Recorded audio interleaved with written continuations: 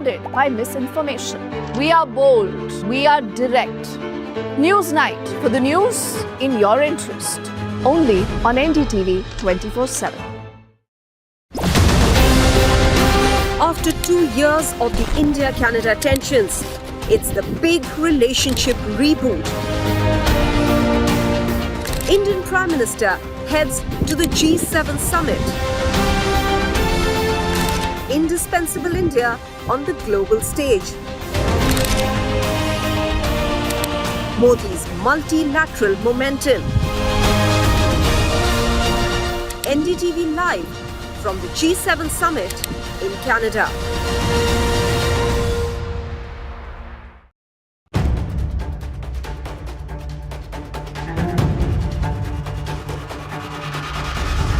If it matters to you, if it matters to you, if it matters to you,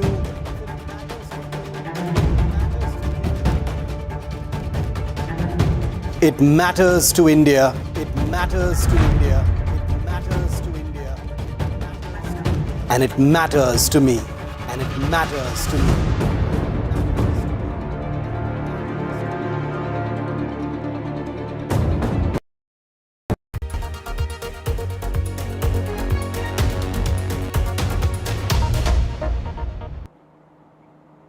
Turning our attention to Apple's make-or-break moment for AI redemption.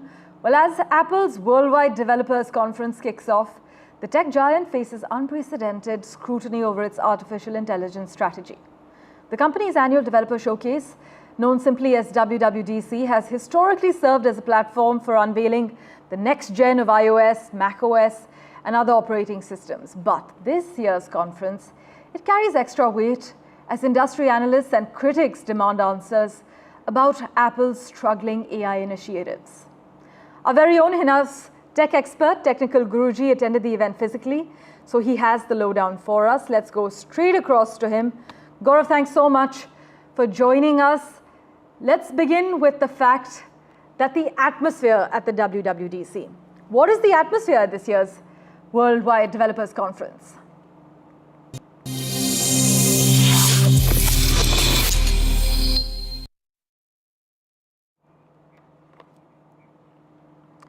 Right, we have Gaurav with us. Gaurav, what is the atmosphere at this year's WWDC?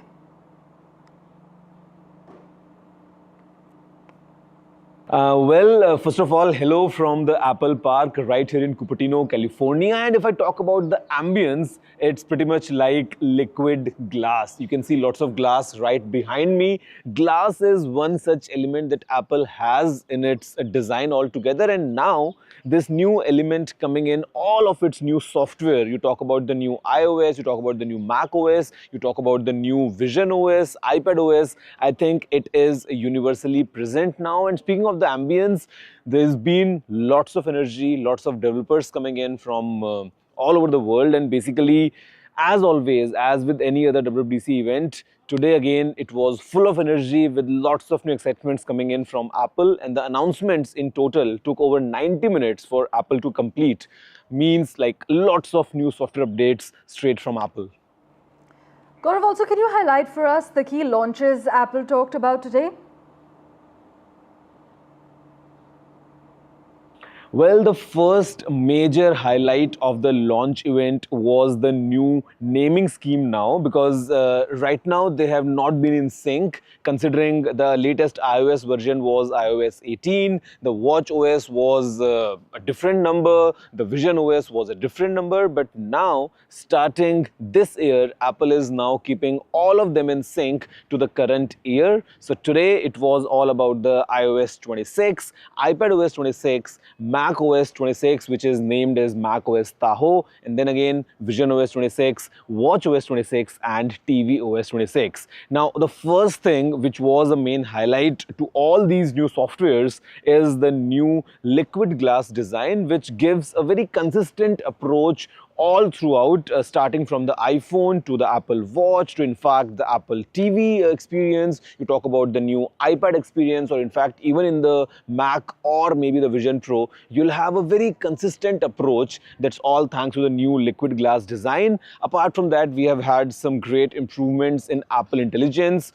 Talk about live translation for messages or calls. Well, it's pretty useful. At the same time, now we have visual intelligence to search for stuff which is present on the screen. So I think everything combined, lots new updates coming in from Apple. Well, Gaurav, thanks so much. We'll, of course, keep in touch with you for regular updates and all the highlights from the conference. Well, thank you.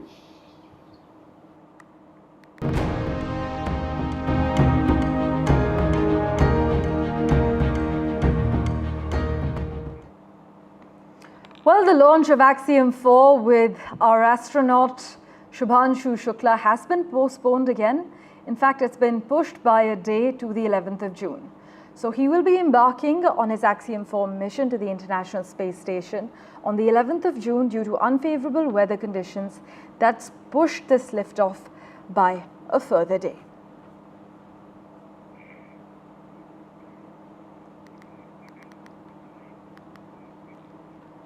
With that, let's turn our attention now to Canada. Well, the country is expected to boost defense spending to hit the NATO target earlier. In fact, Canada is to hike their defense spending to 2% of the GDP this fiscal year. Mark Carney says Canada is too reliant on the United States for defense, and the goal is to protect Canadians, not to satisfy NATO accountants. Listen in. Our plan will help ensure that Canada is strong at home and reliable abroad. We will ensure that every dollar is invested wisely, including by prioritizing made-in-Canada manufacturing and supply chains. We should no longer send 3/4 of our defense capital spending to America. We will invest in new submarines, aircraft, ships, armed vehicles, and artillery, as well as new radar, drones, and sensors to monitor the seafloor and the Arctic. In fact, Mark Carney has said that the action was required to ward off the multiplying threats from hostile governments, terrorist entities, and cyber criminals. Maha Siddiqui has been tracking all the developments for us. She joins us live at the moment. Maha, this announcement comes as Canada is set to host Trump for the G7 summit? Absolutely, and also before the NATO summit, which is also this month in the Netherlands. And this statement by Mark Carney is significant, coming 5 years ahead of time, because Canada was supposed to reach the 2% mark of GDP spending on defense by the end of this decade. But they've already said that they will reach that by next year. But the NATO overall is now looking at pushing this figure up to around 5% of the GDP, considering the change in geopolitical scenario that we are witnessing at the moment. But significantly, Parmeshwar, there was a statement that was made by Mark Carney, which really sums it all up. He has said that middle power nations like Canada, if they are not on the table, they will be on the menu. I think this is the security concern that is driving Canada and other countries to push up their defense spending, considering Canada has said now very openly that the oceans around it are not any longer its support, with the country just next to it, its neighbor, the US, becoming one of its biggest threats. It has to stop its reliance on the United States and firm up their own defenses. This is in that direction that this 2% GDP spending on defense should be seen. As always, Maha, thanks so much for joining us with the lowdown. With that, let's turn our attention to the neighborhood. Well, Pakistan's debt has increased to 76,000 billion Pakistani rupees in the first 9 months of the current fiscal year, according to the economic survey, which indicated that the cash-strapped country's economy is likely to grow by 2.7% this year. However, their finance minister, who released the economic survey 2024-25, has said that Pakistan's economy has been on the path to recovery for the last 2 years. And finally, MS Dhoni, former Indian cricket captain, has been inducted into the ICC Hall of Fame. The ICC has announced that he is one of the champions who's being featured. In fact, it's an honor to be named in the ICC Hall of Fame, is what MS Dhoni has said. He further added To have your name remembered alongside such all-time greats is a wonderful feeling, something he will cherish forever. Thank you so much for investing your time and watching this edition of The World 24/7. As always, we'll keep tracking the latest for you. Do stay tuned.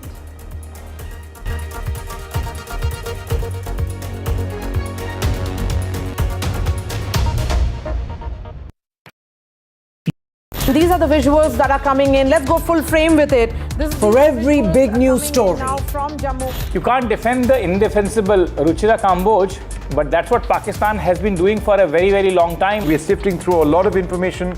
Some is right, some is not right. But I think we are India right tunes in in terms of to the NDTV. information we put on air. In fact, on NDTV, like we've been doing for the last few hours, we've been For not only fast, reporting what's clear happening and authentically, credible news. We've also been, busting a lot of misinformation that's been coming in. When I was standing on the road, I saw these lights going off in the NDTV, sky, and I could hear where credibility sounds of like comes what sound like first. blasts happening. When Pakistan started shelling and first shell landed here, you can see this.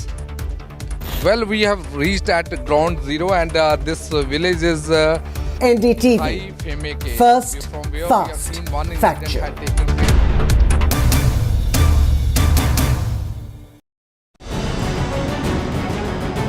Why was there a hurry? Was it the government that was in a hurry? I don't want to blame anyone. Joining us today here in the NDTV newsroom. Government cannot walk away from this responsibility. Cricket is region of sort in this country. Would you like to comment on what happened? What is the condition of the injured at this point? How many people died? What exactly happened? You have lost your daughter.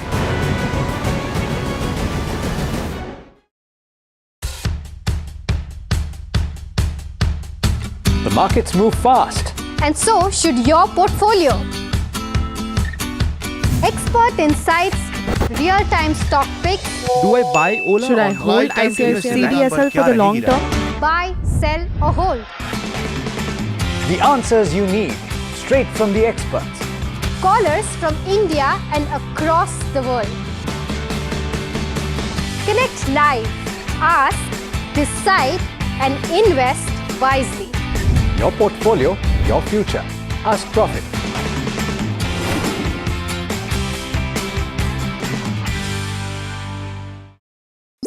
Pakistan defeated Mission Sindoor on. बहुत अच्छा support मिला है. उन्होंने बहुत स्पष्ट कहा कि हम आतंकवाद का विरोध करते हैं. India's biggest anti-terror diplomacy. Everyone had tried the level best to put forward India's case. We communicated to them that Pakistan has been nurturing, promoting and nourishing terrorism. As MP teams return from the mission. Zero tolerance against terrorism, ये जो message है ये पूरे दुनिया तक लेके जाए, अलग अलग देशों तक लेके जाए. Every MP first on NDTV. NDTV first on every Sindoor frontline. Is your business future ready? Join the 13-week strategic ESG certification program for business sustainability and growth for CXO and business leaders.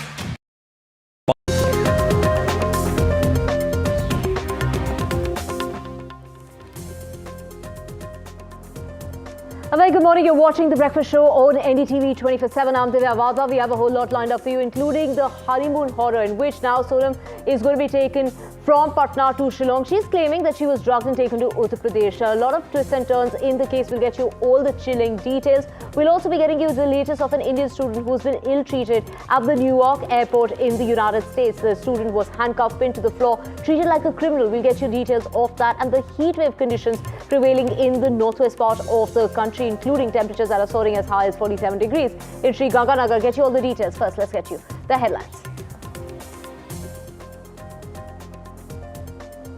Let's get you the latest in regard to the honeymoon horror, and it is Sonam Raghuvanshi who is going to be taken to Shillong from Patna, and now she's gone on to claim that she was drugged and taken to Uttar Pradesh. She is now claiming to be the victim in the case after having surrendered to the police. There's also a list of the valuables that were on Raja Raghuvanshi. That list has been drawn up, and the accused will today be produced in court. Do remember, 5 people have been arrested in this case. An Indian student has been ill-treated at the New York airport in the United States. The student was handcuffed and pinned to the floor, treated like a criminal. An eyewitness says it was a communication gap that led to the confusion. And in the Bengaluru stampede, it is Siddaramaiah who's been summoned by the Congress brass to be here in Delhi. DK Shivkumar is also in Delhi.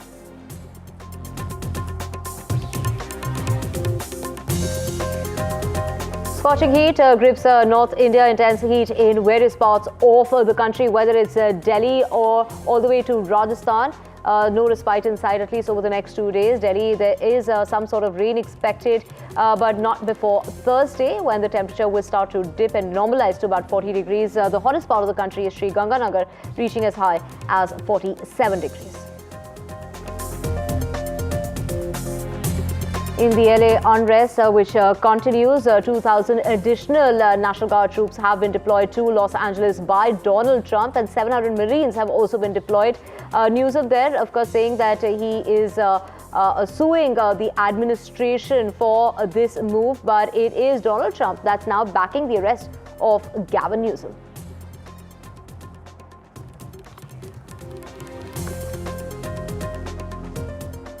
Let's get your top story, and this is in regard to the Meghalaya murder. It's Sonam Raghuvanshi, the wife of Raja Raghuvanshi, who was murdered in Meghalaya. Now, the wife will be taken from Patna to Shillong today. The accused to be produced in court. We do know 5 people have been arrested in this case, which includes the wife, as well as her friend Raj Kushwa, and also 3 others. Now, the cops are probing the wife's role in the hit job. Allegedly, Sonam, the private accused, hired contract killers to do the job along with the mastermind, Raj Kushwa. Both of them have been arrested along with the 3 contract killers. Now, the mother of Raja Raghuvanshi claims that some people saw Raj Kushwa at the funeral of her son. She's gone on to claim that she hadn't heard of him or seen him before that, but people say that he was seen alongside Sonam's father during the final rites of her son. Now, Raja Raghuvanshi was newly married. They'd been married for a month and they were on their honeymoon in Meghalaya. What started off as a probe to find the missing couple turned into a murder investigation when Raja's body was found. The body was found in a gorge on the 2nd of June. The search continued for Sonam. Now, she's gone on to claim that she was drugged and she was brought to Ghazipur. So, she is now claiming to be a victim in this case. She did make a call from a dhaba to her family, informed her family about her whereabouts, and that is when they informed the police, and she was finally taken into custody at 3 o'clock in the morning on Monday night. Let's just also get in my colleagues joining us. Saurabh is joining us from and Tanushree as well. Saurabh, over to you. Saurabh is in Meghalaya. Saurabh, get us details, the chilling details and the twists and turns that, overnight developments in the case.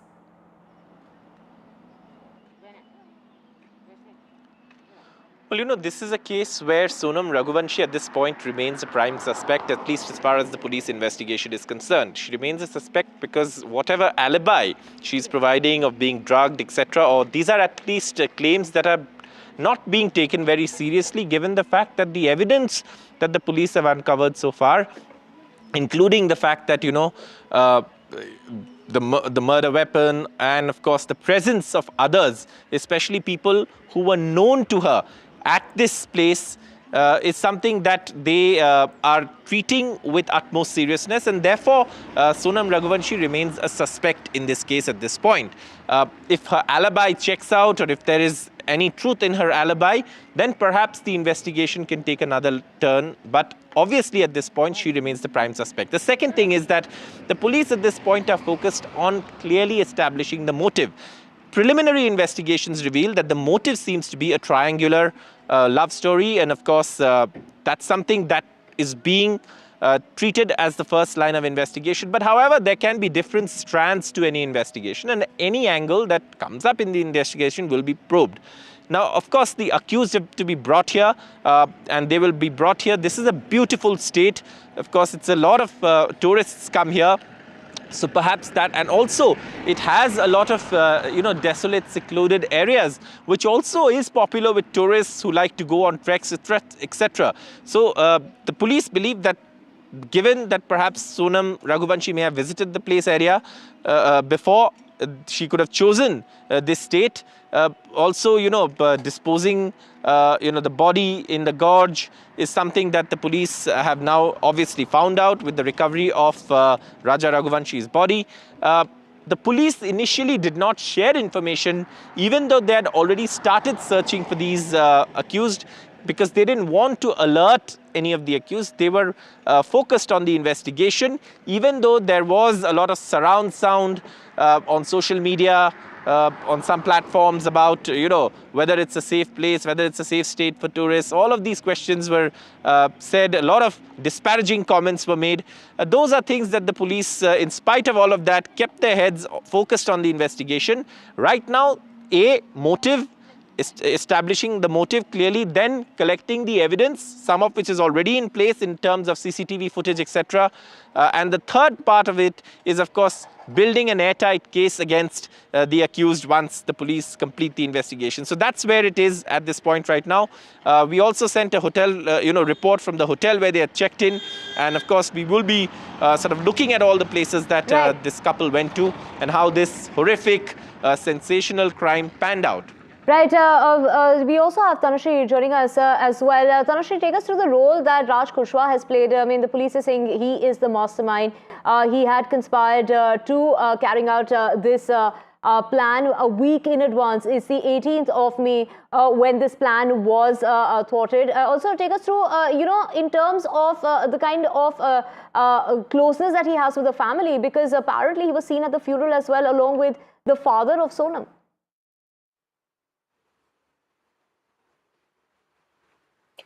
So basically, Raj Kushwaha was the person who was working with Sonam's father's shop.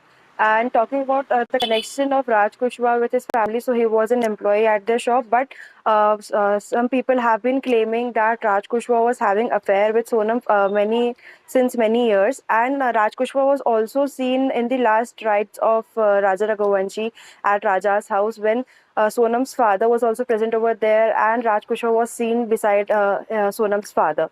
Also, Raj Kushwaha was 5 years younger than Sonam, and people have been claiming, police have been claiming, like the investigations that have been happening, that Sonam had been talking to Raj Kushwaha on phone for many hours, and that's why Raj Kushwaha was the suspect in this case, and police have arrested him.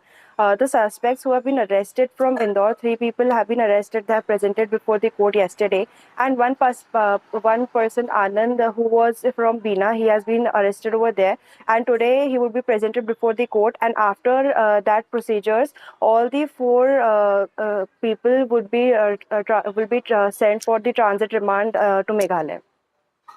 Right.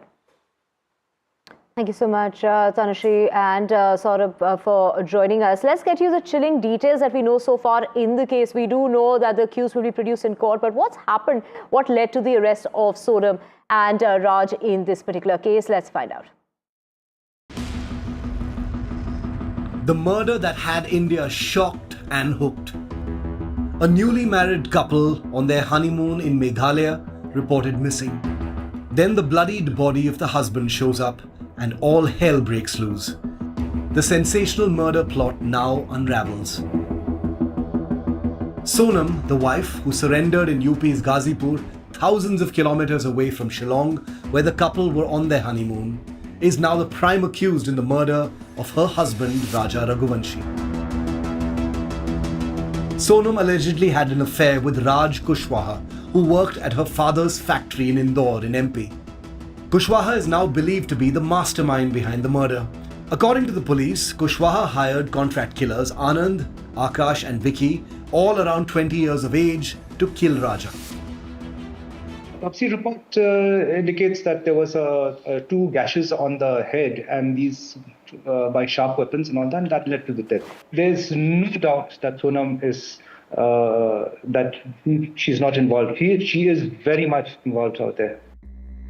Details that have emerged are shocking, to say the least. Sonam and Raja had an arranged wedding, and Raja's family say that all was well and nothing appeared suspicious at first. कभी लगा नहीं हम लोगों को, तो सोनम और राजा किसी में ऐसा कुछ लग रहा है कि सोनम और राजा को दुखी है, कि इस प्रकार से हमको ऐसे कुछ संदेह लगा नहीं, क्योंकि 11 तारीख को शादी हुई थी और 13 तारीख के दिन जेठ का महीना लग गया था. तो सोनम जो है, सोनम के सामने हम लोग कभी गए नहीं उस टाइम पे, तो हमको ऐसा लगा भी नहीं उस टाइम पे, और ना राजा के मुझसे सुनने को मिला हमारे को, तो भैया मैं दुखी हो गया हूँ शादी करके, इस टाइप की बातें निकली नहीं मन से इस बार. Sonam allegedly planned the trip to Shillong. She wore all her wedding gold and also got Raja to wear gold worth 10 lakh rupees. Sonam wanted to make the killing appear like an accident or a robbery. Her call records and CCTV footage from their hotel helped the police crack the case. After the crime, Sonam lost contact with the killers and ran away. It still isn't clear how she reached Ghazipur in UP, from where she called her family, who asked her to surrender. मैं खुद 17 दिनों से सोया नहीं हूँ, मैं जाग रहा हूँ 17 दिनों से। आप लोग ऐसा क्यों पूछ रहे हो? मैं 17 दिनों से जाग रहा हूँ। 17 दिनों से गायब थी, इसकी खबर थी आपको? नहीं थी, मैं ढूंढ रहा हूँ 17 दिनों से उनने। 17 दिनों से आपने क्या क्या किया है? पूरा सर्च करा है, पुलिस वालों के साथ घुमा हूँ, पूरा सर्च करा है, पूरा मेघालय सर्च करा है हमने। The case grabbed national headlines first as missing couple and then as murder because it threatened to dent state's image as a tourist place. Everybody was looking upon this case with sympathy, but now as the picture is getting cleared, everybody's heart been breaking along with the state's image. If we talk about Sonam's family, they are not ready to accept the truth about their child. But if we talk about Raja's family, they are asking for CBI investigation. As a state and as a tourism sector, we also learn from these things, and we also try to ensure that we make our people feel more safe. So therefore, there is no fact, there was no reason for this kind of a damage that was done to us, but we will now go a step further. We will also take our steps and measures to ensure that more and more safety measures to make our tourists feel more at home, more comfortable, in spite of the fact that there was nothing wrong on our side. Sonam is now in custody, and the plot is all set to unravel even further. There were several challenges for the Meghalaya Special Investigation Team after the recovery of Raja Raghuvanshi's decomposed body, since Sonam Raghuvanshi was missing, but they were able to crack the case in 7 days using data that they were provided in terms of the mobile phone surveillance and the eyewitness accounts from different people in that area. With Bureau Inputs, Ratndeep Chaudhary for NDTV.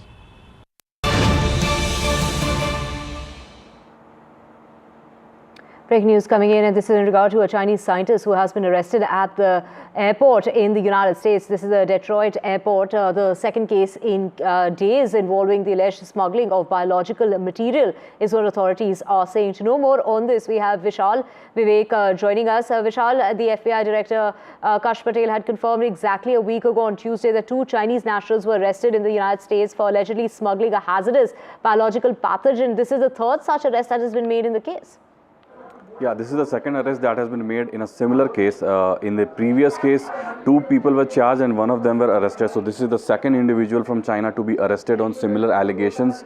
We've been reporting that some biological weapons / agents were sent to the US from Chinese heartland, and these were all PhD scholars, the scientists who had been caught doing that. And this researcher has also been charged with lying to the federal agents, because she sent the package to University of Michigan, and when she was herself on her way to the US, she lied to federal agents about the content inside the package that she had sent earlier. So this is a big case involved in the US is now charging the CCP, which is the Chinese Communist Party, of various allegations, various crimes. So that will have to be seen. A lot of investigation will need to be done, because these are some serious allegations of smuggling biological weapons inside the US territory. So that will have to be seen, and this is a really serious allegation.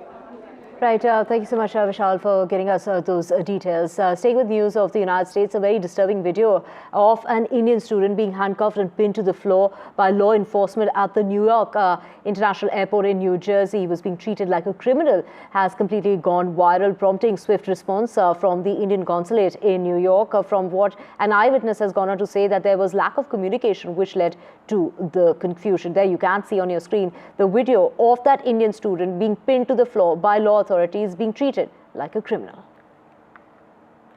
Can you actually describe the moment you first noticed something was wrong, and what exactly did you see playing out in that very moment when you recorded this?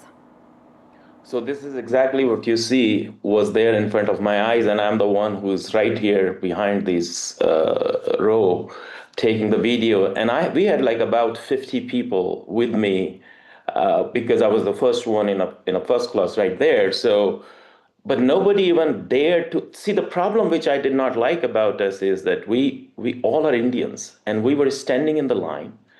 Why we were just ignoring that fact that it was an Indian guy who was sitting there, two policemen was pinned him down, sitting on the top of it. I have never seen in last 22 years even a treatment with terrorists like this. Right. We have never Mr. seen Jain, this is a was there public any humiliation. warning or conversation before he was pinned down and handcuffed, or did it all happen suddenly? The reason I think why he was pinned down, because he was a little violent and because he was feeling disoriented. So I didn't know why he was disoriented. They were claiming because they were not able to understand Hindi, and he was speaking like in Haryanvi accent in Hindi. So I thought that probably I can help out. So I even went there and asked one of the police officers, can I help just understanding what he is saying?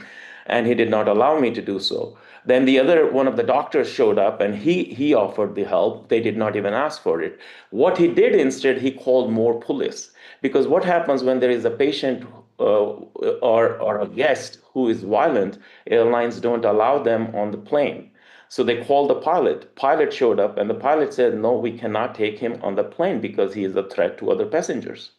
So when that happened, they pinned him down. He was sitting there first, and they pinned him down. And then the worst part was when the other police came, there was about 7-8 police officers showed up. I have sent one more video, you should show it. Like 7-8 police officers showed up. Right. They emptied the whole queue, all the way the alley from the aeroplane to where we were there, like boarding. All right. And they tied his legs and hands and hold him like this, like a kid. And that moment, I literally started crying why they are doing this. Switching tracks now to Karnataka, and it is the Chief Minister and the Deputy Chief Minister who have been summoned by the Congress brass to be here in the national capital today. Well, sources are saying that the Chief Minister and the Deputy Chief Minister have been called to Delhi to brief the party president Mallikarjun Kharge and the leader of the opposition in the Lok Sabha, Rahul Gandhi, in terms of what was the sequence of events on the 4th of June that led to the death of 11 people in the stampede and measures taken by the state government after the stampede. We have Sunil Prabhu joining us. Sunil, this very important meeting coming up in the national capital of the Chief Minister and the Deputy Chief Minister, and this really comes amid signs of a widening rift between the two leaders. That's right. They have never been together, and that's definitely been an issue. But I think uppermost in the Congress High Command's mind is the way the Karnataka government handled the entire incident, went ahead with the celebrations even after news had come in about the stampede that was that had happened. It's been appalling. It's been extremely shocking and unfortunate. And it's in that backdrop that the Congress High Command wants to understand from the Chief Minister and the Deputy Chief Minister how they plan to go ahead.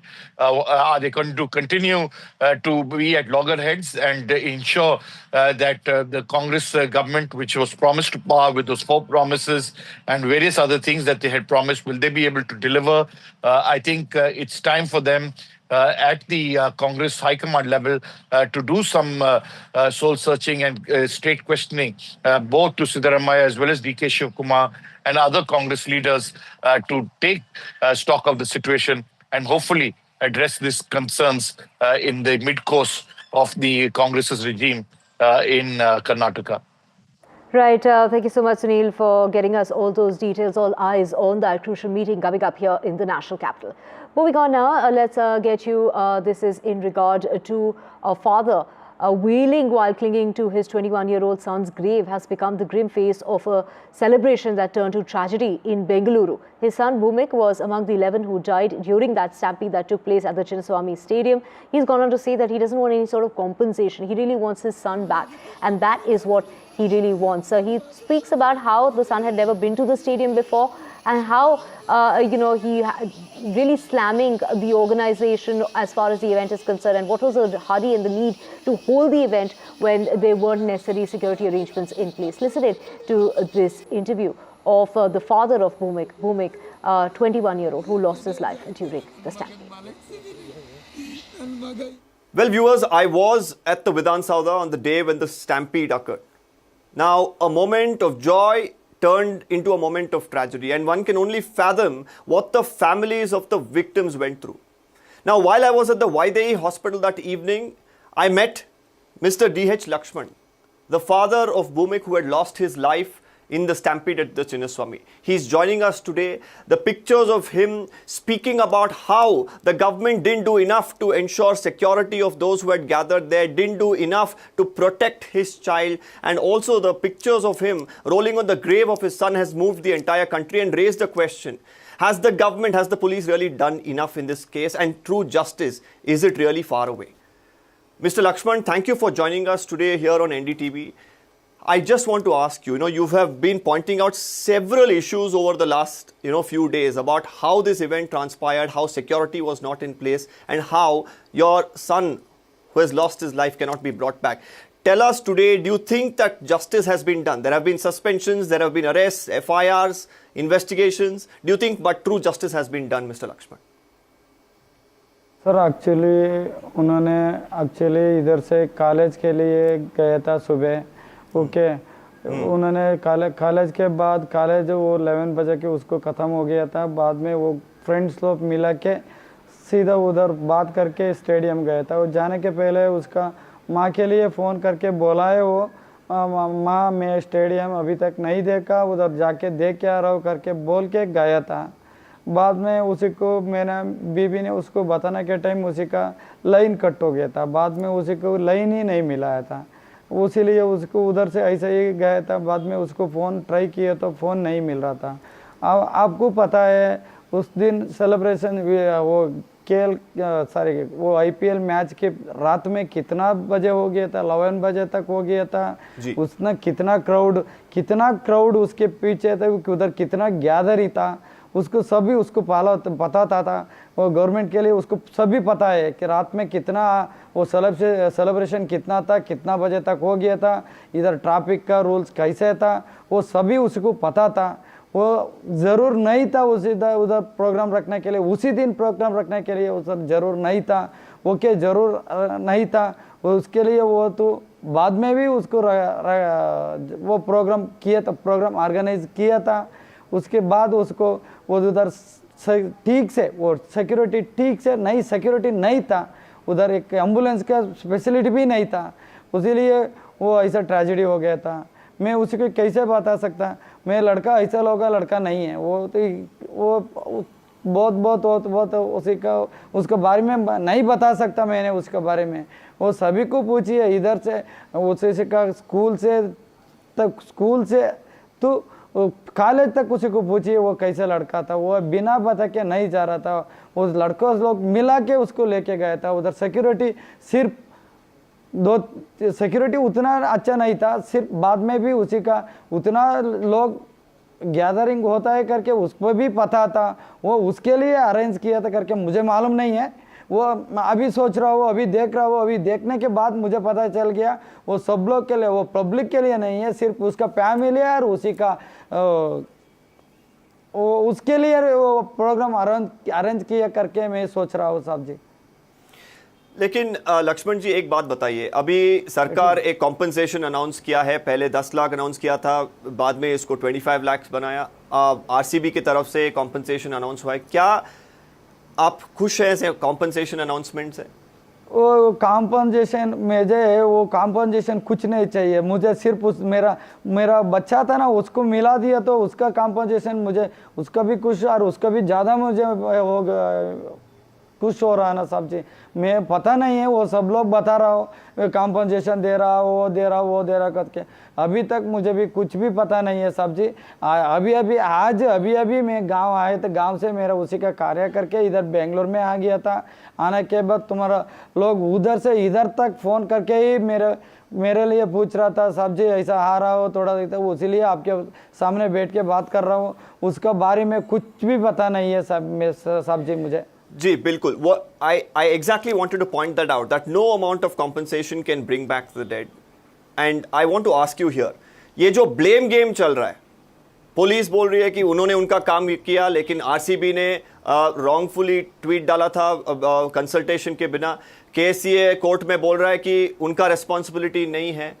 DNA अपने तरफ argument कर रही है, सरकार बोल रही है KCA ने इवेंट ऑर्गेनाइज किया था, तो इधर किसको हम पूछे? वही सबसे बड़ा क्वेश्चन उठता है। नहीं, मैं एक बात ना पूछना चाह रहा था साहब जी, वो ठीक है, वो आरसीबी का नहीं है, आरओसी का केसीए के भी नहीं है, तो किसने अरेंज किया था वो प्रोग्राम? वो सरकार ने अरेंज किया था ना, सरकार का आदमी भी उधर ही था ना, तो सरकार ने किया था ना, उसका रिस्पॉन्सिबिलिटी पूरा सरकार के हिसाब से था ना। बिल्कुल। हाँ, वो उसी का ऑर्गेनाइज किया तो सरकार ने किया था, वो सिक्योरिटी भी सरकार कर सकता, वो उसी का वो एम्बुलेंस कुछ पूरा उसी को पता था, कितना लोग उधर गैदरिंग होता है करके उसको सब उसको पता था जी। पताने के बाद उसी के सिक्योरिटी ठीक से अरेंज नहीं किया तो कैसे होता है सबसे? देखिए आपको पता है वो पुनीत मरने के टाइम कितना लोग रास्ते में था, कितना लोग उधर गैदरिंग था, कितना लोग था, उसको अवॉइड किया था सिर्फ इधर इसके लिए, उसको बिना प्लानिंग नहीं करके वो अरेंज किया था ना, यही गलत है ना सब जी। Absolutely. Mr. Lakshman, before I let you go, you know, a lot has been spoken about how emotional you were when you were at the grave of your son. Tell us what your son meant to you. Tell us what, he was pursuing. Tell us how he was with the family. कुछ बताइए आपके बेटे के बारे में। साहब जी, मैं उसके मेरा बेटा तो है, लेके वो सोना की तरह घर में भी था, बाहर में भी था, सब लोग ऐसा ही था। सब मेरा वो गली में पूछिए और उसका कॉलेज में भी पूछिए, किधर भी किसी को भी पूछिए वो कैसे था करके, वो मेरा वो लड़का था ना, वो भगवान की तरह मैं घर में भी था, बाहर में भी ऐसा ही किया था सबसे। उसीलिए मैं इतना दुख हो रहा हूँ। मेरा साथ और किसी के साथ बात करना था कि एक और दो बात कर रहा था, सब उसी का फ्रेंड्स भी कुछ भी नहीं था, एक ही आदमी था, वो किसी भी साथ नहीं गा रहा था, सिर्फ कॉलेज जा रहा था, सिर्फ वापस घर आ रहा था। फाइनली आपका क्या डिमांड है? किधर भी फाइनली क्या डिमांड है आपका गवर्नमेंट से?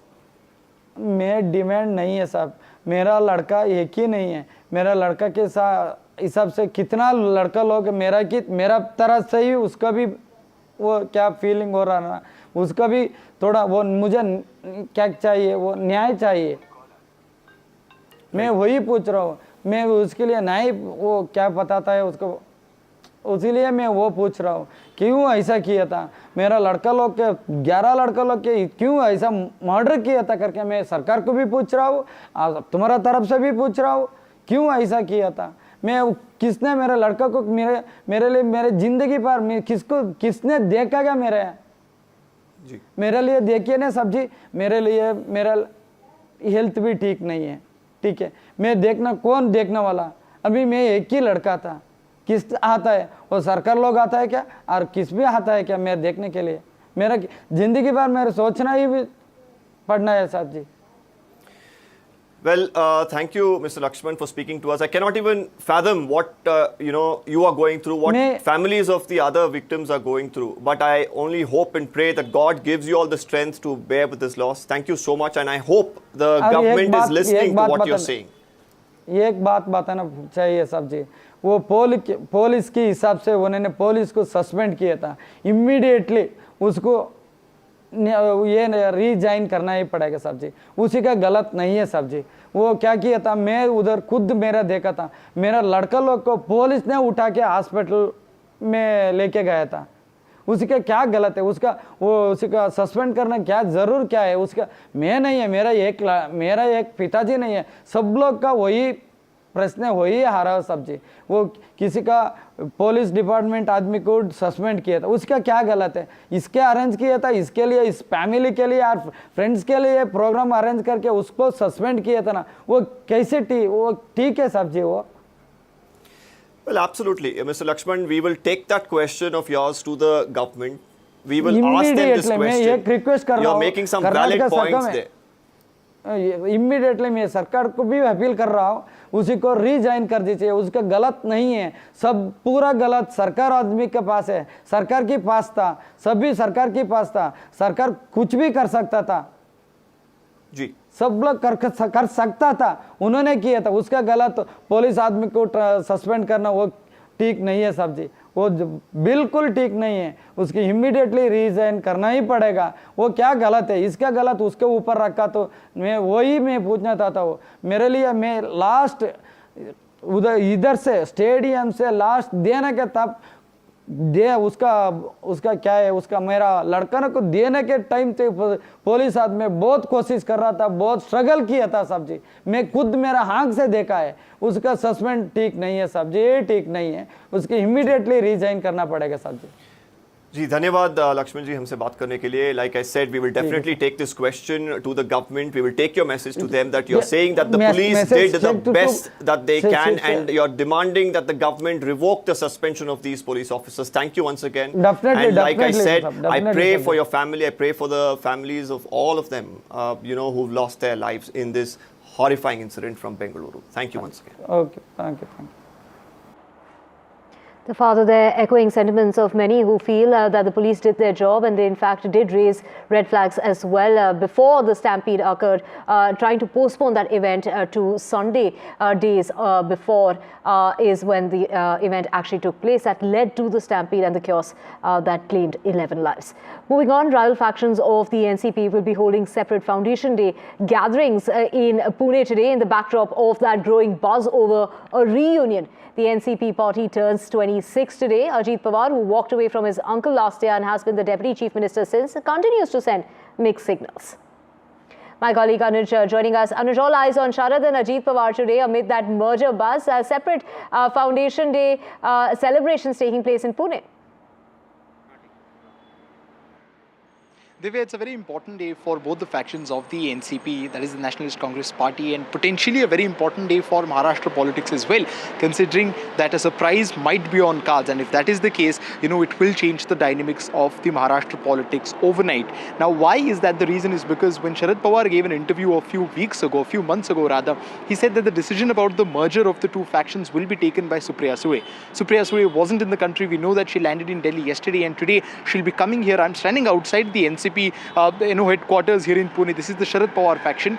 We'll have Supriya Sule along with her father and Jayant Patil, doing a flag hoisting here before they move to, a hall here in Shivaji Nagar, where at 11 a.m. the program will start for the Sharad Pawar party. In 12 kilometers from here, there is the Balewadi Sports Complex, where another program will begin at around 3 p.m. While the leaders and the sources from both these parties have said that, talks about reunion or discussions about reunion have not been on cards, but they've also hinted out that no one really has an idea about what exactly is over the minds of both the Pawars. As far as Ajit Pawar is concerned, they've made it very clear that they will only think about such an issue once there is an official proposal sent by the Sharad Pawar faction. But that hasn't been initiated yet. Back to the studio. Thank you so much, Anuj, for getting us those details. We will keep coming back to you for more on that. Moving on, the launch of the space mission.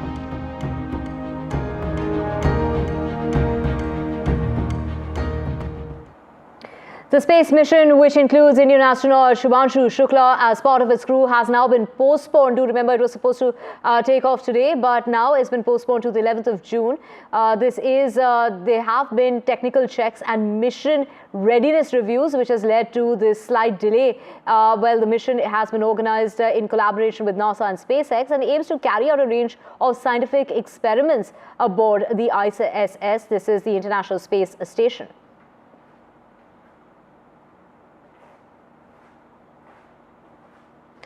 And on this, the ISRO chief has spoken with my colleague Pallav Bagla. Let's listen in to what he has to say about this.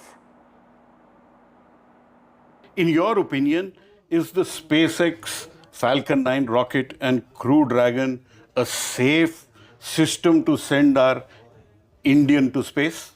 Answer is yes. Because with my knowledge on the launcher as well as these modules, they have done enough experimentation, enough flight testing of the Falcon 9 rocket has happened, and I am fully confident. I think it is the right thing. But in this rocket or space program, yes, everything is done, but then we have to wait for that D-Day for the end result. Now, what will be our big benefit out of this Axiom 4 flight where we have bought a bus ticket to go to the space station? No, basically, 2018, August 15th was a historical day for India and all Indians. Our Honorable Prime Minister Modi ji announced the human spaceflight program, rather the Gaganyaan program for the India. And now to accomplish this, the experience of the country was in sending rockets, sending the satellites. This area we had good experience.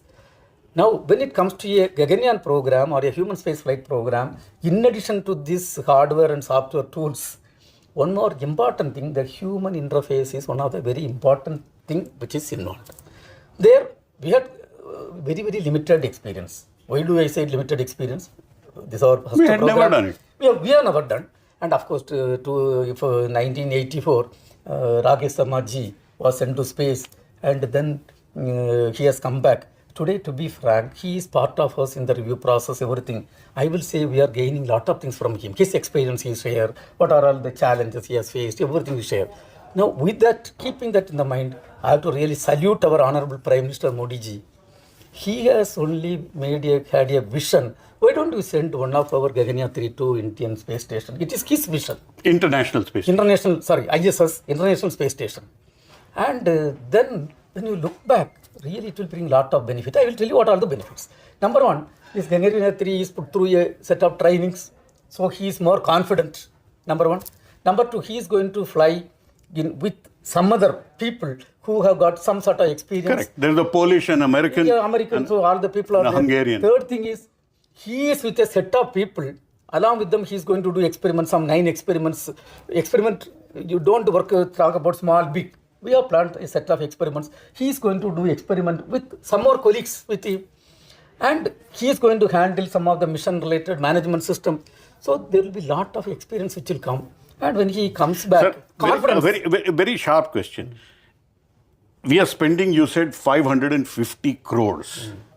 One bus ticket for 550 crores, is it worth it? Will we get enough value for money from spending that 60 to 70 million dollars? Actually, let us not dilute like a bus ticket. We have to see the bus ticket. I want to tell you, today I am flying up and down to Delhi. When I got the opportunity for the first time fly, what type of excitement, what type of thing was there. Same way today, bus travel is easy for everybody. When the country got independence in 1947, we were having bullock cart and leg cart. With the leg only we had to walk. In my village, 10 kilometers we had to go to temple, we only walk by only leg. And from that, the bus has come first time when we got the bus in my village. What type of excitement was there? So much excitement. Not only for me, entire villages. So this situation is something like that. So you're saying it's more for... It is fully justified. There will be technical understanding of the entire thing. Third thing is managerial understanding. So technical, managerial, psychological, physical, all the things will happen. And once he comes back, so only the entire knowledge will be transmitted out. And also, Shubhanshu Shukla has, good wishes pouring in from all quarters, including the Air Force Chief, the Indian Air Force expressing his pride when it comes to the Indian astronaut, the Air Warriors, wishing him success. Historic journey that's going to be starting. It has been slightly delayed, but it is going to take off tomorrow. That's the 11th of June. And from what we are hearing, this is in regard to the global community, as well as here back home, the Indian Air Force, wishing him all the best as he will lift off from the Kennedy Space Center in Florida on a 14-day mission. He will fly on a Falcon 9 Crew Dragon capsule. Let's listen into his interaction with the Indian Air Force Chief.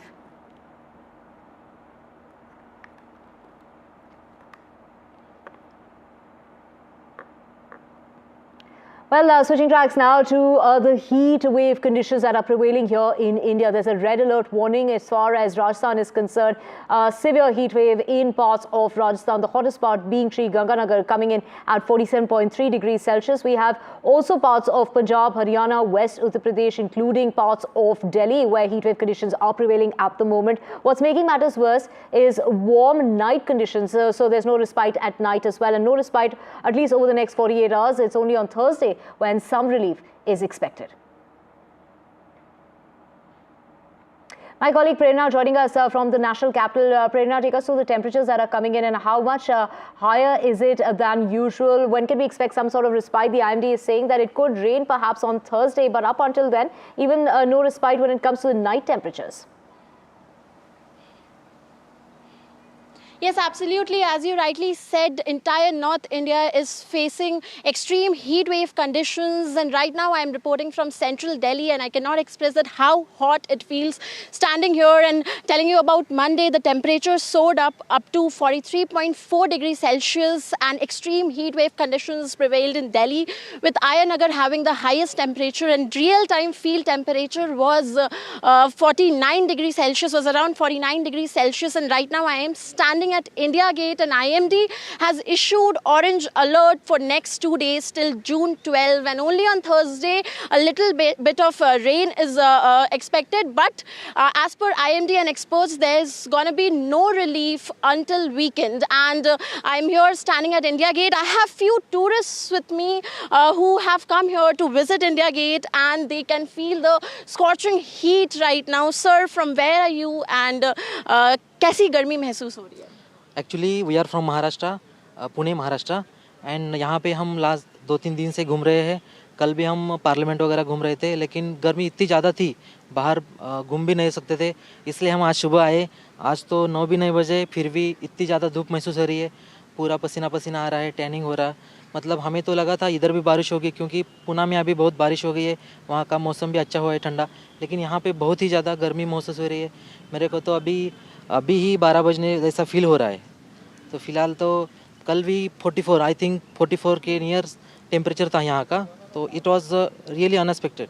So do you feel that it was a right decision to come for a tour to Delhi looking at the heat wave conditions? Actually मुझे लगा था अभी इतना गर्मी नहीं होगा बोल के, लेकिन अभी जून महीने में भी इतना ज़्यादा एक्सपेक्ट नहीं किया था एक्चुअली. लेकिन I can surely tell that this is not the right time to visit Delhi. So as you heard, that tourists are also devastated with the summer conditions here, and IMD has issued an orange alert for the next 2 days. So it is suggested to the people that they have to stay indoors until it is necessary to go out, and especially during the peak hours in the afternoon, people are suggested that they should not go out because the extreme heat wave conditions are prevailing all across Delhi and North India. Over to you. Right, we also have Harsha joining us, and Harsha is joining us from Rajasthan, which is the hottest part of the country. Rajasthan has a red alert warning, Harsha, that has been sounded off by the Met Office. Sri Ganganagar, which is sizzling at 47.3 degrees, is 5 degrees more than usual. Take us through how bad it is on the ground and how people coping with this heat wave. Well, yes, absolutely. After a relatively cool summer, we've actually now experienced what is a really, really hot summer just ahead of the monsoon in the last few days. Because remember, there was western disturbances, there were dust storms, there was also rain. But now it's hotting up, and a lot of cities are above 45. So they've got Bikaner, Jaisalmer, Ganganagar, that area, the western part of Rajasthan, really sizzling at 45 plus. Also, strong hot winds, which are locally called Loo in the local language, are making the situation even worse. Jaipur has been also hot at 43, and the real-time feel is definitely 44, 45. Well, people are used to this kind of heat really in Rajasthan.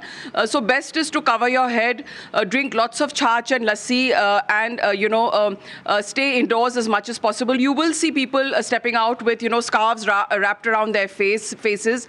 But that's how it is in Rajasthan. In the next 1 or 2 days, again expecting a western disturbance and hoping that things will cool down.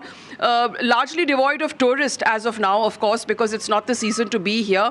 But Ganganagar, Jaisalmer, Bikaner, the western part, Jodhpur, very, very hot, and temperatures well above 45 degrees.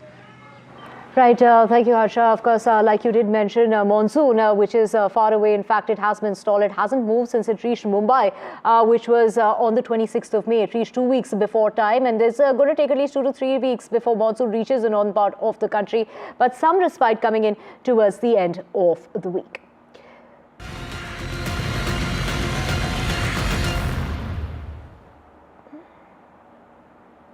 Let's get you additional information coming in as far as protests that continue. These are demonstrations that are now continuing for a fourth consecutive day against immigration raids as US President Donald Trump has gone on ahead and moved to deploy an additional 2,000 National Guard troops to Los Angeles. To remember, initially there were 2,000 National Guard troops that were deployed. Now an additional 2,000 National Guard troops have been moved to Los Angeles along with 700 Marines. This is a political clash that's taking place. California has sued the Trump administration for mobilizing the troops, and here it is Donald Trump who is backing that call for the arrest of Gavin Newsom, the governor of California. Gavin Newsom he's daring Tom Homan to come and arrest him.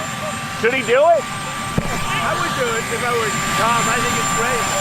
Gavin likes the publicity, but I think it would be a great thing. He's done a terrible job. Look, I like Gavin Newsom. He's a nice guy, but he's grossly incompetent. Everybody knows. All you have to do is look at the little railroad he's building. It's about 100 times over budget. We're putting a flagpole over there. Under budget. I always do under budget. There's already been a huge amount of controversy about Donald Trump's decision to deploy these troops, the National Guard, onto the streets of Los Angeles. The state governor, Gavin Newsom, said it was a huge overreaction to this situation, that it was Donald Trump's attempt to inflame this situation for cynical political gains. Well, he'll be even more disappointed today with the news that the Defense Department are getting ready to deploy 700 Marines from the nearby town of 29 Palms. It's around 2 hours inland. They're getting ready to deploy onto the streets of LA. It's not clear why Donald Trump is doing this, what circumstance he will be invoking in order to do this. You wouldn't normally see military on the streets when there is not active disturbance and violence to an extraordinary degree. We did see last night, though, lawlessness, certainly, cars being burnt out, police officers being assaulted. We also saw these troops, the LA Police Department as well, deploying tear gas and bullets in an attempt to disperse protesters. I've not seen any of that today. The protests have been largely peaceful. The California National Guard here that you see, almost a couple of dozen of them, they're guarding one of the main federal buildings, the main national government buildings here in downtown LA. Scattered protests, lots of angry language being used. Apologies if you hear any of it. Lots of angry language being used. People annoyed not just now at the immigration tactics being used by Donald Trump's government, but also at the reaction to the protests here by the White House.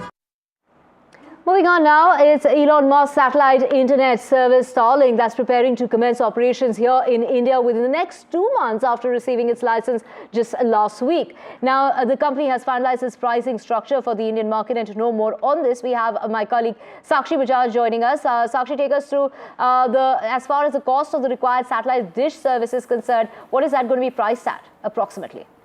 Absolutely. A lot of details really emerging. And of course, remember, these are details reported by news agency ANI. So coming soon, of course, the spotlight on Starlink in India. And what have we learned so far? Now, as per, of course, the reports coming in, an initial confirmation to news agency ANI, the satellite internet service provider, which got its license last week, has finalized the pricing structure. Now, the dish, of course, is approximately going to be priced at rupees 33,000. The monthly unlimited data plan is expected to be priced at rupees 3,000. As part of its launch strategy, remember, Starlink is also planning to offer a complimentary 1-month trial period with each device purchase. Now, of course, experts believe this is a big boost for connectivity across remote and rural areas in particular. However, crucial to note here that clearances and a detailed framework is still awaited.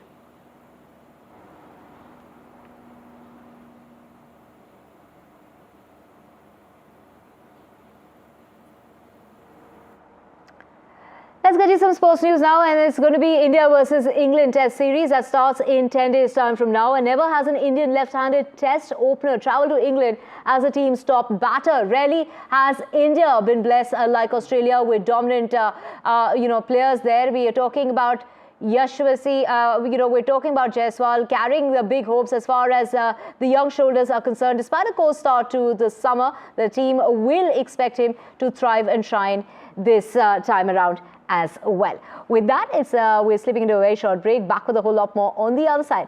Do stay with us.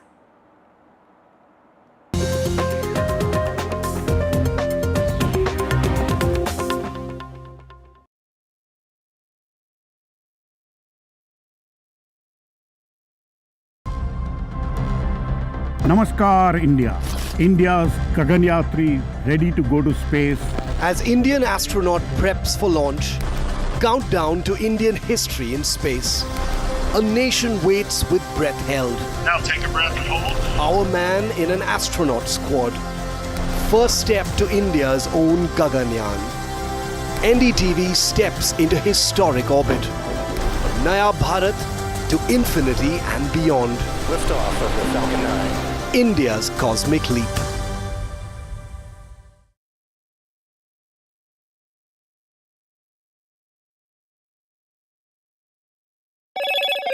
Hello, Moto. Motorola, India's leading AI smartphone brand.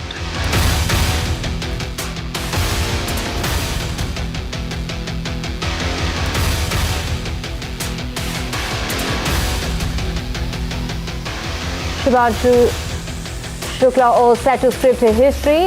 Well, this is, there's been a slight delay. This is going to be that historic flight that's going to take off from the International Space Station. The global community, of course, they're sending all good wishes to Group Captain Shubhanshu Shukla, who lift off from the Kennedy Space Center. This is going to be a 14-day mission. He will fly on a Falcon 9 Crew Dragon capsule on the 11th of June.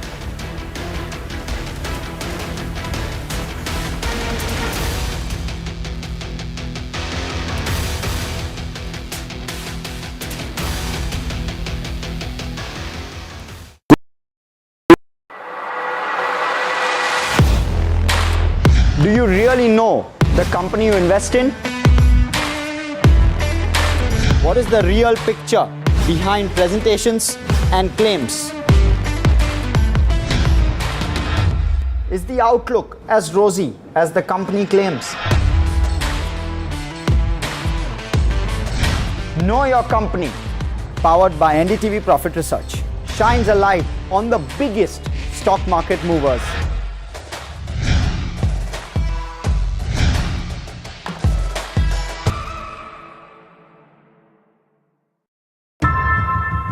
How often have you turned away from debates that descend into endless fights?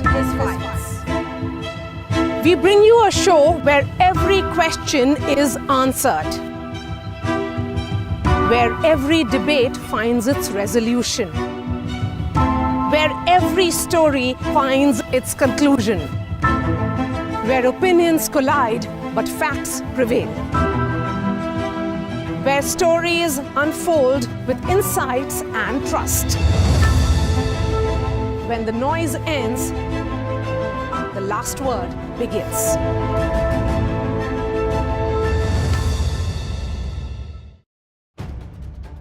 If it matters to you, if it matters to you, if it matters to you,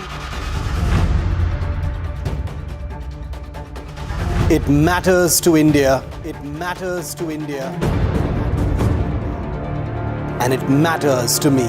And it matters to me. India Matters with Shivaru.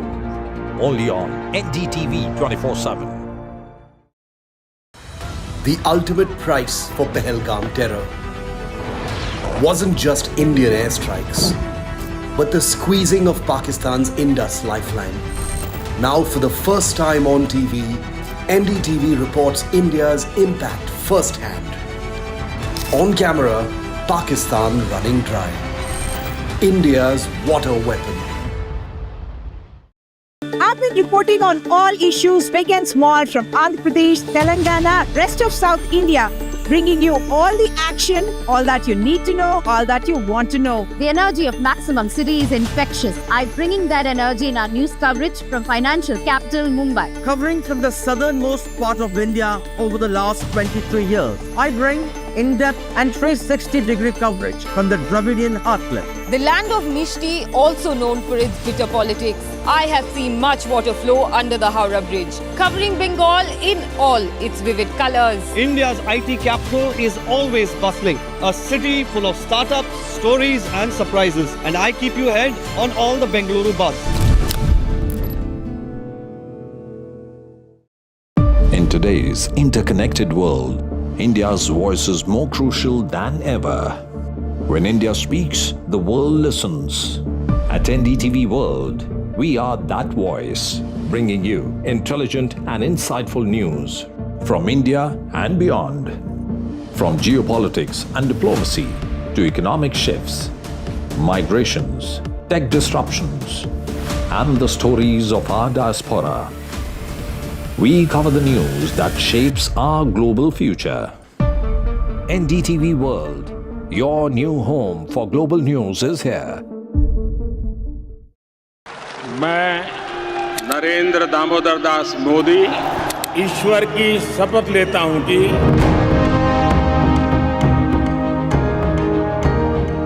NDA सरकार में हम अगले 10 साल में विकसित भारत के सपने को साकार करके रहेंगे। अटल से तो विकसित भारत की तस्वीर है।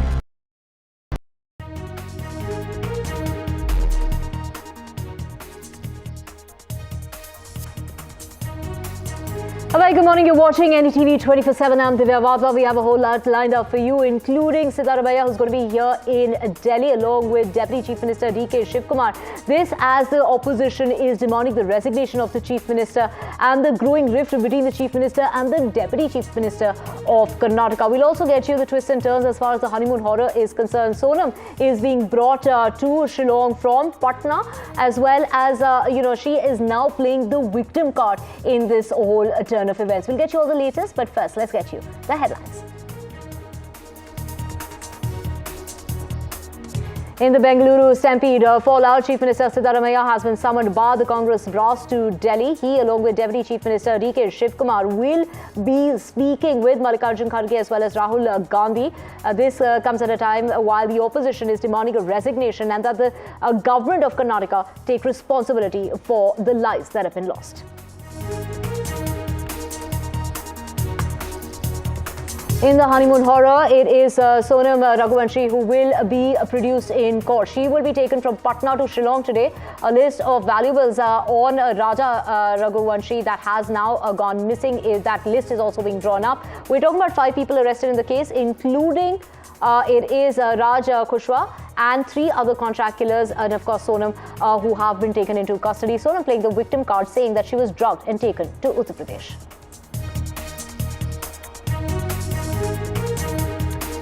And it is Rahul Gandhi there doubling down on the poll rigging charges as far as Maharashtra elections that were held last year. Now the Election Commission is hitting back at Rahul Gandhi, saying no complaint has been made by the Congress party or by Rahul Gandhi yet. Of course, the Election Commission they're demanding that a formal complaint be filed by Rahul Gandhi. Don't create perception of Congress fighting the referee. Is a Pawar patch-up on the cards. That bus is escalating. All eyes on the NCP Foundation Day. It's separate. These are separate celebration events that have been listed today. These are going to be taking place in Pune as the NCP turns 26 in the backdrop of that growing buzz over a reunion. An Indian student has been ill-treated in the United States at the Newark airport. A student was handcuffed into the floor, treated like a criminal. This is what an eyewitness has gone on to say. He was trying to intervene because they couldn't understand his language. He was speaking in a Haryanvi accent is what the eyewitness says. And because of that communication gap, that really led to chaos and confusion. And Apple launches a new software, ChatGPT integration. This is in regard to live translation that can take place now. NDTV reports from California. Technical Guruji getting us the very latest.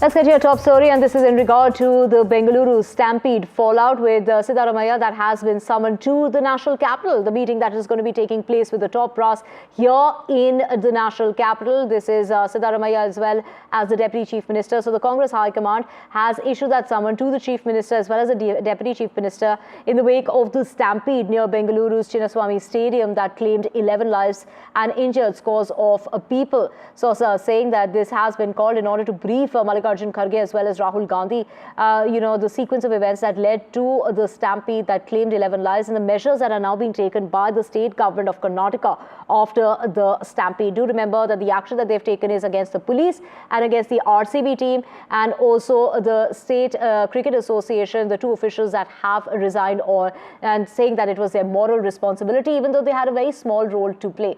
Radhika joining us. Radhika, take us through, this very crucial meeting that's coming up in the national capital.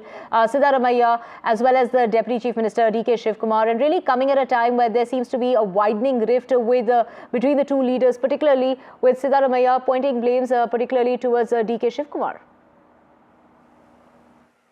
That's right. Siddaramaiah has indirectly pointed blame at D.K. Shivkumar in a press briefing. Both the leaders have been summoned by the Congress leaders in Delhi. It's going to be very, very significant at this point because we know for a fact the Congress government here has been facing a lot of criticism as far as this entire case is concerned. The fact remains that nobody from the political leadership, political dispensation have been named in the FIR. No action or accountability from the part of the state government. So questions will be asked about what the state administration has done post the stampede incident. Of course, action taken against the cops here, including the former top cop. Besides that, FIR registered against the RCB, Karnataka Cricket Association, as well as DNA, which is the event company. Many arrests made from DNA as well as RCB. But the fact remains that nobody from the political leadership have been named in the FIR. Nobody has taken moral responsibility and resigned. So these are the questions that will be posed as to, what the state government was doing, what are the steps that were taken before, the entire event happened. What were some of the precautionary steps taken? What about crowd management? And what was particularly done by state administration post the entire incident? The fact is that no accountability has been fixed yet within political dispensation. Right, Radhika, stay with us. And of course, this is in regard to what really happened in court yesterday. Of course, the Karnataka High Court, they're questioning this in regard to the RCB's marketing head. We're talking about Nikhil and the role that he's played and the plea against his arrest in connection with the stampede. Now, the Karnataka High Court asked the state to inform whether the Chief Minister has declared that the accused shall be arrested. And that case is going to continue in court today. The hearings are set to resume today. Radhika, take us through what really happened in court yesterday.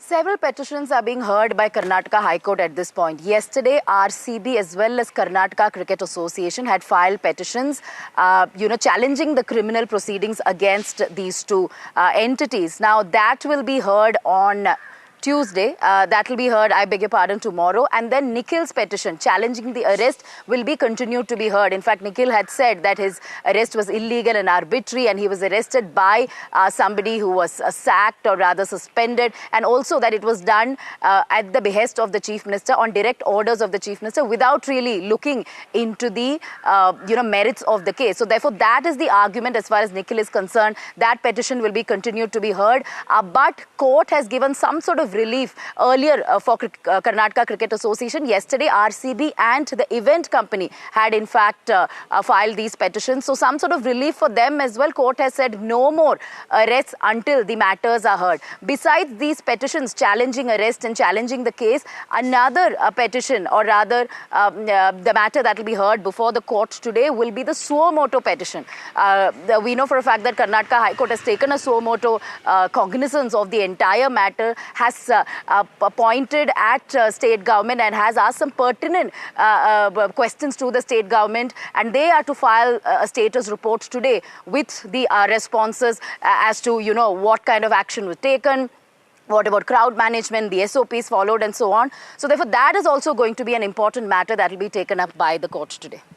Right. Also, Radhika, of course, the Chief Minister, does he really have the powers to make any sort of arrest or order an arrest is what was really asked by the High Court in Karnataka yesterday. And of course, hearing of the case to continue today. Thank you so much for joining us. Now, let's just get you the latest in regard to the Meghalaya horror case. And it is Sonam Raghuvanshi who is being taken from Patna to Shillong today. She's going to be produced in court along with others. Do remember, 5 people have been arrested in the case, including her friend Raj Kushwaha, as well as 3 contract killers. This was, Sonam, who was the prime accused in the case. She, along with the mastermind, Raj Kushwaha, hired contract killers to do the job along, those 5 people now have been arrested in the case. But she's really playing the victim card here, saying that she was drugged and taken to Uttar Pradesh. She spoke with her family there. She surrendered. But after surrendered and having been arrested by the police, she, of course, now is going on to say that she had no role to play in the killing of her husband. To remember, they were on their honeymoon. They just been married a month ago. The mother of Raja Raghuvanshi has gone on to say that she's claiming that Raj Kushwaha was present at the funeral of Raja Raghuvanshi. This is what are the claims that are being made.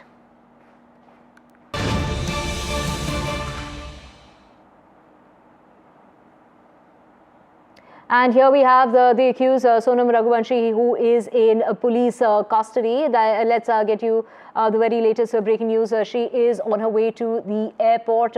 This is in regard to the murder of her husband on their honeymoon, which the Indore couple were, in fact, in Shillong. And Shillong is where the murder took place. And details that we have is that this was conspired a week before the plan was actually executed. On the 18th of May is when the plan was made. And this was the mastermind, that is Raj Kushwaha, along with Sonam Raghuvanshi, who planned the murder of Raja Raghuvanshi.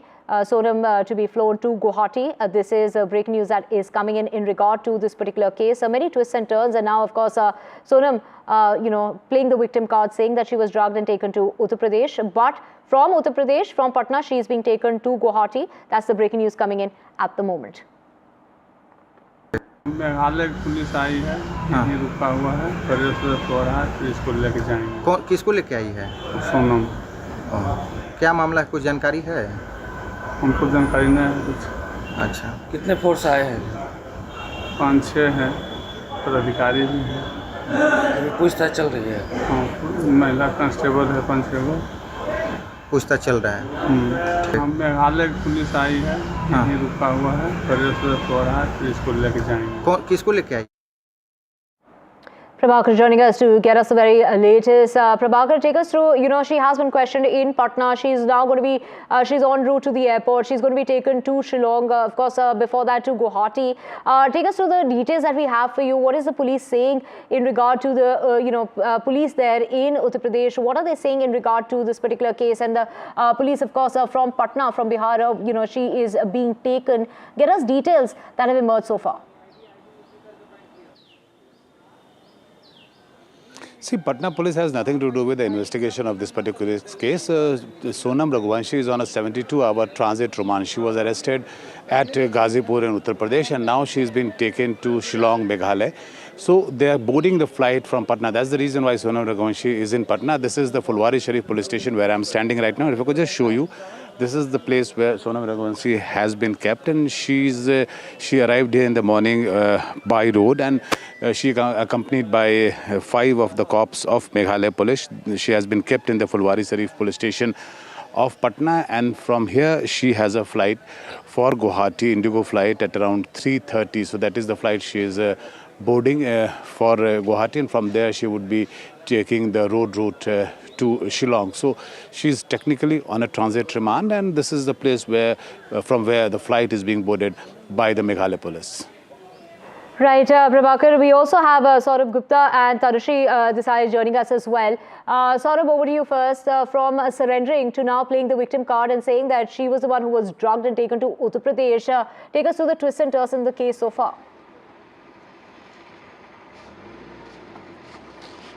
Well, let me just give you an explanation of where I am. Actually, I'm at the Manha Hotel, which is in Sohra, and this is an important location in terms of the sequence of events. Now, having checked out of that hotel in Shillong, they hired a two-wheeler and they arrived here in Saura. Now, they checked into this hotel. This is where, of course, they left their trolley, and then, of course, they went to a place called Molakhyat, which is where the two-wheeler was left behind. Now, the CCTV footage that has emerged of both Sonam Raghuvanshi and there are a few men who are seen arriving in a car, also in CCTV footage. Now, the police believe that it is these men who could be the accused. However, it has to be, cross-checked and verified as part of the investigation, which will take place once the accused are brought to Shillong. But this is one place where, again, CCTV footage establishes both Sonam and Raja Raghuvanshi having arrived here.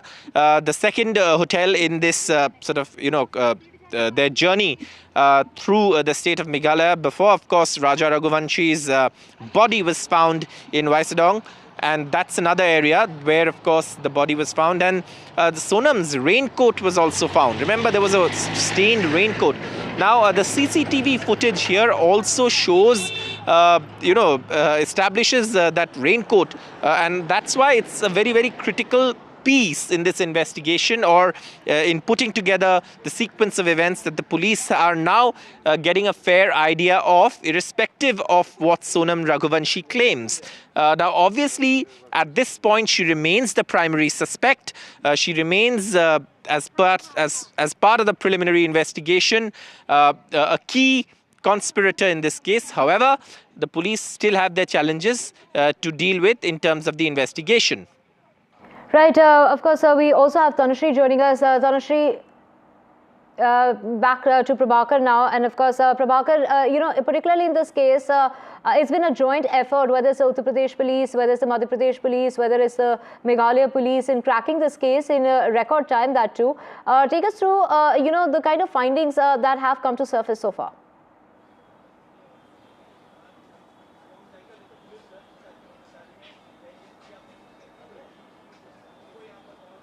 Prabhakar.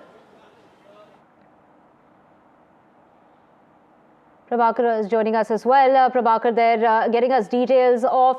so Prabhakar, how long is it going to take before Sonam is brought to Shillong?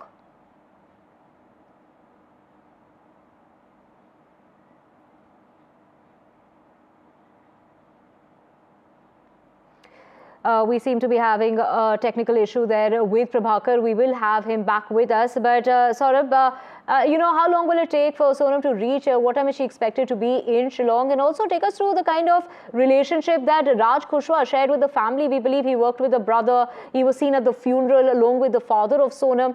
This is the funeral of Raja Raghuvanshi. That's right, and one of the accused who's not believed to have been in Meghalaya while this entire crime was planned and executed is, of course, Raj Kushwaha. But let me just give you a sense of the surroundings. These are remote places, not very, very, places that have a lot of population, except for tourists who come to this area. Undulating hills, very, very pristine surroundings. And obviously quite surprising and shocking that a heinous and sensational crime like this should take place here. So this is where they checked in. And from here, of course, what the, police, at least in preliminary investigations, believe the accused who've been brought in or who've been apprehended from several parts of Madhya Pradesh, and also Sonam Raghuvanshi herself from Ghazipur in Uttar Pradesh,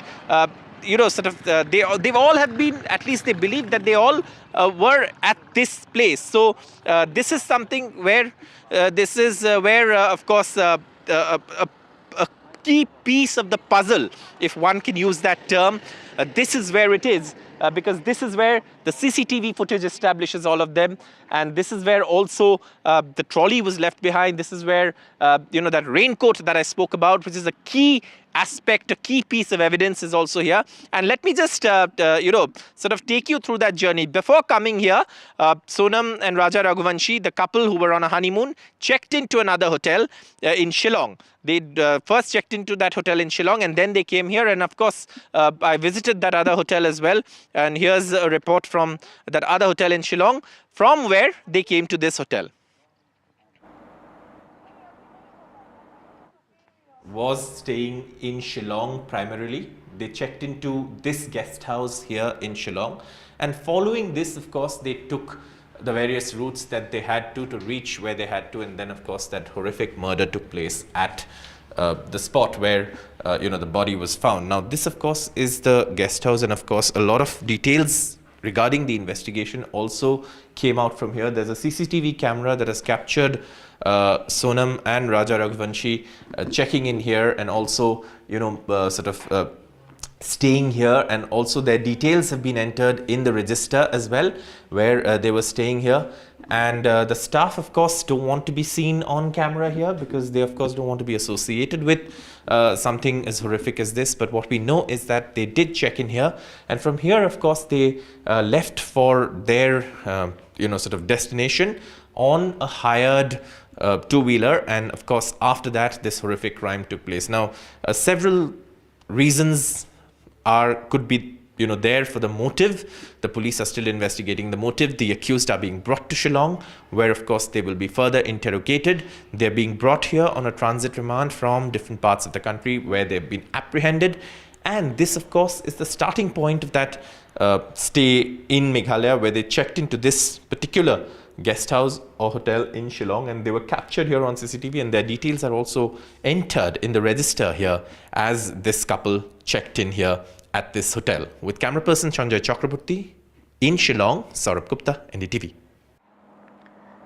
Thank you so much, Saurabh, for getting us all those details. All eyes on Sonam. They're getting to Shillong, and we will keep getting you the very latest. Moving on now to more news coming in, and this is in regard to Rahul Gandhi. And just hours after the Election Commission of India termed the Congress leader's allegations of industrial scale rigging in the Maharashtra Assembly elections that took place last year as unsubstantiated, the leader of opposition in the Lok Sabha hit back by challenging the Election Commission of India to publish consolidated digital machine readable voter rolls of all the recent elections. Election Commission there, of course, a war of words that has erupted between them. And of course, Election Commission there going on to say that no complaint has really been filed by Rahul Gandhi or the Congress party yet, and they can't create a perception of fighting the referee. That is what is really being said. Akhilesh joining us to get us the very latest in this particular regard.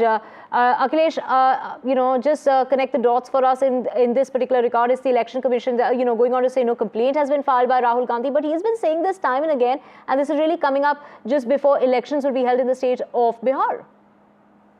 Well, Divya, this has become a major political controversy, but of course, there is no direct communication as far as Rahul Gandhi and Election Commission is concerned. This is what the Election Commission sources are telling us, that instead of writing or seeking an appointment with the Election Commission, Rahul Gandhi is making all these allegations in public. He should come directly to the Election Commission, put all the witnesses before the Election Commission. And as far as these particular allegations are concerned, EC sources are telling us that in last December, the Election Commission has given a point-by-point rebuttal to all the charges made by the Congress party regarding Maharashtra electoral rolls. They also point out that during the time when the updation of the electoral roll is done, that point of time, the district presidents of the Congress committee should have appointed the BLS, the post-level agents, who are appointed by all the political parties to look after the electoral rolls, so they can point out if any kind of discrepancies there. But that was not done by the Congress party. And also, they are saying that as far as the electoral rolls are concerned, they are available in the public domain, and they can always reach out to the EC website. The data is there, and they can actually apply for the updated rolls by depositing certain amount. This is what Election Commission is saying. And now we have seen that Congress President Mallikarjun Kharge, he has also joined the debate. He has supported Rahul Gandhi's demand and asked Election Commission to come out publicly and transparently in this matter. Thank you so much, Akhilesh, for getting us those details. Swinging tracks now, a major fire that broke out on board a Singapore-flagged ship after a container explosion that took place off the coastline of Kerala on Monday. 18 people were rescued while 4 remain missing. Search operations are underway. Of the 18 that have been rescued, 6 were admitted to a hospital, of which 2 are said to be critically injured. We have received 6 patients. All of them are having burns. 3 of them are Chinese nationals and 2 are from Burma and 1 is from Indonesia. Out of 6, 2 are critically injured. About 35 to 40% burns are there on the face and rest of the body. And mainly they have airway burns, that is respiratory burns, which is much more severe. They have a breathing problem. So we have to monitor closely over a period of few days and see how they do. Right now we are giving all the attention and critical care management, including wounds, and we are doing it. Fire that was reported on board that Singapore flag container off the coastline of Kerala on Monday, and we just heard, there were 18 people on board, of which 6 were taken to the hospital. 2 are said to be critical. 4 people on board that ship, that Singapore-based ship, have been missing. Rescue operations are underway. The underdeck fire was first reported at about 10:30 in the morning by the Maritime Operations Centre in Mumbai to their counterparts in Kochi. This is a 270-meter long vessel, which caught fire. Well, we have Uma Sudhir joining us. Uma, what details do we have for us? What really caused the fire? And get us, an update on those who are missing. Any update on, the operations which are underway to locate those who have gone missing? So the Indian Navy, along with the Coast Guard and DG Shipping and others, the stakeholders, are actually rescued 18 out of the 22 crew members of the Singapore flagged MV Vanhai 503. And what is suspected to have caused the fire is an internal container explosion that had caused the fire. And what we do know is that 18 people were rescued and 4 people are still said to be missing, among them 2 Taiwanese, 1 person from Indonesia and 1 from Myanmar. And what we know is that, it happened yesterday in the morning, and then subsequently INS Surat and Borneo aircraft were deployed in order to be able to, look at where it happened and how the rescue happened, because the 4 members who initially went for a rescue out of the 22 crew members, they are said to be the ones who actually went missing in the initial operation itself. Among the 6 people who have been hospitalized, we are told that 2 of them are critical because they have suffered severe burn injuries because of the kind of inhalation of the gas, because of which the respiratory system has been quite badly affected, and 4 others are again receiving treatment, is what the hospital is telling us. Right. Thank you so much, Uma, for getting us those details. We will keep tracking that story. For now, we're slipping into a very short break. Back with a whole lot more.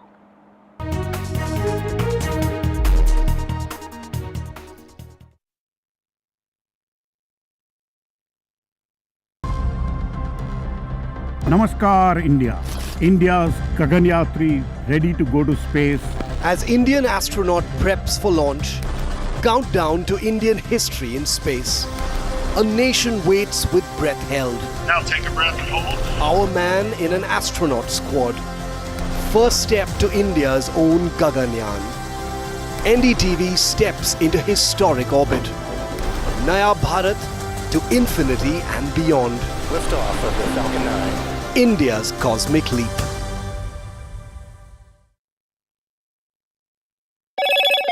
Hello, Moto. Motorola, India's leading AI smartphone brand.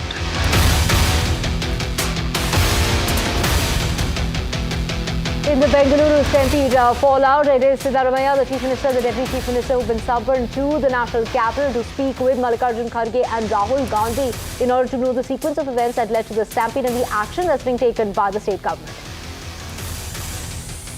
In the honeymoon horror, Sonam Raghuvanshi is being taken to Shillong. She will be produced in court along with 4 others who have been arrested in the case. She played the victim card, saying she was drugged and taken to Uttar Pradesh.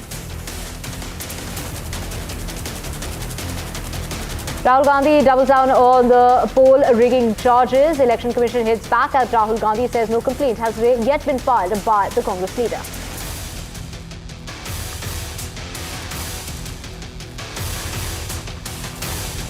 As far as that Pawar patch-up is concerned and the buzz that is escalating, all eyes on the Foundation Day celebrations. 2 separate events have been planned in Pune. This is as NCP turns 26 in the backdrop of a growing buzz over a reunion.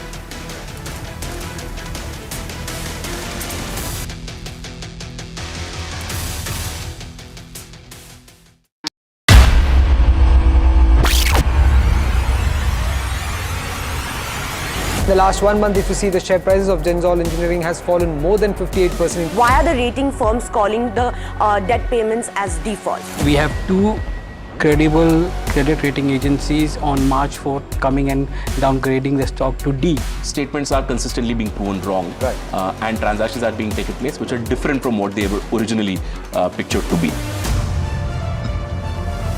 The company claimed it would roll out 6,400 electric vehicles. But what it has rolled out is a shocking scam. Funds meant for the project were funneled allegedly back to the promoters, the Jaggi brothers. What did the money buy? Not EVs, of course, but a lavish flat in Gurgaon's luxurious DLF Carmelias.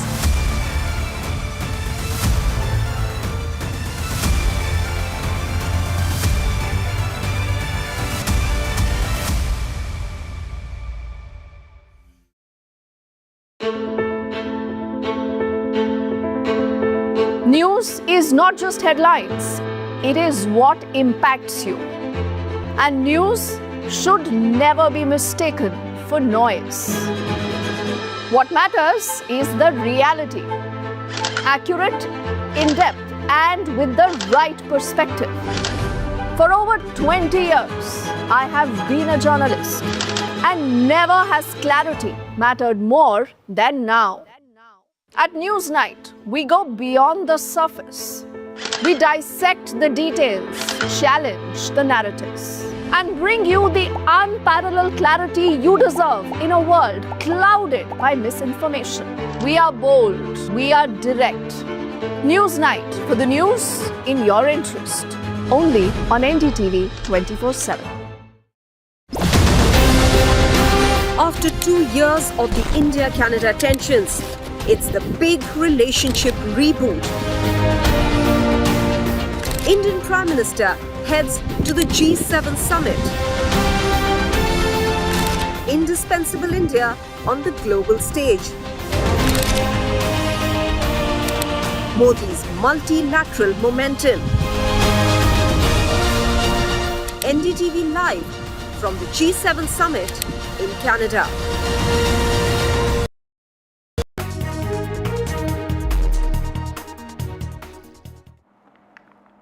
Welcome back. Let's get you the latest, and this is in regard to another Chinese nationality person has been arrested. Chinese scientist that has been arrested at the Detroit airport in the United States. The second case that has come to light in a matter of 7 days involving the alleged smuggling of biological material. Authorities have gone on to confirm the scientist is accused of shipping biological material months ago to the staff at a lab at the University of Michigan, where she was studying. The FBI in the court filing has described it as a material related to certain kind of worms and require a government permit. She is facing charges of smuggling goods into the United States and making false statements as well, both felony charges. My colleague Deepthi breaks it down for us.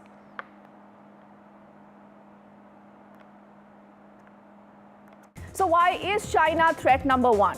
I'm sure a lot of you know these details, but let's bring up these details yet again. I'm looking at China's proxy war for Pakistan. Because remember, this has been a concern that Pakistan is just an ally, but the real problem is China. And do you know how China was playing and aiding Pakistan in this war? About 81% of these weapons, remember, that Pakistan used, in spite of the fact that India pummeled Pakistan, despite those Chinese-made weapons, came in from China, came in from the Dragon. Like the J-10, the PL-15, images of which you again see on your screens.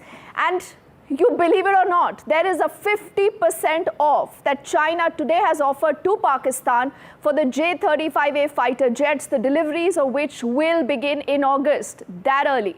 Let's bring up the next detail to tell you why is China threat number one as far as this particular story is concerned.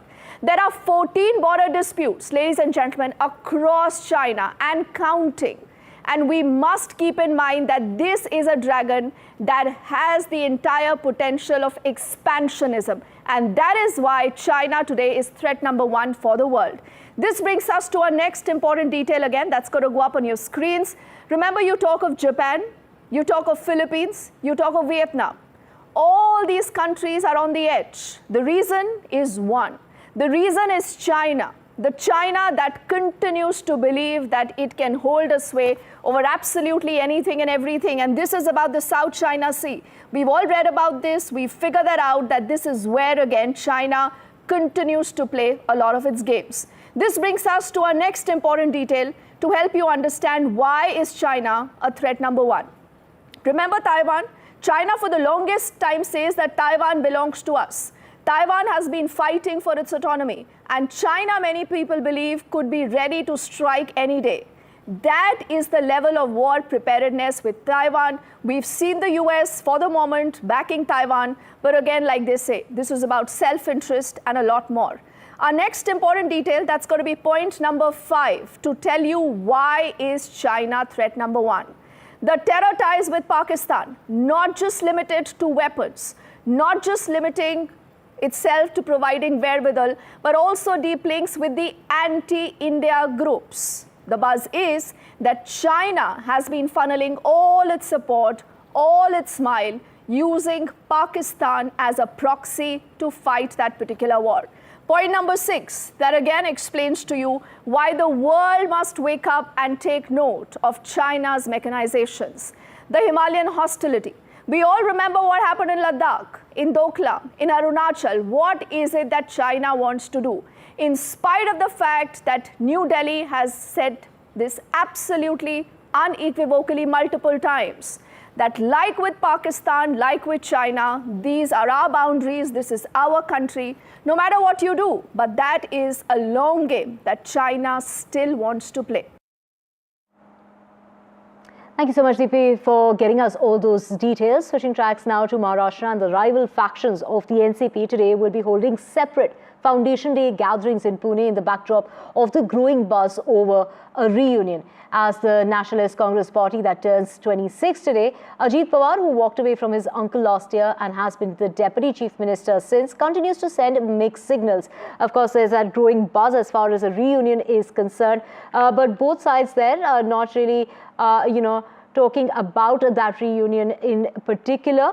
Of course, the merger that has been doing the rounds from now. As far as both sides are concerned, for now, the Pawar family insists that there are no such proposals on the table, despite frequent meetings between their top leaders. Switching tracks now and getting you the latest. This is in regard to Goa. Now, this is in an exclusive interview to NDTV after a viral dressing down of the doctor.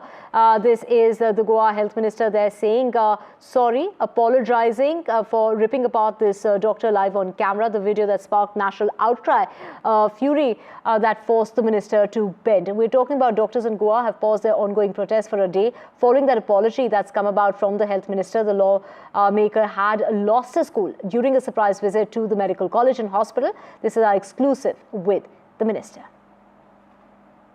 What do you have to say about the video in which you are walking into the hospital in many would call it a filmy style entrance with cameras, and like in the film Nayak, going into a complete outburst, humiliating and suspending a senior doctor? Was it a PR stunt as being alleged by your opponents? I happened to be by default in the hospital to call on a patient who's suffering from psoriasis, the skin disorder which he's suffering from. And he's a poor bus operator. So I had gone to call on him because he told me that he's admitted and please come and see me because he's having a lot of issues. I didn't go with anybody on either. Whenever a minister or somebody goes to any hospital or some press media person sees you, generally they come and corner you there. And constantly there's somebody around. I was on my way home and I apparently, this person called me and started howling on the phone, as a result of which I said, okay, I'm already in the hospital. Let me go and check what's happening. The whole trouble was that when a patient of 77 years doesn't get treatment or doesn't get an injection or whatever the reason may be, I think that thing just pained me. I was just thinking of something because several times you get complaints. I'm one of those ministers who's awake till about 1 or 2 o'clock in the morning. Many times people call me for care. And this is generally, I've always been here at the helm of affairs for the last 14 years. Transformation of the health sector, it was under my leadership only, which I've been doing. And today, I'm so proud to be a minister in the government here in Goa and also to integrate it with the vision of the Honorable Prime Minister with Viksit Bharat. And we have been working, an honorable vision of the Prime Minister to take it to the grassroots has been our vision. Like I told you, I am myself pained because I myself am dealing with a cancer patient at home. That's my mother. I had a daughter that was born also with a lot of premature issues, and I have gone through a lot. So I understand when a family is pained.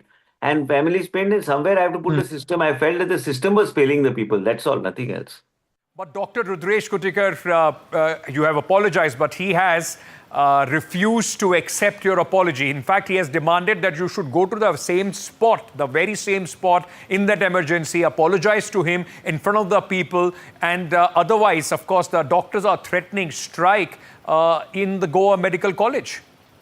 I don't think this is appropriate. I think from both sides, we need to take 2 steps back.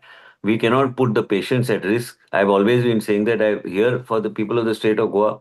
I am here, and whatever I am today is because of the people of the state of Goa. And always, like I've been telling you from the beginning of this interview, is that vision of the Honorable Prime Minister to serve the poor and underprivileged and also people who require healthcare has been my vision and passion. I just mentioned to you that I myself have a mother who is suffering from cancer, is a 4th stage cancer. I appreciate all the work done by the doctors, but you cannot hold a system like this at hostage because I need to come to the casualty. That's not the way. The way is that I have already been. I have no ego. I don't have any intention of holding on to it and saying that I will not do it. I've already gone last night and I've said that I would like to apologize to him and his family. What would you like to say to him? Would you tender your apology, extend your apology through NDTV at this moment? I would like to tell him that I have apologized to you and your family, doctor, and you should accept that apology. I don't think such a behavior from my part would be there again. But same time, it is a challenge to run a big medical system, even though we are a small state, providing so many facilities. And it's important both of us work together as a team. I would like to, through your forum, also tell him and his family that whatever pain they have gone through, that I had no intention. I don't know what happened the other day, but I would like to apologize to him again from your forum also and tell him that we need to come on board. There's no point, and that's not good from a doctor saying that we'll put the health system, put stoppage to health system because we're dealing with lives of people and saving lives. Our issues, we can both settle down and have a cup of tea together and resolve the issue. But we should not put the people's lives at risk. Neither we should put the patient's lives at risk. It doesn't suit a doctor saying that. If he wants, I can apologize. Both of us can sit together and have a coffee and I can apologize to him. There's no issue. But, there's a way of doing it and we should be together in saving lives of people and saving the people and giving better quality of healthcare to the people of the state of Goa together.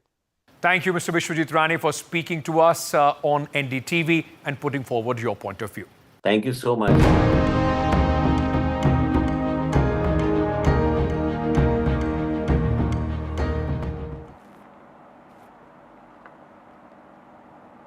Now, the launch of the Axiom-4 space mission, which includes Indian astronaut Shubhanshu Shukla, as part of his crew, has been postponed from today to tomorrow, the 11th of June. According to the announcement, this has been delayed because of technical checks and mission readiness. The mission, organized by Space in collaboration with NASA and SpaceX, aims to carry out a range of scientific experiments on board the International Space Station.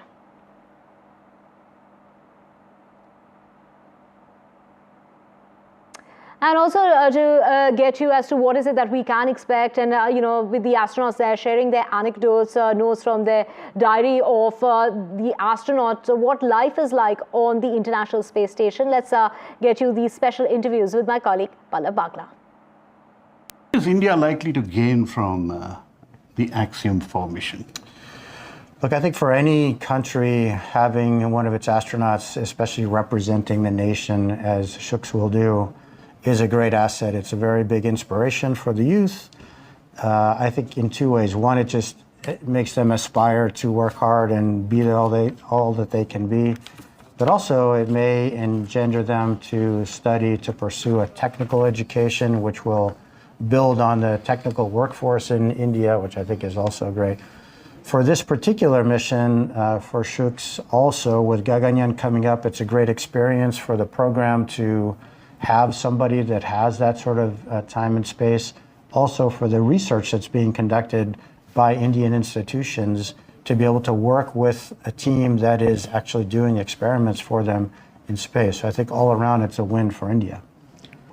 Why does it cost so much to train an astronaut? Between $60 and $70 million 550 crore rupees, which is ISRO telling us the cost of the mission. Why don't you make it more cheaper? There'll be more people going. You'll have a mission going every week. I would love to do that. Unfortunately, the lion's share of the cost is the launch cost. And so we have to charge our customers what we're being charged from the service provider. And I think with time, the price will start to come down, but for now, it is unfortunately quite expensive. Do you want more Indians to take more Axiom flights? I would love that. I would love to see Gaganyaan dock to the Axiom space station at some point in the future, and there's really no reason why I couldn't.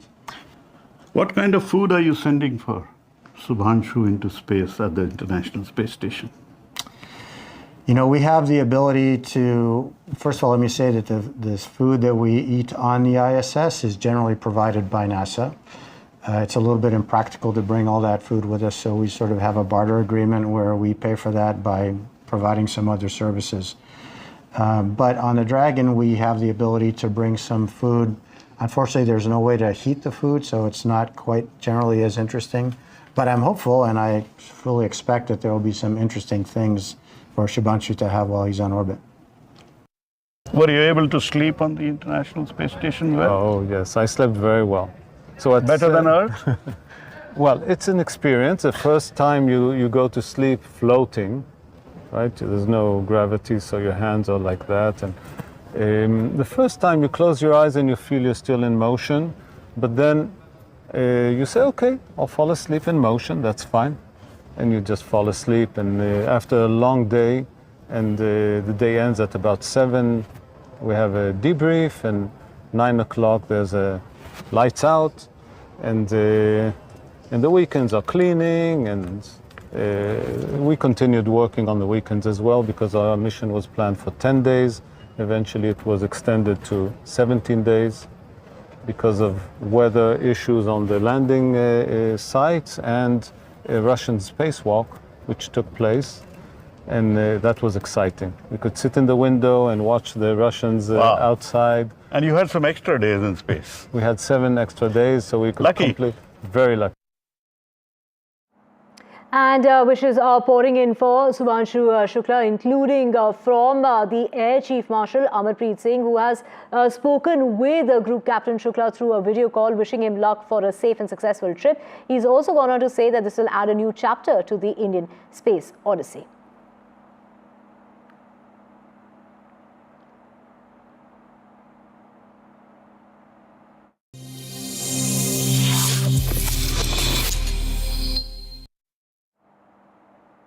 Now, as Apple's Worldwide Developers Conference kicks off, the tech giant faces unprecedented scrutiny over its artificial intelligence strategy. Our very own in-house tech expert, Technical Guruji, is there in California as he gets us all kind of insights. Let's go straight to him in San Francisco. Let's find out from Technical Guruji. Gaurav, can you highlight the key launches that Apple has talked about today?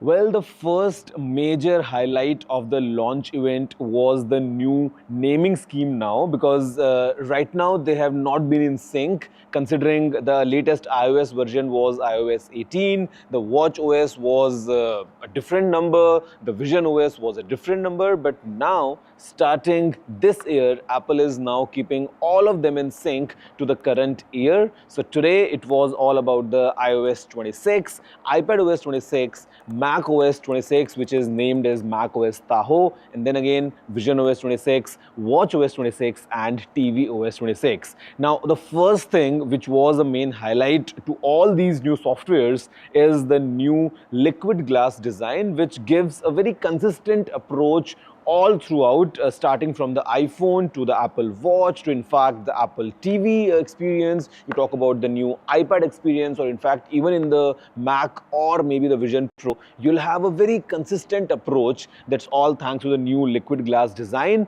Apart from that, we have had some great improvements in Apple Intelligence.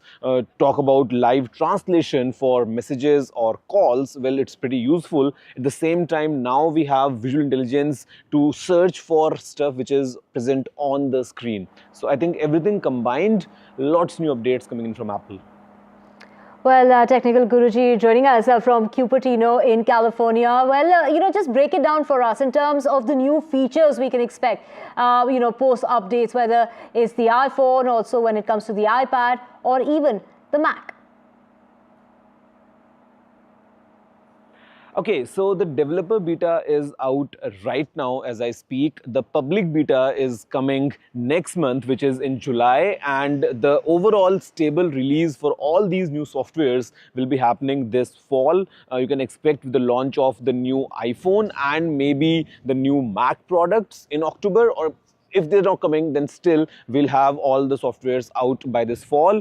Now, speaking of the devices which are compatible with these new softwares, I'll start with the iOS. So if you have any iPhone SE which is 2nd generation or newer, or you have an iPhone which is iPhone 11 series or newer, you will have the latest iOS 26. Speaking of the Mac, for all the Mac products that are powered by Apple Silicon, you are definitely going to get the Mac OS 26. In addition to, we have the support for MacBook Pro, which is the 16-inch model from 2019. Also the MacBook Pro 13-inch variant from 2020 with the 4 Thunderbolt ports. iMac 2020 and newer, Mac Mini 2020 and newer, Mac Studio 2022 and later, and also the Mac Pro starting from 2019 till now. Speaking of the iPad OS, again, all the Apple iPads with Apple Silicon definitely getting this in. At the same time, we have the support for iPad Mini 5th generation and newer, iPad Mini which is coming with the A17 Pro chip, iPad 8th generation and later, iPad in fact with the A16 chip as well, iPad Air 3rd generation and newer, then again iPad Pro 11-inch 1st generation and newer, and iPad Pro 12.9-inch 3rd generation and later. Speaking of watchOS, basically Apple Watch SE 2nd generation and all the Apple Watches starting Apple Watch Series 6 till date, whatever the models are available, and Vision OS of course comes to the Vision Pro. So I think pretty extensive list in terms of supported devices. And okay, if you have an older iPhone or an older Mac or iPad, you might not receive the latest update, but then again, I think it's very extensive from Apple in terms of the supported devices, and yeah, it's a pretty detailed list. Right, so Technical Guruji, a lot to look forward to as far as an Apple fan is concerned. Thank you so much for joining us all the way from Cupertino in California. Staying with news from California, we'll get you the very latest.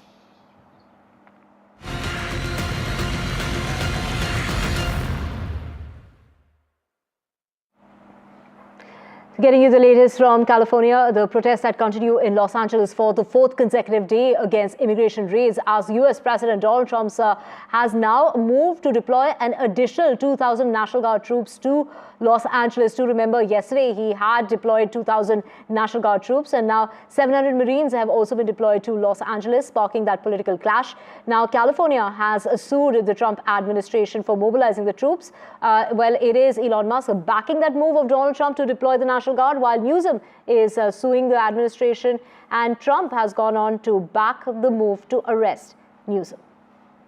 There's already been a huge amount of controversy about Donald Trump's decision to deploy these troops, the National Guard, onto the streets of Los Angeles. The state governor, Gavin Newsom, said it was a huge overreaction to this situation, that it was Donald Trump's attempt to inflame this situation for cynical political gains. Well, he'll be even more disappointed today with the news that the Defense Department are getting ready to deploy 700 Marines from the nearby town of 29 Palms. It's around 2 hours inland. They're getting ready to deploy onto the streets of LA. It's not clear why Donald Trump is doing this, what circumstance he will be invoking in order to do this. You wouldn't normally see military on the streets when there is not active disturbance and violence to an extraordinary degree.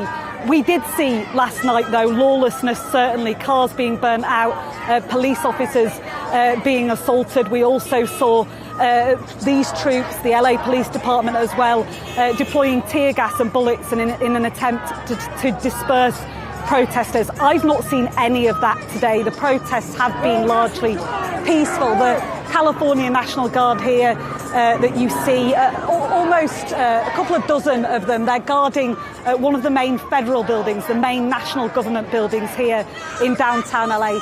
scattered protests, lots of angry language being used. Apologies if you hear any of it. Lots of angry language being used.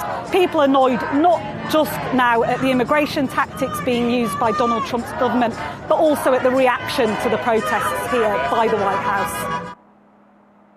Switching tracks now, India versus England Test series to start in a matter of 10 days. Never has an Indian left-handed Test opener travelled to England as the team's top batter. Jaiswal brings big hopes on his young shoulders.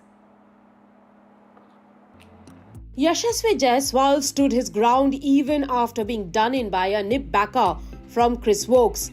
The Mumbai batter has still not passed his English Test with flying colours. He had 24 and 64 in Canterbury, followed by 17 and 5 in the second unofficial Test at Northampton. But the experts are betting heavily on this 23-year-old to master the conditions and shine as the brightest star on this tour.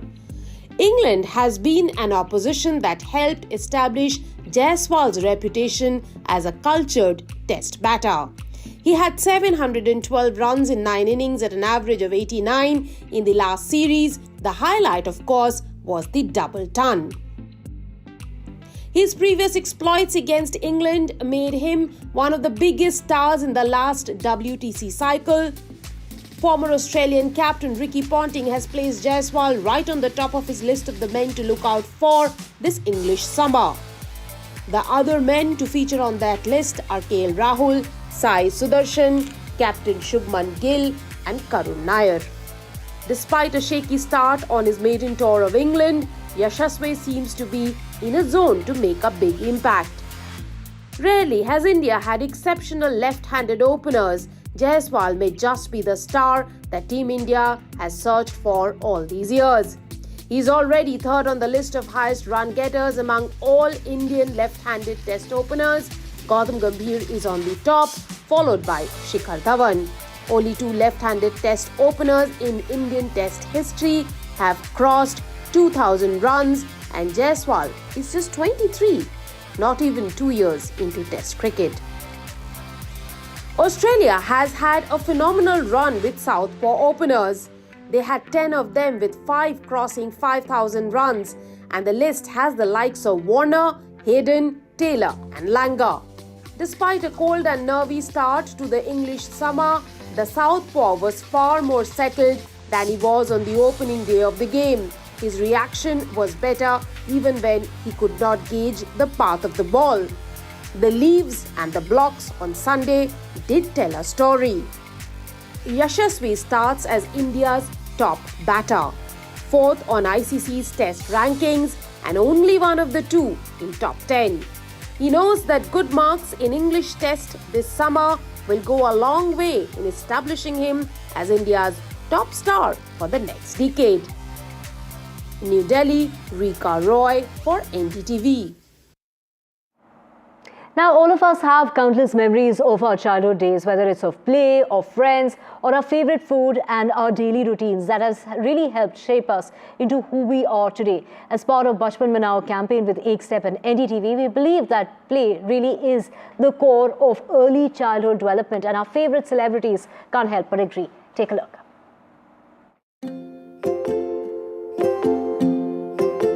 ये तो बहुत अच्छा आपका campaign है, क्योंकि हम ये देख रहे हैं कि ज़्यादातर आजकल बच्चे जो हैं वो सिर्फ अपने डिवाइसेस पे लग गए हैं, तो उसकी वजह से जो एक्सपोजर उनको मिलना चाहिए आउटडोर से, जो अलग अलग चीज़ें हैं जो बच्चे कर सकते हैं, उसको पीछे होते हुए देख रही हूँ मैं, और यही देखती हूँ कि सब लोग डिवाइसेस पर ही हैं।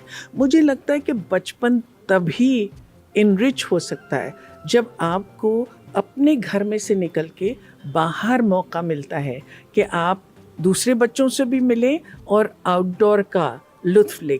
तो इसलिए बहुत ज़रूरी है कि बचपन मनाओ, बढ़ते जाओ। बचपन में हॉपस्कॉच बहुत खेला है और साइकिलिंग भी बहुत की आउटडोर, तो वो मेमोरी बहुत इंटैक्ट है। और वॉक्स पे भी बहुत गई हूँ, अपने पेट को लेके भी बहुत वॉक्स पे गई हूँ। ज़्यादा आउटडोर ही हुआ करता था, पढ़ाई के अलावा I think nothing else, indoor हम बैठते ही नहीं थे। So that was a great memory. सब पेरेंट्स बोलते हैं कि बच्चों को अच्छे मार्क्स लाने चाहिए। मुझे लगता है मार्क्स लाने के लिए एक फ़िज़िकल स्ट्रेंथ भी ज़रूरी होती है, ब्लड सर्कुलेशन ज़रूरी होता है, तो बाहर खेलना बहुत ज़रूरी है ब्रेन एक्टिविटी के लिए. तो इसीलिए बचपन मनाओ, बढ़ते जाओ. You know, it's not really a memory as much as it's just many memories of playing pittu. You know, 7 stones ko, haan ji. So pittu, running around in the open, just being in an environment that wasn't just iPads and screens and virtual reality almost, like truly engaging with like sweat and dirt and mud and sand and the elements and rain and tangible real things, you know. Yeah, I think that was childhood. Honesty, innocence, nature. And we can, at least from my childhood, I'm really grateful that my mom loves to dance. She used to be a dancer. And even in her school, college days, she used to dance. So we would just turn up some music and dance together. So, and then she also put me on to dance classes, Bollywood dance and all of that. And I feel like that was really instrumental in making rhythm part of my body and my subconscious. So put your kids into dance schools or whatever. They also put me into vocal lessons. So I think that was very instrumental in having my ears tuned. So my ear training was done because of the vocal lessons. And then never pressure your child about anything or doing something, because the more you do that, the more reluctant that they're going to be.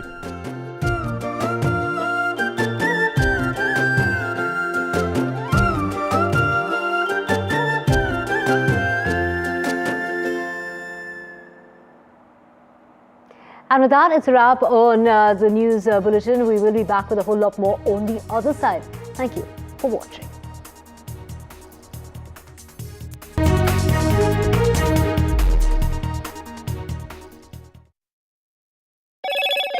Hello, Moto. Motorola, India's leading AI smartphone brand.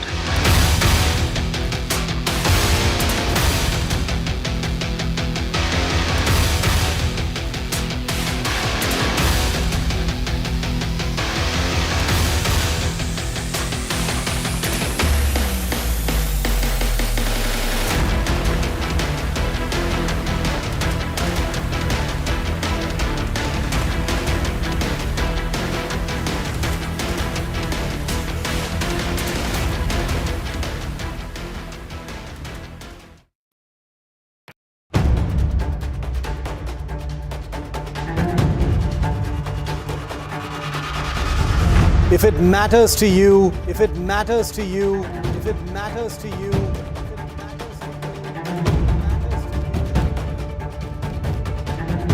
it matters to India. It matters to India. It matters to India. And it matters to me. And it matters to me.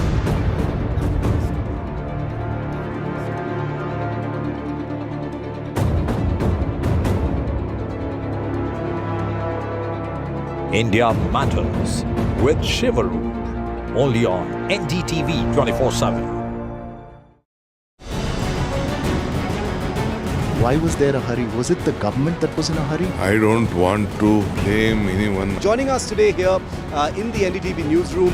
Government cannot walk away from this responsibility. Cricket is religion of sort in this country. Would you like to comment on what happened? What is the condition of the injured at this point? How many people died? What exactly happened? You have lost your daughter.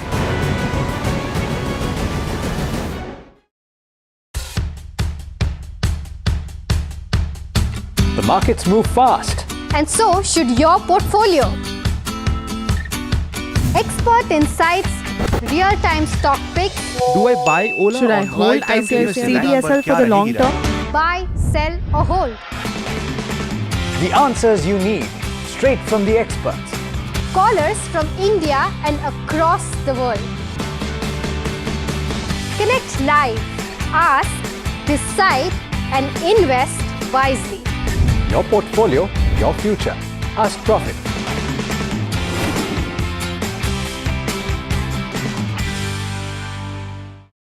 Is your business future ready? Join the 13-week strategic ESG certification program for business sustainability and growth for CXO and business leaders by NDTV, Terry and Zenora. Master global ESG frameworks, gain real-world tools and lead with impact. Starts July 13th. Enroll now and power your business with sustainability. Do you really know the company you invest in? What is the real picture behind presentations and claims? Is the outlook as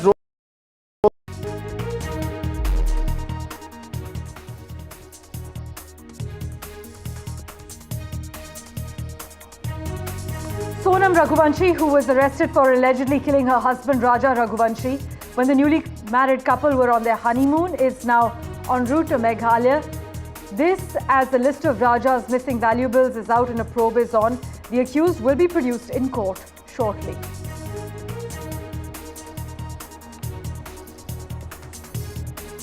The Sonam Raja mystery deepens as more stunning twists emerge in this horrific case. NDTV reports from the honeymoon crime site.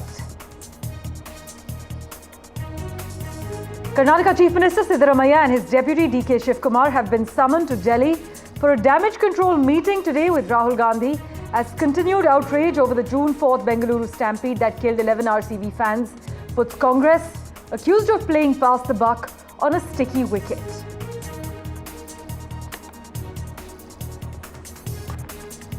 The Pawar patch-up buzz escalates as all eyes are on the NCP Foundation Day event in Pune. Rival factions of the Nationalist Congress Party will hold separate Foundation Day gatherings in Pune today as the NCP turns 26 in the backdrop of a growing buzz over a reunion.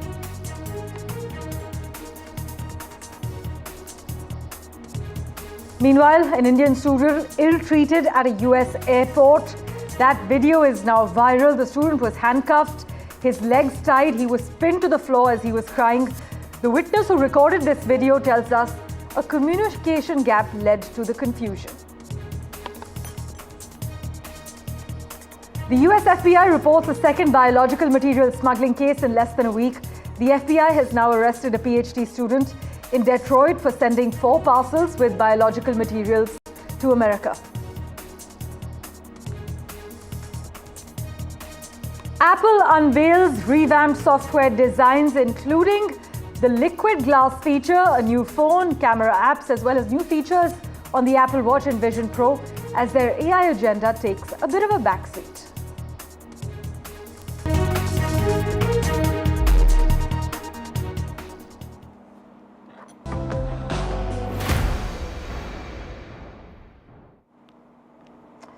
Our big focus remains the honeymoon horror.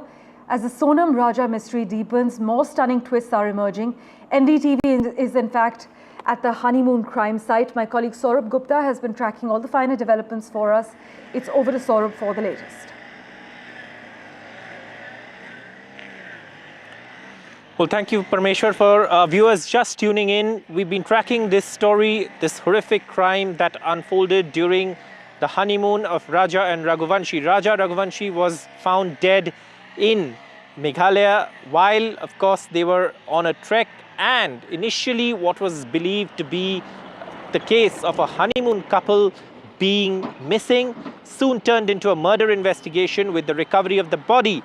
The police have made multiple recoveries, multiple pieces of evidence that pointed them towards the involvement of others as well. And with the search continuing, even after the body of Raja Raghuvanshi was found, the search continued for Sonam Raghuvanshi. But the police already had an inkling that perhaps there was more to this, and soon after the police diverged in terms of the strands of investigation and continued the investigation, leading to the apprehending of accused from Madhya Pradesh. And also what we know so far is that Sonam Raghuvanshi surrendered in Ghazipur in Uttar Pradesh. She will also be brought to Shillong. So will the other accused. But before we go any further on our rolling coverage of this horrific story that's emerged, let me go across to my colleague Ratnadeep, who's been covering this from day one. Ratnadeep, if I could just ask you, this is a story that you've covered from day one. From the day they went missing to all the other aspects of this investigation. If I could just ask you to narrate for our viewers a brief recap of how this unfolded and the current stage of the investigation.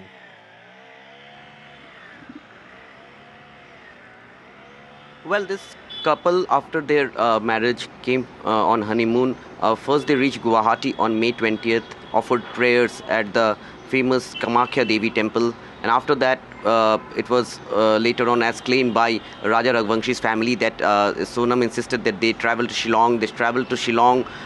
They came on a taxi to Shillong, and they checked into a guest house, Balaji guest house, on 21st May in the evening. And next day they hired a scooty from a scooty rental, and they checked out of Balaji guest house, and they drove all the way to Cherrapunji or Sohra, one of the biggest tourist hotspots in northeast region, particularly in Meghalaya. And there they tried to check in Manha Hotel. However, the hotel was full. They didn't get a room there, so they requested the authority is there to keep their. They had a small trolley bag with them, and in fact. The video footages of Manna Hotel were the first clinching evidence for the investigators as well, given the fact that in that video footage, Sonam Raghuvanshi was seen wearing the same raincoat. That was later recovered a day after the body of Raja Raghuvanshi was recovered on June the 2nd, and from almost in the same area of Wai Sedong Falls, where it was an isolated area where the body was recovered. So therefore that was the first lead, and in that video footage of Manha Hotel parking lot, one could see a vehicle parking behind them, a red color vehicle, and there were people inside them, 3 people wearing masks. So it is believed that they were the same set of people, suspects who have been arrested from Uttar Pradesh and Madhya Pradesh. However, police have to corroborate it. But after parking the vehicle, after giving over the trolley back to the authorities in Mana Hotel, taking their backpacks, they came to Maulakhat, where you have the tourist parking lot, where they parked the scooty and took a help of a tourist guide to track down for 2.5 hours to the double-decker bridge there, which is a major tourist attraction. Right, Ratnadeep, I'll just come back to you. In fact, let me just inform my viewers, I'm at the Mana Hotel that you were mentioning, and in fact, that CCTV footage that has now become what the police say a crucial piece of evidence is from this parking lot that is right behind me at the Mana Hotel in Sora, where they arrived on that two-wheeler that they had rented from Shillong. Now, from there on, of course, that's where the trail becomes a little more complicated. Like Ratnadeep was mentioning, they left that trolley bag here and then went ahead, and then of course they were seen very clearly in that CCTV footage. But what he was talking about is the other accused, perhaps, who the police now had a clue of, given the fact that there were people that they witnessed in the CCTV footage. Remember, once the police had an idea that there were others from the same area from where these tourists were, that's when the police started investigating on the lines of whether others were involved. And that's when, of course, this sort of investigation threw up the kind of what unfolded days later, with the body of Raja Raghuvanshi being found, and of course Sonam going missing. Now, Ratnadeep, if I can ask you, what's the latest in the investigation? We know that the accused will be brought here, but as far as evidence is concerned, the police have some really solid evidence, including the murder weapon. And you were mentioning that the murder weapon was a giveaway that perhaps people from outside may be involved. That's right. In fact, when the first report came in, the first report of these people going missing came only after May 24th, when the scooty that they had rented was found abandoned at Sorarim village. And then the villagers reported about the abandoned scooty, and the owner was found out by e-challan details. He gave the details of the people who had hired the scooty, and that's when police got to know the names of Raja and Sonam Raghuvanshi, and police initially was investigating a missing case of tourist. However, when the body was found, a decomposed body was found on June 2nd, completely decomposed body, only the recognition was that it was Raja's body was done by his brother by looking at the tattoo where it was written Raja. And after that, in the same area, when the divers from NDRF, SDRF, and also you have to give credit to the local mountaineering team. They did a wonderful job in terms of going. It is a 3-layered gorge to the last layer of the gorge, and found out his cell phone and also that machete. Now, interestingly, that machete is a machete which is not commonly used in Meghalaya, and was brand new. And that's where police thought that there would be somebody from outside who is involved in this murder, because usually the people in Meghalaya don't use that kind of machete. Absolutely, absolutely. And that's the key piece of evidence that perhaps led to the police investigation in the direction that it sort of went. And then, of course, leading to the unfolding of the whole conspiracy and the subsequent arrest of the accused, and also the surrender of Sonam Raghuvanshi. But, this is a story that gets murkier as the investigation progresses.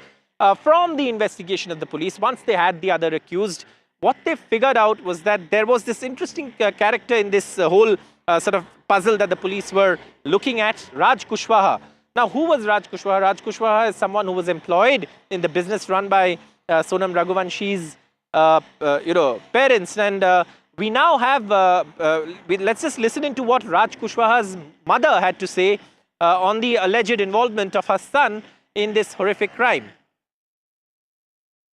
मैं बोलती भैया मेरा बच्चा कभी ऐसा काम नहीं कर सकता, मेरा बच्चा कभी ऐसा काम नहीं कर सकता भैया, कभी ऐसा काम नहीं सकता। 20 साल की उसकी उम्र है भैया। जब से हम सुना 3 दिन से हम पानी नहीं पिए, जब से मेरा बच्चा गया परसों के दिन से। ना मेरी बच्चियाँ, ना मेरी बच्ची छोटी वाली गिर के बेहोश हो जाती है।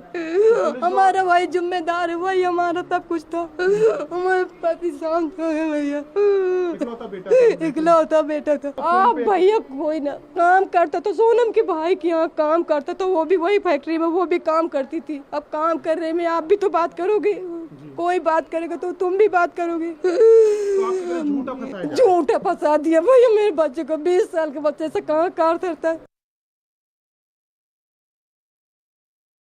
Well, the horrific crime, of course, is something that shocked locals in Meghalaya, and also, anyone who's been watching this story unfold. It's something that really has led to some sort of disparaging comments about Meghalaya as well, something that the locals have now strongly reacted to, saying that, this is not something that should have happened in the first place. But again, we had nothing to do with it, because there were some comments online, commentary, amplifying some of the disparaging comments regarding tourism or the safety of tourists in the state. But that is something that has been clearly answered. But let me go across to my colleague Prabhakar now, who joins us from Fulwari Sharif. Prabhakar, of course, is tracking one of the main, sort of people in this whole the puzzle that the police are putting together. And that's, of course, Sonam Raghuvanshi, the other half of the honeymooning couple who, of course, arrived here. And Sonam Raghuvanshi went missing. The search for her continued. Finally, she surrendered. Prabhakar, what are the details that have come out as far as Sonam Raghuvanshi is concerned? Obviously, the police there have nothing to do with the investigation, but they have a very, very important accused in this case, whom they're going to have to send to Shillong as far as this case is concerned. Exactly. Patna Police role is limited to providing security to Sonam Raghuvanshi, who happens to be in a 72-hour transit remand. Remember, she was arrested from Ghazipur and she's being taken to Shillong.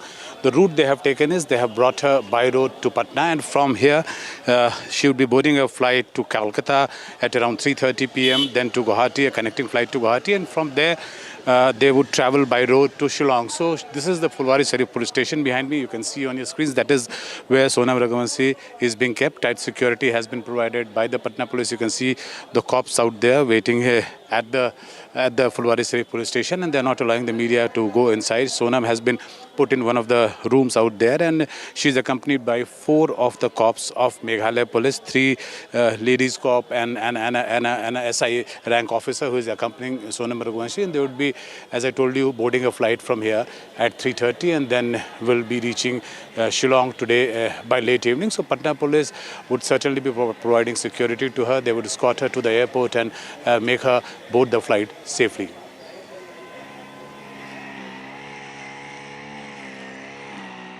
Well, thank you, Prabhakar. In fact, who would have imagined that a honeymooning couple from Indore would be sort of, land up in something like this? The husband, Raja Raghuvanshi, of course, deceased. The wife, Sonam Raghuvanshi, the main accused in the murder. Horrific details, murky details. But let's just listen into what the police are saying, because the police are really investigating the case. And let's just listen into what the police are saying now on this case. Meghalaya police आई है, यहीं रुका हुआ है, प्रदेश हो रहा है, फिर इसको लेके जाएंगे। कौन किसको लेके आई है? सोनम। क्या मामला है, कुछ जानकारी है? हमको जानकारी नहीं है कुछ। अच्छा, कितने फोर्स आए हैं? 5-6 हैं, पदाधिकारी भी हैं। पूछताछ चल रही है? हाँ, महिला कांस्टेबल है 5-6 गो। पूछताछ चल रहा है।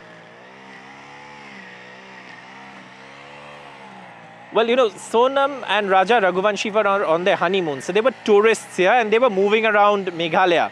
But there were certain aspects of that movement that were slightly different from what tourists usually do. For example, tourists would usually hire guides, and they would use local guides because sometimes when you're trekking, the terrain can be difficult, especially the spot where the body was found. That's not an easy spot to be in.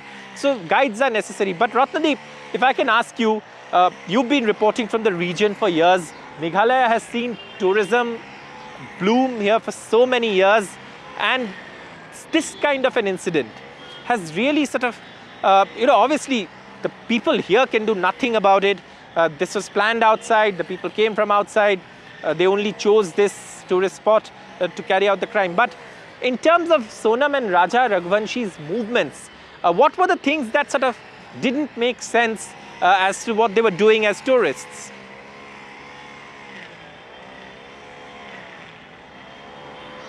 That's right. In fact, the Meghalaya SIT had focused on their entire trail. And remember, one of the major challenge for investigation of any crime in this region is the terrain. It is a very difficult terrain, though beautiful, and you don't have much CCTV coverage at all. So if anybody is committing a crime here and trying to escape, you might not be able to find that person's trails because you don't have too many CCTV camera coverage. So therefore, one of the most important witnesses for them were the tourist guide. When they reached from Mana Hotel to the Maulekhat village, where you have that community tourist parking where they parked the scooty, it was around 3 p.m. on 22nd of May, and they hired one tourist guide to take them for the track downhill for about 2 hours to reach the double-decker route bridge in Nongrehat village, where they have planned to stay for the night. And there were two guides there. One already they booked, the other offered them his service, but they politely said no. While they tracked down and they reached the homestay for about around 5 p.m. They quickly went to the double-decker route bridge. It's a very famous destination, and they came back, had dinner and slept. And early morning at 6 o'clock, after 6 o'clock, they left. But what is important to note here is that the owner of the homestay, Sifara homestay, in her statement, as well as the tour guide, in fact we had earlier in our one special story played out both the bites. They have spoken to us. They categorically said that while tracking up, they refused to take the tourist guide, and it was Sonam who insisted that they don't need the tour guides and they know the way out. This was something a little off for the tour guides as well as the owner of the Sifara homestay, because usually tourists in this trail don't take this risk of not taking a guide and doing a track for again about 3.5 hours, because you might take a wrong turn and end up in the forest. And they were alerted as well that they have risk of getting absolutely diverted to a wrong track, and they should take a guide, but they still refused. So that was something which was off, and that also increased the suspicion on Sonam. Right. Yes, thank you, Ratnadeep, for those details. In fact, we'll keep coming back to you. But right now, let's take a recap of how this entire case has unfolded. My colleague Aarti joins me. Aarti, can you take us through what has transpired in this case so far as the murder of Raja Raghuvanshi is concerned? That's right, Saurabh. Now, the question, of course, started with a question, where is Sonam Raghuvanshi, right? So the question then arose from there, and then it led to an uncoiling of details of incidents that took place. Firstly, of course, Sonam Raghuvanshi and Raja Raghuvanshi had gotten married. Then now we're still asking, where is Sonam Raghuvanshi? She's in custody with the police now, and they are from Indore, the couple. They got married there. And from there, after the marriage, it was an arranged marriage, they then headed to Meghalaya. They were supposed to go to Assam first on their honeymoon. From there, they headed to Meghalaya.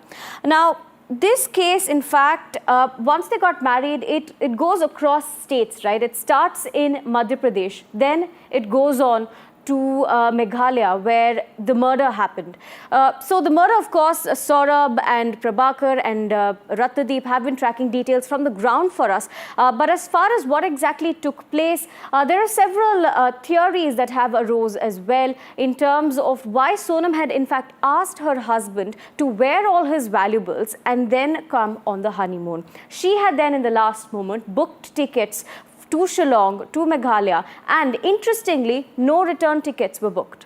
So then they headed to Meghalaya from there. From Meghalaya, they of course, the next question there is what happened there. They first went to a base camp of sorts, a hotel there in Shillong, where they booked, they stayed there for a night. My colleague Saurabh also had been reporting from there.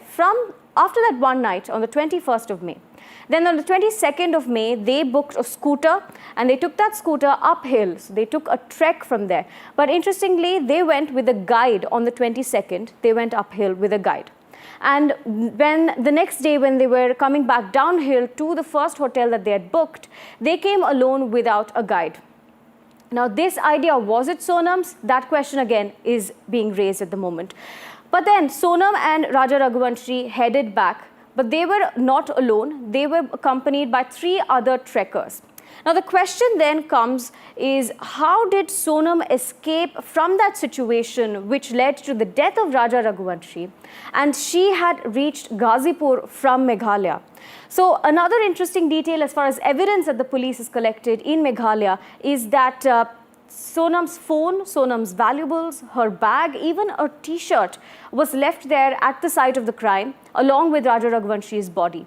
So those are against questions that are arising from Meghalaya.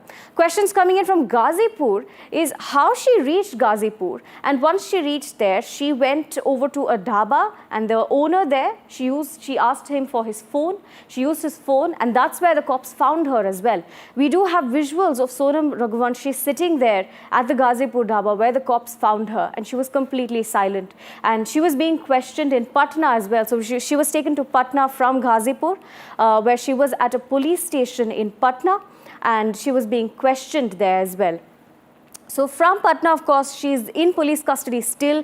Now she's going to be taken to Shillong from there. So to Shillong, like my colleagues have been reporting from the ground, she's going to be taken on a flight. The flight is around 3:34 p.m. today is what we're learning. And from that moment, she's going to be taken to Guwahati, and from Guwahati back to Shillong. So why she's being taken back to Shillong? The crime scene is going to be recreated. Perhaps more details will arise on exactly what happened on that fateful day when Raja Raghuvanshi was murdered. But somehow, Sonam had managed to vanish from the situation in Shillong and head to Ghazipur. We'll bring you more on those details as Sonam Raghuvanshi goes on towards Shillong. She's being taken there as of now by the cops. Saurabh, back to you for more details from the ground.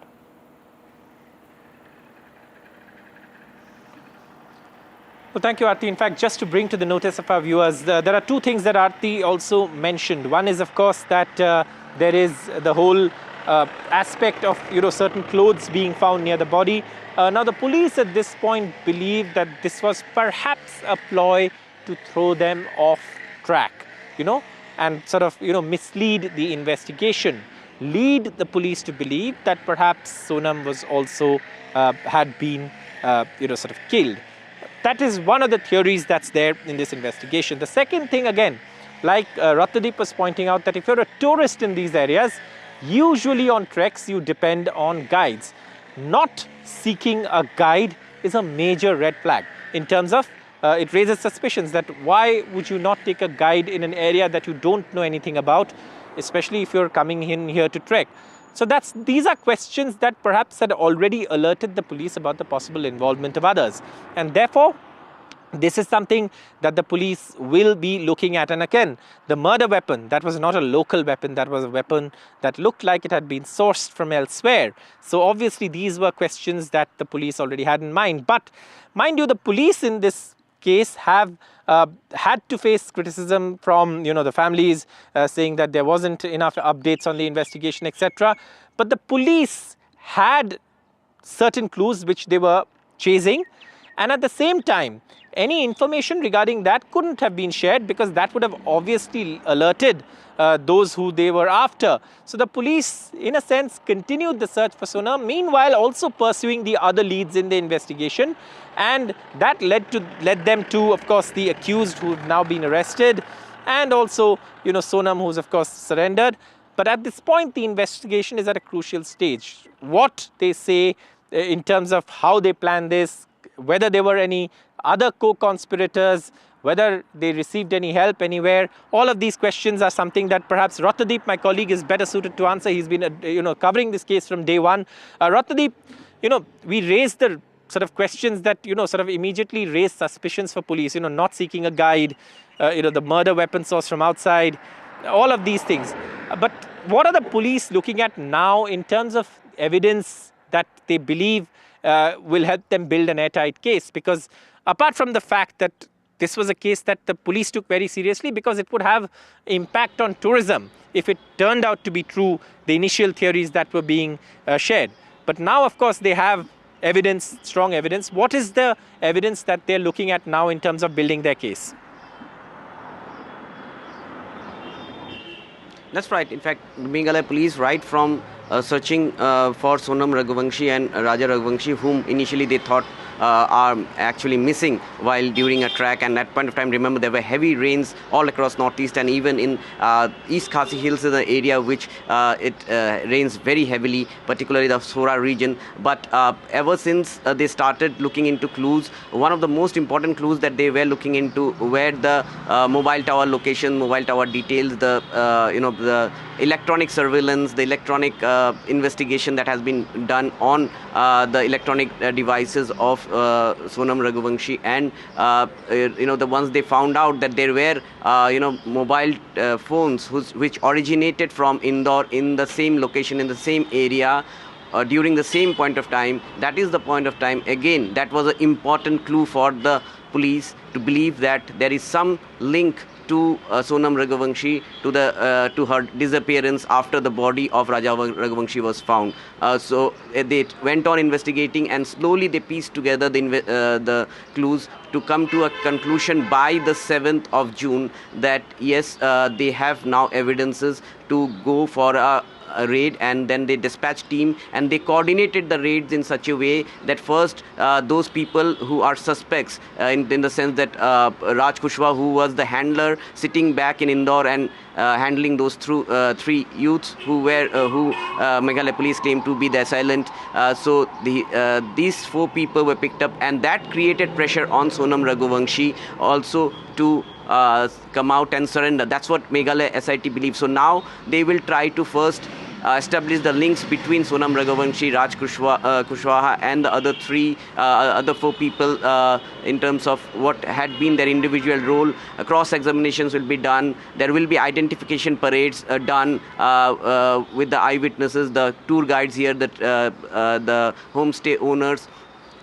And also, most importantly, at the Waisadong Falls, where the body was found, there would be possibly they will take them for a crime scene recreation once they commit to their crime in the interrogation. So these are the processes which the police will follow. But what is important to note here is that the police had to use a lot of technical data as well, given the fact that there were less eyewitnesses. It is still not clear exactly where between Maulakhat village and that isolated parking lot where they came, and after that, down in the gorge, 1,000 feet deep gorge, that the body was found. In between where the murder has taken place, because there's no CCTV footage, so this has to be interrogated and found out. So there are some unanswered questions still for Meghalaya police to get it from the suspect. But what we have gathered from our sources in Meghalaya SIT, that they are quite convinced that these people had plotted this murder and executed it. Right. Right. Thank you so much, Ratnadeep. In fact, my colleagues Ratnadeep and Prabhakar continue to remain with me. In the meantime, let me go across to Tanushri Desai, who joins us from Indore. This couple were from Indore. Tanushri, if you can tell us anything that's come out in the investigations. What are the latest updates? We know that there was perhaps this information that came out that Raj Kushwaha and Sonam Raghuvanshi were quite close. So can you tell us what are the details that have emerged from Indore, where this couple hailed from? So Raj Kushwaha, who has now been the prime suspect in this case, police have been saying that there are chances that Raj Kushwaha was in relationship with Sonam Raghuvanshi since many years. Raj Kushwaha, who was working with Sonam's father in his shop as a normal employee, had connection with Sonam past many years. Talking about the criminals who have been arrested from Indore, 3 people were arrested from Indore yesterday, and they were brought to the court. And today morning at 6 a.m., a person, Anand, was brought from Bina, and today he would be presented in court, and all the four criminals would be taken back to Meghalaya.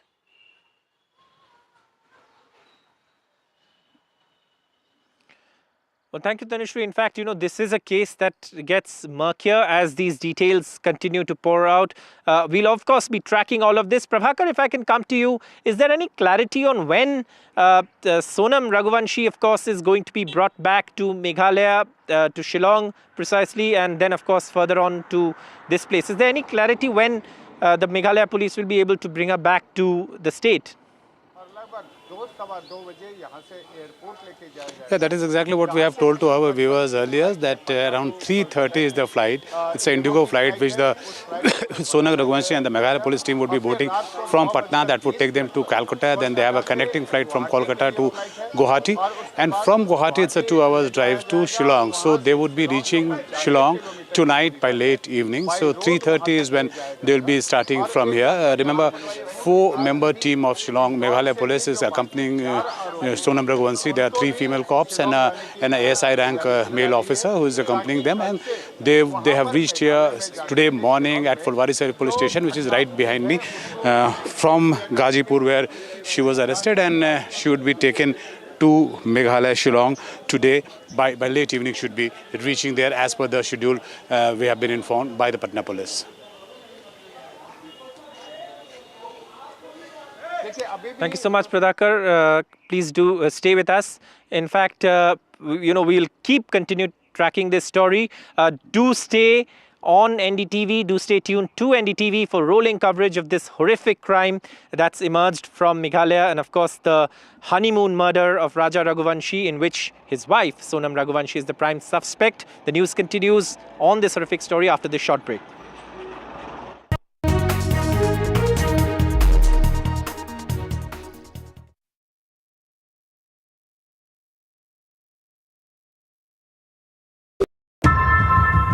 How often have you turned away from debates that descend into endless fights? We bring you a show where every question is answered, where every debate finds its resolution, where every story finds its conclusion. where opinions collide but facts prevail, where stories unfold with insights and trust. When the noise ends, the last word begins.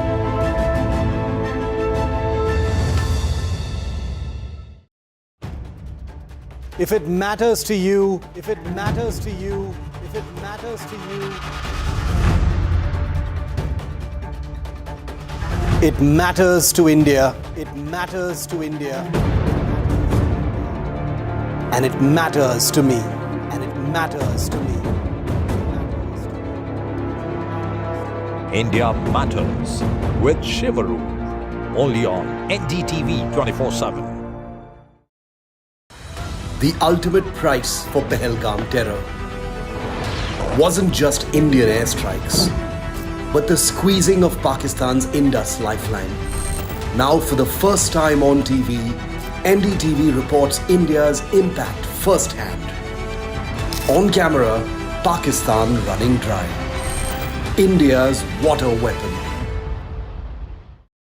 I've been reporting on all issues big and small from Andhra Pradesh, Telangana, rest of South India, bringing you all the action, all that you need to know, all that you want to know. The energy of maximum city is infectious. I'm bringing that energy in our news coverage from financial capital Mumbai. Covering from the southernmost part of India over the last 23 years, I bring in-depth and 360-degree coverage from the Dravidian heartland. The land of Mishti, also known for its bitter politics. I have seen much water flow under the Howrah Bridge, covering Bengal in all its vivid colors. India's IT capital is always bustling, a city full of startups, stories and surprises. And I keep you ahead on all the Bengaluru buzz.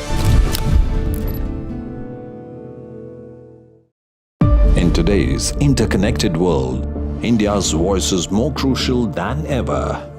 When India speaks, the world listens. At NDTV World, we are that voice, bringing you intelligent and insightful news from India and beyond. From geopolitics and diplomacy to economic shifts, migrations, tech disruptions, and the stories of our diaspora. We cover the news that shapes our global future. NDTV World, your new home for global news is here. मैं नरेंद्र दामोदर दास मोदी ईश्वर की शपथ लेता हूं कि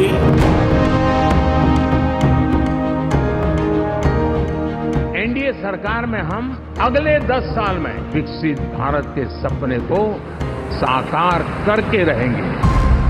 अटल से तो विकसित भारत की तस्वीर है। प्रेरणा और प्रगति जब एक साथ जुड़ते हैं तो एक नए युग की नींव पड़ती है।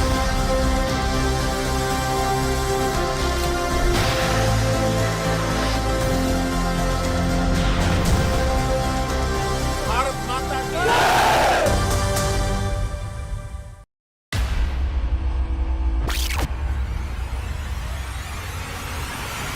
The last 1 month, if you see, the share prices of Genzol Engineering has fallen more than 58%. Why are the rating firms calling the debt payments as default? We have two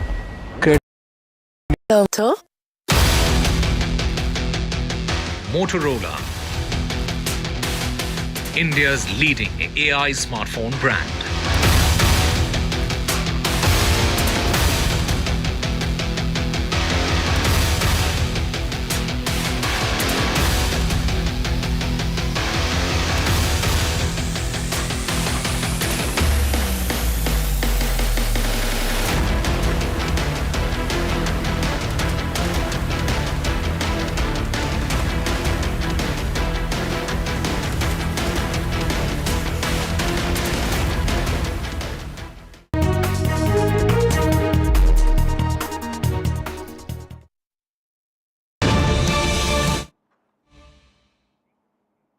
Breaking news coming in. As you are well aware, Karnataka Chief Minister Siddaramaiah and his deputy DK Shivkumar have been summoned to Delhi for a damage control meeting today with Rahul Gandhi as continued outrage over the 4th of June Bengaluru stampede that killed 11 RCB fans puts the Congress accused of playing past the buck on a sticky wicket. The Karnataka Chief Minister and Deputy Chief Minister have arrived in Delhi. In fact, as I mentioned, Chief Minister Siddaramaiah has been summoned by the top brass as far as the Congress party is concerned. The Karnataka leadership is to meet the Congress top brass at 11 a.m. in about 20 minutes from now.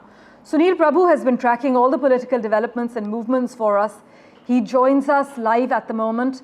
Sunil, so the Karnataka leadership is to meet the Congress top brass in about 20 minutes from now. We're given to understand that Siddaramaiah and DK Shivkumar have touched down in Delhi.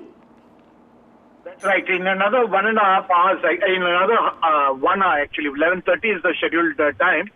And they will definitely take stock of the situation. As you rightly pointed out, there's been a public outrage.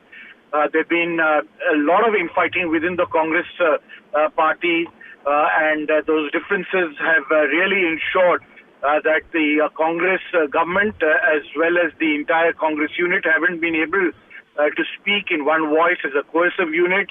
The unfortunate incident that took place after the RCB won and the victory rally turning out to be the way it did with the stampede and losing 11 people's lives is something that the Congress High Command has taken a serious note of, and that is the reason for why they summoned them to actually ask these leaders to, work together, shape up, or we will have to take action, because this is definitely something that the Congress party cannot afford to lose. There are very few governments left. Karnataka is an important and a big state. It's an election going year and a crucial year ahead of the 2026 state elections that are due. And definitely many eyes will be on Karnataka. And it's in that backdrop, I think, the Congress High Command wants to really talk tough with all the leaders related to Karnataka, be it the Chief Minister, be it the Deputy Chief Minister and other leaders on this important issue. As always, Sunil, thanks so much for joining us with the lowdown. As Sunil Prabhu is reporting, that crucial meeting is at 11:30. So we will, of course, revert to regular updates for Sunil and for the latest information coming in.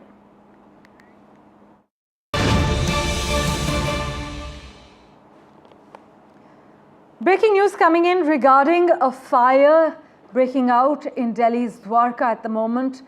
Just look at those dramatic visuals coming in. 8 fire tenders have been rushed to the spot, is what we're being told. Preliminary information coming in. Preliminary information also highlights that fortunately no casualties have been reported so far. This fire is being reported from a residential building in Delhi's Dwarka. Dramatic visuals coming in as 8 fire tenders have been rushed to the spot. Fortunately, so far, no casualties have been reported. We are, of course, waiting for our reporters to join us with the latest information they've accessed. This is a developing breaking news story we're tracking as a massive fire breaks out on the 6th floor of a residential building in Dwarka. My colleague Prerna has the latest information for us. Prerna Sharma joins us over the phone line at the moment.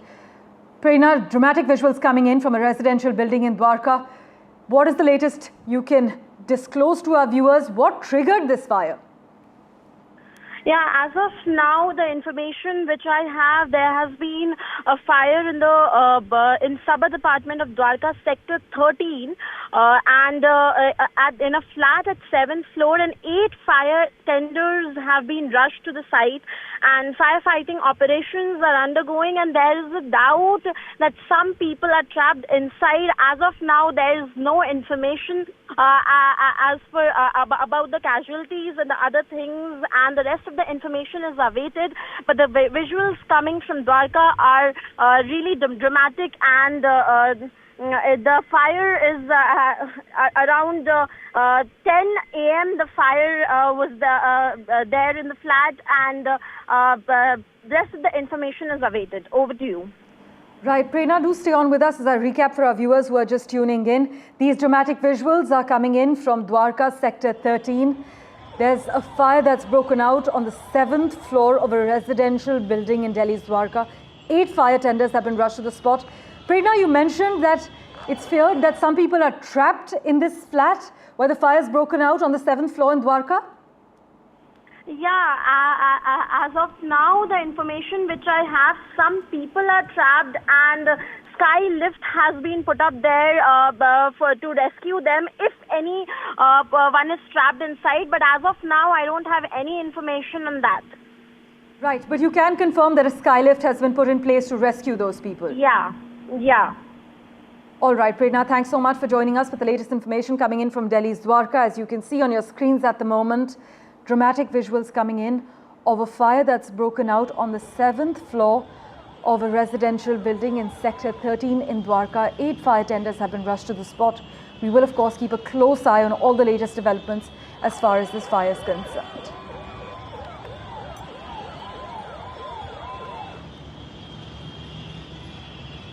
With that, let's turn our attention now to Maharashtra, the political battleground there. Well, rival factions of the Nationalist Congress Party, the NCP, will hold separate Foundation Day gatherings in Pune in the backdrop of a growing buzz over a reunion. As the NCP turns 26, talk of a possible reunion between the Sharad Pawar and Ajit Pawar faction is once again gaining ground. Ajit Pawar, who walked away from his uncle last year and has been Deputy Chief Minister since, continues to send mixed signals. His camp, though, says nothing will be decided unless there's a formal proposal on the table.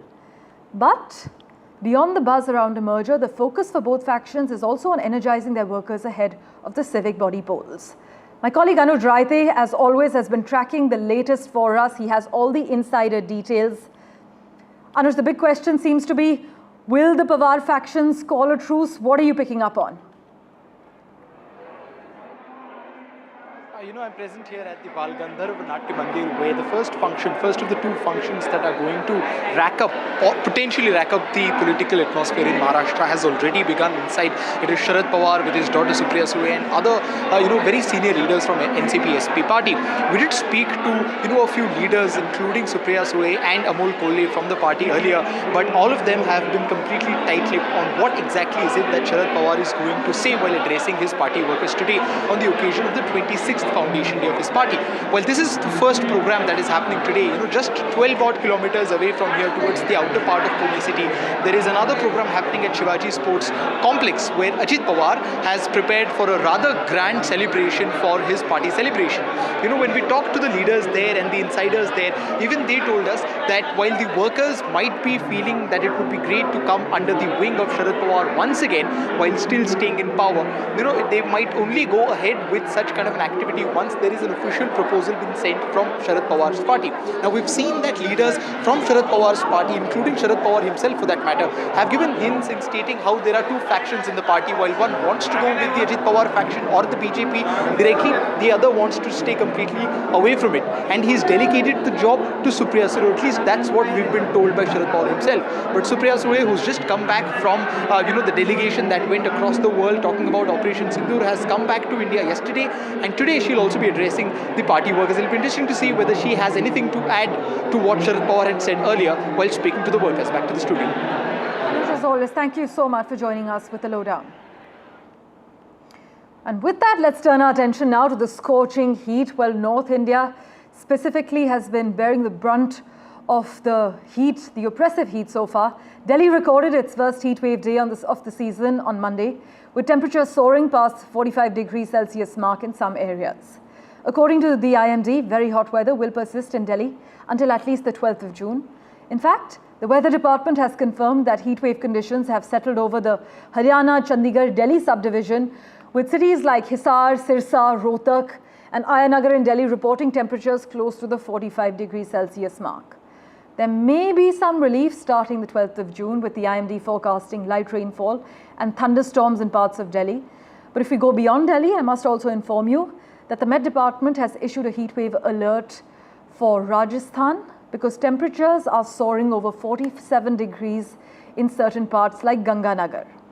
The IMD has warned there's no respite on the radar until Thursday. Prerna Sharma joins you with the details.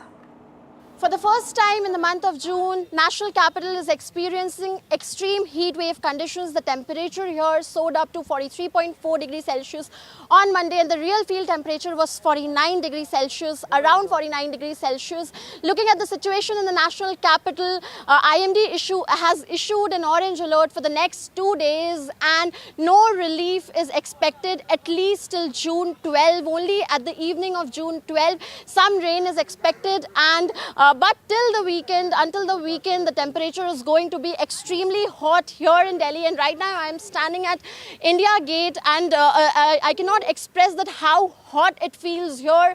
But some tourists who have come to visit India Gate, we'll try to talk to them and listen that how they are coping and how's their experiences.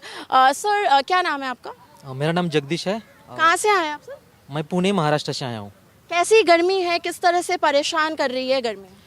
Actually 2-3 दिन से हम दिल्ली में घूम रहे हैं, लेकिन यहाँ पे बहुत ज़्यादा गर्मी महसूस हो रही है। कल तो हम इधर पार्लियामेंट के आसपास घूम रहे थे, तो वहाँ तो नियर अबाउट 43-44 डिग्री टेम्परेचर था, और अभी भी हमें लगा सुबह में थोड़ा इतना ज़्यादा गर्मी नहीं होगी, लेकिन अभी हम इंडिया गेट आए हुए हैं, लेकिन अभी भी दोपहर जैसी गर्मी महसूस हो रही है। पूना में तो अभी बारिश हो गई है, वहाँ का मौसम बहुत ठंडा हुआ है, लेकिन यहाँ पे मेरे को वैसा कुछ नहीं दिख रहा। गर्मी तो अभी भी बहुत ज़्यादा है, मतलब अभी समर जैसी गर्मी महसूस हो रही है, तो टूरिस्ट के लिए तो बहुत ही मुश्किल हो रहा है यहाँ घूमना दोपहर में तो। And with that, let's turn our attention now to Kochi. Well, dramatic visuals coming in from there as well, as the cargo ship had a major fire broke out on board a Singapore flagged ship after a container explosion off the Kerala coast on Monday. 18 crew members were rescued while 4 remain missing. The search operation is currently underway. We have a reaction from a plastic surgeon at a hospital regarding the treatment that's going on. Listen. We have received 6 patients. All of them are having burns. 3 of them are Chinese nationals and 2 are from Burma and 1 is from Indonesia. Out of 6, 2 are critically injured. About 35 to 40% burns are there on the face and rest of the bodies. And mainly they have airway burns, that is respiratory burns, which is much more severe. They have a breathing problem. So we have to monitor closely over a period of few days and see how they do. Right now we are giving all the attention and critical care management, including wounds, and we are doing it.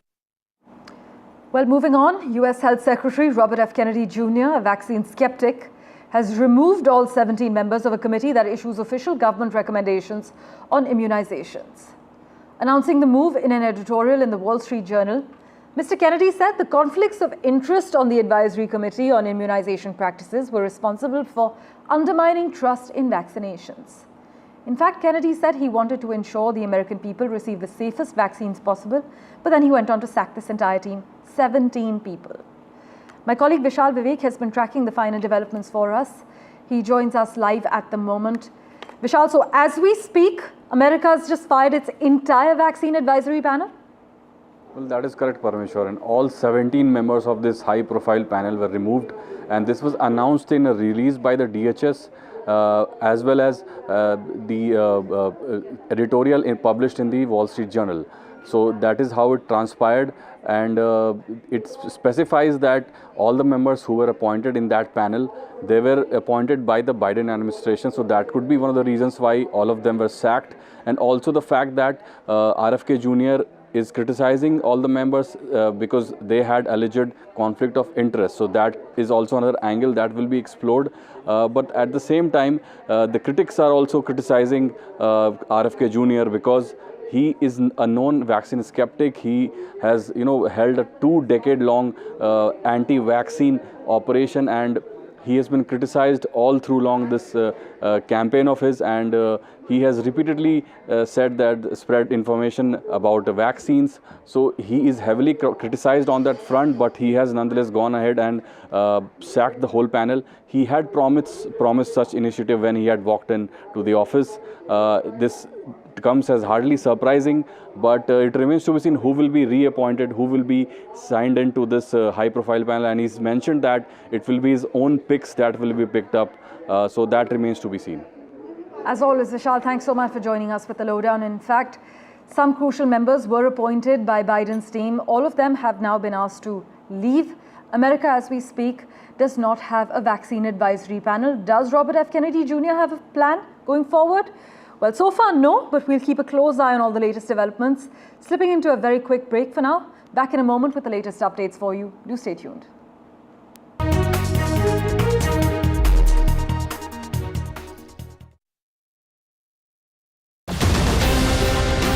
After 2 years of the India-Canada tensions, it's the big relationship reboot. Indian Prime Minister heads to the G7 summit. Indispensable India on the global stage. Modi's multilateral momentum. NDTV live from the G7 summit in Canada.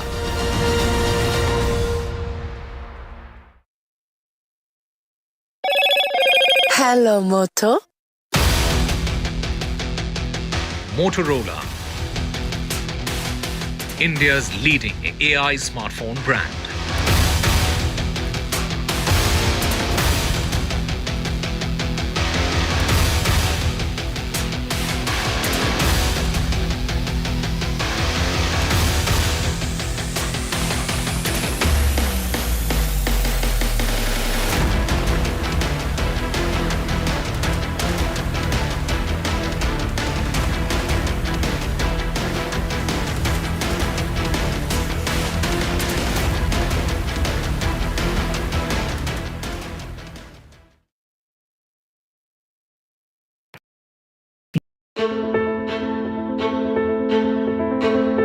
News is not just headlines, it is what impacts you. And news should never be mistaken for noise. What matters is the reality. Accurate, in-depth, and with the right perspective. For over 20 years, I have been a journalist, and never has clarity mattered more than now. At Newsnight, we go beyond the surface. We dissect the details, challenge the narratives, and bring you the unparalleled clarity you deserve in a world clouded by misinformation. We are bold, we are direct.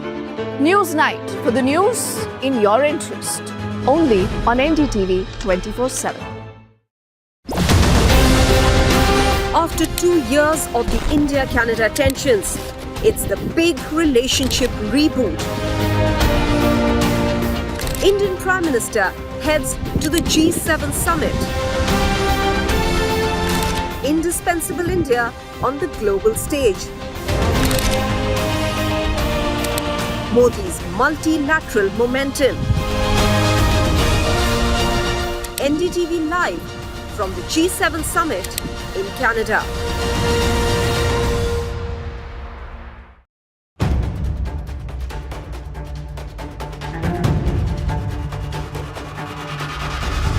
If it matters to you, if it matters to you, if it matters to you,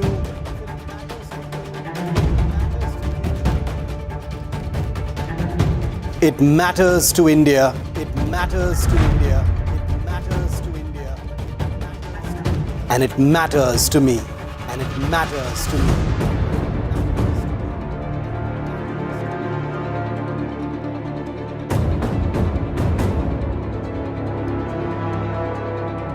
India Matters with Shivaroop, only on NDTV 24x7.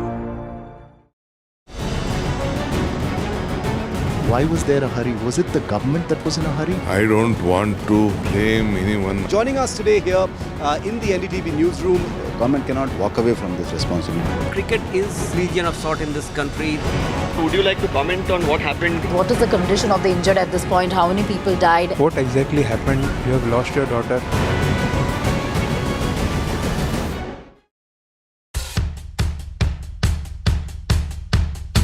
The markets move fast. And so should your portfolio. Expert insights, real-time stock picks. Do I buy Ola? Should I hold CDSL for the long term? Buy, sell or hold. The answers you need, straight from the experts. Callers from India and across the world. Connect live, ask, decide and invest wisely. Your portfolio, your future. Ask Profit.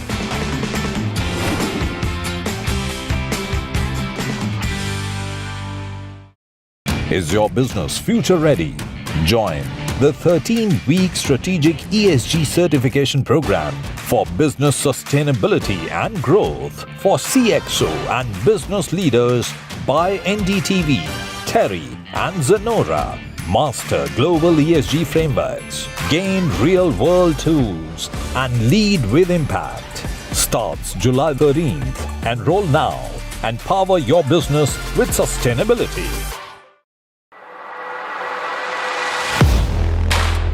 Do you really know the company you invest in? What is the real picture behind presentations and claims? Is the outlook as rosy as the company claims? Know Your Company, powered by NDTV Profit Research, shines a light on the biggest stock market movers.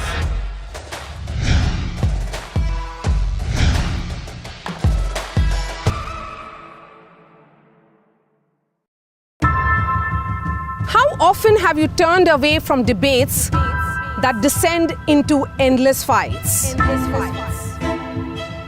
We bring you a show where every question is answered, where every debate finds its resolution, where every story finds its conclusion, where opinions collide but facts prevail,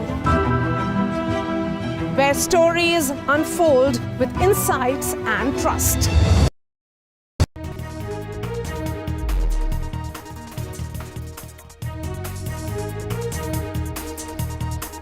A very good morning. You're watching NDTV 24x7. I'm Divya Vada. We have a whole lot lined up for you, including the Meghalaya murder. We are going to be getting you chilling details of Raja Raghuvanshi's murder that was plotted and planned by his wife, Sonam Raghuvanshi. That is what the police has gone ahead and confirmed, saying that she is the prime accused in the case. The mastermind behind the case is Raj Kushwa, who has also been arrested by the police. Of course, three contract killers were, they were brought on for that job. Of course, now we will be getting you details of Sonam, who is going to be traveling from Patna on a flight to Guwahati to Shillong, and then will be produced in a court along with others. She is playing the victim card for now, saying that she was drugged and taken to Uttar Pradesh. We'll get you all the details. First, let's get you the headlines.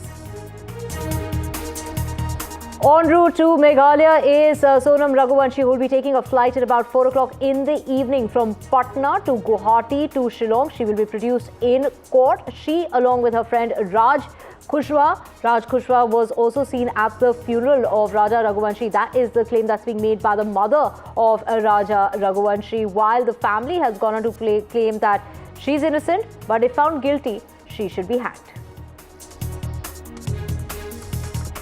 And as the mystery deepens in regard to the Sonam Raja Raghuvanshi case, more stunning twists have emerged. NDTV brings you all the details from the honeymoon crime site in Meghalaya.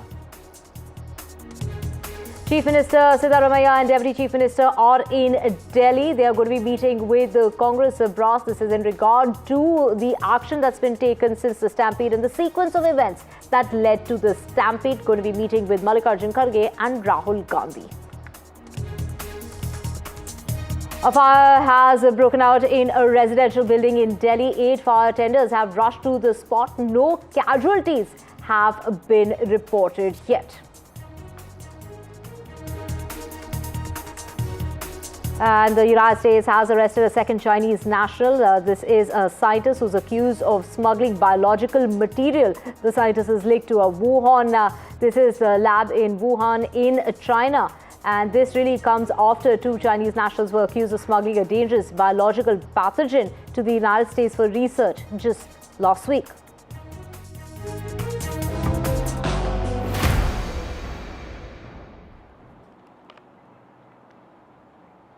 Let's get to your top story, and that is in regard to the Meghalaya murder that took place, and the prime accused, Sonam Raghuvanshi, who is in Patna. She's going to be taken via Guwahati to Shillong later in the evening today. Her flight is expected to take off at about 4 o'clock in the evening. Stunning details that have come to light in regard to the kind of role that was played by Raja Kushwaha, her friend, who was also employed by her brother. He was also seen at the funeral. That is a claim that's being made by the mother of Raja Raghuvanshi, that he was seen at the funeral alongside the father of Sonam Raghuvanshi. Well, that is the claim that is being made by people who were present at the funeral of Raja Raghuvanshi. Well, also now it is Sonam Raghuvanshi who first surrendered to the police, has now claimed to be a victim in the case. She has gone on to say she was drugged and taken to Uttar Pradesh. My colleague Prabhakar is joining us to get us all the details. Prabhakar, from Patna to Guwahati to Shillong, how long is this journey going to take? When will she be produced in court? That is the big question. And take us through the role that the police has played in order to put together this entire case. See, as far as producing her before the magistrate in Shillong is concerned, that might happen actually tomorrow, because today she is parked at the Fulwari police station right behind me, and she would be taken to airport at around 2:30. 3:30 is her flight from Patna to Kolkata, and then she has a connecting flight to Guwahati. From there, it's a 2 hours road trip to Shillong. So she might be reaching Shillong today late evening. Remember, she was arrested from Ghazipur, and from there she has been brought by the Meghalaya police team, which is a 4-member team, 3 female cops and an ASI rank male officer is accompanying her. They have brought her to this particular police station in Patna. Patna police is providing security cover to her. She's on a 72 hours transit remand. So she has to reach Shillong by today late evening, and tomorrow morning she will be produced before the magistrate after her medical would be done there. So that is how it is, and Patna police role is limited to providing security cover to Sonam Raghuvanshi, who is in transit remand, and Patna police is not at all involved into the investigation in this particular case, so no sort of questioning happening. She is parked in one of the rooms over there inside the police station, and the security cover has been provided for her, and the media is being kept at arm's distance from her, not letting media go near Sonam Raghuvanshi here in Patna. Right, of course, Prabhakar, the role of the police in Patna is limited, but it was the Uttar Pradesh police and the police of Madhya Pradesh alongside the police of Meghalaya that has helped crack down this case in a matter of 7 days since the body of Raja Raghuvanshi was found in a gorge in Meghalaya. Well, of course, the couple had gone missing since the 22nd, the last time that they were seen. It's been over 2 weeks, and of course, the police was on the lookout for Sonam Raghuvanshi. The family had gone on to claim that she was being abducted. She had been abducted. She was being held by her captors. But now the family has gone on to say that she's innocent. She's gone on to say that she was drugged and taken to Uttar Pradesh. So those are the claims that are being made after she's gone ahead and surrendered. Prabhakar, the details that we have for us in regard to the flight. What time is the flight going to be taking off from the airport in Patna?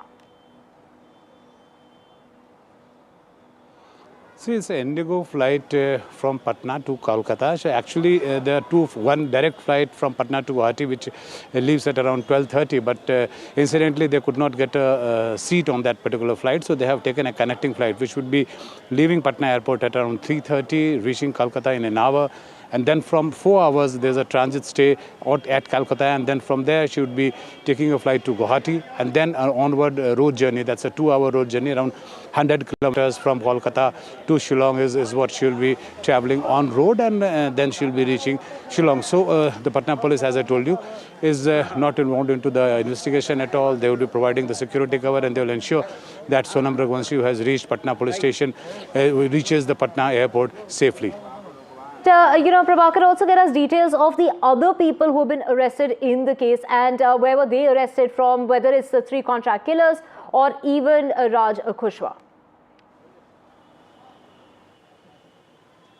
Yeah, they have been picked up from Indore and elsewhere, as we know, as we are already reporting on that. So the Raj Kushwaha and the 3 contract killers, they have been picked up from various locations, and we are told that they are also being now brought to Shillong. So they have been taken on the transit remand, and Shillong police teams are at all the other locations, all the other 4 locations where the arrests have been made, and they are all being taken to Shillong. So all the accused, including Sonam Raghuvanshi, will be brought to Shillong, and then they would be taken on a police remand, and then the real investigation begins. Then the questioning of all the accused, including Sonam Raghuvanshi and Raja Kushwaha, it will all begin, and then the police will try to dig into this entire case. Well, Raja Kushwaha is the mastermind. That is what the police has gone ahead and confirmed to NDTV, that he was the mastermind. The prime accused is the wife, Sonam Raghuvanshi. And of course, she has gone on to say that she was drugged, she was brought to Uttar Pradesh. The family has gone on to claim that she was innocent. Well, there was a lot of gold that she had left with, whether on herself or on Raja Raghuvanshi. That's what the family has gone on to claim. So they're really questioning the valuables that were on him to the tune of about 10 lakh rupees. Well, Saurabh, is joining us from Meghalaya, getting us a detailed, report as to the kind of information that has come to light. He is reporting from, in fact, this is the hotel where they had checked in at first. The couple on their honeymoon, of course, was staying in Shillong primarily. They checked into this guest house here in Shillong, and following this, of course, they took the various routes that they had to reach where they had to, and then of course that horrific murder took place at the spot where the body was found. Now this of course is the guest house, and of course a lot of details regarding the investigation also came out from here. There's a CCTV camera that has captured Sonam and Raja Raghuvanshi checking in here, and also staying here, and also their details have been entered in the register as well, where they were staying here. And the staff of course don't want to be seen on camera here, because they of course don't want to be associated with something as horrific as this. But what we know is that they did check in here, and from here of course they left for their destination on a hired two-wheeler, and of course after that this horrific crime took place. Now several reasons could be there for the motive. The police are still investigating the motive. The accused are being brought to Shillong, where of course they will be further interrogated. They're being brought here on a transit remand from different parts of the country where they've been apprehended. And this of course is the starting point of that stay in Meghalaya, where they checked into this particular guest house or hotel in Shillong, and they were captured here on CCTV, and their details are also entered in the register here as this couple checked in here at this hotel. With camera person Sanjay Chakraborty in Shillong, Saurabh Gupta, NDTV. Right, let's also get you an account of what the family is saying. This is in regard to Raja Raghuvanshi's family. The mother has spoken to NDTV. She's demanding a CBI probe into the matter. She's gone on to say that Sonam and Raja got along really well. There seemed to have been no issue whatsoever. In fact, she wanted to ask Sonam as to what really happened, who was there, and various questions in regard to Sonam. She's still in denial as to what's really happened here, but she's also gone on to say that she was told that Raj Kushwaha was present at the funeral of her son alongside the father of Sonam Raghuvanshi. Listen in to the mother of Raja Raghuvanshi. आपकी आखिरी बार सोनम और राजा से बात कब हुई थी? 23 तारीख को। क्या आपकी दोनों से एक साथ बात हुई थी? नहीं, अलग अलग हुई थी। पहले सोनम से हुई थी, सोनम के मोबाइल से, फिर राजा से की गई थी।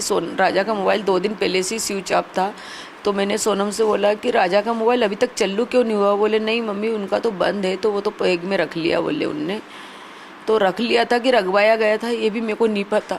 तो मतलब सोनम और राजा साथ में थे, उसके भी 2 दिन पहले से राजा का फ़ोन बंद था? 2 दिन पहले से राजा का फ़ोन बंद था। सोनम के फ़ोन से ही सारी चर्चा हो रही थी? उससे ही सारी चर्चा हो रही थी। सोनम से जब बात हुई थी आखिरी, तब क्या बात हुई थी? सोनम से यही बात हुई थी, मैंने लगाया था, राजा को लगाया था, तो राजा का फ़ोन स्विच ऑफ था, तो फिर मैंने सोनम के पे लगाया था। मैंने कि कहाँ पे हो तुम लोग? तो बोले कहीं नहीं मम्मी, ऊपर की तरफ हम आ रहे हैं। तो मैंने कि ना फिर थक गए होंगे? तो बोले हाँ मम्मी बहुत थक गए हैं। तो मैंने कुछ खाने पीने का मिल रहा है कि नहीं मिल रहा है? तो बोले एक जगह कॉफ़ी मिली थी, बहुत गंदी थी, मैंने फेंक दी, और ये तो मेरे से बार बार बोल रहे कुछ खा लो कुछ खा लो। तो मैंने बोला कि नहीं, मैं है ना घूमने के चक्कर में मेरा व्रत खराब नहीं कर सकती, उस दिन 11 थी। उसके बाद में राजा से बात हुई थी, जो सोनम वहाँ पर रही थी ना, इसके बाद में फिर राजा से बात हुई थी। वो भी उसके मोबाइल से उसने लगा के दिया था उधर से कि लो मम्मी से बात करो, तो उसने यूँ नहीं बोला था कि लो बात करो, उससे डायरेक्ट फ़ोन दे दिया था लगा के। तो राजा ने बोला हेलो, तो मैंने कि बेटा क्या कर रहा है? तो बोले कुछ नहीं मम्मी, हम ऊपर पहुंच गए हैं, केले खा रहा हूँ।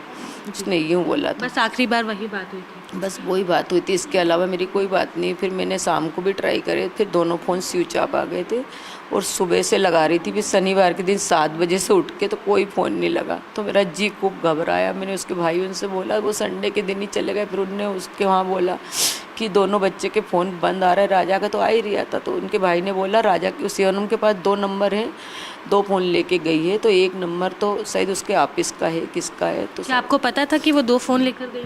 मेरे को नहीं पता था, बाद में उनके भाई ने बताया। जब वहाँ जांच हो रही थी ना, तब पता चला कि वो 2 फ़ोन लेके गई है। वहाँ जांच के वक्त खुलासा हुआ था? हाँ, जब खुलासा हुआ था, मगर अभी ऐसा सुनने में आ रहा है कि वो 1 फ़ोन चालू था उनका। जी। क्या वो नंबर आप लोगों के पास था? नहीं, हमारे पास नहीं था, 1 ही नंबर है मेरे पास। तो जी, आप लोगों की जब राजा से बात हुई थी तब कभी ऐसा लगा कि उनका मन घबरा रहा है, वो किसी तरह से परेशान है?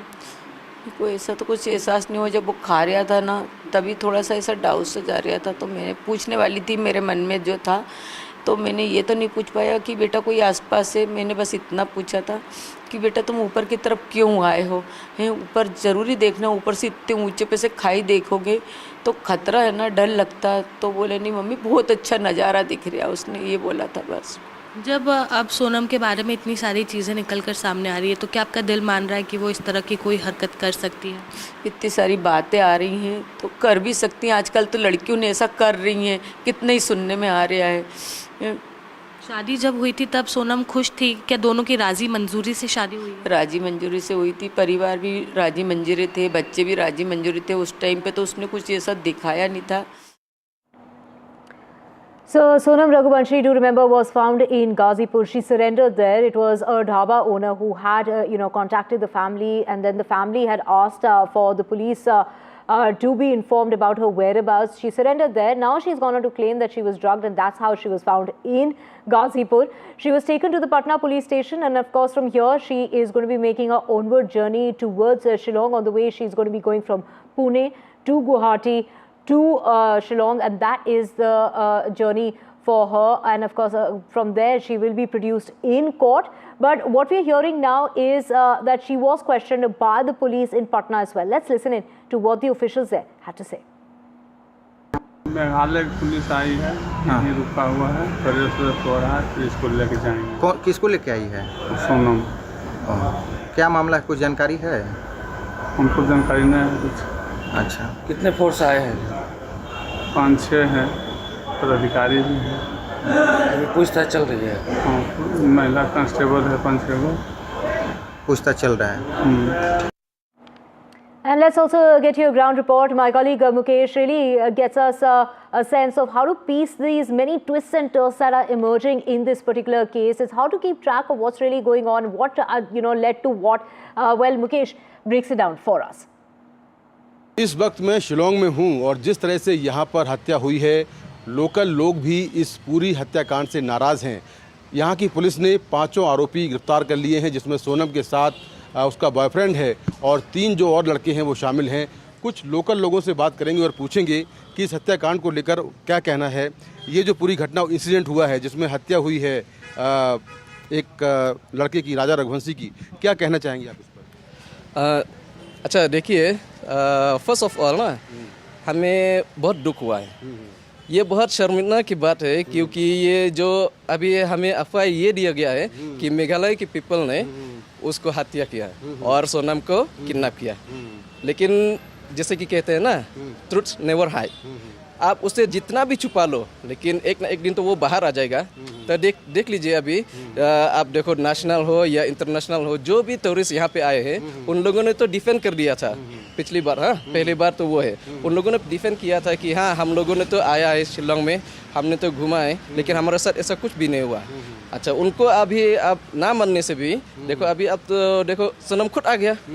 हाँ, कहने के लिए मतलब वो जो पहले उनको विक्टिम हमने माना था, लेकिन अभी तो वो विक्टिम नहीं है, एक्यूज निकली है।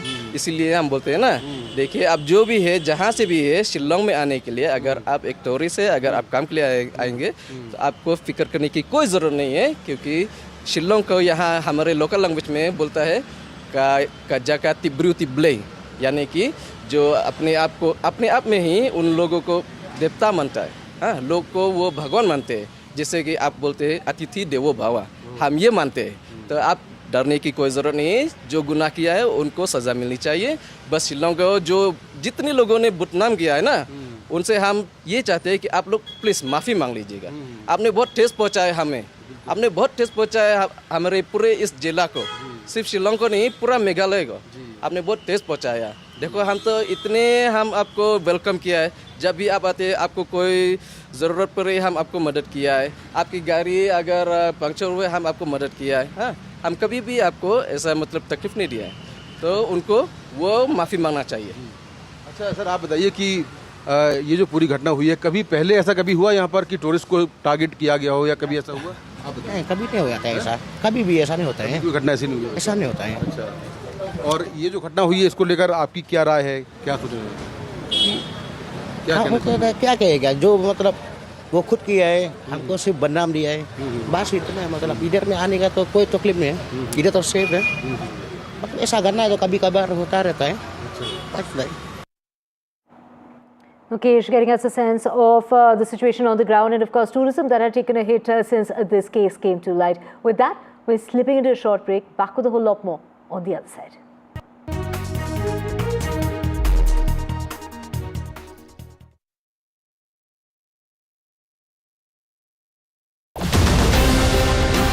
After 2 years of the India-Canada tensions, it's the big relationship reboot. Indian Prime Minister heads to the G7 summit. Indispensable India on the global stage. Modi's multilateral momentum. NDTV live from the G7 summit in Canada.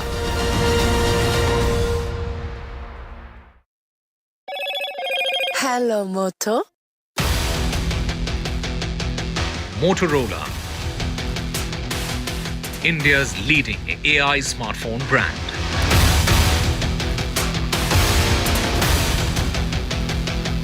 In the Meghalaya murder case, the prime accused in the case, Sonam, is being taken from Patna to Shillong. She should be there later in the evening today. She is expected to be produced in court, and that perhaps is going to get pushed to tomorrow. And NDTV reports from the hotel where the couple had first checked in. Do remember they were on their honeymoon, and that is where Sonam Raghuvanshi was murdered. A plot that was planned at least a week in advance.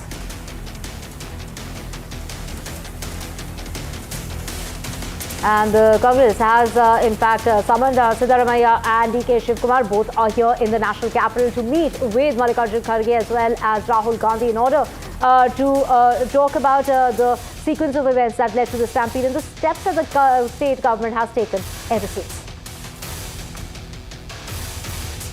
And is a patch up on the cards while separate celebration ceremonies that are taking place. This is the foundation day as far as NCP is concerned. NCP turning 26 today with 2 separate celebrations planned in Pune.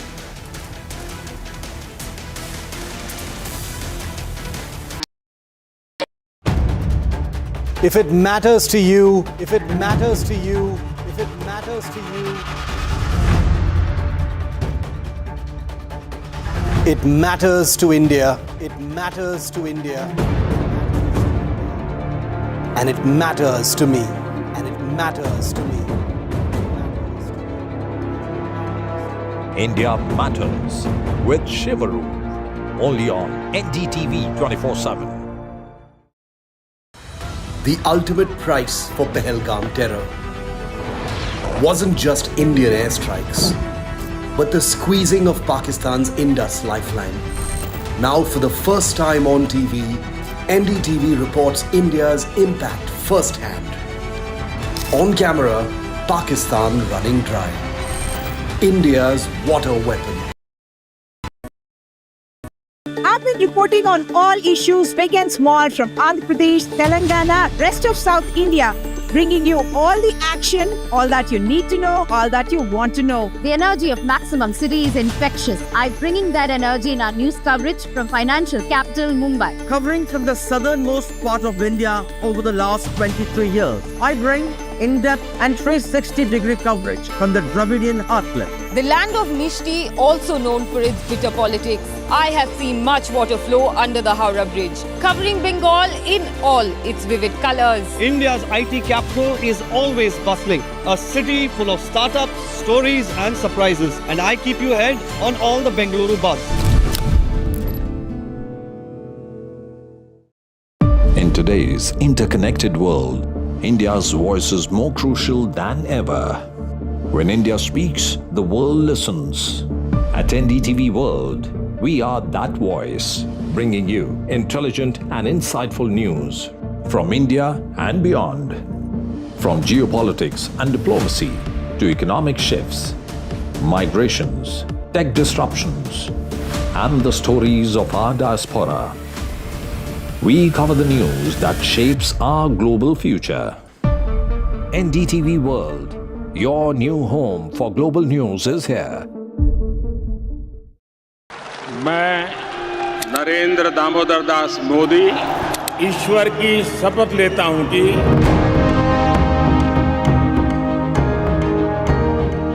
NDA सरकार में हम अगले 10 साल में विकसित भारत के सपने को साकार करके रहेंगे। अटल से तो विकसित भारत की तस्वीर है। प्रेरणा और प्रगति जब एक साथ जुड़ते हैं तो एक नए युग की नींव पड़ती है।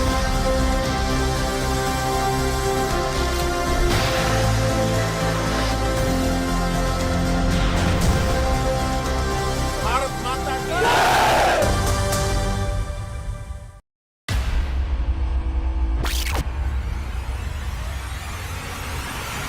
The last 1 month, if you see, the share prices of Genzol Engineering has fallen more than 58%. Why are the rating firms calling the debt payments as default? We have two credible credit rating agencies on March 4th coming and downgrading the stock to D. Statements are consistently being proven wrong, right.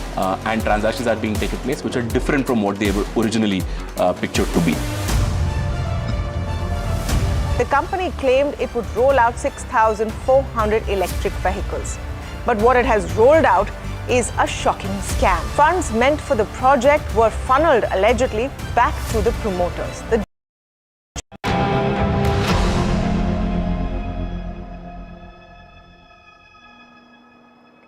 Welcome back. Let's get you the latest, and this is in regard to the Karnataka stampede that claimed 11 lives. 3 petitions in the Karnataka High Court today against the stampede. So motto as far as the stampede before the Karnataka High Court, with what is really said in court is that all action taken, including the suspension of the police, the Judicial Commission will take about 1 month's time as far as the investigation is concerned. What has really been assured is that there will be a seal cover reply that we filed by Thursday before the court. That is what the Karnataka High Court has gone on to say. We have Radhika joining us. Radhika, take us through this really comes at a time when 3 petitions filed in the Karnataka High Court. This is in regard to also what was really said in the High Court yesterday, questioning as to how is it that the Chief Minister can in fact go ahead and make that arrest, the arrest that has happened, because those were basically the petitions that have come up in court against the arrests that have been made in the case. That's right. Karnataka High Court is hearing multiple petitions. In fact, today, Karnataka High Court did hear that suo motu petition.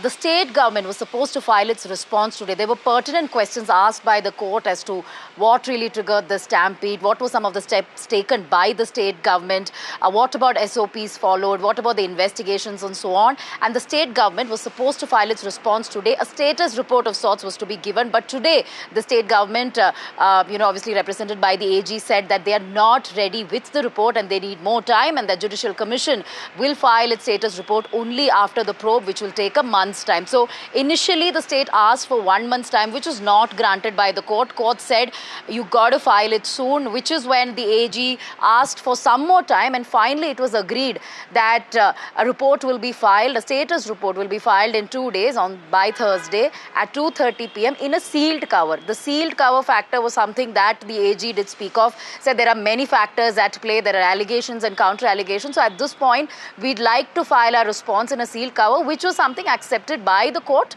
So we'll have to see what will be filed by the AG, by the state government on Thursday at 2:30 p.m. is when this matter will be heard. And as far as the other petitions are concerned, in most likelihood, Nikhil's petition as well as the petition filed by RCB as well as DNA will come up for hearing at 12 p.m. today.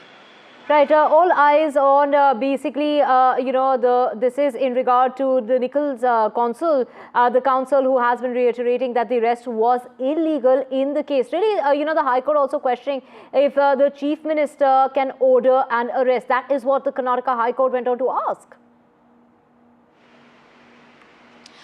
Absolutely. This is a petition filed by Nikhil, who was arrested. He, of course, challenging the arrest, calling it malified, illegal, saying that they had nothing. The cops didn't have any evidence of any substantial evidence really against Nikhil. But despite that, they went ahead with the arrest. And one of the arguments that has been made by Nikhil's counsel is that the arrest was made solely because of directions issued by the Chief Minister of Karnataka, and that there was no probe as such conducted by the investigating officer. So solely through directives by the Chief Minister of Karnataka, arresting an individual is illegal, and malified is something that his counsel has said. So something that the Karnataka High Court did agree with to an extent. Also, there were other technicalities that were pointed out, that this man who arrested him was under suspension and the probe was to be handed over to the CID and so on. So all of these contentions will be heard, will be continued to be heard by the Karnataka High Court today. As far as Nikhil's arrest is concerned, will he be getting any sort of relief from the High Court? That remains to be seen. Right, all eyes on that hearing that's coming up, and this is, of course, the High Court that has questioned the arrest and, of course, asking the powers as far as the Chief Minister is concerned. Can the Chief Minister, direct an arrest? Could he have only said that the FIRs had been registered and he had directed the authorities to take the probe to its logical conclusion in accordance with law? Those are the questions that have come up in the High Court. And let's just also get you the latest as far as the Chief Minister of Karnataka is concerned. Siddaramaiah is here in Delhi along with DK Shivkumar, meeting with the Congress High Command here in the national capital. This is visuals coming to you live at the moment. We have Sunil joining us. Sunil, a very crucial meeting coming up, and this is in regard to basically really comes at a time when the opposition is demanding that the Chief Minister take responsibility, demanding his resignation, and at a time when, Siddaramaiah is pointing fingers now at DK Shivkumar in regard to basically taking the fall in this whole process. That's right. I think that's the reason why the Congress High Command wants to really speak to them and have frank chat with both DK Shivkumar as well as Mr. Siddaramaiah. Sort out your differences and resolve issues. Otherwise, we will have to act, because this is something that is costing the Congress government very dearly. People definitely are upset. There's been a public outrage. The kind of events that have unfolded, the very unfortunate deaths that have taken place. So it's in that backdrop, I think, everybody, this infighting is not new, for one. DK Shivkumar as well as Mr. Siddaramaiah have been at loggerheads for a very, very long time. In fact, even before the political campaign, but they worked as a team, won that election with a record, amount of seats. And now, of course, the infighting has really cost. And it's not about just the promises that they have done. They have also to ensure that the people are happy across the state, not only in Bangalore. And I think that's the crux of the issue, which the Congress High Command wants to send that message loud and clear. Bury your differences, bury the hatchet, and try to work together in a cohesive unit if you have to take on the BJP in the state. Right, Sunil, a very crucial meeting taking place in the national capital amid that growing rift between the two leaders, Siddaramaiah and DK Shivkumar. We will keep coming back to you for more on that. Let's just switch tracks now to Operation Sindoor, and of course, this was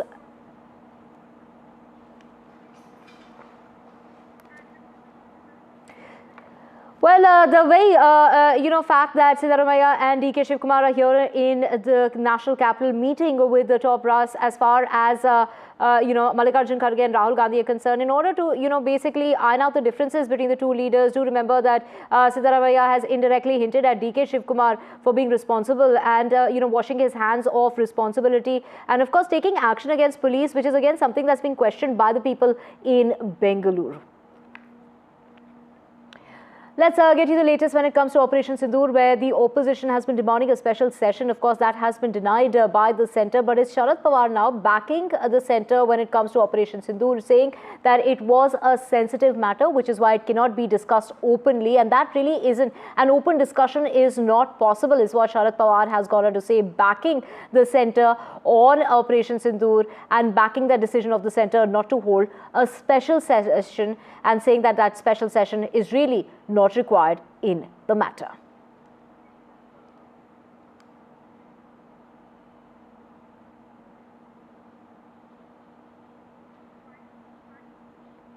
And marking 11 years of the Modi government is Uttar Pradesh's Chief Minister Yogi Adityanath, listing the key milestones as far as the last 11 years go under the leadership of Prime Minister Modi.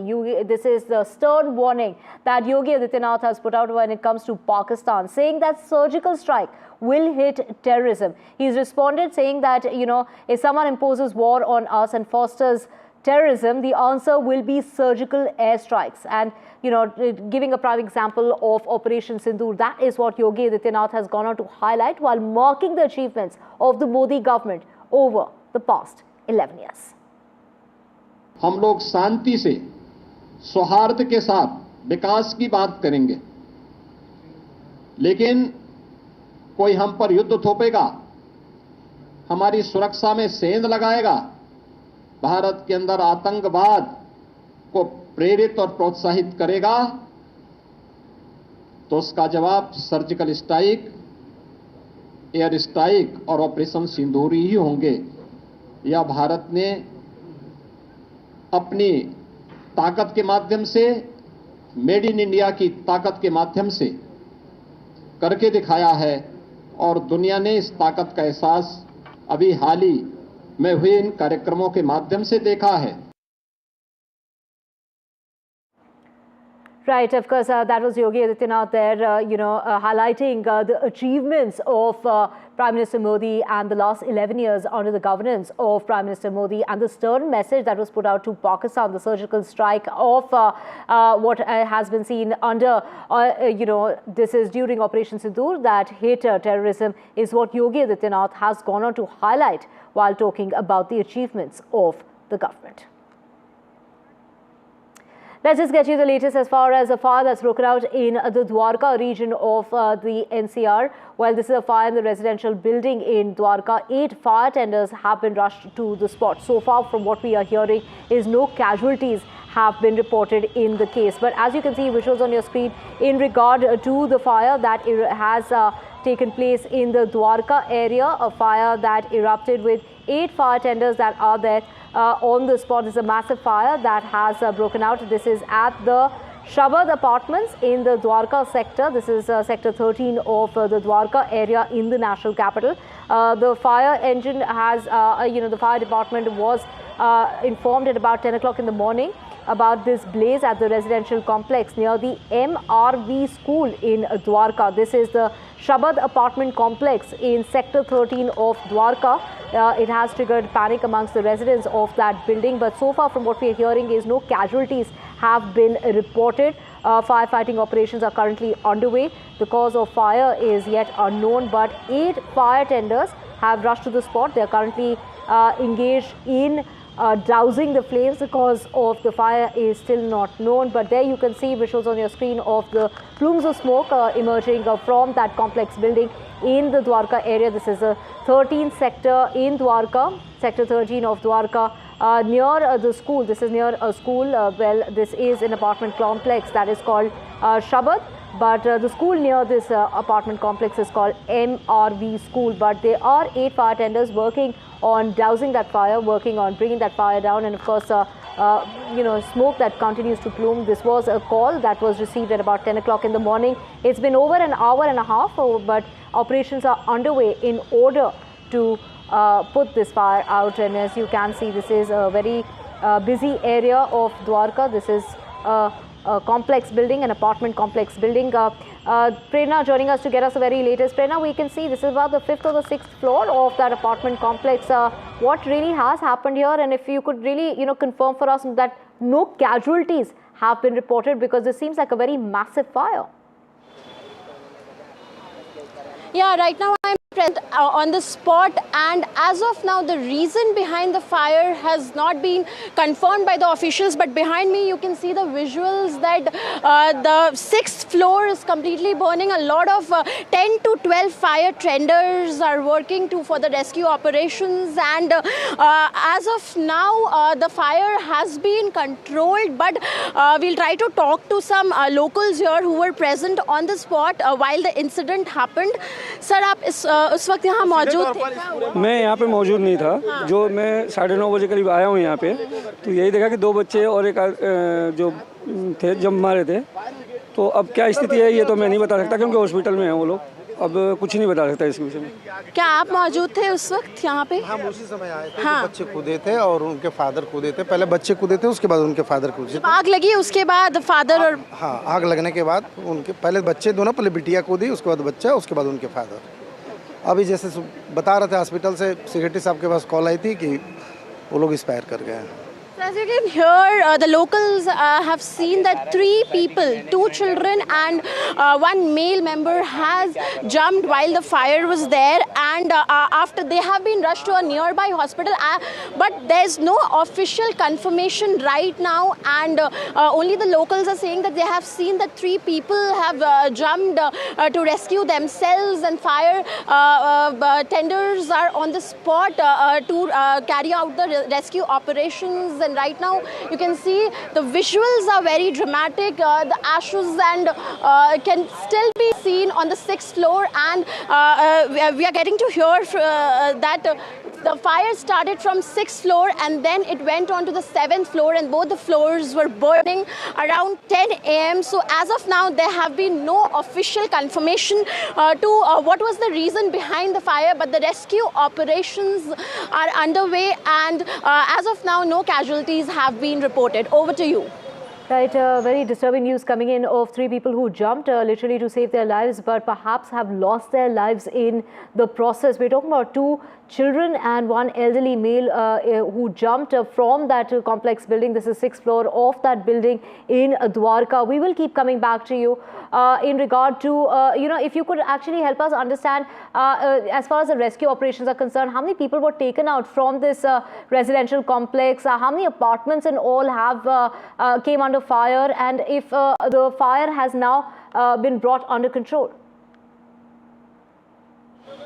As of now, there is no official confirmation that how many people have been rescued and how many people have been taken out, because the officials are inside. They are working tirelessly to rescue all those who are trapped inside and to control the fire as soon as possible. But as of now, 10 to 12 fire tenders are present here, and they are tirelessly working to control the fire. And right now, the fire is under control. But as per the casualties, we don't know the exact figures. There are no casualties as of now, but 3 people have been injured and have been rushed to the nearby hospital, because as the locals are saying that they jumped from the building to rescue themselves, and that time no fire tenders were present. In order to escape from the fire, they jumped from the building and perhaps they were rushed to the hospital. But from what we're hearing from the neighbors and from people in the area, that perhaps they could not make it out. As you can see visuals on your screen, from what we're hearing from the ground is that fire has now been brought under control. More information is awaited in regard to the rescue operations that have been carried out by the fire department.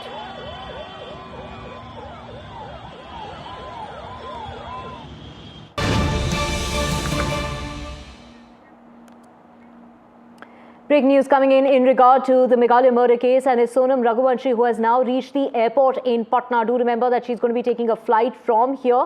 It's going to take a couple of hours before she makes her onward journey. This is not a direct flight that she's getting to Shillong. She's going to be making her way via Guwahati is what we're hearing. So she's flying out to Guwahati. From Guwahati, she's going to be reaching Shillong. It's going to be a long journey before she gets to Shillong. Do remember that she has been questioned by the police in Patna. It is the police in Uttar Pradesh that informed of her whereabouts. The family, on the behest of her family, is when she actually went ahead and surrendered. At the moment, she is going to claim that she was drugged and brought to Uttar Pradesh, brought to Ghazipur, from where she was taken to Patna. From Patna is where she is now leaving for Shillong. But that will be, it's not going to be a direct flight. To know the exact, flight details, we have Prabhakar joining us. Prabhakar, it's not going to be a direct flight to Shillong. She's meant to be produced in the court in Shillong, but that perhaps is not going to take place today because it's going to be a long journey before she can reach Shillong, the exact place where the murder took place. Exactly. So she will be reaching Shillong not before late evenings because she has just reached Patna airport and she is taking a 12:30 flight which would actually take her to Kolkata and then to Guwahati. And from there she has a 2-hour journey, road journey to Shillong. So she would be reaching Shillong not before late evening today, and then as far as producing in the court is concerned, production in the court is concerned, that would happen tomorrow anytime. So there would be a medical examination first and then should be produced before the magistrate, and the police would demand for her police remand before the court. So all the 4 accused who have been arrested apart from Sonam Raghuvanshi, they are all being brought to Shillong, and they will all be produced in the court and will be taken on the police remand. Only then the real investigation in this entire matter would begin, when the police actually would start interrogating them one by one and then face to face, making all of them sit together and interrogate all of them regarding this particular case. So as of now, the Patna saga of this chapter is over. The Patna police had kept them at the Fulwari Sharif police station. It was a transit remand, for 72-hour transit remand, on which the Meghalaya police had brought her here. She was accompanied by 3 female cops of Meghalaya police and 1 SI rank male officer of Meghalaya police. So they are all accompanying Sonam as she travels through Shillong. She was kept in the Fulwari Sharif police station, and from here she has now been taken with the police escort to the police station with full security. She has been escorted inside the Patna airport, and from here she is now boarding the flight to Shillong. You mentioned it's a 12:30 flight, 45 minutes before she takes off. Visuals on our screen of her covered. Her head is covered, her face is covered. She's being escorted by the female constables there. Of course, as we can see, the female officers in charge also from Meghalaya. And there, of course, if you can just piece for us, this is in regard to, of course, she is going to be taken from here. From what you're trying to say is, from here she takes a direct flight to Kolkata. From Kolkata, how does she get to Guwahati, Prabhakar? So she has a connecting flight from Calcutta, we are told. So she boards a flight from Patna to Kolkata, and then there is a connecting flight from Kolkata to Guwahati. And from Guwahati, it's a 2-hour journey. It's around 100 kilometers from Guwahati to Shillong. So that would take around 2 hours. So 2 hours on road journey from Guwahati to Shillong. So she would be reaching Shillong by late evening today, as we are told by Patna police sources. So she has just left Patna. She would be reaching Calcutta. There is a layover at Calcutta, the stopover at Calcutta, and then she will be changing her flight from Kolkata to Guwahati and then to Shillong, as we are told by the police. You could also get us, in terms of the other arrests that were made, they're also being taken, the other accused in the case, they're also being taken to Shillong. Where are they coming from? And, if you have any information regarding the others involved in this case. See, as far as our reporters from the ground, reporting from the ground in Meghalaya, we are told that Meghalaya police team is present at all the 5 locations. So we just showed you as to the 4-member team of Meghalaya police accompanying Sonam Raghuvanshi, who happens to be the main accused in this murder case. And there are other arrests made at Indore. So all the places, at all the 5 locations where the arrests have been made of all 5 accused in this particular case, including Raja, including Sonam, and the 3 Supari killers, as we are told. So Meghalaya police team is there. They're all being now brought to Meghalaya, to Shillong on a transit remand. And once they reach Meghalaya, then the real interrogation starts, and before that they will have to, the police will seek their police remand from the court, and once the police gets the police remand, then the real investigation into this particular case will begin, and police would not only interrogate them separately but also make them sit face to face and interrogate them so that the real truth of this entire matter comes. Because Sonam Raghuvanshi, her family members, we are seeing, they are all claiming that Sonam is completely innocent in this particular case, and same is the case with the Raja's family. But the Meghalaya police says otherwise. The Meghalaya police is claiming that she's one of the main accused of this particular case, and it's she and Raja who actually conspired this entire murder thing which happened actually at Shillong. So that has to be confirmed, and police will have to find the corroborative evidence actually to prove that in the court. Right, Prabhakar, of course, as you were mentioning, so she has now finally reached the airport in Patna. As you can see visuals on your screen of her entering the airport, being accompanied by the police officials from Meghalaya. And from here, she is being taken to Kolkata, like Prabhakar was mentioning. It's a direct flight. From there, it's a connecting flight to Guwahati. From Guwahati, she's going to be traveling by road to Shillong, which is a 2-hour journey. So that is, going to take a lot of time before she finally reaches Shillong. So perhaps she will only be produced in court tomorrow. She, along with others in this particular case, she is, do remember, the prime accused in the killing of her husband, Raja Raghuvanshi.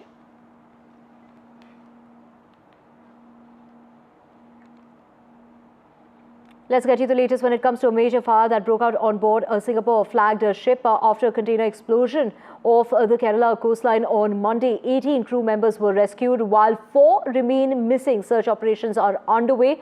Out of the 18 that were rescued, 6 were admitted to a hospital. 2 of them are said to be critically injured. In order to know exactly, their health update, let's get you the latest from the doctors there, giving us an update about the 2 who have been critically injured in this fire, but 4 are still missing. We have received 6 patients. All of them are having the burns. 3 of them are Chinese nationals and 2 are from Burma and 1 is from Indonesia. Out of 6, 2 are critically injured. About 35 to 40% burns are there on the face and rest of the body. And mainly they have airway burns, that is respiratory burns, which is much more severe. They have a breathing problem. So we have to monitor closely over a period of few days and see how they do. Right now we are giving all the attention and critical care management, including wounds, and we are doing it.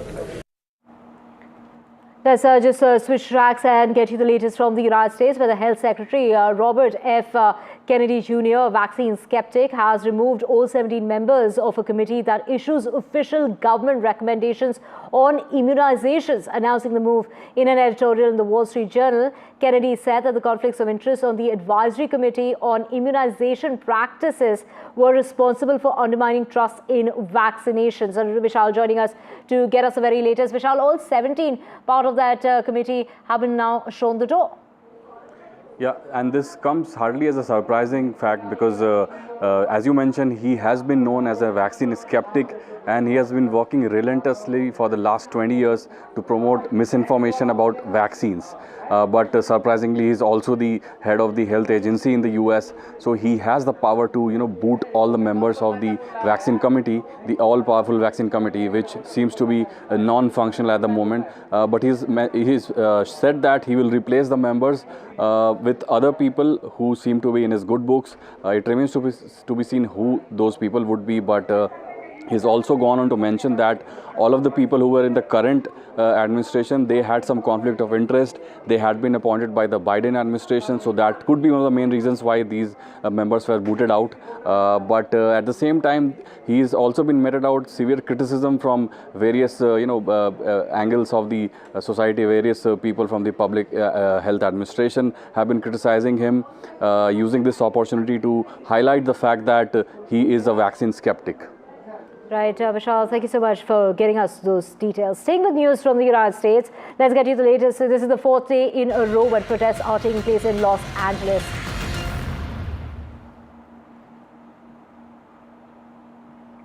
Now, US President Donald Trump has moved to deploy additional 2,000 National Guard troops in LA. This is after sending 2,000 National Guard troops just yesterday.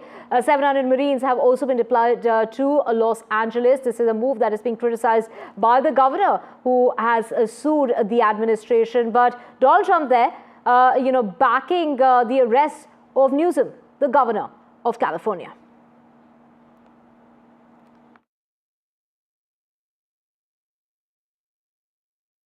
Gavin Newsom he's daring Tom Homan to come and arrest him. Should he do it? I would do it if I were Tom. I think it's great.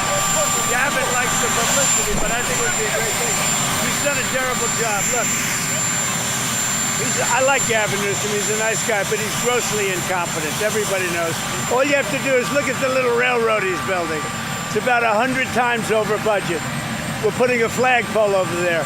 Under budget. I always do under budget. And surprise, surprise, it's Elon Musk there backing Donald Trump as far as deploying the National Guard to the United States, in the United States to Los Angeles is concerned. We'll get you the very latest of what is happening in Los Angeles. For now, we're slipping into a very short break. Back with a whole lot more on the other side.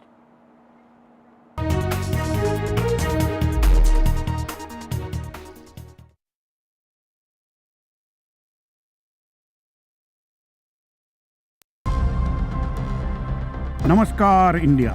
India's Gaganyatri ready to go to space. As Indian astronaut preps for launch, countdown to Indian history in space. A nation waits with breath held. Now take a breath and hold. Our man in an astronaut squad. First step to India's own Gaganyaan. NDTV steps into historic orbit. Naya Bharat to infinity and beyond. Liftoff of the Falcon 9. India's cosmic leap.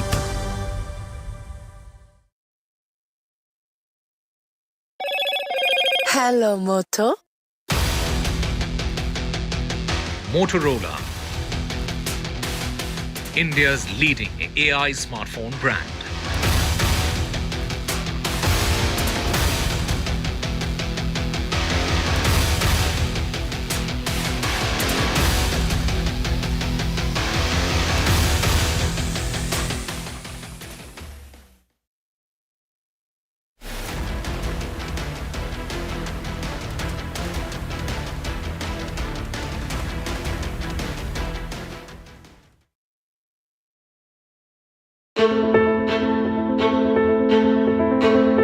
News is not just headlines, it is what impacts you.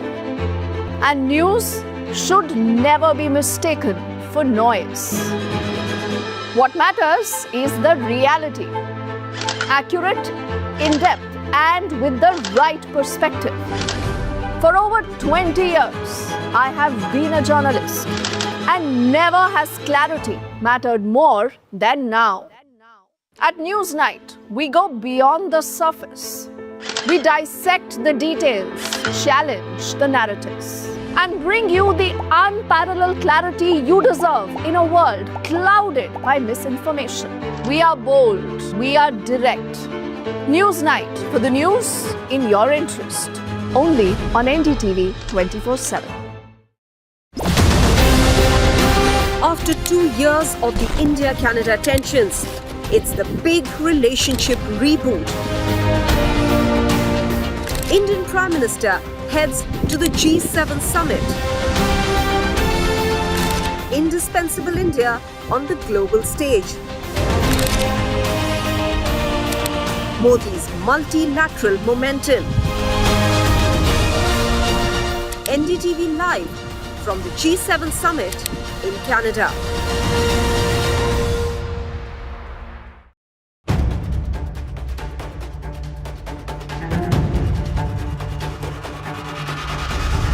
If it matters to you, if it matters to you, if it matters to you,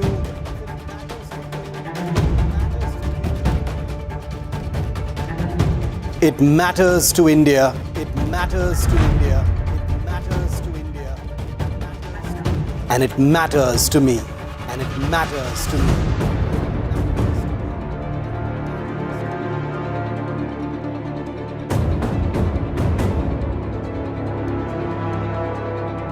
India Matters with Shivaru, only on NDTV 24x7. Why was there a hurry? Was it the government that was in a hurry? I don't want to blame anyone. Joining us today here in the NDTV newsroom. Government cannot walk away from this responsibility. Cricket is region of sort in this country. Would you like to comment on what happened? What is the condition of the injured at this point? How many people died? What exactly happened? You have lost your daughter.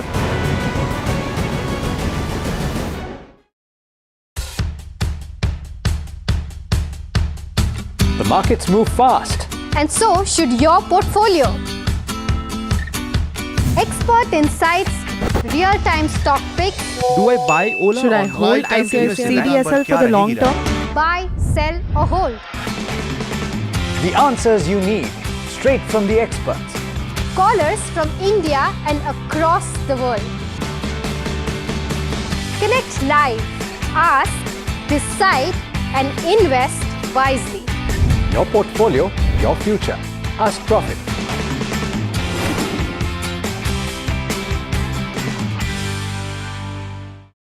Is your business future ready?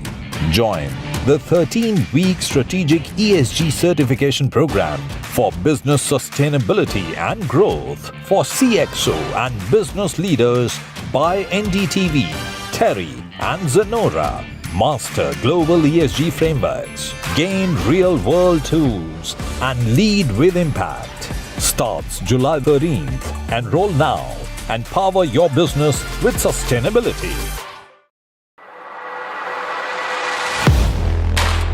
Do you really know the company you invest in? What is the real picture behind presentations and claims? Is the outlook as rosy as the company claims? Know Your Company, powered by NDTV Profit Research, shines a light on the biggest stock market movers.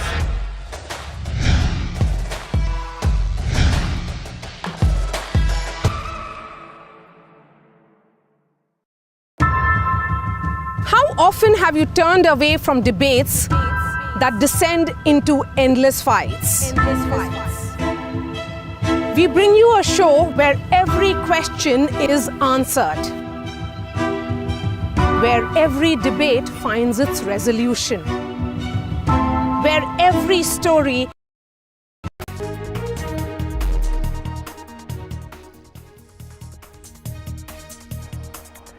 Sonam Raghuvanshi is at the Patna airport. She will be taking a direct flight to Kolkata, from which she will be taking a connecting flight to Guwahati, and finally a 2-hour journey to Shillong, where she will be produced in court perhaps only tomorrow. It's a long journey for her. She is being accompanied and escorted by the police officials from Meghalaya.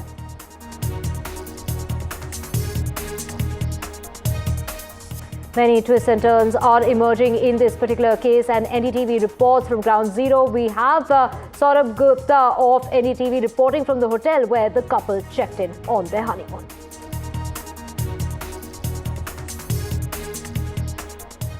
Chief Minister Siddaramaiah and Deputy Chief Minister D.K. Shivkumar here at the National Capital meeting with the top brass of the Congress party, meeting with Mallikarjun Kharge and Rahul Gandhi in order to iron out differences between the two leaders in their growing rift as far as D.K. Shivkumar and Siddaramaiah is concerned, and also to know about the steps that are being taken by the government in Karnataka post the stampede.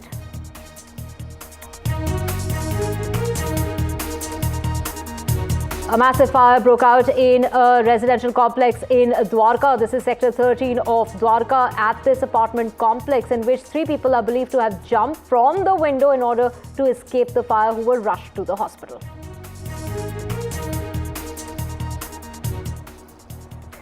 Massive ship disaster which has taken place in the coastline. This is just off the coastline in Kerala. The cargo ship on fire. This was a fire that broke out near Kochi. 18 people have been rescued so far. 4 people are believed to be missing from the crew.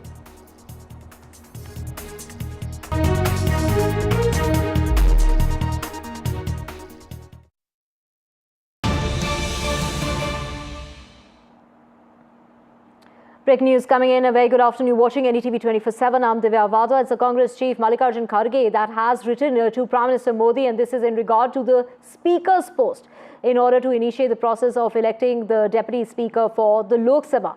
Now, Mallikarjun Kharge has gone on to say, this is my letter to the Prime Minister, Shri Narendra Modi, on the urgency to initiate the process of electing a Deputy Speaker of Lok Sabha without any further delay. From the 1st to the 16th Lok Sabha, every house has had a deputy speaker. By and large, it has been a well-established convention to appoint the deputy speaker from among the members of the principal opposition party. However, for the very first time in independent India's history, this position has remained vacant for 2 consecutive Lok Sabha terms. No deputy speaker has been elected during the 17th Lok Sabha, and this is concerning. This is a concerning precedent that continues in the ongoing 18th Lok Sabha as well. This does not really go down well for India's democratic, as far as the democratic scene is concerned, and is also in violation of the well laid out provisions of the Constitution. That is the letter that Mallikarjun Kharge, the president of the Congress party, has put out, has written to the Prime Minister, urging for filling up that position. This is a position that remains vacant. He has gone on to say that the process should be initiated in order to elect the Deputy Speaker of the Lok Sabha, and that is usually from the opposition party. So this is a position that's remained vacant for the 2 consecutive terms as far as Lok Sabha is concerned. No Deputy Speaker was elected during the 17th Lok Sabha, and it continues as far as the 18th Lok Sabha is concerned as well, and basically asking for that process now to be initiated. That is the letter that Mallikarjun Kharge is he's gone ahead and written that letter to the Prime Minister. He has asked and urged the Prime Minister basically to initiate the process of electing the Deputy Speaker of Lok Sabha without any sort of delay in the matter. He's saying it has already been delayed from the 1st to the 17th Lok Sabha. Every house has really had that Deputy Speaker by and large. It's been a well-established convention to appoint the Deputy Speaker from amongst the members of the opposition party. So this is the principal opposition party from where the Deputy Speaker is usually elected. So this is something that he is urging, that the process should be initiated, because we've always had that in place, but that wasn't the case when it was the 17th Lok Sabha, and it continues here in the 18th Lok Sabha as well. That is what Mallikarjun Kharge has, pointed out to the Prime Minister, highlighted to the Prime Minister, asking for him to take a position in the matter, to initiate the process so that there is a Deputy Speaker who is elected. Sunil Prabhu joining us to get us the very latest. Sunil, we just read out contents of that letter, and this is in regard to the position of the Deputy Speaker. They're urging the Prime Minister to, not delay the matter any further. And why is this continued from the 17th Lok Sabha to the 18th Lok Sabha? That is really the question. Absolutely. A very, very important point being raised by the Congress president. In fact, there was a petition for those who don't recall in the Supreme Court where, in fact, no less than the then Chief Justice of India, D.Y. Chandrachud, in an observation said the Constitution very clearly says there shall be a Deputy Speaker. That petition never ever came up, and we definitely saw that Lok Sabha not having the Deputy Speaker. But this time round, I think the Congress, with the fact that, and the opposition, united opposition, wants to make that message clear that, you just can't continue to run the House with the Speaker as if it has never happened before. There is definitely a Constitution, and if you respect the Constitution as you're talking about, especially parliamentary democracy, then there shall be a Deputy Speaker. This is enshrined. It's not about May. The question is there shall be a Deputy Speaker, and it goes on to give those exact points in the Constitution. And it's in that backdrop, I think the Congress President and the Leader of Opposition in the Rajya Sabha is reminding the Prime Minister that it's his duty as the head of the government to ensure that there is a vibrant parliamentary democracy. There is a deputy speaker who usually is from the principal opposition party. That has been the convention, that has been the practice. Whether this is going to be followed or not, it didn't happen in the last Lok Sabha. Whether it will happen in this Lok Sabha or not is anybody's guess. But it's the government's duty to call for that election and go ahead with that process. Right, Sunil, thank you so much for getting us all those details.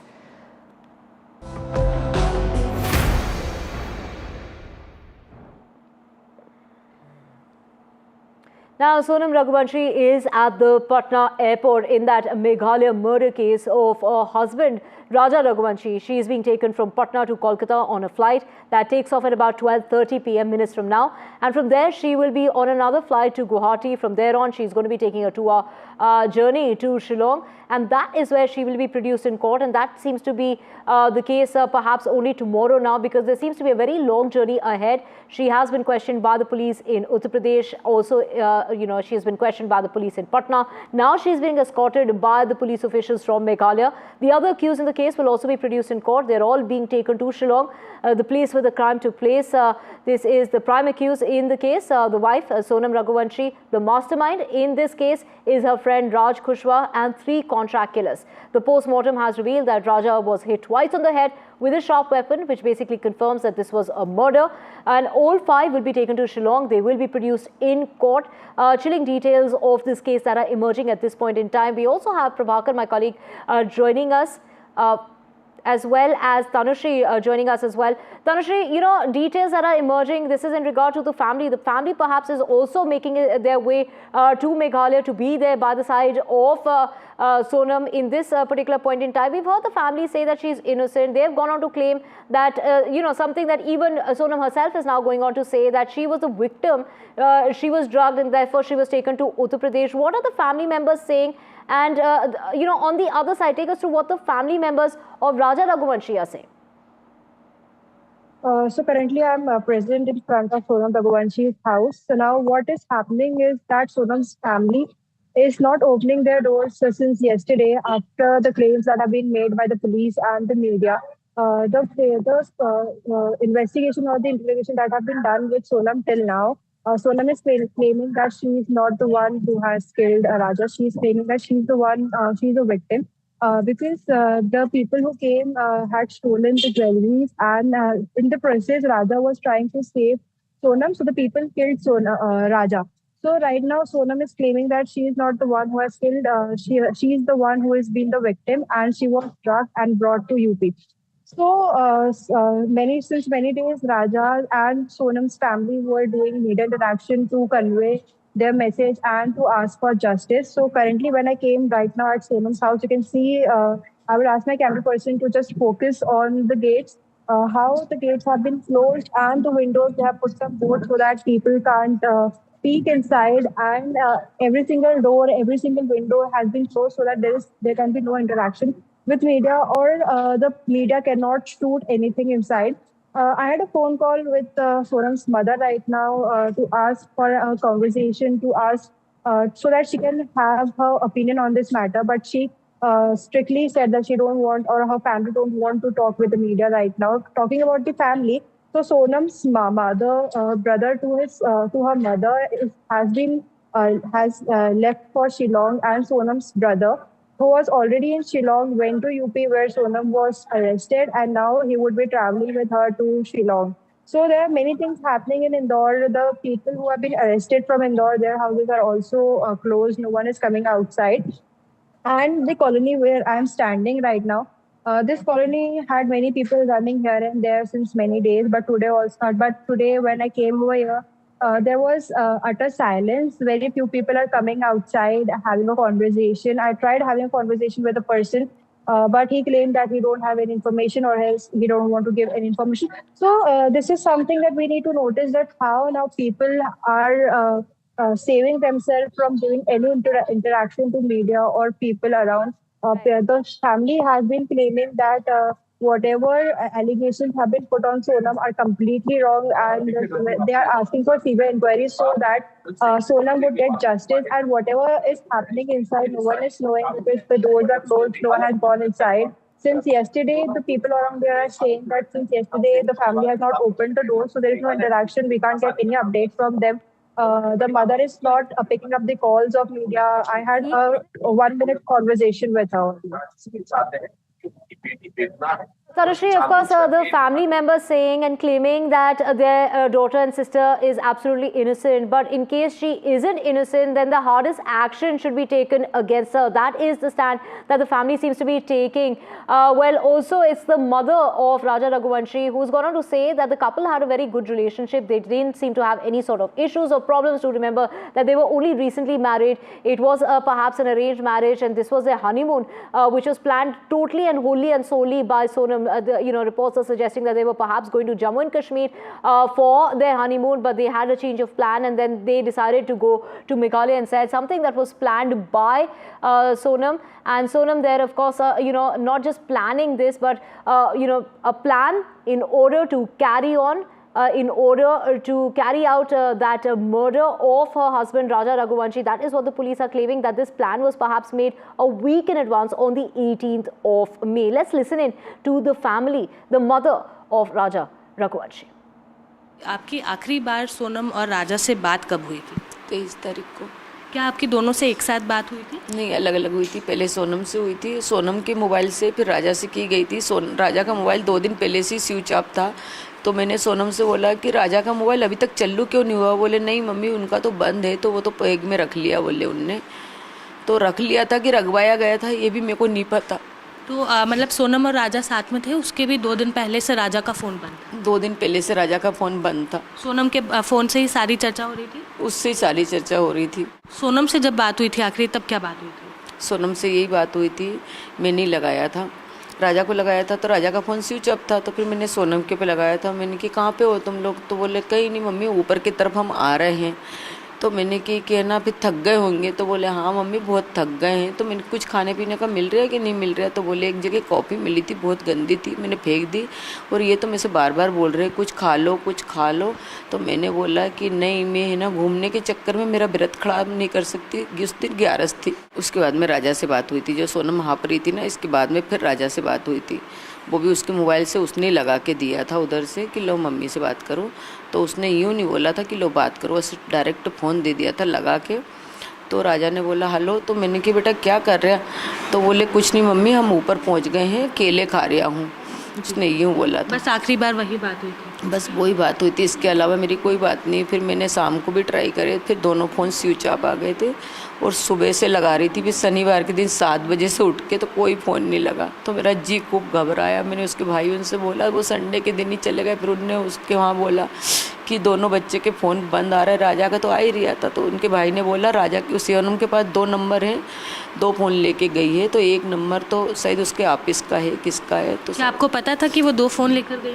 मेरे को नहीं पता था, बाद में उनके भाई ने बताया, जब वहाँ जांच हो रही थी ना, तब पता चला कि वो 2 फ़ोन लेके गई है। वहाँ जांच के वक्त खुलासा हुआ था? हाँ, जब खुलासा हुआ था, मगर अभी ऐसा सुनने में आ रहा है कि वो 1 फ़ोन चालू था उनका। जी।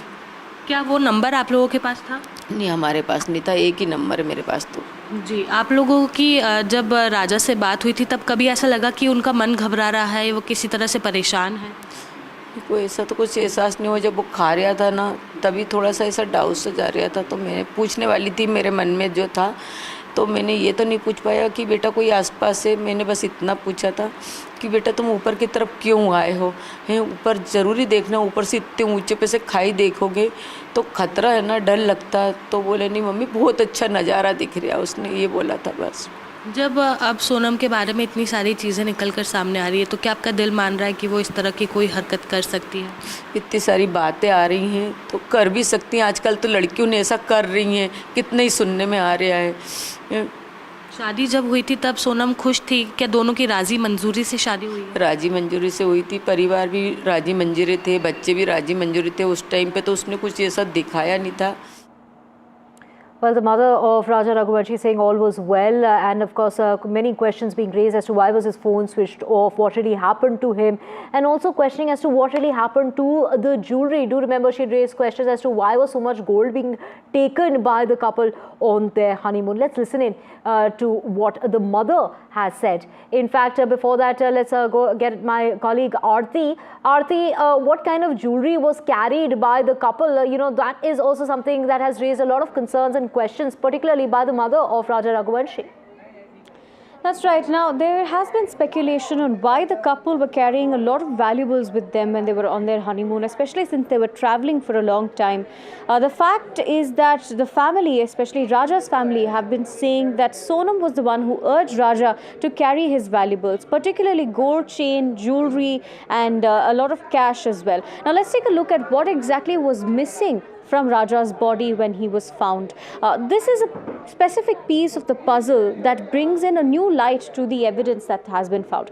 Firstly, his wedding and engagement rings were missing from his body. This was the, of course, most expensive piece of jewelry that was missing. Then comes the gold chain, which Sonam had urged Raja to wear on the honeymoon. And in fact, his mother, who spoke to us as well, has been raising this question that she had earlier expressed her concern as to why he was being asked to wear this gold chain when they were going on the honeymoon. His wallet, his phone was also missing. Not just that, but from his wallet, his credit cards and debit cards were also missing from his pockets and his bags.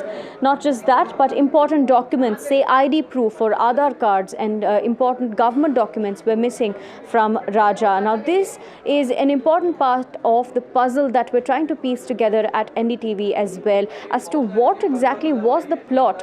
Was it a plan to make it look like a robbery, or was it actually the plan to loot Raja and then run away with her alleged lover? हमको दिखाई देती है सोनम कैमरे के सामने तो ठीक ठाक है, कोई शरीर पे चोट के निशान नहीं दिखाई देते हैं, सिर्फ चाल ढाल में कुछ सुस्तपना है, जैसे थकी हुई हो, जैसे कुछ दवाई दी गई हो। क्या सोनम के घर वाले जो हैं, क्योंकि जो लगातार बोल रहे थे कि मेघालय पुलिस का रोल इसमें संदिग्ध है, वो ठीक से जांच नहीं कर रही है, क्या आपका भी यही मानना है कि पुलिस ने मदद नहीं की वहाँ पे? नहीं, पुलिस जैसे मदद कर रही है, अपन को जैसे चाहते थे ना वैसी मदद नहीं मिल रही थी। जी, आप चाहेंगे कि अभी भी सीबीआई जांच हो? हाँ चाहेंगे ना, क्यों नहीं चाहेंगे। सीबीआई जांच होगी तो और जल्द से जल्द पता चलेगा ना। अगर सोनम गलत लिख लेगी तो उसको सजा मिलेगी, सोनम गलत नहीं है तो उसको सजा नहीं मिलेगी।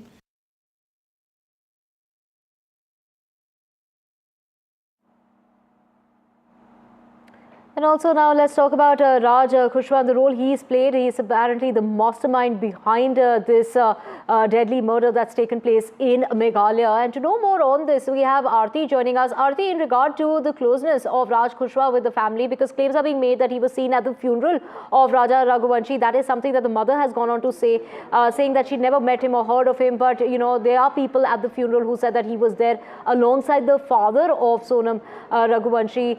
The brother apparently worked with him. She apparently had a relationship with him. Take us through the role that he's played and the closeness and the relationship he's had with the family, and how many times has he been seen since with the family? Right. Now, as far as Raj Kushwaha is concerned, he is being termed as the prime co-conspirator with Sonam Raghuvanshi. Now, Raj Kushwaha had been working with Sonam in the factory that her father owns. Now, Sonam, in fact, was handling the family business. So, she used to handle the billing department. She used to handle accounts as well in her father's plywood factory. Now, Raj Kushwaha was working in that plywood factory. He was working in the billing department is what we're learning. And for years, he had been working there. The last time he was seen at that factory working was just a couple of days before the murder had happened. Now, in fact, what we're also learning is that Raj Kushwaha had surprisingly been there at Raja Raghuvanshi's funeral. He was seen consoling Sonam's father at that funeral as well. Like you mentioned, this is an important part of trying to convey how close Raj Kushwaha was with Sonam's family. Not just that, but Raj Kushwaha would also be living close by to Sonam's house in the past years as well. Therefore, a lot of people who knew Sonam and Raj were saying that they developed a close friendship, and perhaps the cops are now investigating an illicit affair angle in this case as well. And another detail that's come forward is there are suspicions that Raj Kushwaha was the one who had helped Sonam hire the contract killers that had murdered Raja Raghuvanshi. That's right, Aarti. When we spoke with the police, in fact, yesterday, they went on to say that he was a mastermind behind this criminal act. And also, let's listen into what the family of Raj Kushwaha has to say. His sister has gone on to say that the brother's absolutely innocent in the case and that he's being framed. Listen in. राज कुशवाहा की छोटी बहन सुहानी इस वक्त हमारे साथ मौजूद है। सुहानी बेटा, आप कितने छोटे हो राज भैया के? 2 साल 2.5 साल का गैप है हम दोनों में। जी, आप कैसे हैं आपके भाई? आपको क्या कभी ऐसा कुछ लगा? ऐसा कुछ नहीं, ऐसा वो कभी नहीं कर सकते, ऐसा वो सोच भी नहीं सकते किसी के बारे में, हम उनको इतना जानते हैं। और वो राजा भैया, उनकी क्या गलती थी? वो ऐसा उनके साथ, वो उनको तो जानते भी नहीं होंगे, शादी से ही जाना होगा, वो ऐसा कभी नहीं कर सकते उनके साथ। जी, आपके भाई ये प्लाईवुड फैक्ट्री में कब से काम कर रहे हैं? 2 से 2.5 साल हो गया उनको। गोविंद भैया के यहाँ पे काम करते हैं। कोविड से यहाँ पर काम कर रहे हैं? गोविंद भैया के यहाँ पे काम करते कोविड से नहीं कर रहे।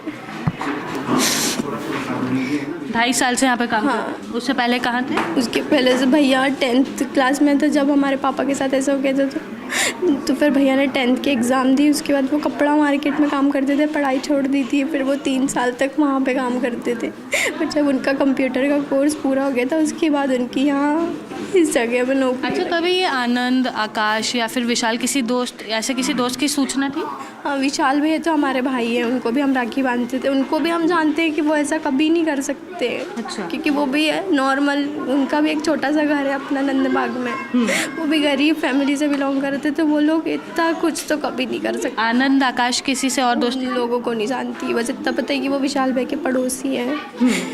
विशाल को आप जानते थे? हाँ, उनको जानते, वो हमारे भाई है। जी। अच्छा, कभी आपने सोनम का नाम सुना था?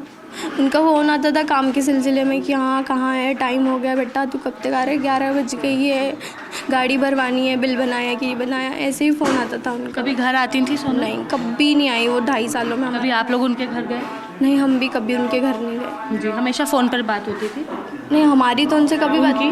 हाँ, ऐसे काम के उसमें फ़ोन आता था तो हम इतना ही, वही तो हम लोगों ने इतना ही देखा है, तो हम कैसे बोल सकते हैं कुछ भी।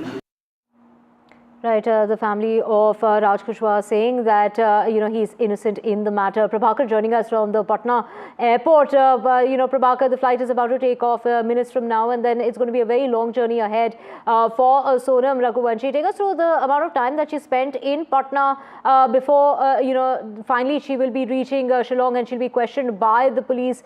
She has been escorted by the Meghalaya officials there. The Meghalaya police are escorting her all the way from Patna, and this is going to be a via flight is what we're hearing. Yeah, and there is a slight change in the travel plan. So what we are now being told is that though she is inside the airport terminal building, she would be taking the 3:50 flight, which takes her to Calcutta, and then there is a 4-hour layover over there at Calcutta. So there is a stopover of 4 hours. Then she takes a connecting flight to Guwahati, and from there it's around 3 hours road journey. So she would be reaching Meghalaya somewhere in midnight, post midnight is what we are told by the Meghalaya police sources, and also the people who are traveling with us, because there are 3 female cops and 1 SI rank officer, a male officer, traveling with Sonam, and they have been coming. They have been actually they made the arrest there at Ghazipur. They took her. They took a 6 hours drive to Patna, took her to the Fulwari police station, waited here, and then the Patna police has escorted the entire team, Sonam and the 4 cops, to the terminal building behind me. This is where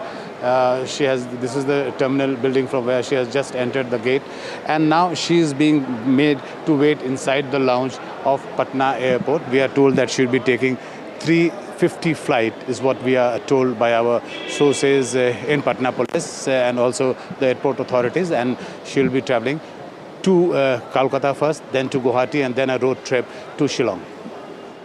Right, Prabhakar, thank you for getting us details. From 12:30, that flight has now, she is taking another flight, which is going to be taking place later in the afternoon. That's going to be taking off at about 3:50, like Prabhakar was mentioning. But also, let's get you reactions coming in from people in Meghalaya. Of course, tourism had taken a hit because of this case that came to light, but this was an orchestrated, planned attack from his own family member, allegedly his wife. Let's get you details of how people are reacting to this news. राजा रघुवंशी हत्याकांड को लेकर पूरे देश में चर्चा है, लेकिन शिलोंग उसका एपी सेंटर है।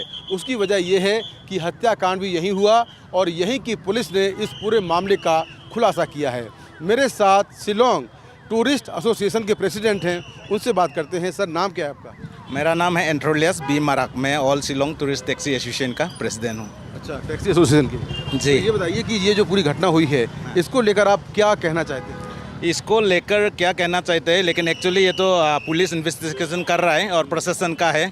लेकिन ज़्यादातर जैसा कि आप लोग का मीडिया बहुत सारा हम लोग का ऊपर में एलिगेशन लगाया है, इसलिए हम लोग का जितना भी टूरिस्ट ड्राइवर है या टूरिस्ट पर्यटक है, टूरिस्ट वो आना बंद हो गया और उसका बाद में हम लोग का बहुत ज़्यादा लॉस हुआ है। इस तरह से पुलिस जब इन्वेस्टिगेशन कर रहा है तो उसका बारे में कुछ भी बोलने सही नहीं है। लेकिन बहुत सारा मीडिया और सोशल मीडिया में बहुत सारा अफवाह फैल गया कि हम लोग का शिलोंग में ख़राब है, ये चोरी डकैती, इस तरह से कभी नहीं होता है। हम लोग कभी कभी ऐसा होता है कि हम लोग का जब टूरिस्ट आता है, हम लोग टूरिस्ट प्लेस में हम लोग अपना गाड़ी को लॉक करने कभी कभी भूल जाता है। तो टूरिस्ट पूछता है, आप लोग भैया गाड़ी क्यों लॉक करता नहीं? तो हम लोग बोलते हैं भैया यहाँ में कुछ नहीं होता है। तो इस तरह से शांति और पीस स्टेट में आके इस तरह से एलिगेशन लगाना गलत है, क्योंकि ये जज का विषय था। जब प्रशासन का हाथ में है तो हम लोग इसको नगर बात करके तो फ़ायदा नहीं है। इस तरह से होना नहीं चाहिए। लेकिन जिसने भी इस तरह से हम देखा नहीं, उसमें बहुत सारा ने मेघालय मुर्दाबाद या मेघालय में मौत जाइए, इस तरह से जो बात किया है, वो लोग को हम लोग का मेघालय गवर्नमेंट का तरफ से एक्शन लेना है। लेकिन हम लोग का मेघालय गवर्नमेंट से जो मंत्री है एक, उसने बताया है कि वो लोग को डिफेमेशन केस करेगा। ज़रूर करना चाहिए, क्योंकि हम लोग का जितना भी टूरिस्ट ड्राइवर है, जितना बुकिंग था, सारा कैंसिल हो गया है। तो उसका भरपाई कौन करेगा? टूरिस्ट लोग क्या बोल रहे हैं, क्या कह रहे हैं वो आपसे? एक्चुअली टूरिस्ट लोग यहाँ में जो आ रहा है वो लोग को तो हकीकत पता है, वो लोग कुछ नहीं बोल रहा है। लेकिन जो बुकिंग था, आने वाला था, वो लोग बोल रहा है भैया सेफ नहीं है। लेकिन हम आपका माध्यम से बोलना चाहते हैं, यहाँ में कुछ इस तरह से नहीं है। प्लेस यहाँ का जो शिलोंग या चेरापूंजी ऑल मेघालय में कोई इस तरह से प्रॉब्लम नहीं है। हम लोग इसलिए रिक्वेस्ट करना चाहता है, हम लोग का टूरिस्ट जो भी आ रहा है वो लोग को भी, वो लोग सेल्फ ड्राइव गाड़ी हमें यूज़ नहीं किया जा रहा है। कभी कोई पहले ऐसी घटना हुई हो जब किसी टूरिस्ट को टारगेट किया गया हो यहाँ पर?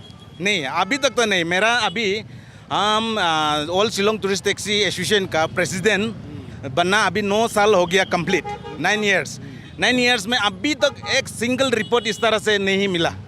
तो आप इस तरह से पीसफुल एरिया को किस तरह से ज़बरदस्ती, किस तरह से इस तरह से एलिगेशन लगा सकता है ना? किसी को इस तरह से मीडिया में या सोशल मीडिया में किसी का इज्जत को उछालने अच्छा बात नहीं है। क्योंकि हम लोग का मेघालय पुलिस को हम थैंक यू बोलना चाहता है, बहुत जल्द ये केस को सॉल्व कर दिया, ऑलमोस्ट सॉल्व हो गया। अभी इन्वेस्टिगेशन चल रहा है, इसका बारे में हम इतना बोलना नहीं चाहता है, क्योंकि प्रशासन का ऊपर में विश्वास है। पूरा हम लोग का इंडिया प्रशासन का ऊपर में विश्वास करना चाहिए। लेकिन इस तरह से अनगल बात करना ठीक नहीं होगा।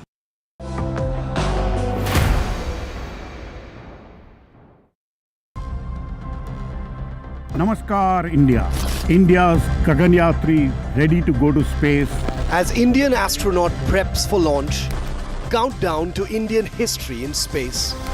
A nation waits with breath held. Now take a breath and hold. Our man in an astronaut squad. First step to India's own Gaganyaan. NDTV steps into historic orbit. Naya Bharat to infinity and beyond. Liftoff of the Falcon 9. India's cosmic leap.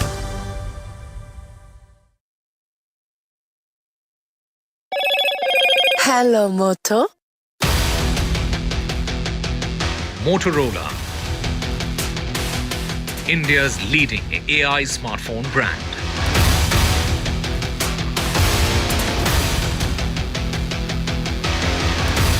In the Meghalaya murder case, it is Sonam Raghuvanshi who is at the Patna airport. She will be taking a flight to Kolkata and from there to Guwahati, and finally a journey that will take about 2 hours' time before she reaches Shillong, and that is where she will be produced in court. But that will perhaps happen only tomorrow, as she is expected to reach Shillong only later tonight.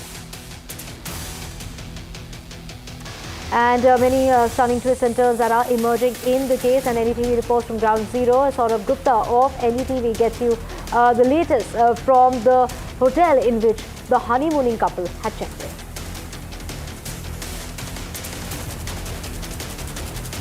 Chief Minister Siddaramaiah, Deputy Chief Minister D.K. Shivkumar here in the national capital to meet with the Congress brass in order to iron out their differences that have emerged since the stampede. And is a patch-up on the cards as far as the Pawar family is concerned? Well, all eyes on the NCP Foundation Day event that is being celebrated separately in Pune.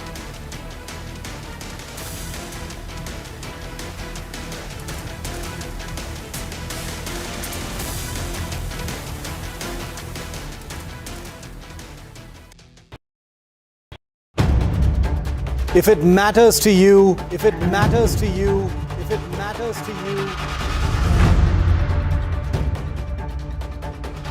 it matters to India, it matters to India, and it matters to me, and it matters to me.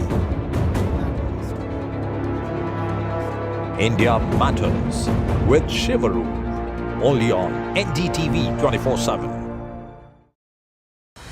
The ultimate price for Pahalgam terror wasn't just Indian airstrikes, but the squeezing of Pakistan's Indus lifeline.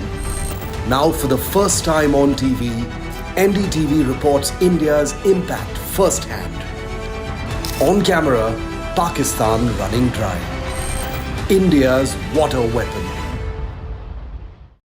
I've been reporting on all issues big and small from Andhra Pradesh, Telangana, rest of South India, bringing you all the action, all that you need to know, all that you want to know. The energy of maximum city is infectious. I'm bringing that energy in our news coverage from financial capital Mumbai. Covering from the southernmost part of India over the last 23 years, I bring in-depth and 360-degree coverage from the Dravidian heartland. The land of Mishti, also known for its bitter politics. I have seen much water flow under the Howrah Bridge, covering Bengal in all its vivid colors. India's IT capital is always bustling, a city full of startups, stories and surprises. And I keep you ahead on all the Bengaluru buzz. In today's interconnected world, India's voice is more crucial than ever. When India speaks, the world listens. At NDTV World, we are that voice, bringing you intelligent and insightful news from India and beyond. From geopolitics and diplomacy to economic shifts, migrations, tech disruptions, and the stories of our diaspora. We cover the news that shapes our global future. NDTV World, your new home for global news is here. मैं नरेंद्र दामोदर दास मोदी ईश्वर की शपथ लेता हूं कि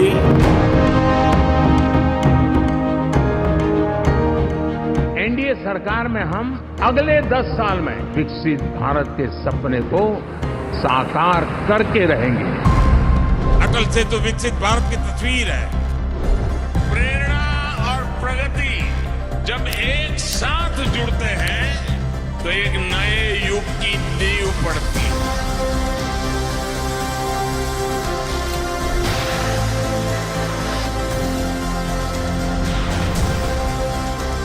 भारत माता का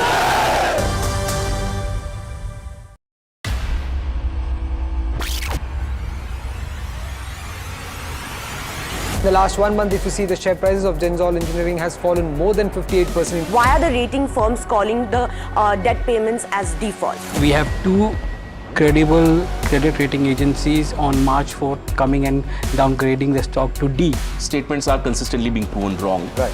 And transactions are being taken place which are different from what they were originally pictured to be.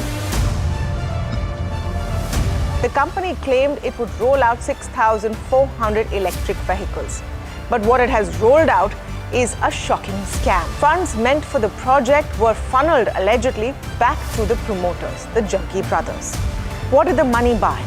Not EVs, of course, but a lavish flat in Gurgaon's luxurious DLF Carmelias.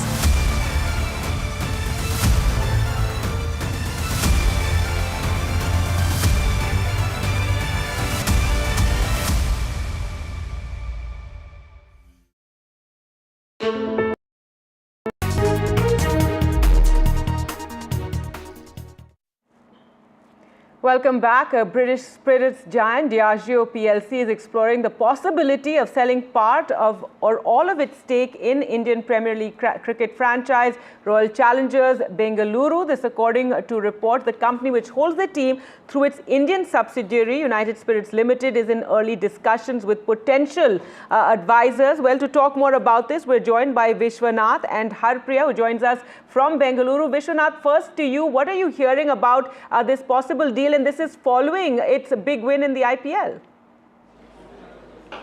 That's right, Gargi. So what's happening at this point in time is a discussion that is being led from London, which is the base where Diageo is, of course, based in.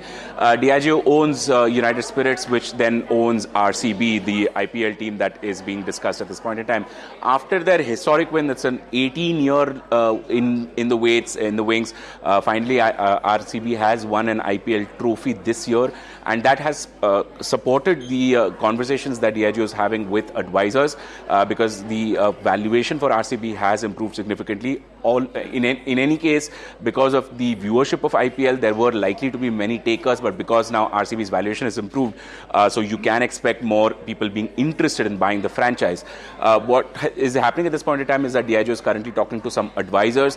They will select potential advisors who will actually advise them on the deal, who will then go out and find potential bidders for RCB. So these conversations are still in early stages. These things will pan out over the next few months.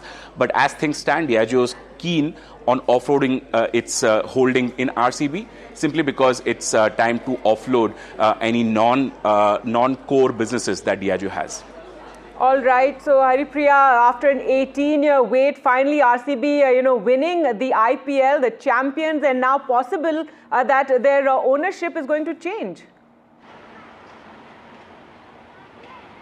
Right. Right now, I'm standing outside United Spirits headquarters in Bangalore. This is the UB Towers, as we know. Now, right from the beginning, when IPL started, the Bangalore team was owned by Vijay Mallya. This was a way for him to promote his brands.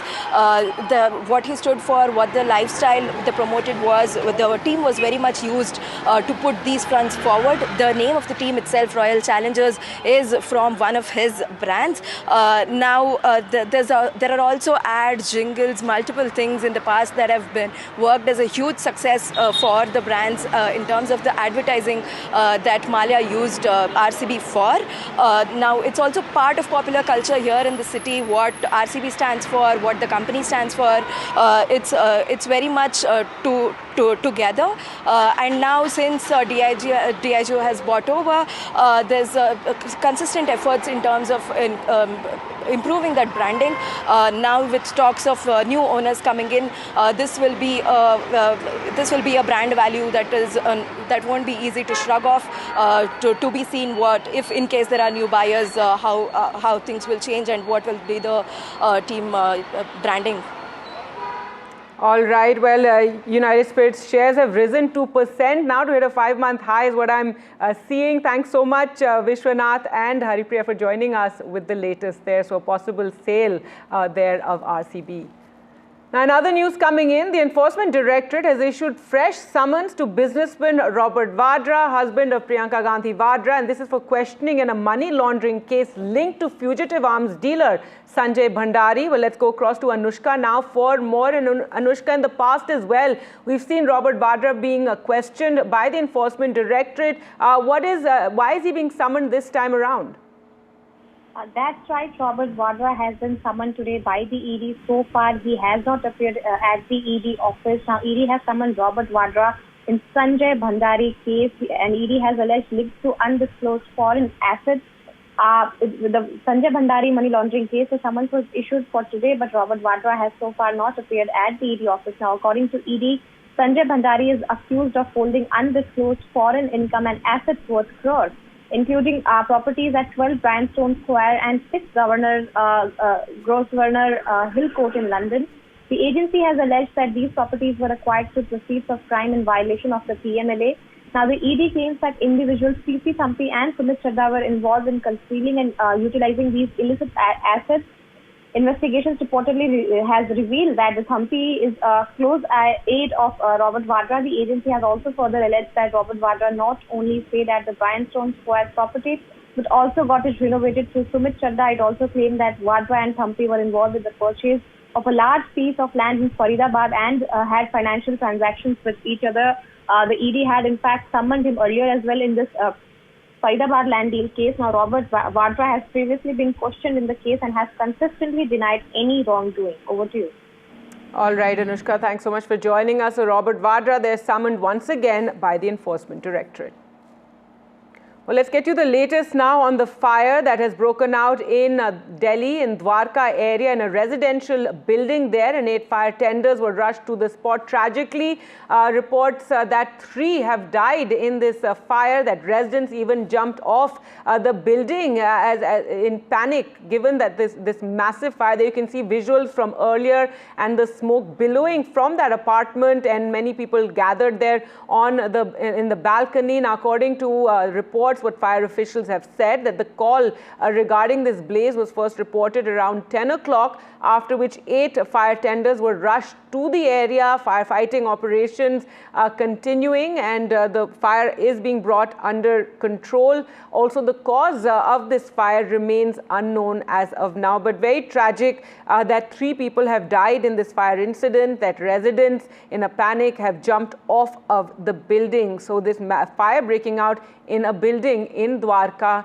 in Delhi. So firefighting operations are currently underway. If we give you more details, this is in Sector 13 of Delhi's Dwarka, and this is near the MRV school. This building is called the Sabad Apartments in Sector 13. As we said, the cause for the fire is still not known, but tragically 3 people have died in this fire, and this is after some residents in a panic even jumped off of the building. There you can see this is on the 7th floor that the fire broke out, and these visuals show you how smoke was billowing from that particular apartment building. There was a panic. Residents jumped off of the building as well, and 3 have died. Now, the fire officials have said that the call regarding the fire came around 10 in the morning, and 8 fire tenders were then pressed into service, were rushed to the area and worked to bring the fire under control. Ambulances too were rushed to the area. Now, at this point, it's not known as to what triggered this fire. Let's go across to Prerna Sharma now for more. Prerna, what is the latest you can share with us? The latest update about this fire is that 3 people have died, 2 kids and their father, who was 35 years old. His name was Yash Yadav, has died and 2 kids, both of them were 10 years old, 1 boy and 1 girl have died because they jumped to rescue themselves from this top floor, as you can see, where the fire broke out.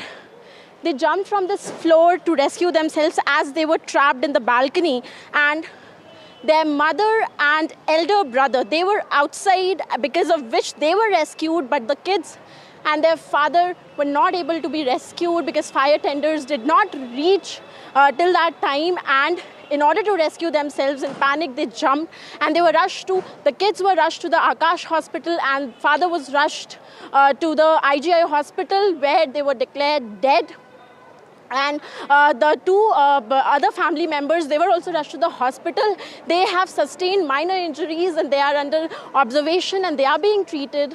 And a lot of commotion was created, and the bigger question here is, the reason is still not known as to what led to the fire, but the bigger question here is that when these people jumped, here the locals are saying that all of them were busy in making the videos and no one rescued them, and immediately they were rushed to the hospital and there they were declared dead. So the bigger question lies that where were the fire tenders? Why were they not rescued, and why they did not, the people here did not try to rescue them and they were making videos. Over to you. All right, very, very tragic. There, Prerna, so 3 people have died, and that includes a father and 2 children who jumped off of the building in panic after the fire broke out. News now from Kerala and Kochi, where a cargo ship fire, a massive disaster has taken place in a ship off the Kerala coast, and this is the second big ship disaster in a matter of 2 weeks' time. In May, there was an oil leak off the Kochi coast, and now this cargo ship caught fire. There was an explosion, according to reports on the ship. 18 crew members were rescued, but the search is on for 4 crew members who remain missing. 2 of the crew members who were brought are in a critical condition. Let's listen into what the doctor had to say. We have received 6 patients. All of them are having the burns. 3 of them are Chinese nationals and 2 are from Burma and 1 is from Indonesia. Out of 6, 2 are critically injured. About 35 to 40% burns are there on the face and rest of the bodies.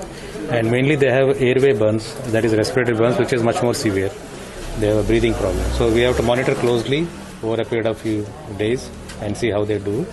Right now we are giving all the attention and critical care management, including wounds, and we are doing it.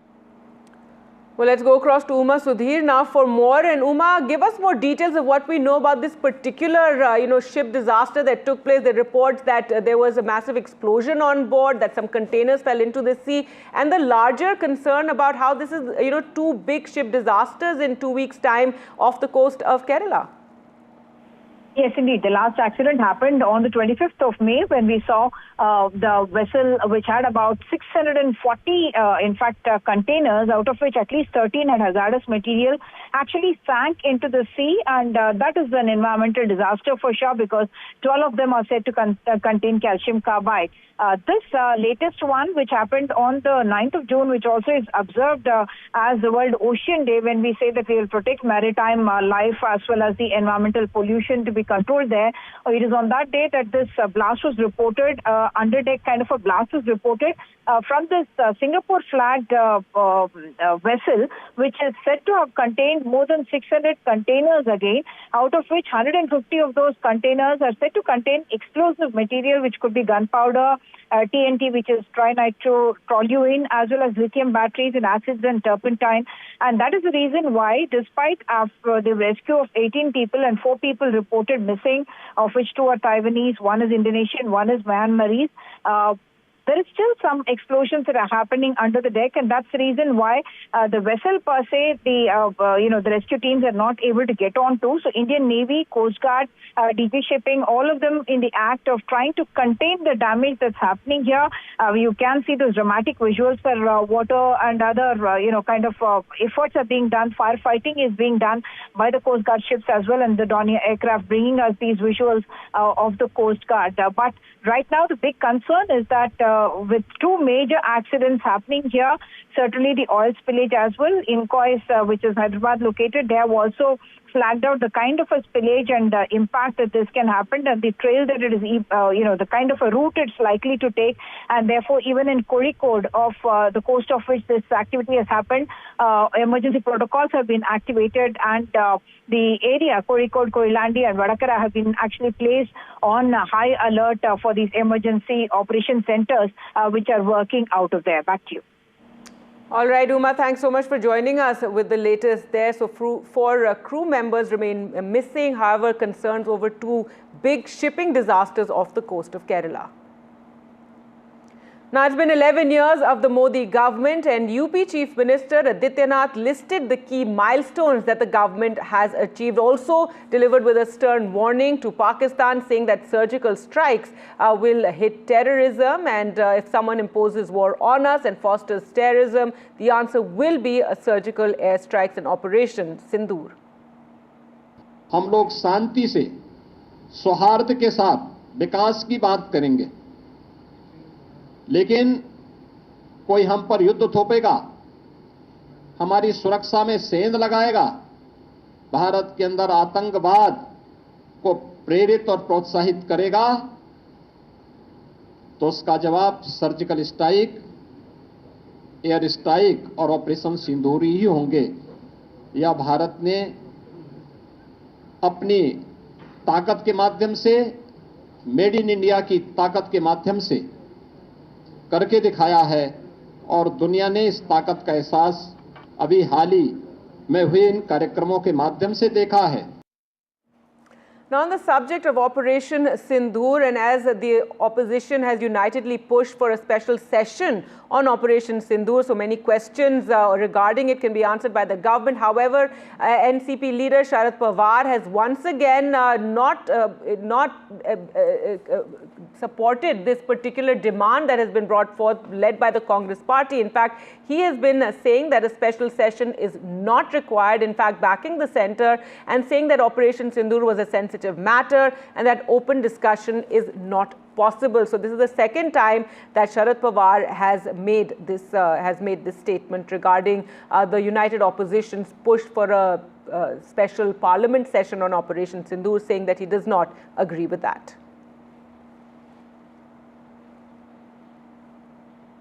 Now, staying with news of the NCP, it's the 26th anniversary, and in Pune there are mega meets that are being hosted there of the two sides. However, this comes amid the buzz regarding a possibility of a patch-up between the two NCP factions, a Pawar patch-up on the cards. It's a question of who will blink first. Pune is hosting rival rallies, and will the Pawar factions actually call a truce? According to reports, Supriya holds key to this particular decision. NDTV's Anuj speaks to some of the top leaders. या दो NCP करीब आने की जो खबरें हम पिछले कुछ हफ्तों से महीनों से सुन रहे हैं, क्या उसके बारे में कुछ डेवलपमेंट हुई? जो खबरें दोनों अजीत पवार और शरद पवार की दोनों पार्टी कट्टाने की जो बात है, ये सब आप मीडिया वाली चला रहे हैं। हमारे पार्टी में इस प्रकार की कोई चर्चा नहीं है सर। बट ये खबरें तब आना स्टार्ट हुई जब शरद जी पवार का एक इंटरव्यू गया जहाँ पे उन्होंने कहा कि सुप्रिया ताई सुळे ने डिसीजन लेना चाहिए, क्योंकि पार्टी में बहुत क्लियरली दो गुट बन चुके हैं, जहाँ से एक अजीत पवार जी के साथ जाना चाहता है, दूसरा नहीं जाना चाहता। ठीक है, अलग अलग कार्यकर्ता के पदाधिकारी की व्यूज हो सकते हैं, लेकिन पार्टी जब शरद पवार साहब के साथ में सब चर्चा होंगी, हमारी साहब के साथ में चर्चा होंगी, उस टाइम इकट्ठा बैठ के सब निर्णय लेंगे कि किस प्रकार पार्टी को और मजबूती से महाराष्ट्र में सामने लाना है, बाहर भी सामने लाना है। हम सत्ता में नहीं है, तो अभी जो कार्यकर्ता पदाधिकारी होता है उसकी कुछ अपेक्षा होती है। तो अभी पवार साहब हम सबको मार्गदर्शन करेंगे कि आने वाले जो भी लोकल बॉडी इलेक्शंस है उसमें कैसे लड़ना चाहिए, किस तरीके से युवाओं को वहाँ पे संधि देनी चाहिए, इस तरीके का मार्गदर्शन होगा, ऐसे हम सबको लगता है। सर, आपने इच्छाओं और अपेक्षाओं की बात की, इसी से जुड़ा हुआ प्रश्न ऐसा है कि बहुत दिनों से चर्चा चल रही है दोनों एनसीपी एक साथ आने की, और आज का दिन उसके हिसाब से बहुत महत्वपूर्ण दिन माना जा रहा है। तो क्या उस संबंध में भी आज कुछ रेवोल्यूशन या सरप्राइज थ्रो करने के कोई चांसेस है? मुझे नहीं लगता ऐसा कुछ होगा, और आज सिर्फ पवार साहब मार्गदर्शन लोगों को और कार्यकर्ताओं को करेंगे, ऐसे हम सबको लगता है। The function is happening for Mr. Sharad Pawar's party, and just 10 to 12 kilometers away, the function is happening with Ajit Pawar's party. Scenes are different, but mood might be the same as far as the merger debate is concerned. What do we know that we don't? I don't think we haven't discussed it internally yet, and I don't have any information regarding this question you're asking about. Is there a possibility of us getting any sort of clarity on that matter today? See, I'm not a fortune teller to tell you. And finally, some other news and lighter news. Bollywood icon Katrina Kaif has been signed on as the global brand ambassador for ocean travel destination Maldives, becoming the new face of the sunny side of life. The Maldives Marketing and Public Relations Corporation has announced that they were delighted to have Katrina Kaif, a prominent face of the Indian film industry, as the global brand ambassador. So a major turnaround in ties since January 2024, when India-Maldives relations had soured. But since then, there have been several amends, and now Katrina Kaif declared the global tourism ambassador. With that, we'll slip into a short break. More news and updates coming up on the other side. Do stay with us.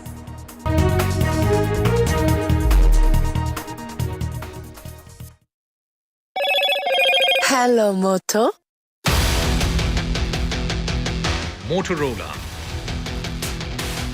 India's leading AI smartphone brand.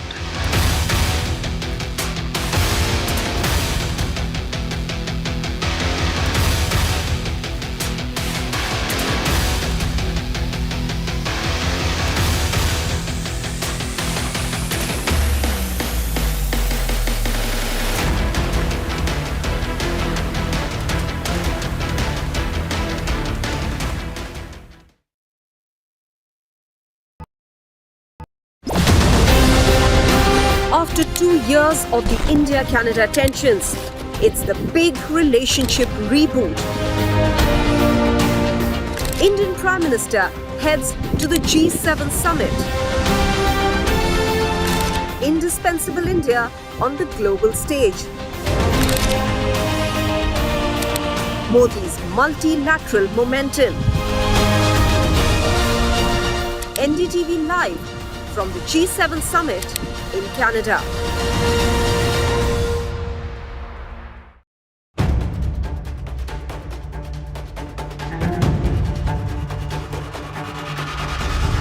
If it matters to you, if it matters to you, if it matters to you,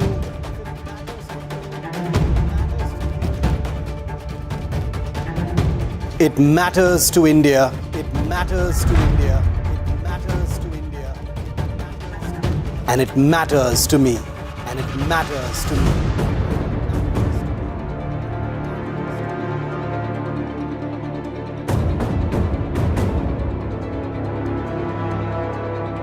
India Matters with Shivaru, only on NDTV 24x7. Why was there a hurry? Was it the government that was in a hurry? I don't want to blame anyone. Joining us today here in the NDTV newsroom. The government cannot walk away from this responsibility. Cricket is a religion of sort in this country. Would you like to comment on what happened? What is the condition of the injured at this point? How many people died? What exactly happened? You have lost your daughter.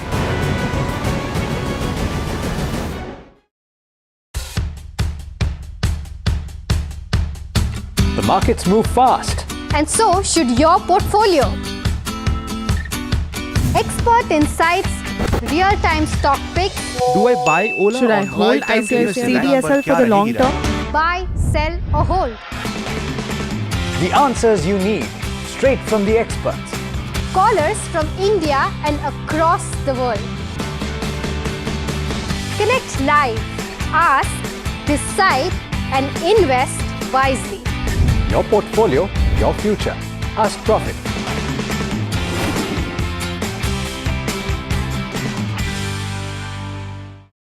Is your business future ready? Join the 13-week strategic ESG certification program for business sustainability and growth for CXO and business leaders by NDTV, Terry and Zenora.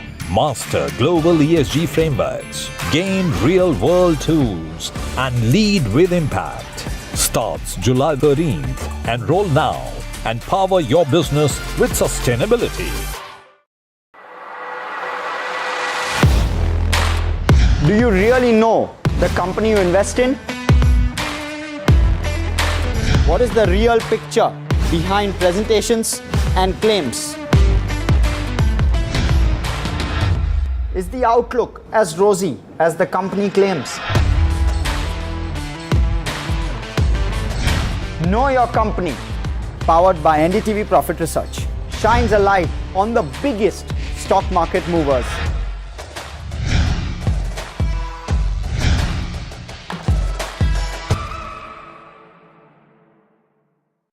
How often have you turned away from debates that descend into endless fights?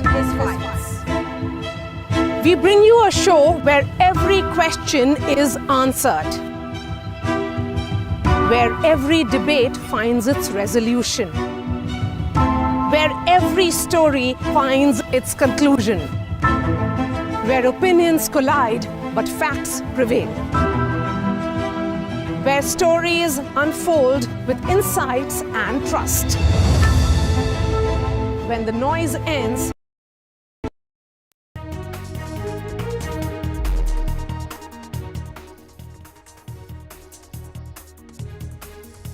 hello and welcome. You're watching NDTV. I'm Gargi Rawat. Stay with us for all the news you need to know. Let's take a look at the headlines we're tracking at this hour.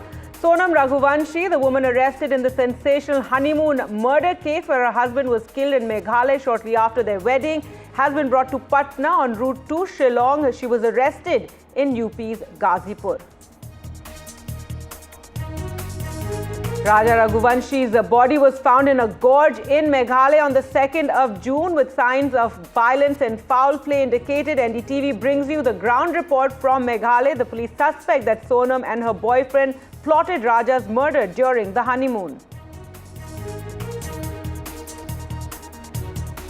Following the tragic Bengaluru stampede, now Karnataka leadership is in Delhi. Chief Minister Siddaramaiah in Delhi meets with the Congress top leaders. They have been summoned after the stampede heat.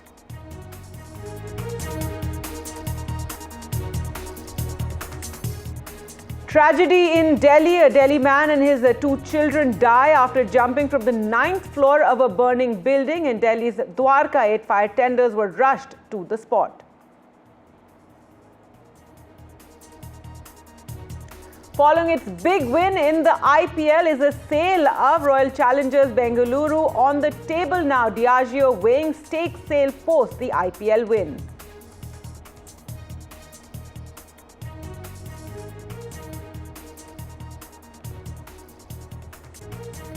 And Bollywood actor Katrina Kaif has been named the global tourism ambassador for the Maldives. This comes just ahead of the Prime Minister's visit to the Maldives.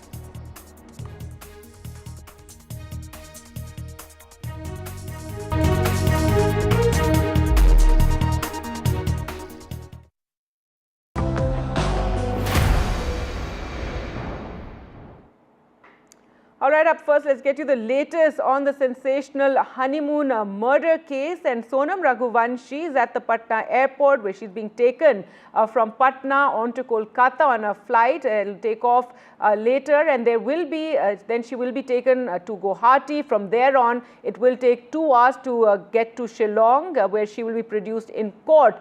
So this is, the journey that she is taking after she was arrested in Uttar Pradesh's Ghazipur. She can only but the hearing perhaps can only take place tomorrow, as she has a long journey ahead of arriving there in Shillong. And now the other accused in the case will also be produced in court. They're all being taken to Shillong. This is the place in Meghalaya where the crime took place, and the accused, in fact, Sonam Raghuvanshi, it's being said, could possibly, her friend was the mastermind, and that 3 contract killers were hired to murder her husband during their honeymoon. Raja Raghuvanshi, the post-mortem has revealed that Raja was hit twice on the head with a sharp weapon, confirming that it was indeed a murder. Earlier we spoke to Tanushree for more details. Currently, I'm present in front of Sonam Raghuvanshi's house. So now what is happening is that Sonam's family is not opening their doors since yesterday after the claims that have been made by the police and the media. The investigation or the interrogation that have been done with Sonam till now, Sonam is claiming that she is not the one who has killed Raja. She is claiming that she's the one, she's a victim. Because the people who came had stolen the jewelries, and in the process, Raja was trying to save Sonam, so the people killed Raja. So right now, Sonam is claiming that she is not the one who has killed. She is the one who has been the victim, and she was drugged and brought to UP. So since many days, Raja and Sonam's family were doing media interaction to convey their message and to ask for justice. So currently, when I came right now at Sonam's house, you can see, I will ask my camera person to just focus on the gates, how the gates have been closed, and the windows, they have put some boards so that people can't peek inside, and every single door, every single window has been closed so that there can be no interaction with media, or the media cannot shoot anything inside. I had a phone call with Sonam's mother right now to ask for a conversation, to ask so that she can have her opinion on this matter. But she strictly said that she don't want, or her family don't want to talk with the media right now. Talking about the family, so Sonam's mama, the brother to her mother, has left for Shillong, and Sonam's brother, who was already in Shillong, went to UP where Sonam was arrested, and now he would be traveling with her to Shillong. So there are many things happening in Indore. The people who have been arrested from Indore, their houses are also closed. No one is coming outside. And the colony where I'm standing right now, this colony had many people running here and there since many days, but today when I came over here, there was utter silence. Very few people are coming outside having a conversation. I tried having a conversation with a person, but he claimed that he don't have any information or else he don't want to give any information. So this is something that we need to notice, that how now people are saving themselves from giving any interaction to media or people around. The family has been claiming that whatever allegations have been put on Sonam are completely wrong, and they are asking for CBI inquiry so that Sonam would get justice. And whatever is happening inside, no one is knowing, because the doors are closed, no one has gone inside. Since yesterday, the people around there are saying that since yesterday, the family has not opened the door, so there is no interaction. We can't get any update from them. The mother is not picking up the calls of media. I had a 1-minute conversation with her. All right, so Sonam currently is being taken to Shillong, and en route she did stop in Patna. She was brought there by the police. There you can see Sonam, who, as we said, was arrested in Ghazipur in Uttar Pradesh and now being taken back to Meghalaya after the Meghalaya police really cracked this case after her husband was found murdered in a gorge. So Sonam there is currently now on a flight on to Guwahati, where she will then be taken by road to Shillong. NDTV's Prabhakar sent us this report. There is a slight change in the travel plan. So what we are now being told is that though she is inside the airport terminal building, she would be taking the 3:50 flight, which takes her to Calcutta, and then there is a 4-hour layover over there at Calcutta. So there is a stopover of 4 hours. Then she takes a connecting flight to Guwahati, and from there it's around 3 hours road journey. So she would be reaching Meghalaya somewhere in midnight, post midnight is what we are told by the Meghalaya police sources, and also the people who are traveling with us, because there are 3 female cops and 1 SI rank officer, a male officer, traveling with Sonam, and they have been coming. They have been actually they made the arrest there at Ghazipur. They took her. They took a 6 hours drive to Patna, took her to the Fulwari police station, waited here, and then the Patna police has escorted the entire team, Sonam and the 4 cops, to the terminal building behind me. This is where this is the terminal building from where she has just entered the gate, and now she is being made to wait inside the lounge of Patna airport. We are told that she will be taking 3:50 flight, is what we are told by our sources in Patna police and also the airport authorities, and she will be traveling to Kolkata first, then to Guwahati, and then a road trip to Shillong.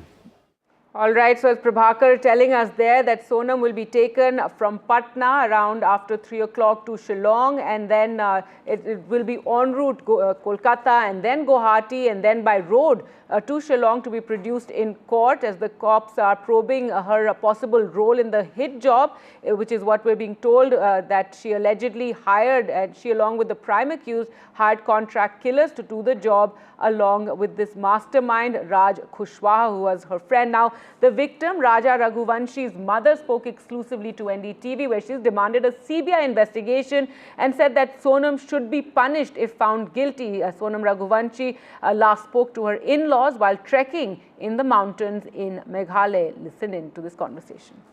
आपकी आखिरी बार सोनम और राजा से बात कब हुई थी? 23 तारीख को।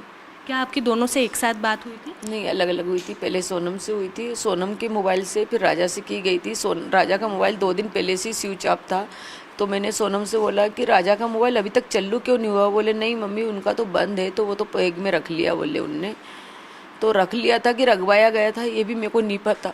तो मतलब सोनम और राजा साथ में थे, उसके भी 2 दिन पहले से राजा का फ़ोन बंद था? 2 दिन पहले से राजा का फ़ोन बंद था। सोनम के फ़ोन से ही सारी चर्चा हो रही थी? उससे ही सारी चर्चा हो रही थी। सोनम से जब बात हुई थी आखिरी, तब क्या बात हुई थी? सोनम से यही बात हुई थी, मैंने ही लगाया था, राजा को लगाया था, तो राजा का फ़ोन स्विच ऑफ था, तो फिर मैंने सोनम के पे लगाया था। मैंने कि कहाँ पे हो तुम लोग? तो बोले कहीं नहीं मम्मी, ऊपर की तरफ हम आ रहे हैं। तो मैंने कि ना फिर थक गए होंगे? तो बोले हाँ मम्मी बहुत थक गए हैं। तो मैंने कुछ खाने पीने का मिल रहा है कि नहीं मिल रहा है? तो बोले एक जगह कॉफ़ी मिली थी, बहुत गंदी थी, मैंने फेंक दी, और ये तो मेरे से बार बार बोल रहे कुछ खा लो कुछ खा लो। तो मैंने बोला कि नहीं, मैं है ना घूमने के चक्कर में मेरा व्रत खराब नहीं कर सकती। उस दिन 11 थी। उसके बाद में राजा से बात हुई थी, जो सोनम हाँप रही थी ना, इसके बाद में फिर राजा से बात हुई थी। वो भी उसके मोबाइल से उसने लगा के दिया था उधर से कि लो मम्मी से बात करो। तो उसने यूँ नहीं बोला था कि लो बात करो, उसने डायरेक्ट फ़ोन दे दिया था लगा के। तो राजा ने बोला हेलो, तो मैंने कहा बेटा क्या कर रहा है? तो बोले कुछ नहीं मम्मी, हम ऊपर पहुंच गए हैं, केले खा रहा हूँ। उसने यूँ बोला था। बस आखिरी बार वही बात हुई थी? बस वही बात हुई थी, इसके अलावा मेरी कोई बात नहीं। फिर मैंने शाम को भी ट्राई करे, फिर दोनों फ़ोन स्विच ऑफ आ गए थे और सुबह से लगा रही थी। फिर शनिवार के दिन 7 बजे से उठ के तो कोई फ़ोन नहीं लगा, तो मेरा जी खूब घबराया। मैंने उसके भाई उनसे बोला, वो संडे के दिन ही चले गए। फिर उन्होंने उसके वहाँ बोला कि दोनों बच्चे के फ़ोन बंद आ रहा है, राजा का तो आ ही रहा था। तो उनके भाई ने बोला राजा के सोनम के पास 2 नंबर हैं, 2 फ़ोन लेके गई है, तो 1 नंबर तो शायद उसके ऑफिस का है, किसका है। तो क्या आपको पता था कि वो 2 फ़ोन लेकर गई? मेरे को नहीं पता था, बाद में उनके भाई ने बताया। जब वहाँ जांच हो रही थी ना, तब पता चला कि वो 2 फ़ोन लेके गई है। वहाँ जांच के वक्त खुलासा हुआ था? हाँ, जब खुलासा हुआ था, मगर अभी ऐसा सुनने में आ रहा है कि वो 1 फ़ोन चालू था उनका। जी। क्या वो नंबर आप लोगों के पास था? नहीं, हमारे पास नहीं था, 1 ही नंबर है मेरे पास। तो जी, आप लोगों की जब राजा से बात हुई थी तब कभी ऐसा लगा कि उनका मन घबरा रहा है, वो किसी तरह से परेशान है? कोई ऐसा तो कुछ एहसास नहीं हुआ। जब वो खा रहा था ना, तभी थोड़ा सा ऐसा डाउट सा जा रहा था। तो मैं पूछने वाली थी, मेरे मन में जो था, तो मैंने ये तो नहीं पूछ पाया कि बेटा कोई आसपास है। मैंने बस इतना पूछा था कि बेटा तुम ऊपर की तरफ क्यों आए हो, हैं ऊपर ज़रूरी देखना, ऊपर से इतने ऊंचे पे से खाई देखोगे तो खतरा है ना, डर लगता। तो बोले नहीं मम्मी, बहुत अच्छा नज़ारा दिख रहा है, उसने ये बोला था बस। जब अब सोनम के बारे में इतनी सारी चीज़ें निकल कर सामने आ रही है, तो क्या आपका दिल मान रहा है कि वो इस तरह की कोई हरकत कर सकती है? इतनी सारी बातें आ रही हैं तो कर भी सकती हैं। आजकल तो लड़कियों ने ऐसा कर रही हैं, कितना ही सुनने में आ रहा है। शादी जब हुई थी तब सोनम खुश थी? क्या दोनों की राजी मंजूरी से शादी हुई है? राजी मंजूरी से हुई थी, परिवार भी राजी मंजूरी थे, बच्चे भी राजी मंजूरी थे। उस टाइम पे तो उसने कुछ ऐसा दिखाया नहीं था। All right, so it's an extremely sensational and sinister case that's really gripped the Indian public, where a newly married bride is accused of having her husband killed, that too during their honeymoon, and that her friend, the alleged mastermind Raj Kushwaha, actually hired 3 killers. So let's take you through, this entire the intricacies of all these relationships. Let's go across to Aarti, who will take us through who just are Sonam and Raja, 2 young people from Indore. Absolutely. This case has caught a lot of eyeballs, Gargi. Now, talking about who Sonam Raghuvanshi and Raja Raghuvanshi are, let me take you through Raja Raghuvanshi, right? Now, he is the husband in this case, and he is also the murder victim. He was the youngest of 3 brothers in their family, and it's a huge joint family that he comes from in Indore. They resided in Indore in Madhya Pradesh, and he in fact was managing the family business, which was a transport business that was owned by the Raghuvanshi family. It was called Raghuvanshi Transport, and he was in fact managing the entire business. He provided buses on rent to schools, and for coaching centers as well, Raghuvanshi Transport would provide buses on lease. Now, he was running the business later, and this business in fact has been up and running since 2007. Now, as far as Sonam Raghuvanshi is concerned, she is of course the wife. They had gotten married in Indore, and she is now the prime suspect in the case. Now, her father in fact owns a plywood factory, and she again was managing the family business there. She is a daughter of this factory owner, and she was managing the entire business. They also lived in Indore. She ran all the departments of the business. That includes the billing, the accounts department, as well as and all the other departments as well. She had managed the family business, like I said. And talking about Sonam Raghuvanshi again, she was managing the accounts and billing department. So she, like Raja Raghuvanshi, was a major part of the family business. She has now accused Raj Kushwaha was working with Sonam, and the people who we've spoken to say that Sonam and Raj Kushwaha were close friends because they were working together. And now, as far as the accused is concerned, accused Raj Kushwaha again was also living near Sonam's house. Now, these are the major details of who Sonam Raghuvanshi and Raja Raghuvanshi are. All right, Aarti. So as Aarti was telling us, the alleged mastermind Raj Kushwaha has worked with Sonam, lived near her home. Well, we also spoke to Raj's sister, who denied that Sonam and Raj were involved beyond work, and she also claimed that Raj does not know the other 3 accused in this sinister murder. राज कुशवाहा की छोटी बहन सुहानी इस वक्त हमारे साथ मौजूद है। सुहानी बेटा, आप कितने छोटे हो राज भैया से? 2 साल 2.5 साल का गैप है हम दोनों में। जी, आप कैसे हैं आपके भाई? आपको क्या कभी ऐसा कुछ लगा? ऐसा कुछ नहीं, ऐसा वो कभी नहीं कर सकते, ऐसा वो सोच भी नहीं सकते किसी के बारे में, हम उनको इतना जानते हैं। और वो राजा भैया, उनकी क्या गलती थी? वो ऐसा उनके साथ, वो उनको तो जानते भी नहीं होंगे, शादी से ही जाना होगा, वो ऐसा कभी नहीं कर सकते उनके साथ। जी, आपके भाई ये प्लाईवुड फैक्ट्री में कब से काम कर रहे हैं? 2 से 2.5 साल हो गया उनको। गोविंद भैया के यहाँ पे काम करते हैं। कोविड से यहाँ पर काम कर रहे हैं? गोविंद भैया के यहाँ पे काम करते कोविड से नहीं कर रहे। 2.5 साल से यहाँ पे काम कर रहे हैं। उससे पहले कहाँ थे? उसके पहले से भैया 10th क्लास में थे जब हमारे पापा के साथ ऐसा हो गया था, तो फिर भैया ने 10th के एग्ज़ाम दी। उसके बाद वो कपड़ा मार्केट में काम करते थे, पढ़ाई छोड़ दी थी। फिर वो 3 साल तक वहाँ पे काम करते थे। पर जब उनका कंप्यूटर का कोर्स पूरा हो गया था, उसके बाद उनकी यहाँ इस जगह पे नौकरी। अच्छा, कभी ये आनंद, आकाश या फिर विशाल किसी दोस्त की सूचना थी? हाँ, विशाल भैया तो हमारे भाई हैं, उनको भी हम राखी बांधते थे। उनको भी हम जानते हैं कि वो ऐसा कभी नहीं कर सकते। अच्छा। क्योंकि वो भी नॉर्मल, उनका भी एक छोटा सा घर है अपना नंदबाग में। वो भी गरीब फैमिली से बिलोंग करते, तो वो लोग इतना कुछ तो कभी नहीं कर सकते। आनंद, आकाश किसी से और दोस्त लोगों को नहीं जानती, बस इतना पता है कि वो विशाल भैया के पड़ोसी हैं। विशाल को आप जानते थे? हाँ, उनको जानते, वो हमारे भाई है। जी। अच्छा, कभी आपने सोनम का नाम सुना था? उनका फ़ोन आता था काम के सिलसिले में कि हाँ कहाँ है, टाइम हो गया बेटा, तू कब तक आ रहा है, 11 बज गई है, गाड़ी भरवानी है, बिल बनाया कि बनाया, ऐसे ही फ़ोन आता था उनका। कभी घर आती थी सोनम? नहीं, कभी नहीं आई वो 2.5 सालों में। कभी आप लोग उनके घर गए? नहीं, हम भी कभी उनके घर नहीं गए। जी, हमेशा फ़ोन पर बात होती थी? नहीं, हमारी तो उनसे कभी बात की। हाँ, ऐसे काम के उसमें फ़ोन आता था, तो हम इतना ही, वही तो हम लोगों ने इतना ही देखा है, तो हम कैसे बोल सकते हैं कुछ भी।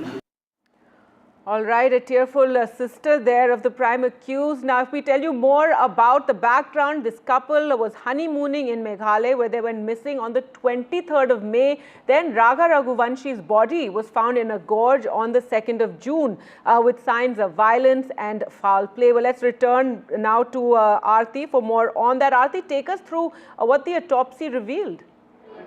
Absolutely. Raja Raghuvanshi's body, remember, was found in a gorge, and according to the autopsy report, it said that there was a heavy wound that he had sustained to the head. Now, the police believe that a machete was used to hack at him before he was pushed off the gorge. Not just that, there were 2 more wounds that he sustained that were perhaps done or perhaps made through a sharp weapon. So the police believe that a sharp weapon was used as well. These are details that came out on the autopsy report, but apart from that, there were also details that came out on items that were missing from Raghuvanshi as far as his valuables were concerned. A gold chain that he was urged to wear by his wife was missing as well. His wallet, his phone and credit cards were missing from Raja Raghuvanshi as well. These, of course, details from when his body was found in that gorge on that fateful day. All right, Aarti, thanks so much for joining us with those details. So that is what the autopsy revealed when his body was finally recovered. Now, the tour guide in Meghalaya, one Albert, says the couple, Sonam and Raja Raghuvanshi, were accompanied by 3 male tourists on the day they went missing from Meghalaya's Sohra area. This was on 23rd, remember, when they went missing. Let's listen in to what NDTV's Mukesh has found in Shillong. राजा रघुवंशी हत्याकांड को लेकर पूरे देश में चर्चा है, लेकिन शिलोंग उसका एपी सेंटर है। उसकी वजह यह है कि हत्याकांड भी यहीं हुआ और यहीं की पुलिस ने इस पूरे मामले का खुलासा किया है। मेरे साथ शिलोंग टूरिस्ट एसोसिएशन के प्रेसिडेंट हैं, उनसे बात करते हैं। सर, नाम क्या है आपका? मेरा नाम है एंट्रोलियस बी मराक। मैं all Shillong tourist taxi association का प्रेसिडेंट हूँ। अच्छा, टैक्सी एसोसिएशन की। जी, ये बताइए कि ये जो पूरी घटना हुई है, इसको लेकर आप क्या कहना चाहते हैं? इसको लेकर क्या कहना चाहते हैं, लेकिन एक्चुअली ये तो पुलिस इन्वेस्टिगेशन कर रहा है और प्रशासन का है। लेकिन ज़्यादातर जैसे कि आप लोग का मीडिया बहुत सारा हम लोग का ऊपर में एलिगेशन लगाया है, इसलिए हम लोग का जितना भी टूरिस्ट ड्राइवर है या टूरिस्ट पर्यटक है, टूरिस्ट, वो आना बंद हो गया और उसका बाद में हम लोग का बहुत ज़्यादा लॉस हुआ है। इस तरह से पुलिस जब इन्वेस्टिगेशन कर रहा है तो उसका बारे में कुछ भी बोलने सही नहीं है। लेकिन बहुत सारा मीडिया और सोशल मीडिया में बहुत सारा अफवाह फैल गया कि हम लोग का शिलोंग में ख़राब है, ये चोरी डकैती, इस तरह से कभी नहीं होता है। हम लोग कभी कभी ऐसा होता है कि हम लोग का जब टूरिस्ट आता है, हम लोग टूरिस्ट प्लेस में हम लोग अपना गाड़ी को लॉक करने कभी कभी भूल जाता है, तो टूरिस्ट पूछता है आप लोग भैया गाड़ी क्यों लॉक करता नहीं, तो हम लोग बोलते हैं भैया यहाँ में कुछ नहीं होता है। तो इस तरह से शांति और पीस स्टेट में आके इस तरह से एलिगेशन लगाना गलत है, क्योंकि ये जज का विषय था, जब प्रशासन का हाथ में है तो हम लोग इसको नगर बात करके तो फ़ायदा नहीं है, इस तरह से होना नहीं चाहिए। लेकिन जिसने भी इस तरह से हम देखा नहीं, उसमें बहुत सारा ने मेघालय मुर्दाबाद या मेघालय में मौत जाइए इस तरह से जो बात किया है, वो लोग को हम लोग का मेघालय गवर्नमेंट का तरफ से एक्शन लेना है। लेकिन हम लोग का मेघालय गवर्नमेंट से जो मंत्री है एक, उसने बताया है कि वो लोग को डिफेमेशन केस करेगा, ज़रूर करना चाहिए, क्योंकि हम लोग का जितना भी टूरिस्ट ड्राइवर है, जितना बुकिंग था सारा कैंसिल हो गया है, तो उसका भरपाई कौन करेगा? टूरिस्ट लोग क्या बोल रहे हैं, क्या कह रहे हैं वो आपसे? एक्चुअली टूरिस्ट लोग यहाँ में जो आ रहा है वो लोग को तो हकीकत पता है, वो लोग कुछ नहीं बोल रहा है, लेकिन जो बुकिंग था आने वाला था वो लोग बोल रहा है भैया सेफ नहीं है। लेकिन हम आपका माध्यम से बोलना चाहते हैं, यहाँ में कुछ इस तरह से नहीं है। प्लेस यहाँ का जो शिलोंग या चेरापूंजी ऑल मेघालय में कोई इस तरह से प्रॉब्लम नहीं है। हम लोग इसलिए रिक्वेस्ट करना चाहता है, हम लोग का टूरिस्ट जो भी आ रहा है वो लोग को भी, वो लोग सेल्फ ड्राइव गाड़ी हमें यूज़ नहीं किया जा रहा है। कभी कोई पहले ऐसी घटना हुई हो जब किसी टूरिस्ट को टारगेट किया गया हो यहाँ पर? नहीं, अभी तक तो नहीं। मेरा अभी हम all Shillong tourist taxi association का प्रेसिडेंट बनना अभी 9 साल हो गया कंप्लीट, 9 ईयर्स में अभी तक एक सिंगल रिपोर्ट इस तरह से नहीं मिला। तो आप इस तरह से पीसफुल एरिया को किस तरह से ज़बरदस्ती, किस तरह से इस तरह से एलिगेशन लगा सकता है ना? किसी को इस तरह से मीडिया में या सोशल मीडिया में किसी का इज्जत को उछालने अच्छा बात नहीं है, क्योंकि हम लोग का मेघालय पुलिस को हम थैंक यू बोलना चाहता है। बहुत जल्द ये केस को सॉल्व कर दिया, ऑलमोस्ट सॉल्व हो गया, अभी इन्वेस्टिगेशन चल रहा है। इसका बारे में हम इतना बोलना नहीं चाहता है, क्योंकि प्रशासन का ऊपर में विश्वास है। पूरा हम लोग का इंडिया प्रशासन का ऊपर में विश्वास करना चाहिए, लेकिन इस तरह से अनगल बात करना ठीक नहीं होगा। All right, and do remember to follow NDTV for all the latest developments in that case. With that, we'll slip into a short break. On the other side, Rahul Dravid speaks out for the first time on the Bengaluru Stampede. Stay with us.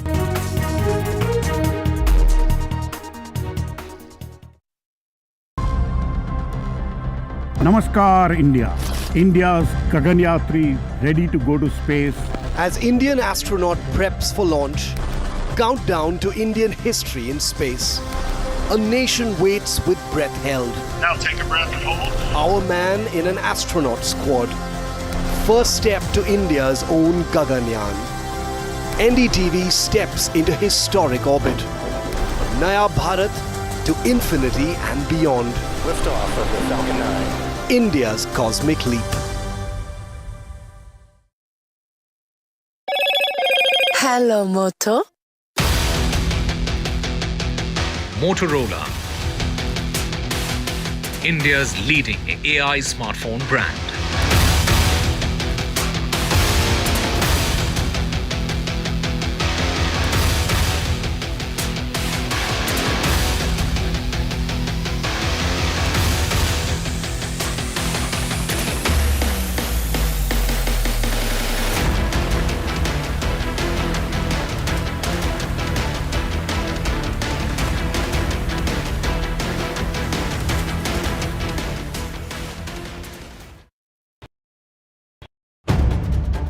If it matters to you, if it matters to you, if it matters to you,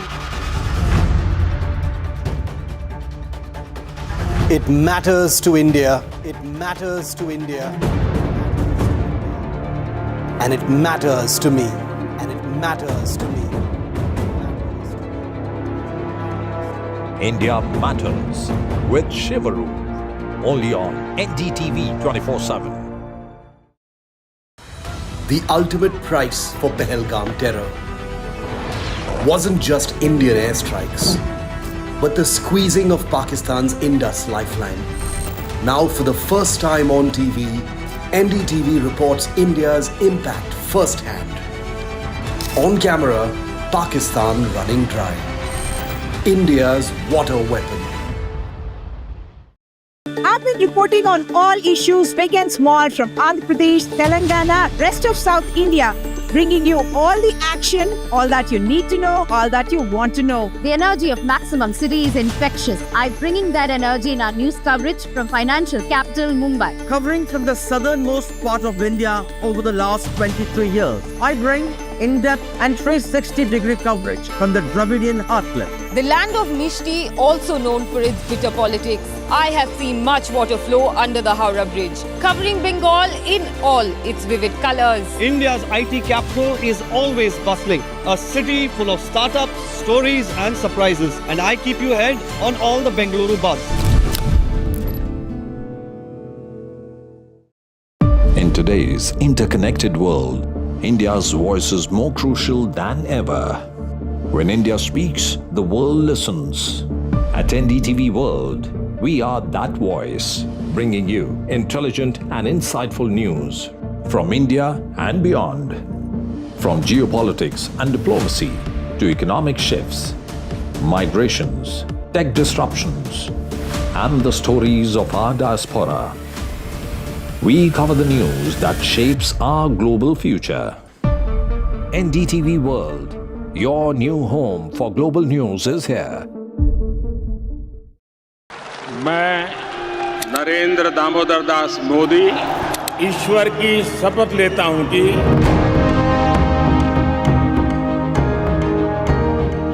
NDA सरकार में हम अगले 10 साल में विकसित भारत के सपने को साकार करके रहेंगे.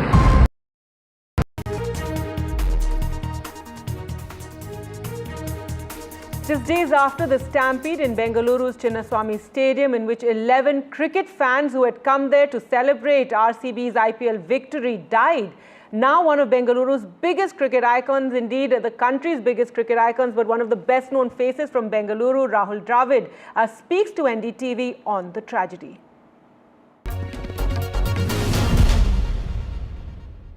Unfortunate tragedy that took place in Bengaluru. Your thoughts on that, Rahul bhai? Yeah, very disappointing. Obviously, very, very sad. Thoughts go out to the people. This is a really sports passionate city. I come from here.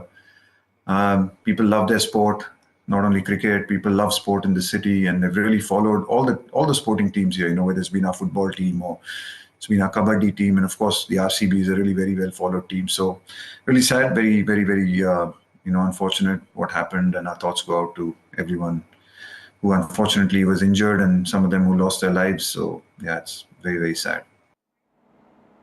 All right, well, let's go across to Osama for more on this. And Osama, even as the politics is taking place after this tragedy, the stampede in which 11 people were killed, and now one of the best known faces, as we said, from Bengaluru, Rahul Dravid, speaking on this tragedy, what was meant to be this moment of celebration and joy, and turned just so tragic. Absolutely, Gargi, and you could sense it in his voice as well, the disappointment in Rahul Dravid's voice. And this was an interview, an exclusive interview that we did with Rahul Dravid, and he very clearly said that a tragedy like this shouldn't really have happened in Bengaluru. It's a sports passionate city, it's a cricket passionate city, and the team, the Bengaluru team, it is quite famous in the city and among the fans, and a tragedy like this should not have occurred, and that's the kind of disappointment that he himself also has spoken about.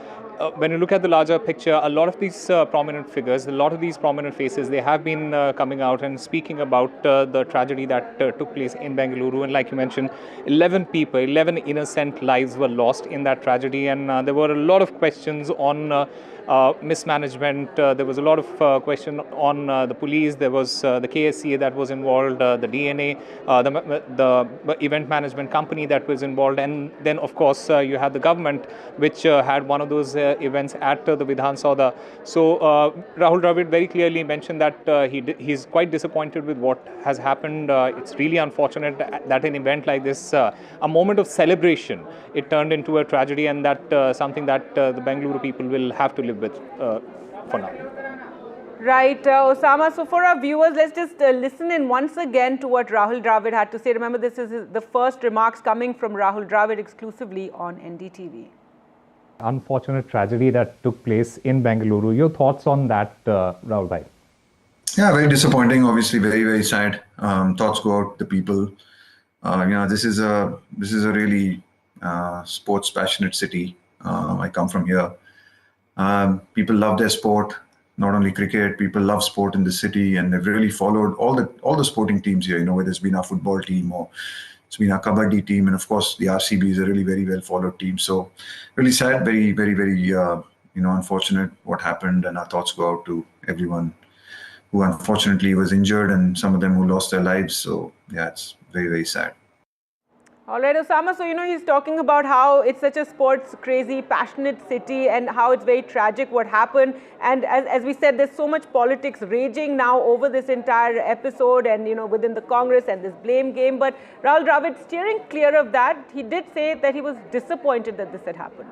Absolutely. He did steer clear of any of the politics that is involved at the moment with respect to this particular tragedy. But you also have to take into consideration that Rahul Dravid, he is part of the IPL in some capacity. He is the head coach of the Rajasthan Royals team.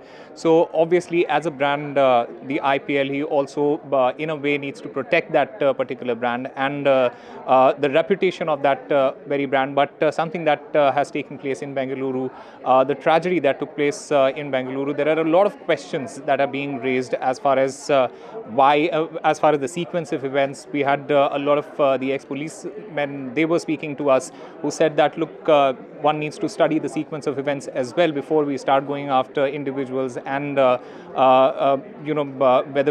it is the franchisee, the owners of the franchisee or the cricketers. So Rahul Dravid, being from Bengaluru, he obviously understands all of that. He understands the situation that is that is there at the moment, and he also kind of understands how delicate this entire situation is, and is the reason probably why he stayed clear from any of the politics. But he did very categorically and very clearly did mention that he is very disappointed in what has taken place, and really unfortunate that it has, and that something like this should not happen to a city like Bengaluru and the people of Bengaluru. That's right, Osama. Thanks so much for joining us with those details and getting Rahul Dravid, to speak on this tragedy. But let's now talk about the politics that's taking place after this tragedy and close on the heels of the stampede in which 11 people died. The Congress High Command has summoned Chief Minister Siddaramaiah and his Deputy DK Shiv Kumar for a discussion in the national capital on the issue today. This meeting was convened by Party President Mallikarjun Kharge, who is also, from Karnataka. And this comes as they've been under attack by the BJP over the stampede that has taken place. Many questions were raised about why this celebration took place just after the IPL victory. Could it not have been better planned? Who is to blame? Let's just listen into some of the criticism as well, and also what State Minister G. Parmeshwara had to say. ಅಲ್ಲ ನಮ್ಮ ಹೈಕಮಾಂಡ್ನವ್ರು ಕರೆದಿದ್ದಾರೆ CM ಅವರನ್ನು DCM ಅವರನ್ನು ಅವರು ಇವತ್ತು ಬೆಳಿಗ್ಗೆ ಹೋದರು ಅಂತ ಕಾಣಿಸುತ್ತೆ. ಗೊತ್ತಿಲ್ಲ ಏನಂತ ಗೊತ್ತಿಲ್ಲ, ಅಜೆಂಡಾ ಏನು ಅಂತ ಗೊತ್ತಿಲ್ಲ. ಸಂಪುಟ ಪುನರ್ರಚನೆ ನಮಗೇನು ಗೊತ್ತಾಗುತ್ತೆ ರೀ, ಸ್ಪೆಕ್ಯುಲೇಟ್ ಮಾಡೋಕ್ಕೆ ಹೋಗಲ್ಲ ನಾನು. ಗೊತ್ತಿಲ್ಲ ಕರೆದ್ರೆ ಹೋಗ್ತೀವಿ. ನಮಗೆ ಯಾರಿಗೂ ಕರೆದಿಲ್ಲ. ಬೇರೆ ಅವರ ಅಧ್ಯಕ್ಷರು ಮತ್ತು ಉಪಮುಖ್ಯಮಂತ್ರಿಗಳಿದ್ದಾರೆ, ಮಾನ್ಯ ಶಿವಕುಮಾರ್ ಅವರು, ಆಮೇಲೆ ಮುಖ್ಯಮಂತ್ರಿಗಳು ಅವ್ರನ್ನ ಕರೆದಿದ್ದಾರೆ. Government is squarely responsible for this. In the morning 10 o'clock he has tweeted and he has given a call to people attend in a big way, and he is telling that I was not briefed, that there is police have expressed some apprehension. Today Karnataka State Cricket Association and also that one agency DNA, he has said that we had never opted for function, and because these people organize a parallel function at two places, the police give more protection here, less protection there. Well, let's go across to Sunil Prabhu now for more. And Sunil, Karnataka Chief Minister and Deputy Chief Minister in Delhi for this meeting called by the Congress President. Tell us more about who all are going to be present there and what are we expecting at this meeting? Well, they are at present, discussions are going on. There's also the Telangana Chief Minister. So one is wondering, is it, will the High Command have just a one-on-one with the Karnataka Chief Minister and the Deputy Chief Minister alone and then meet the Telangana? What exactly is it? Is it on other discussions on caste, the survey and everything else? But be that as it may, the fact is that the Congress High Command is not happy with the way things have been playing out in Karnataka. There have been a huge series of issues in terms of the infighting that is taking place, the recent unfortunate events that have taken place where the stampede, 11 people losing their lives. And it's in that backdrop, I think, that they want the Congress leaders, be it Siddaramaiah or be it DK Shivkumar, to pull up their socks, stop and work together as a cohesive unit and stop fighting amongst themselves and ensuring that they carry on with governance and the promises that they've made to the people and ensuring that there is a corrupt-free government, something which is of a big concern for the people of Karnataka. All right, Sunil. So Siddaramaiah and DK Shivkumar, they're currently meeting with the top leadership of the Congress. Thanks so much for joining us with those details. Now, British spirits giant Diageo PLC is exploring the possibility of selling part or all of its stake in the IPL cricket franchise Royal Challengers Bengaluru.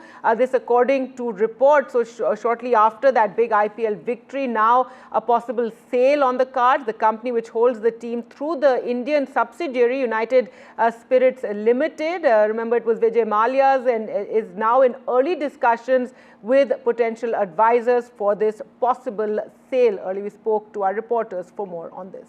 What's happening at this point in time is a discussion that is being led from London, which is the base where Diageo is, of course, based in. Diageo owns United Spirits, which then owns RCB, the IPL team that is being discussed at this point in time. After their historic win, that's an 18-year in the wings. Finally, RCB has won an IPL trophy this year, and that has supported the conversations that Diageo is having with advisors because the valuation for RCB has improved significantly. In any case, because of the viewership of IPL, there were likely to be many takers, but because now RCB's valuation has improved, so you can expect more people being interested in buying the franchise. What is happening at this point in time is that Diageo is currently talking to some advisors. They will select potential advisors who will actually advise them on the deal, who will then go out and find potential bidders for RCB. So these conversations are still in early stages. These things will pan out over the next few months. But as things stand, Diageo is keen on offloading its holding in RCB, simply because it's time to offload any non-core businesses that Diageo has. Right now I'm standing outside United Spirits headquarters in Bangalore. This is the UB Towers as we know. Now right from the beginning when IPL started, the Bangalore team was owned by Vijay Mallya. This was a way for him to promote his brands.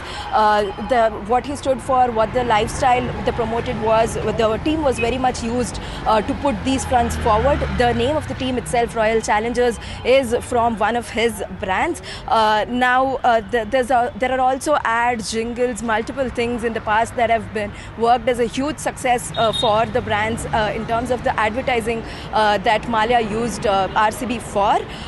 Now it's also part of popular culture here in the city, what RCB stands for, what the company stands for. It's very much together. And now since Diageo has bought over, there's consistent efforts in terms of improving that branding. Now with talks of new owners coming in, this will be a brand value that won't be easy to shrug off. To be seen what if in case there are new buyers, how things will change and what will be the team branding. All right, and some news now coming in. Congress Chief Mallikarjun Kharge has written to Prime Minister Modi on the issue of the Deputy Speaker's post, where he says elect the Deputy Speaker of the Lok Sabha without any delay, how the position has been vacant for 2 consecutive Lok Sabha terms. Let's go across to Sunil for more on this. And Sunil, the opposition made this demand earlier as well, and now you have Mr. Kharge they're once again writing to the Prime Minister and emphasizing how from the 1st to the 16th Lok Sabha, every house had a Deputy Speaker. This Deputy Speaker would be from the opposition, and once again making that demand. That's right, Gargi, and you raise an important point about 16 Lok Sabhas, and Mr. Kharge also raising this once again to the Prime Minister who heads India's democracy. In a way, this is a real test case. Please remember that our Constitution says very clearly there shall be a Deputy Speaker. It's not there may be. There shall be. It's very clearly enshrined. And no less than the then Chief Justice of India sitting in the Supreme Court had made an observation saying very categorically, because this trend is now being followed by various state assemblies too, where they're not having deputy speakers. The Constitution very clearly says there shall be a Deputy Speaker, and that was given a byway, it wasn't implemented in the last Lok Sabha. The ultimate, of course, we saw where we had usually the deputy speakers in charge of security apparatus, as has been the convention, as well as from the principal opposition party. This time round, even though a year has lapsed, we haven't yet had a deputy speaker. What is the reason why the government is not ensuring that the Constitution is followed, where you need to have a deputy speaker, is something that is being pointed out by the principal opposition party, and we'll wait and see if the government does respond to it, because last time round there was a petition to the Supreme Court, but it didn't really meet and get taken up in the Supreme Court. This time round, if they don't act, there will definitely be a petition, and we'll wait and see what the government does about this entire process. Right, Sunil, thanks so much for joining us with all those latest developments. Now, some breaking news coming in on our top story, the honeymoon murder, and some big revelations in the murder of Raja Raghuvanshi, who was killed in Meghalaya while he was on his honeymoon.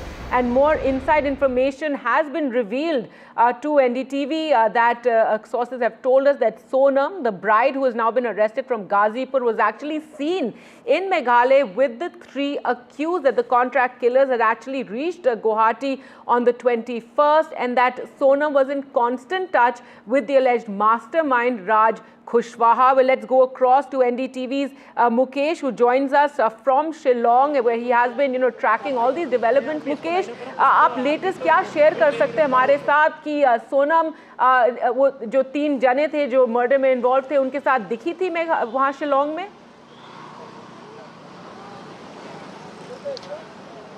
देखिए, police ने जो ये पूरा operation किया है, इसका नाम रखा है ऑपरेशन हनीमून, और ऑपरेशन हनीमून के तहत पुलिस ने सभी 5 आरोपी गिरफ्तार किए हैं।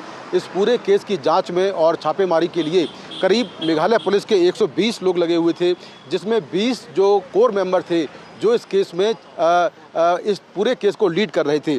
पुलिस के मुताबिक जो इस पूरे केस की मास्टरमाइंड है वो सोनम है, और सोनम ने ही राज कुशवाहा के साथ मिलकर ये पूरा जो मर्डर है वो प्री प्लान किया था, और शादी के करीब 1 हफ्ते बाद ही ये मर्डर प्लान कर लिया गया था। जब ये पूरी घटना हुई उस वक्त सोनम मौके पर मौजूद थी, और उसी ने 3 आरोपियों से कहा था कि राजा रघुवंशी को हिट करो। उसके बाद आरोपियों ने राजा रघुवंशी को हिट किया।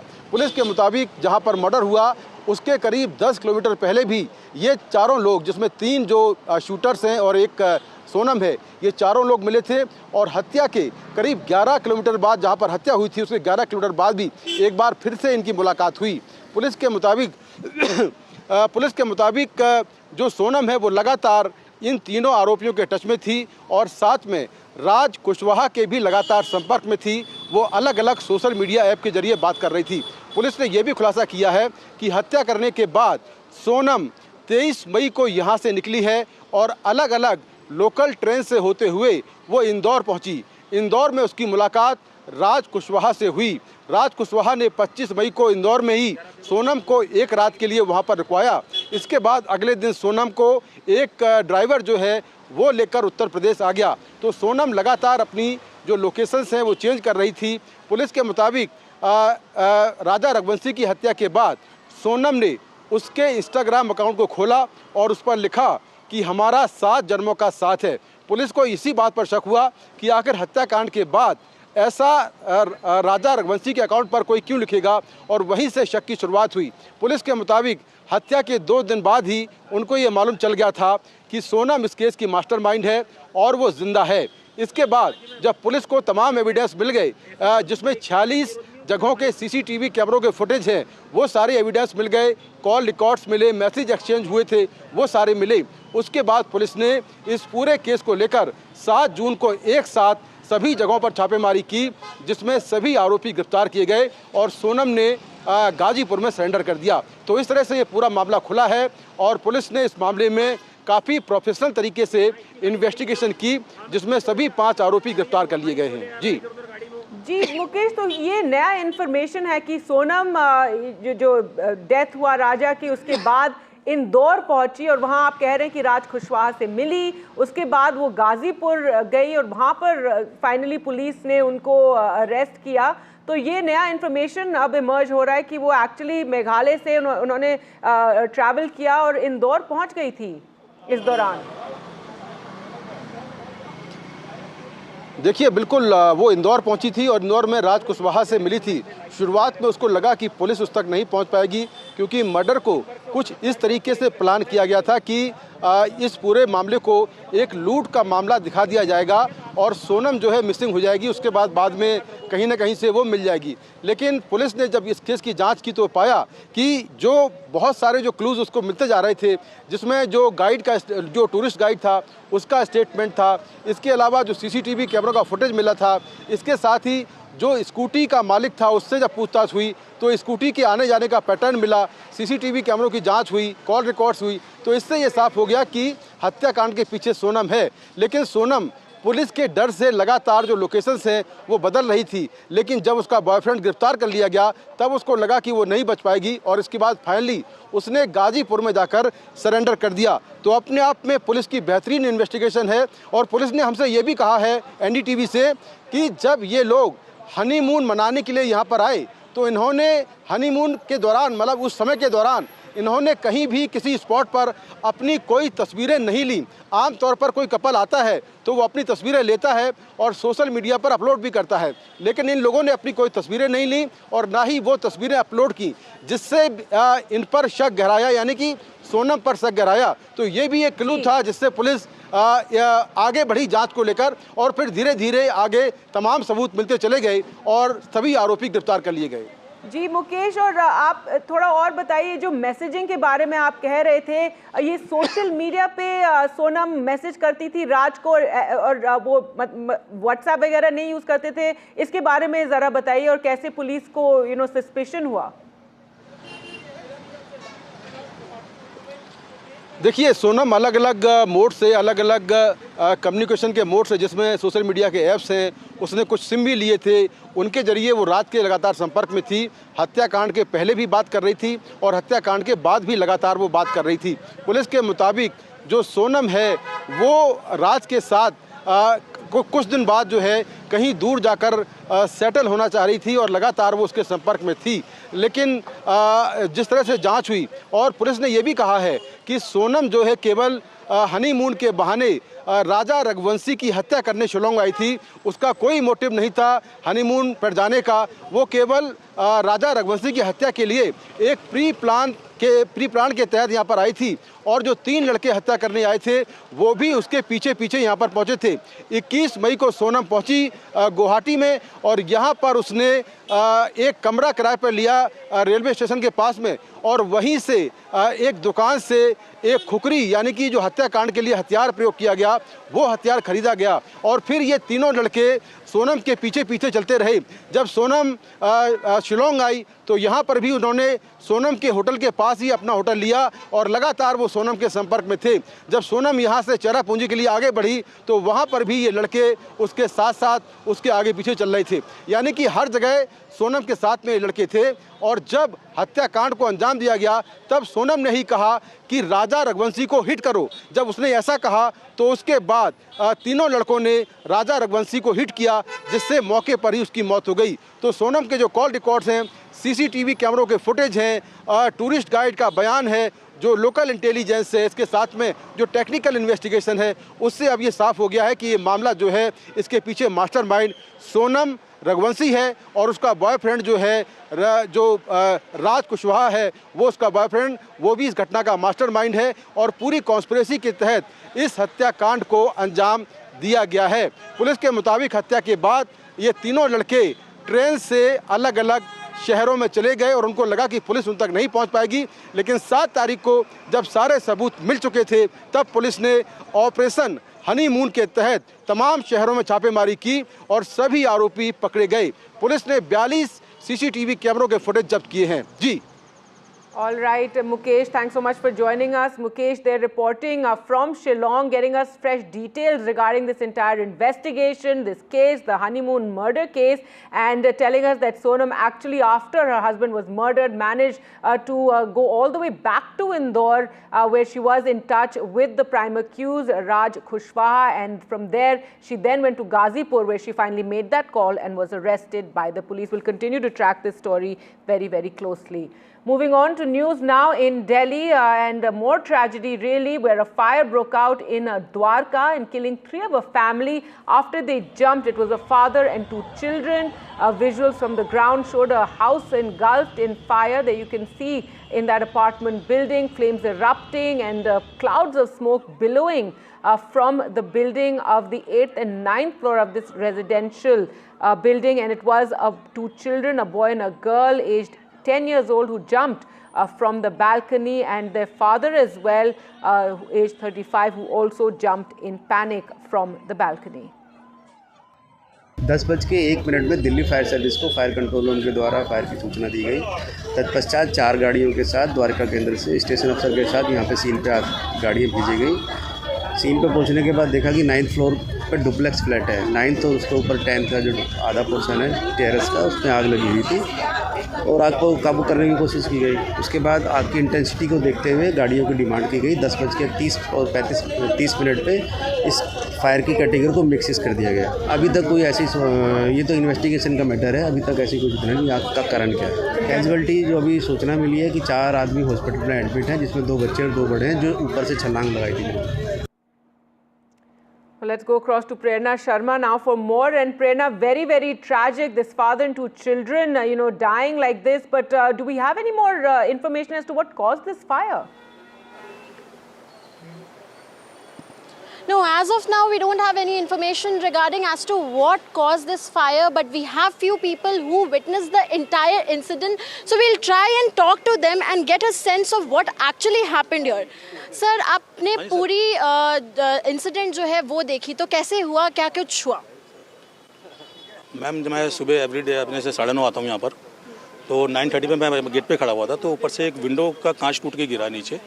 तो मैंने सोचा कोई बच्चा गिर दिया होगा, कोई कांच वगैरह। तो जैसे मैंने ऊपर देखा तो ऊपर आग जल रही थी। तो मैंने गार्ड को बोला, मैं कहा ऊपर यार इतनी तेज आग लग रही है। वो कह रहा हाँ भैया हम बुला रहे हैं किसी को। तो मैं, गार्ड और एक भैया और थे जो सब्जी लेने आए थे सामने, हम 3-4 जने यहाँ पे हेल्प के लिए बोला हमने कई जनों को, कोई हेल्प नहीं मिली हमें। तो वो धीरे धीरे आग इतनी ज़्यादा तेज़ हो गई कि पूरा ही एक 1 साइड उन्होंने कवर कर लिया आग ने, पूरी बालकनी में आग लगनी शुरू हो गई थी। ऊपर पता लगा, जैसे हमने जब बालकनी में देखा हमने, तो उसमें 3 बच्चे, एक जेंट्स जो वहाँ फंसे हुए थे उस टाइम। तो जिसमें कि 8th फ्लोर से जो मेरे भाई हैं उन्होंने उसको, लड़के को उन्होंने करा, उसको रेस्क्यू करा, लेकिन 2 बच्चे और एक हस्बैंड ऊपर रह गया वहाँ पर। उसके बाद में यहाँ पे काफ़ी, जब हमने फायर वालों को फ़ोन भी करे, काफ़ी करे, तो उसमें कोई हमारा रिस्पॉन्स नहीं मिला किसी को कुछ भी।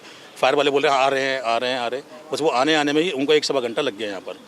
उसके बाद में जब बालकनी तक आग पहुँची है, तो वहाँ पे जब बंदे से नहीं रहा गया, तो उन्हें दोनों बच्चों को लेकर वो जो उसकी विंडो है उस पर छज्जे पे गया बैठा है कि थोड़ा बच जाऊँगा मैं, लेकिन उस पर भी उसको वहाँ पे जो नहीं बच पाया बेचारा वो।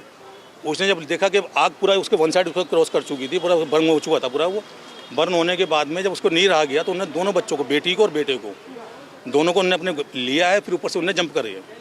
तो सामने वहाँ बेचारा बच्चा, पहले बेटिया और बेटा गिरा है, फिर विदिन 2 सेकंड वो आदमी नीचे आया बेचारा, शायद वो ऊपर छज्जे पे गिरा पहले वो, फिर नीचे गिरा है, तो वो बेचारा सिर के बल गिरा तो उनका पहले सिर पर फट गया, वो वहीं पे खत्म हो चुका ऑन द स्पॉट। बेटी को मैंने वहाँ पे उसको चेस्ट प्रेस करके थोड़ा उसको सांस में रखा, मुंह खुला उसका, तो एक DTC बस वाले बेचारे भैया थे, वो किसी की हेल्प करने की, किसी ने रोका था उनको हेल्प के लिए, तो वो दोनों बच्चों को लेके आकाश हॉस्पिटल गए थे। बाद में पता लगा कि दोनों बच्चे वहाँ खत्म हो चुके हैं। वो भी क्या करते थे यश यादव? शायद इंटीरियर वर्क था उनका। So as you heard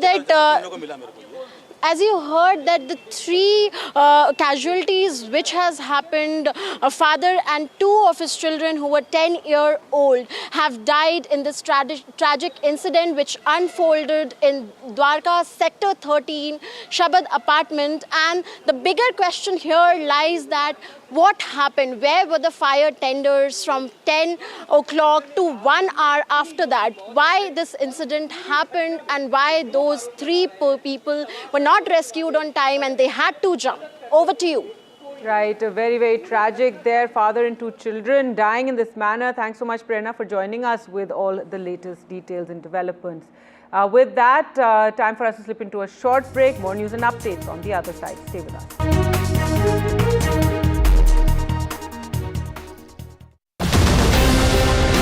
After 2 years of the India-Canada tensions, it's the big relationship reboot.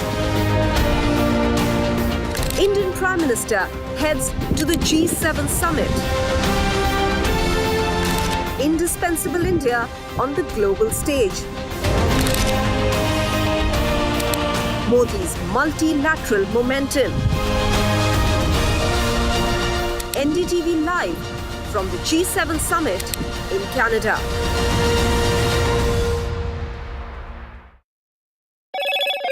Hello, Moto.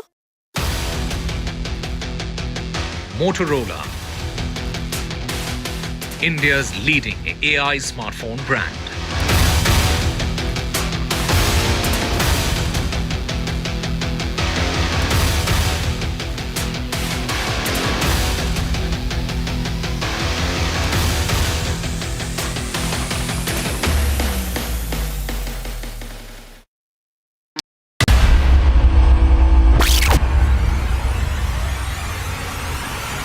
In the last 1 month, if you see, the share prices of Genzol Engineering has fallen more than 58%. Why are the rating firms calling the debt payments as default? We have two credible credit rating agencies on March 4th coming and downgrading the stock to D. Statements are consistently being proven wrong, right, and transactions are being taken place which are different from what they were originally pictured to be. The company claimed it would roll out 6,400 electric vehicles. But what it has rolled out is a shocking scam. Funds meant for the project were funneled allegedly back to the promoters, the Junkie brothers. What did the money buy? Not EVs, of course, but a lavish flat in Gurgaon's luxurious DLF Carmelias.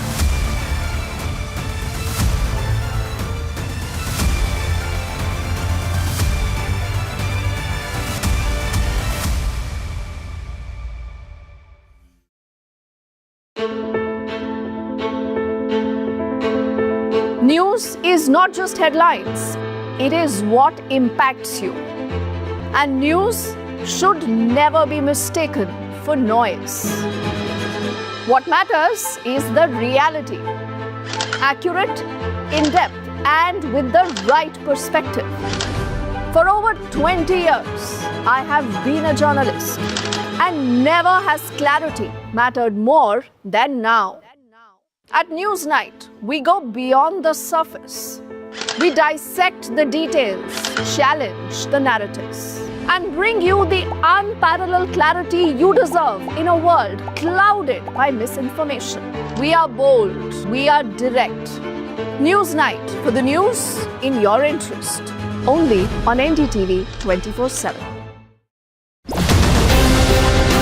After 2 years of the India-Canada tensions, it's the big relationship reboot. Indian Prime Minister heads to the G7 summit.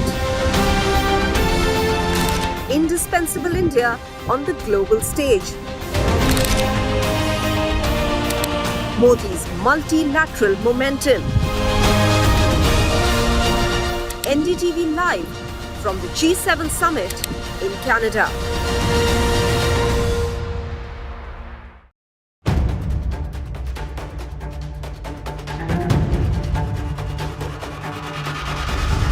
If it matters to you, if it matters to you, if it matters to you,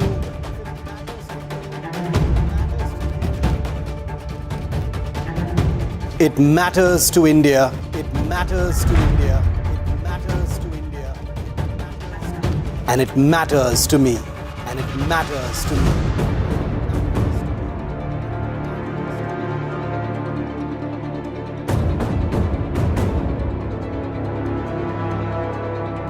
India.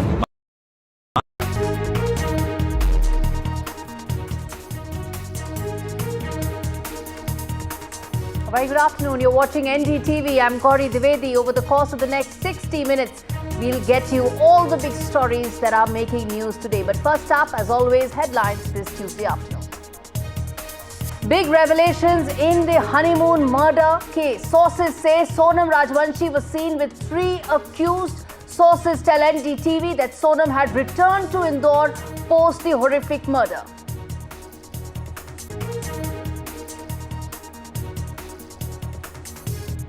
Inside scoop on the honeymoon murder case. Sources tell NDTV that Sonam planned the trip to murder her husband. Sources also tell NDTV that the murder plot was spun 10 days after the wedding.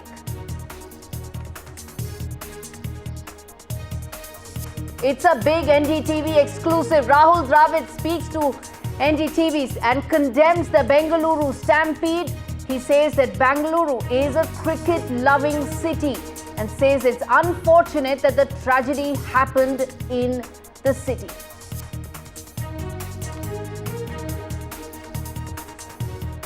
Big fallout in the Bengaluru stampede case. Karnataka leadership is in Delhi, meets the top brass of the Congress party. Congress summons amidst the stampede heat on Chief Minister Siddaramaiah. Shocker coming in from Delhi. The building blaze has claimed 3 lives. Delhi man, his children jumped from the 9th floor.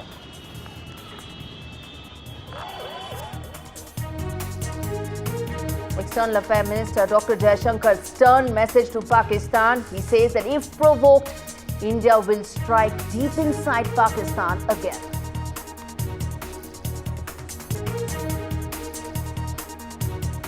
Big scoop of NDTV is the RCB now looking at a sale of its franchise. Sources tell us that Diageo is weighing a stake sale post the IPL win.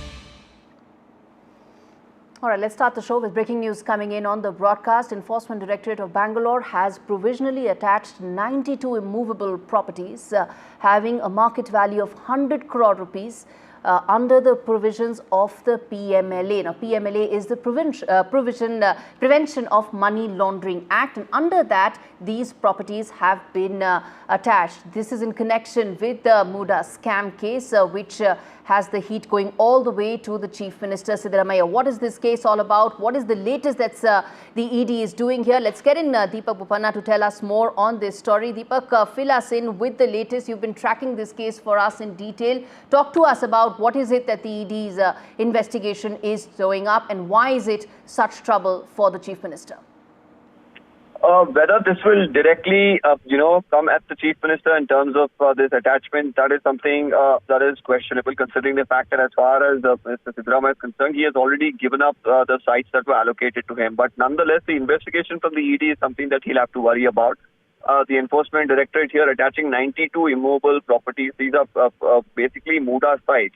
Among them could also be the sites right now which belong to Mr. Siddaramaiah's wife, Parvati.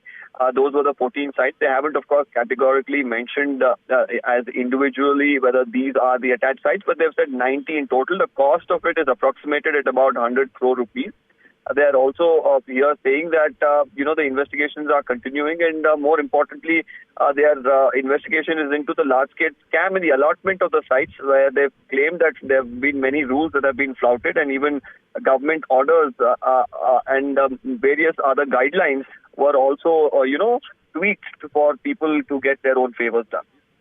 Deepak, before I let you go, why don't you also tell us in terms of the timeline of this case as to what is expected next after ED's move? Well, the ED, of course, is in the process of investigation over the last couple of months. We should understand that the Lokayukta police initially started the investigation based on the complaint of an individual named Snehamayi Krishna. There were also others who approached the governor. There was a matter that went up in court, and finally the governor giving sanction to prosecute Mr. Siddaramaiah came up, which came as a setback. But as of now, from the Lokayukta, it seems like there's a clean sheet that has been given. That matter, of course, continues in the courts. But as of now, from the Enforcement Directorate, which the Congress, of course, has been saying came into the picture only to target the Karnataka Chief Minister, their investigation continues. Now, properties being attached, we'll really have to see how this will really develop politically, and more importantly, whether this will mean trouble for the Karnataka Chief Minister. Let's leave it there, Deepak. Appreciate you bringing us up to speed with that story. Staying with Bengaluru, in fact, just days after the stampede in the Chennaswamy Stadium in Bengaluru, in which 11 cricket fans who had come there to celebrate RCB's first ever IPL victory lost their lives. And now on that case, on that horrific shocker, Bengaluru's biggest cricket icons, Rahul Dravid, has spoken to NDTV on that tragedy. He said he told NDTV as to why this was a shocker, and Bengaluru is a sports passionate city, and how unfortunate this was that it unfolded as the city and the fans of RCB were celebrating the franchise's first IPL victory. Listen in.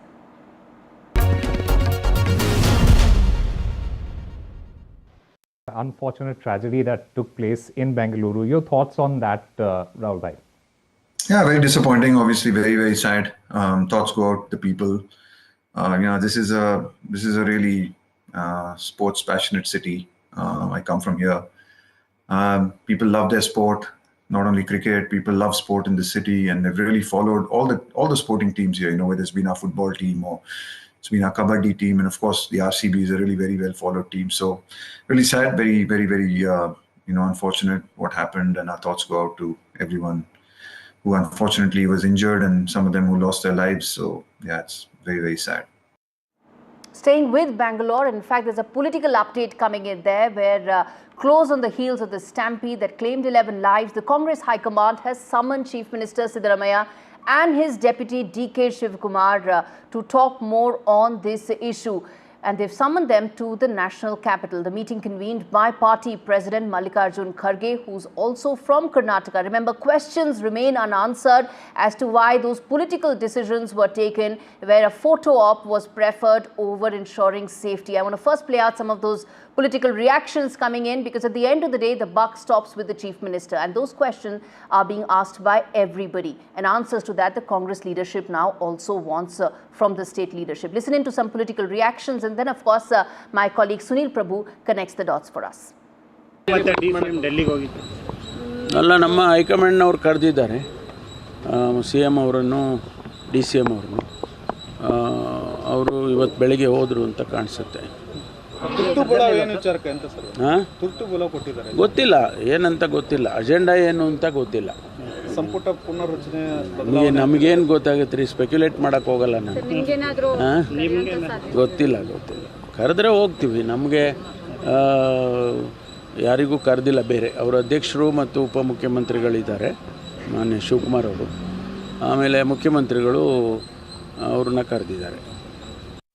Government is squarely responsible for this. In the morning, 10 o'clock, he has tweeted, and he has given a call to people attend in a big way.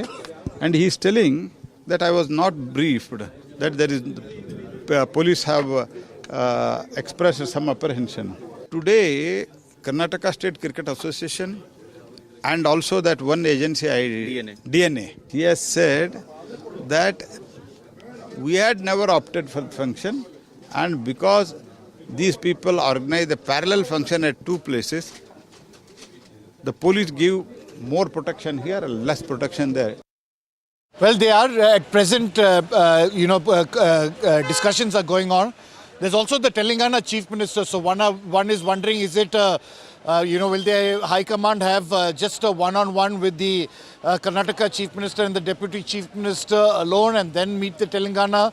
What exactly is it? Is it on other discussions on caste, the survey and everything else? But be that as it may, the fact is that the Congress High Command is not happy with the way things have been playing out in Karnataka. There have been a huge series of issues in terms of the infighting that is taking place, the recent unfortunate events that have taken place where the stampede, 11 people losing their lives.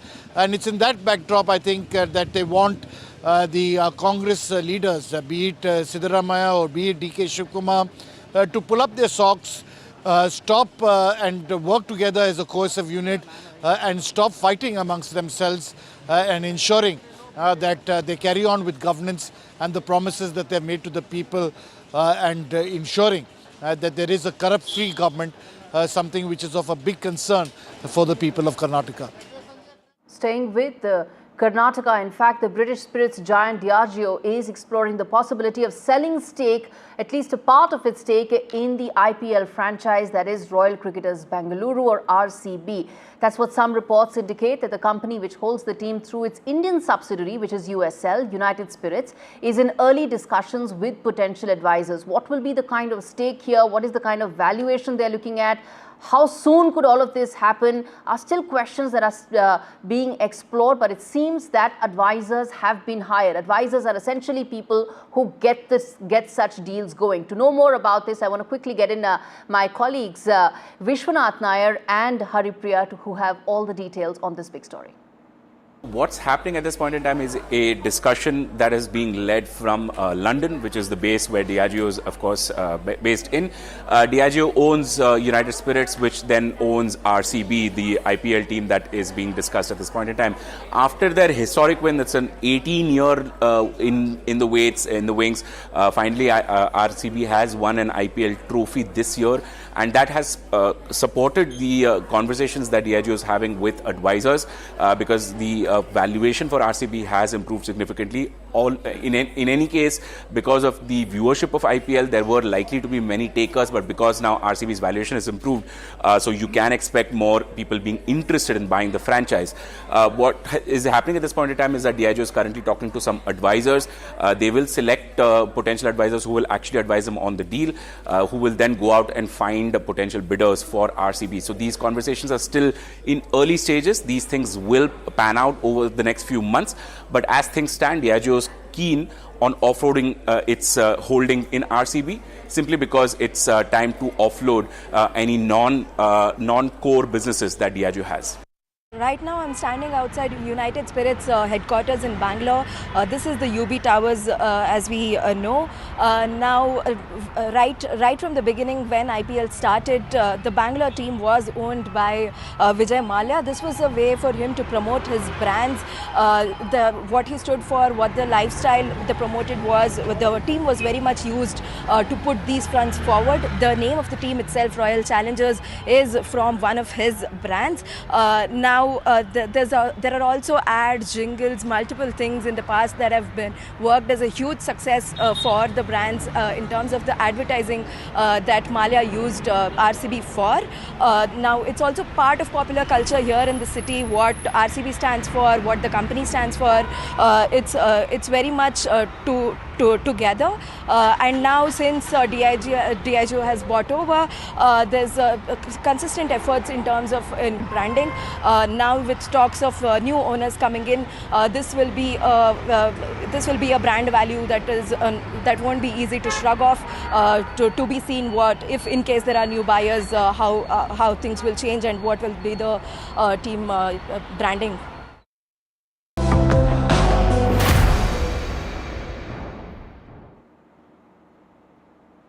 Turning attention to the horrific honeymoon murder that has come to light, where big revelations have been made in the Raja Raghuvanshi murder case. Inside scoop on Meghalaya police's probe, where sources say that Sonam was seen with the 3 accused, and contract killers reached Guwahati on the 21st of May. Sources close to NDTV, sources tell NDTV that accused followed Sonam to Shillong. And that's the latest that we have in the honeymoon murder probe, where the Meghalaya cops are now investigating the exact motive. Till now, there is a lot of conjecture around it, but that needs to be done as a process. Remember, there's a rule that needs to be followed here. There's a process that has to be done. Only then the entire legalities can be tied around it. The murder plot was actually spun 10 days post-marriage. That's what we are picking up. And the couple did not upload any photographs in Meghalaya. Sonam posted from Raj's account post the murder.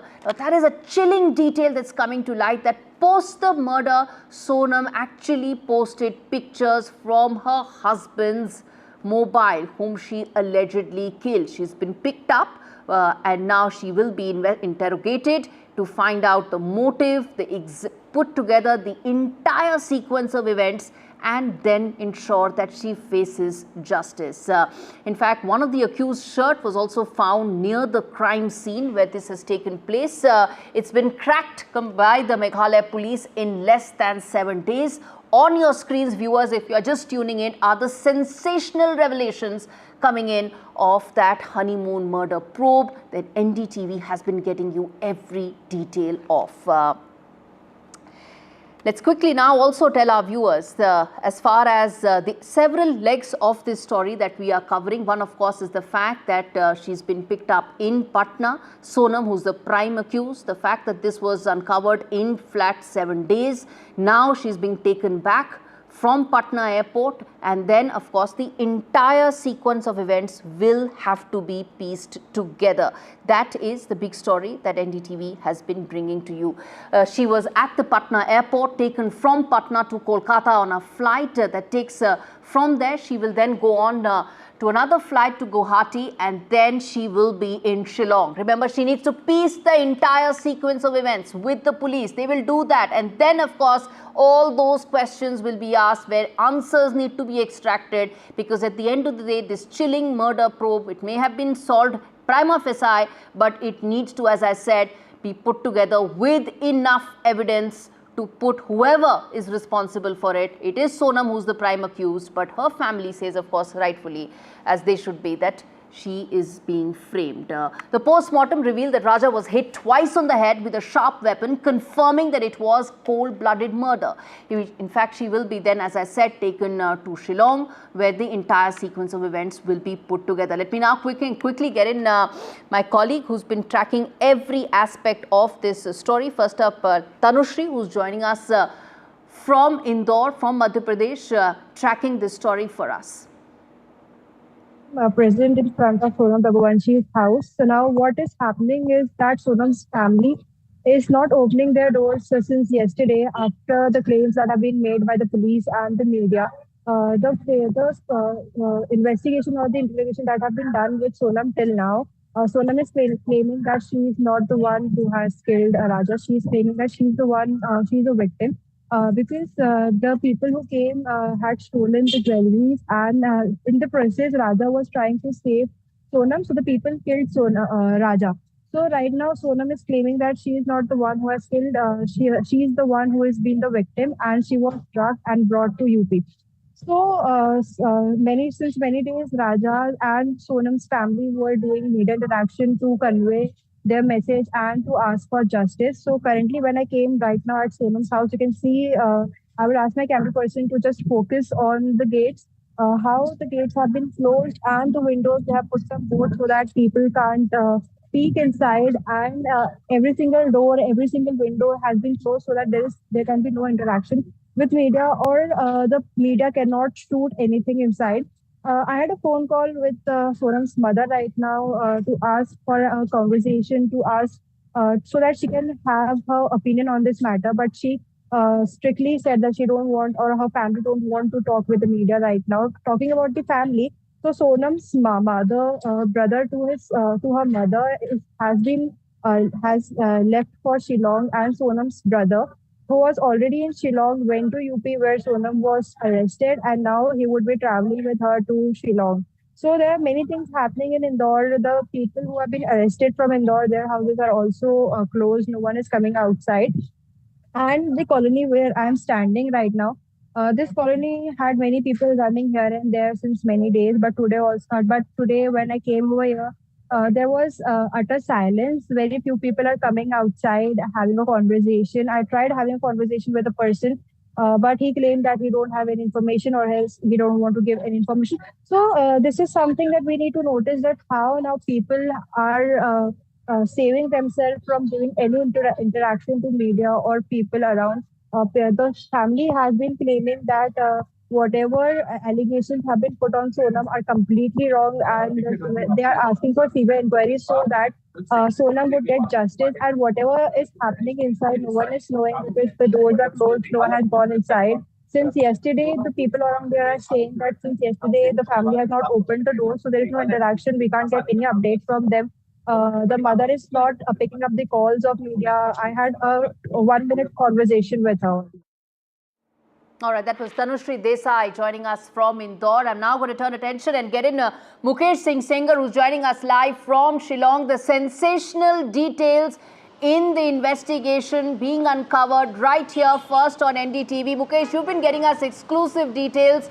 Talk to us about what is it your sources are telling you right now about the investigation. What is it, the inside scoop that you can share with us?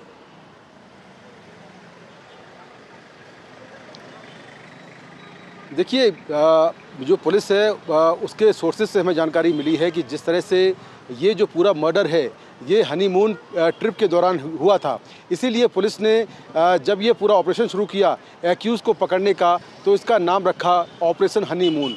और उसके तहत police ने जांच शुरू की, और जांच के दौरान पुलिस को सबसे पहला क्लू तब मिला जब पुलिस ने ये देखा कि राजा रघुवंशी की हत्या के बाद उसके इंस्टाग्राम अकाउंट से एक सोशल मीडिया पोस्ट किया गया है और उस पर लिखा है 7 जन्मों का साथ है। पुलिस को शक हुआ कि अगर राजा रघुवंशी की हत्या हो गई है तो आखिर ये पोस्ट कौन कर रहा है। दूसरा क्लू मिला सीसीटीवी कैमरों की फुटेज से। पुलिस ने करीब 42 फुटेज रिकवर किए हैं अलग अलग जगहों से, और उनमें कुछ फुटेज ऐसे हैं जिनमें सोनम जो है बाकी के जो 3 आरोपी हैं विक्की, आनंद और आकाश, उनके साथ में हत्या के पहले और हत्या के बाद नज़र आ रही है। तो वो काफ़ी इम्पोर्टेंट एविडेंस था। इसके साथ ही पुलिस ने उस टूरिस्ट गाइड से बात की जो राजा रघुवंशी को अपने साथ में ट्रिप पर ले गया था। उसने ये बताया कि सोनम के साथ में 3-4 लोग और थे जो कि हिंदी में बात कर रहे थे। तो यहाँ से लगातार पुलिस को क्लू मिलते चले गए, और फिर पुलिस ने सोनम के जो कॉल रिकॉर्ड्स हैं वो निकाले, जो उसने मैसेज एक्सचेंज किए थे वो निकाले। उससे ये जानकारी मिली कि सोनम लगातार राज कुशवाहा से मर्डर के पहले और मर्डर के बाद अलग अलग तरीक़ों से बात कर रही थी, जिसमें कई सोशल मीडिया ऐप थे जिसके ज़रिए वो बात कर रही थी। जांच में ये बात भी निकल कर सामने आई कि हत्या के पहले जो 3 लड़के थे जो हत्या में शामिल थे वो सोनम के पीछे पीछे गुवाहाटी पहुँचे और फिर वहाँ से शिलोंग आए, और शिलोंग में भी जहाँ पर सोनम रुकी हुई थी उसी के पास इन लड़कों ने कमरा जो होटल था वो किराए पर लिया। इसके बाद यही लड़के चेरापूंजी गए और वहाँ पर भी इन्होंने सोनम के पास ही एक होम स्टे में रूम लिया जहाँ पर ये रुके। हत्या के वक्त सोनम ने ही उन 3 लड़कों से कहा था कि राजा रघुवंशी को हिट करो। इसके बाद विशाल ने और आकाश ने मिलकर राजा रघुवंशी को मिलकर हिट किया, जिससे मौके पर ही उसकी मौत हो गई। इस हत्या के बाद जो सोनम है उसने अपना रेनकोट और आकाश ने अपनी शर्ट जहां पर यह हत्या हुई थी उससे करीब 6 किलोमीटर दूर फेंक दिया, जिससे कि पुलिस को जांच में ये समझ ना आए कि आखिर हुआ क्या है। तो पुलिस की जांच को भटकाने के लिए इन्होंने अपने कपड़े मौकाए वारदात से करीब 6 किलोमीटर दूर फेंके।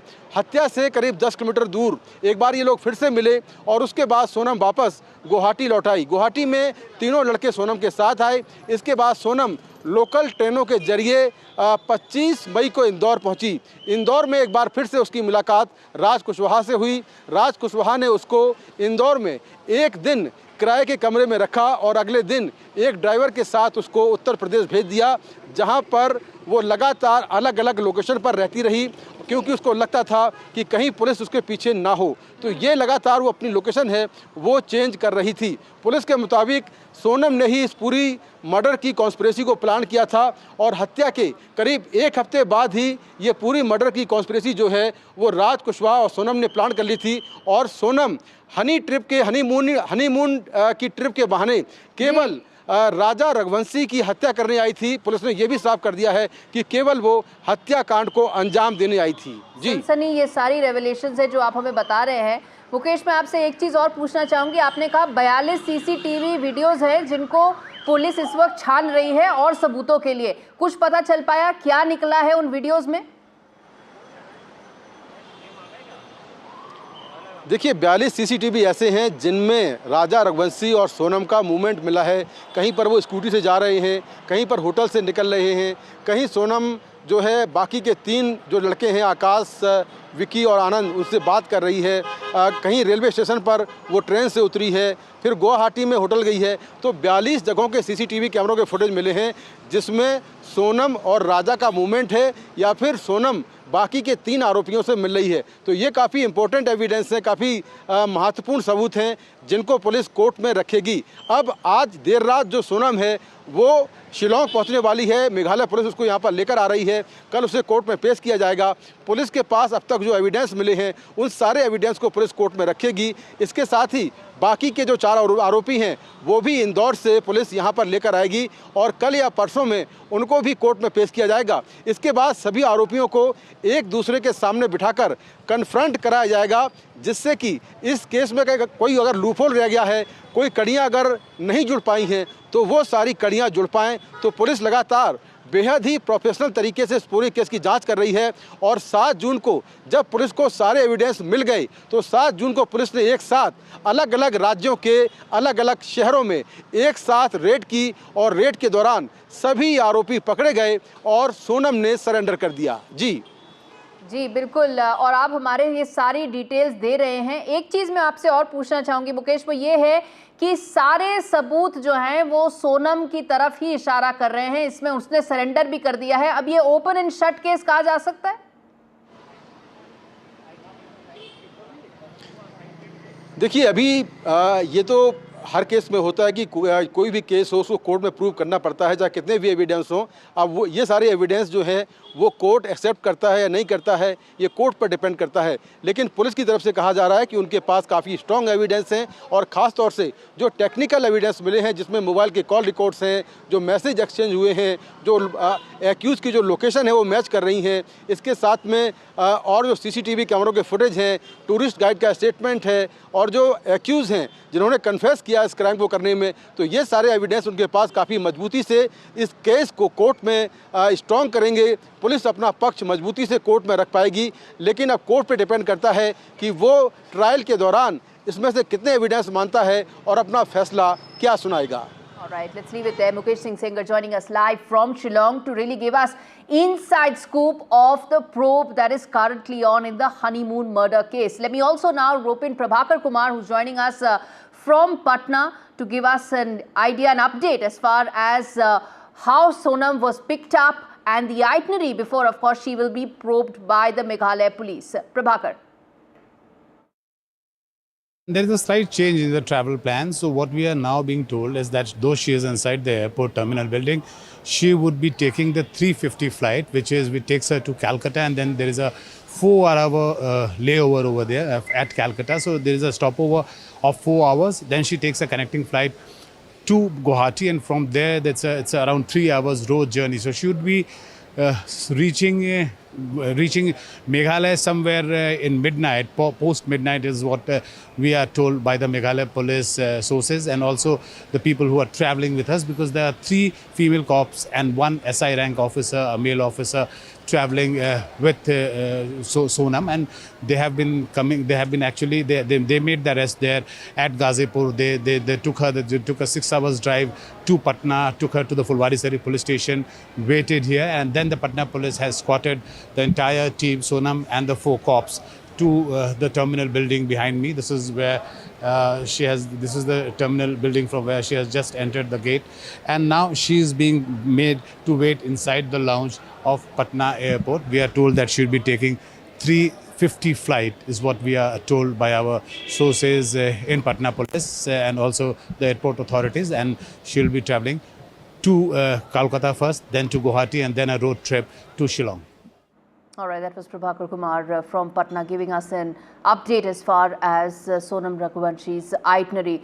In fact, viewers, in this case, one of the most intriguing part about it, and that the copy of the FIR reveals, is the key details about the crime and the items that went missing from the victim at the time of recovery. And that includes huge cache of gold, all the gold chain, all those valuables that may have been gifted to the newly wedded couple were all reported missing. What all is it that went missing? What's the value of that? And how is it that one pieced that together in this murder probe? My colleague Aarti Krishna has all those details. There has been speculation on why the couple were carrying a lot of valuables with them when they were on their honeymoon, especially since they were traveling for a long time. The fact is that the family, especially Raja's family, have been saying that Sonam was the one who urged Raja to carry his valuables, particularly gold chain, jewelry, and a lot of cash as well. Now let's take a look at what exactly was missing from Raja's body when he was found. This is a specific piece of the puzzle that brings in a new light to the evidence that has been found. Firstly, his wedding and engagement rings were missing from his body. This was the, of course, most expensive piece of jewelry that was missing.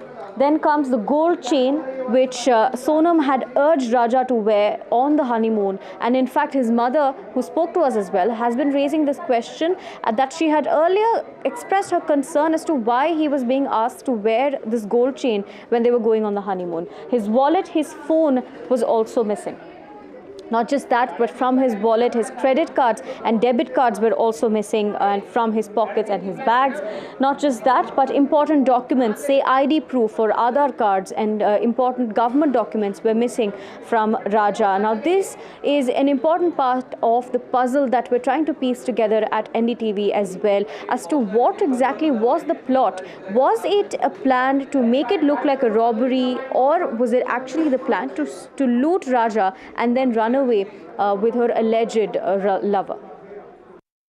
In fact, as we cover every aspect of this horrific story, I want to play out this exclusive interview that my colleague Niharika had with victim Raja Raghuvanshi's mother, where she demanded a CBI probe and said that Sonam should be punished if she is found guilty. Listen into this exclusive conversation. आपकी आखिरी बार सोनम और राजा से बात कब हुई थी? 23 तारीख को। क्या आपकी दोनों से एक साथ बात हुई थी? नहीं, अलग अलग हुई थी। पहले सोनम से हुई थी, सोनम के मोबाइल से, फिर राजा से की गई थी। राजा का मोबाइल 2 दिन पहले से स्विच ऑफ था, तो मैंने सोनम से बोला कि राजा का मोबाइल अभी तक चालू क्यों नहीं हुआ? बोले नहीं मम्मी, उनका तो बंद है, तो वो तो बैग में रख लिया, बोले उनने। तो रख लिया था कि रखवाया गया था, ये भी मेरे को नहीं पता। तो मतलब सोनम और राजा साथ में थे, उसके भी 2 दिन पहले से राजा का फ़ोन बंद था? 2 दिन पहले से राजा का फ़ोन बंद था। सोनम के फ़ोन से ही सारी चर्चा हो रही थी? उससे ही सारी चर्चा हो रही थी। सोनम से जब बात हुई थी आखिरी, तब क्या बात हुई थी? सोनम से यही बात हुई थी, मैंने लगाया था, राजा को लगाया था, तो राजा का फ़ोन स्विच ऑफ था, तो फिर मैंने सोनम के पे लगाया था। मैंने कि कहाँ पे हो तुम लोग? तो बोले कहीं नहीं मम्मी, ऊपर की तरफ हम आ रहे हैं। तो मैंने कि ना फिर थक गए होंगे? तो बोले हाँ मम्मी बहुत थक गए हैं। तो मैंने कुछ खाने पीने का मिल रहा है कि नहीं मिल रहा है? तो बोले एक जगह कॉफ़ी मिली थी, बहुत गंदी थी, मैंने फेंक दी, और ये तो मेरे से बार बार बोल रहे कुछ खा लो कुछ खा लो। तो मैंने बोला कि नहीं, मैं है ना घूमने के चक्कर में मेरा व्रत खराब नहीं कर सकती, उस दिन 11 थी। उसके बाद में राजा से बात हुई थी, जो सोनम हाँप रही थी ना, इसके बाद में फिर राजा से बात हुई थी। वो भी उसके मोबाइल से उसने लगा के दिया था उधर से कि लो मम्मी से बात करो। तो उसने यूँ नहीं बोला था कि लो बात करो, उससे डायरेक्ट फ़ोन दे दिया था लगा के। तो राजा ने बोला हेलो, तो मैंने कि बेटा क्या कर रहा? तो बोले कुछ नहीं मम्मी, हम ऊपर पहुंच गए हैं, केले खा रहा हूँ।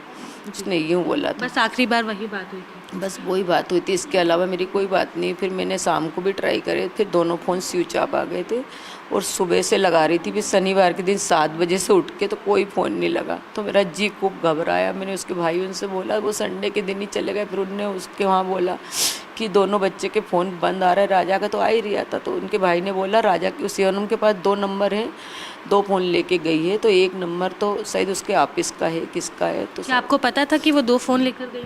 मेरे को नहीं पता था, बाद में उनके भाई ने बताया। जब वहाँ जांच हो रही थी ना, तब पता चला कि वो 2 फ़ोन लेके गई है। वहाँ जांच के वक्त खुलासा हुआ था? हाँ, जब खुलासा हुआ था, मगर अभी ऐसा सुनने में आ रहा है कि वो 1 फ़ोन चालू था उनका। जी। क्या वो नंबर आप लोगों के पास था? नहीं, हमारे पास नहीं था, एक ही नंबर है मेरे पास तो। जी, आप लोगों की जब राजा से बात हुई थी तब कभी ऐसा लगा कि उनका मन घबरा रहा है, वो किसी तरह से परेशान है?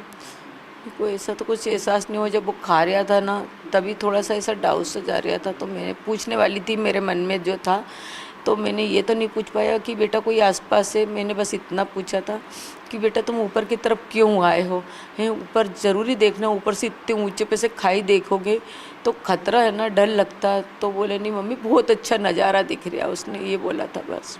जब अब सोनम के बारे में इतनी सारी चीज़ें निकल कर सामने आ रही है तो क्या आपका दिल मान रहा है कि वो इस तरह की कोई हरकत कर सकती है? इतनी सारी बातें आ रही हैं तो कर भी सकती हैं। आजकल तो लड़कियों ने ऐसा कर रही हैं, कितने ही सुनने में आ रहा है। शादी जब हुई थी तब सोनम खुश थी? क्या दोनों की राजी मंजूरी से शादी हुई है? राजी मंजूरी से हुई थी, परिवार भी राजी मंजूरी थे, बच्चे भी राजी मंजूरी थे। उस टाइम पे तो उसने कुछ ऐसा दिखाया नहीं था। That, of course, was mother of the victim, saying that a CBI probe should be held to ensure that those who are guilty should be brought to book. Now, viewers, if you're tuning in right now, well, as Sonam is headed towards Guwahati and then later in Shillong, where she will be probed by the police, parallelly, of course, there are these 3 other accused who will be there, and then all of them will be confronted. One of those is Raj Kushwaha. My colleague spoke with the sister of Raj Kushwaha, who had worked with Sonam in several capacities and also knew Sonam prior to her marriage. This conversation with my colleague Niharika is important because he is one of the accused, and it is alleged that there is a backstory between Raj Kushwaha and Sonam and could be the motive for this horrific honeymoon murder. Listen in.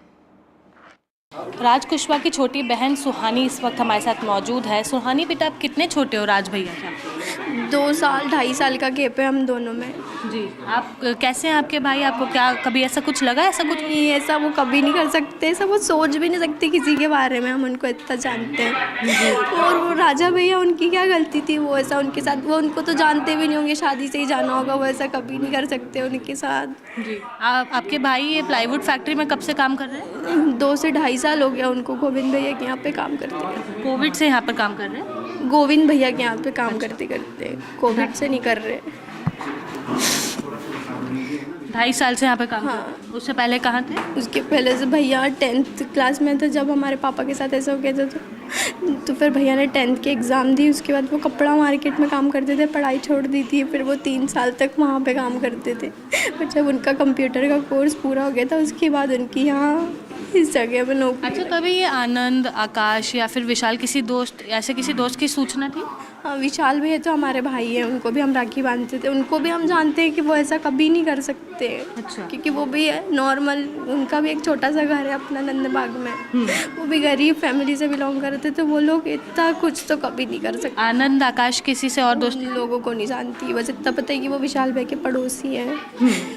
विशाल को आप जानते थे? हाँ, उनको जानते, वो हमारे भाई है। जी। अच्छा, कभी आपने सोनम का नाम सुना था? उनका फ़ोन आता था काम के सिलसिले में कि हाँ कहाँ है, टाइम हो गया बेटा, तू कब तक आ रहा है, 11 बज गई है, गाड़ी भरवानी है, बिल बनाया कि बनाया, ऐसे ही फ़ोन आता था उनका। कभी घर आती थी सोनम? नहीं, कभी नहीं आई वो 2.5 सालों में। कभी आप लोग उनके घर गए? नहीं, हम भी कभी उनके घर नहीं गए। जी, हमेशा फ़ोन पर बात होती थी? नहीं, हमारी तो उनसे कभी बात। हाँ, ऐसे काम के उसमें फ़ोन आता था तो हम इतना ही, वही तो हम लोगों ने इतना ही देखा है, तो हम कैसे बोल सकते हैं कुछ भी। All right, viewers, I'm going to now play out this ground report that's been filed by Mukesh Singh Sengar. He is, remember, in Shillong tracking this horrific murder probe. He spoke with the tour guide, the last person who saw the victim alive. Listen in. राजा रघुवंशी हत्याकांड को लेकर पूरे देश में चर्चा है, लेकिन शिलोंग उसका एपी सेंटर है।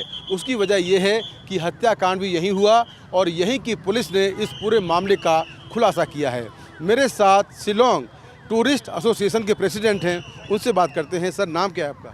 मेरा नाम है एंट्रोलियस बी मराक। मैं all Shillong tourist taxi association का प्रेसिडेंट हूँ। अच्छा, टैक्सी एसोसिएशन की। जी। ये बताइए कि ये जो पूरी घटना हुई है, इसको लेकर आप क्या कहना चाहते हैं? इसको लेकर क्या कहना चाहते हैं, लेकिन एक्चुअली ये तो पुलिस इन्वेस्टिगेशन कर रहा है और प्रशासन का है।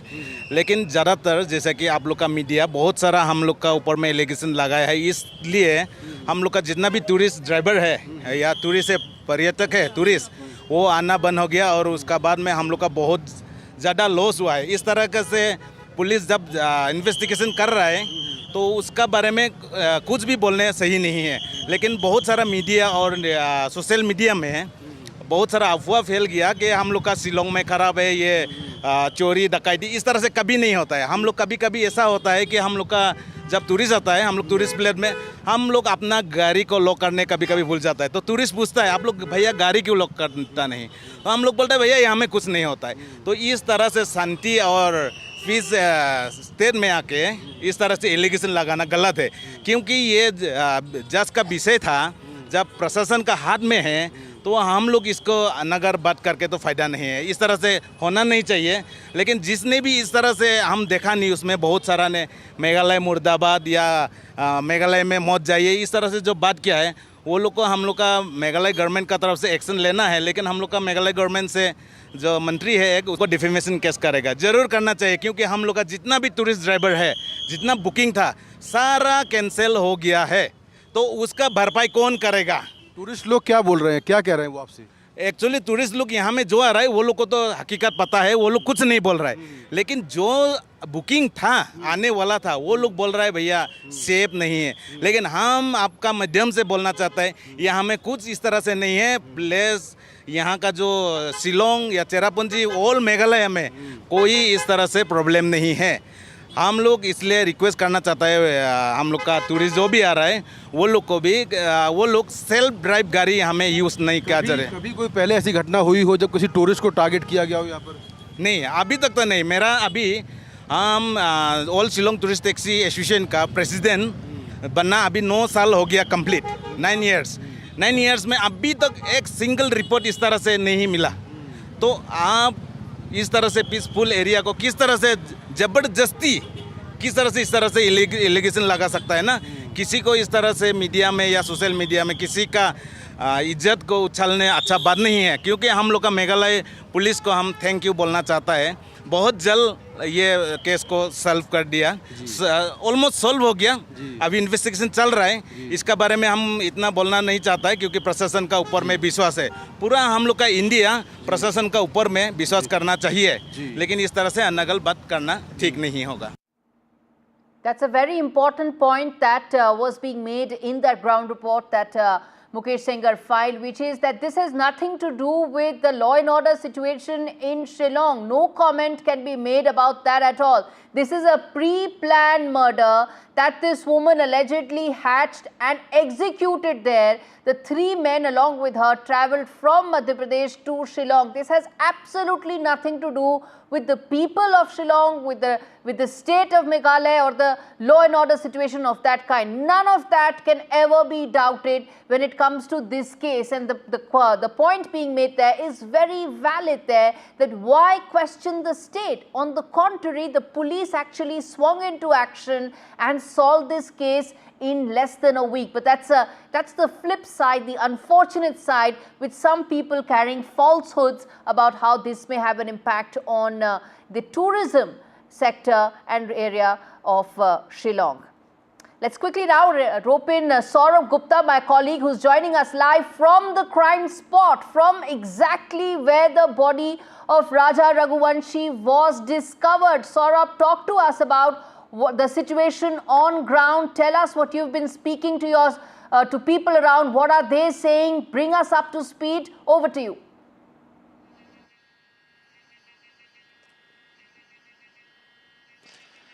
Well, you know, if just about 30 seconds ago it was absolutely clear, and about a minute ago I could have shown you exactly the the depth of the gorge, but in those 30 seconds to 1 minute, the gorge has been, completely covered in fog, and therefore, this is something that we are seeing. You can see the depth of the gorge here, and this is where obviously, this whole body was found. We believe that the body was dumped somewhere here, and that's why it was very difficult to locate the body. Now, this is at least about 1,000 feet minimum, more than that perhaps. I'm just giving you a layman's estimate.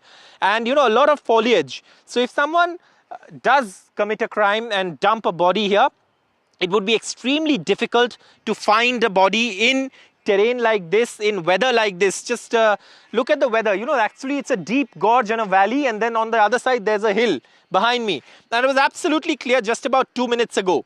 Now, of course, completely shrouded in fog, and therefore that's the kind of weather and terrain that the police had to actually tackle to find the body. Now, they believe that the crime must have taken place somewhere around this place, because the accused wouldn't have risked carrying around a body. So they would have dumped it here, and that's why the body was found in the vicinity of this gorge. This is the Vaisadong Falls viewpoint, and there's a huge deep gorge and a valley on the other side, now completely shrouded in fog. It was just absolutely clear about 2 to 3 minutes ago, and very, very deep. You know, you cannot see the bottom with your naked eye.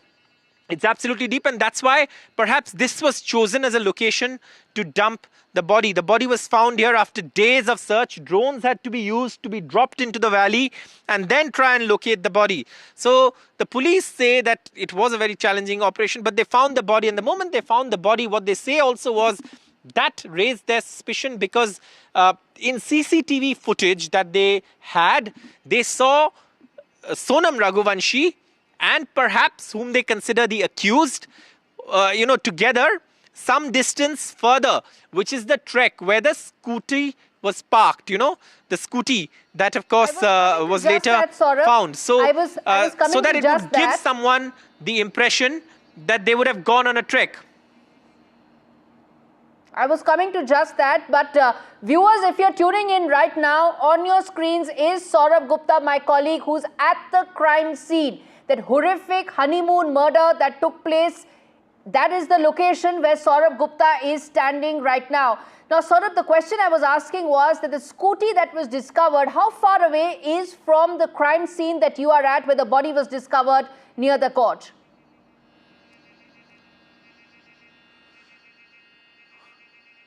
The scooty would be about, I think, 6 to 7 kilometers from here. 6 to 7 kilometers, but I know the fog has just cleared up a little bit.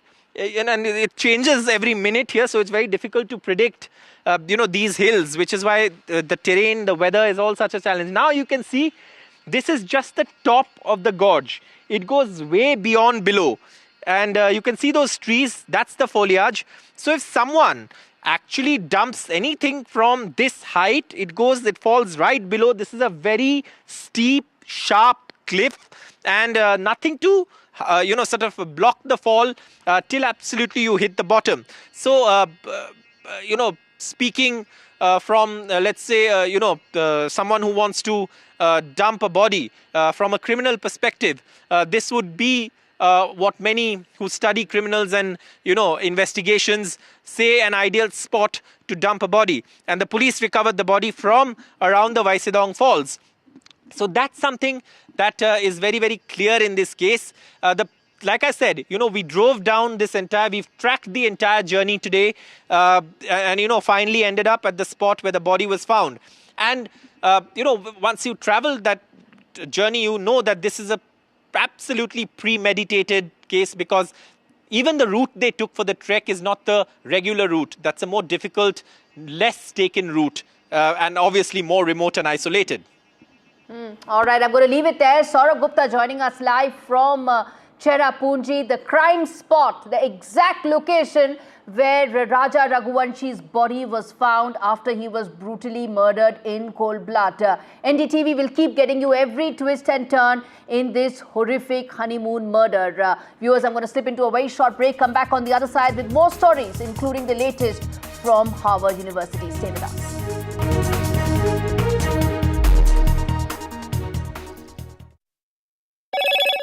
Hello, Moto. Motorola, India's leading AI smartphone brand.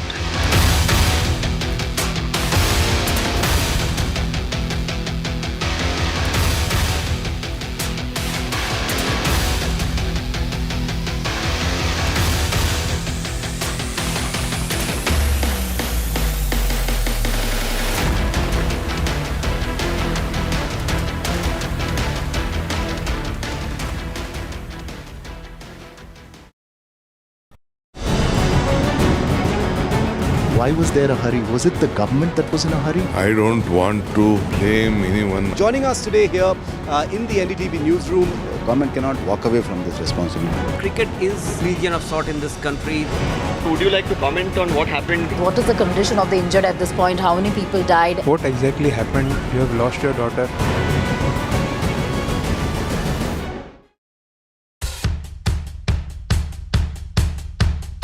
The markets move fast. And so should your portfolio. Expert insights, real-time stock picks. Do I buy Ola? Should I hold CDSL for the long term? Buy, sell or hold. The answers you need, straight from the experts. Callers from India and across the world.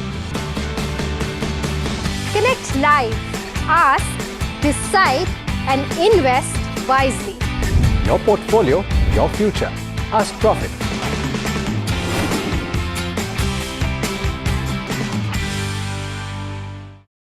Is your business future ready? Join the 13-week strategic ESG certification program for business sustainability and growth for CXO and business leaders by NDTV, Terry and Zenora. Master global ESG frameworks, gain real-world tools, and lead with impact. Starts July 13th. Enroll now and power your business with sustainability. Do you really know the company you invest in? What is the real picture behind presentations and claims? Is the outlook as rosy as the company claims? Know Your Company, powered by NDTV Profit Research, shines a light on the biggest stock market movers.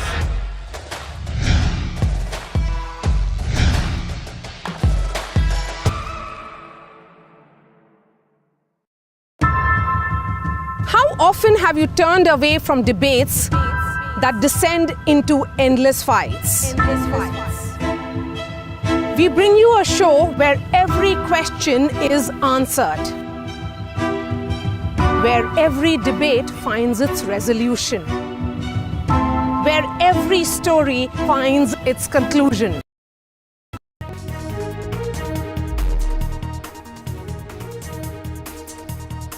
Welcome back, viewers. You're watching NDTV. We turn attention now to an important international story that's coming in. The U.S. State Department has directed all U.S. missions abroad and consular sections to resume the processing of Harvard University student and exchange visitor visas. Now, why is this coming? Well, it's coming after last week the federal judge in Boston temporarily blocked President Trump's ban on foreign students at the Ivy League institution. Now, as per reports, the State Department cited parts of the judge's decision, saying the fresh directive was in accordance with the temporary restraining order.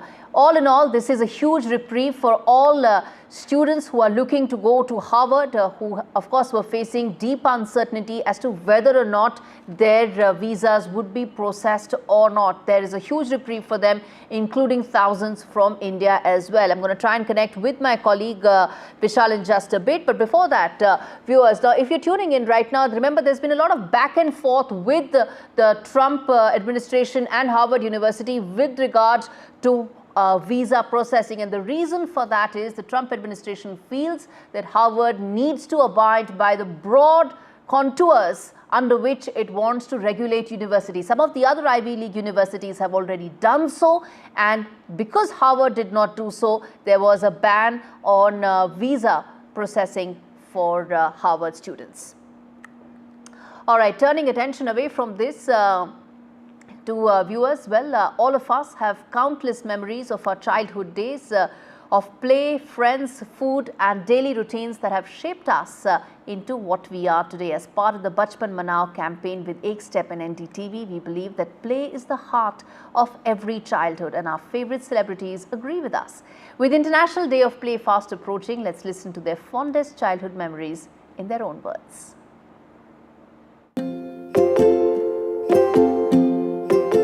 ये तो बहुत अच्छा आपका campaign है, क्योंकि हम ये देख रहे हैं कि ज़्यादातर आजकल बच्चे जो हैं वो सिर्फ अपने डिवाइसेस पे लग गए हैं, तो उसकी वजह से जो एक्सपोजर उनको मिलना चाहिए आउटडोर से, जो अलग अलग चीज़ें हैं जो बच्चे कर सकते हैं, उसको पीछे होते हुए देख रही हूँ मैं, और यही देखती हूँ कि सब लोग डिवाइसेस पर ही हैं। मुझे लगता है कि बचपन तभी इनरिच हो सकता है जब आपको अपने घर में से निकल के बाहर मौका मिलता है कि आप दूसरे बच्चों से भी मिलें और आउटडोर का लुत्फ़ लें। तो इसलिए बहुत ज़रूरी है कि बचपन मनाओ, बढ़ते जाओ। बचपन में हॉपस्कॉच बहुत खेला है और साइकिलिंग भी बहुत की आउटडोर, तो वो मेमोरी बहुत इंटैक्ट है। और वॉक्स पे भी बहुत गई हूँ, अपने पेट को लेके भी बहुत वॉक्स पे गई हूँ।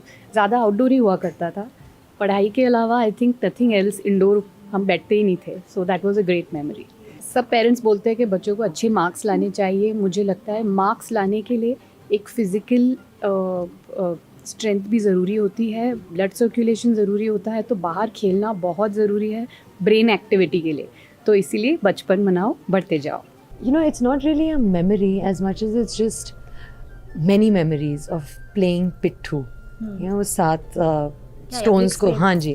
So pittu, running around in the open, just being in an environment that wasn't just iPads and screens and virtual reality almost, like truly engaging with like sweat and dirt and mud and sand and the elements and rain and tangible real things, you know.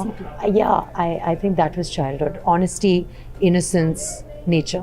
And we can, at least from my childhood, I'm really grateful that my mom loves to dance. She used to be a dancer, and even in her school, college days, she used to dance. So we would just turn up some music and dance together.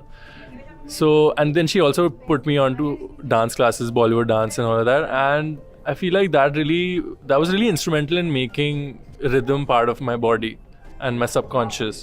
So put your kids into dance schools or whatever. They also put me into vocal lessons. So I think that was very instrumental in having my ears tuned. So my ear training was done because of the vocal lessons. And then never pressure your child about anything or doing something, because the more you do that, the more reluctant that they're going to be.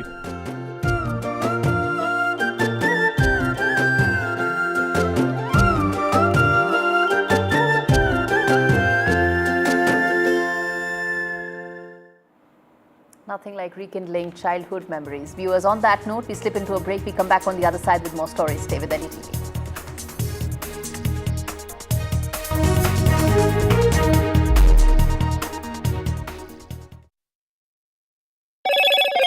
Hello, Moto.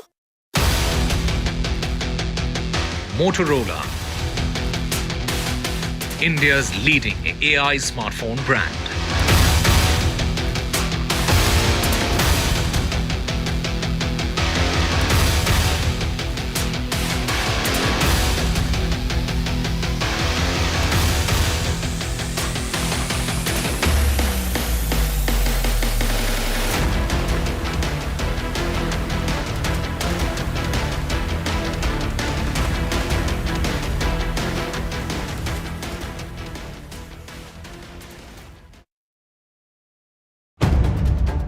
If it matters to you, if it matters to you, if it matters to you,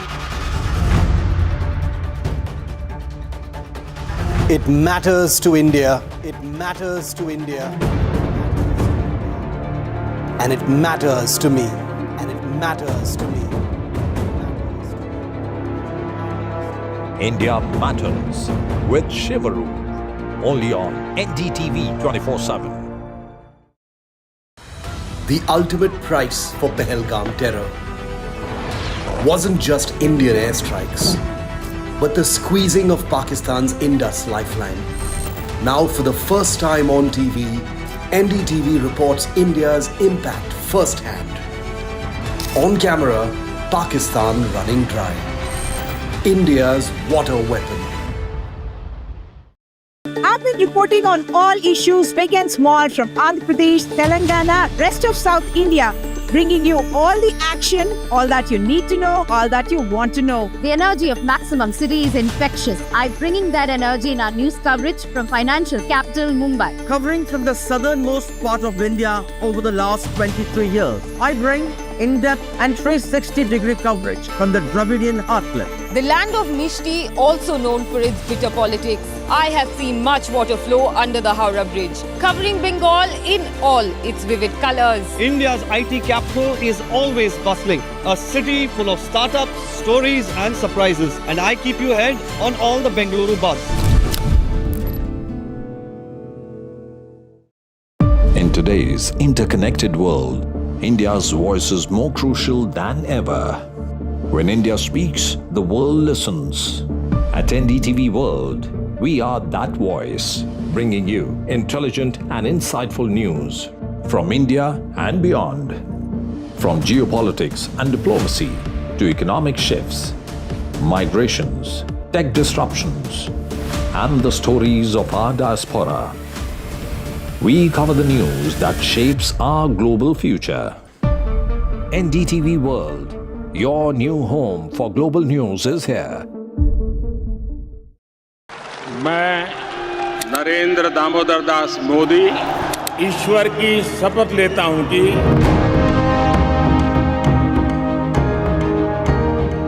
NDA सरकार में हम अगले 10 साल में विकसित भारत के सपने को साकार करके रहेंगे।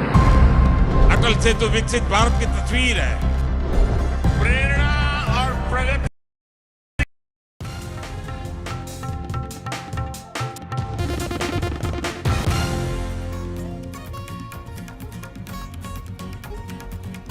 Big revelations in the sensational honeymoon murder case. Sources tell NDTV. Sonam was seen with the 3 accused and she returned to Indore post the murder. Inside scoop on the honeymoon murder case. Sources tell NDTV that Sonam planned the trip to murder her husband and the murder plot was spun 10 days post the wedding. It's a big NDTV exclusive. Cricketer Rahul Dravid condemns the Bengaluru stampede, says Bengaluru is a cricket-loving city and it was unfortunate that the tragedy happened in the city.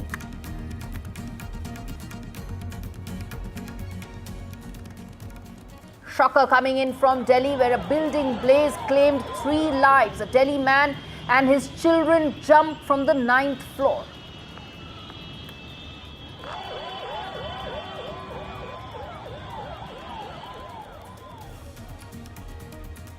Eight teens drowned in Rajasthan's Tonk area. Teens had gone to bathe in the river. 3 others have been rushed to the hospital.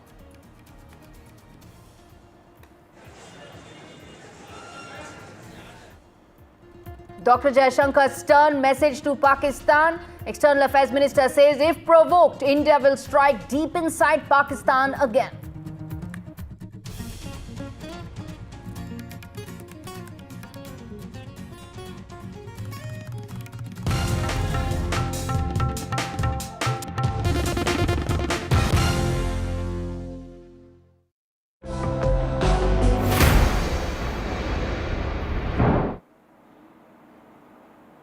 Viewers, in the horrific honeymoon murder case, big revelations have come to light in the Raja Raghuvanshi murder case. Inside scoop on Meghalaya police's probe is what NDTV is bringing for its viewers. Sources are telling us that Sonam was seen with the 3 accused and the contract killers had reached Guwahati on the 21st of May. My colleague Saurabh Gupta joins us live from the exact spot where the victim's body was recovered. He's standing at Cherrapunji at the exact crime's location.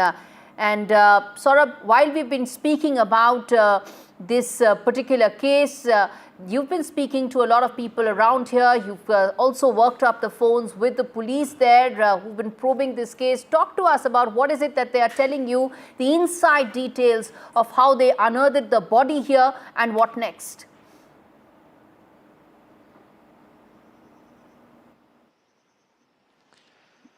Well, the police had a suspicion that once they found that CCTV footage, that this was a murder and that perhaps Sonam Raghuvanshi was involved, given the fact that she was seen, which is very important, this crucial piece of CCTV footage with the other men who they believe to be the contract killers. Now, let me just give you an idea of where the body was found.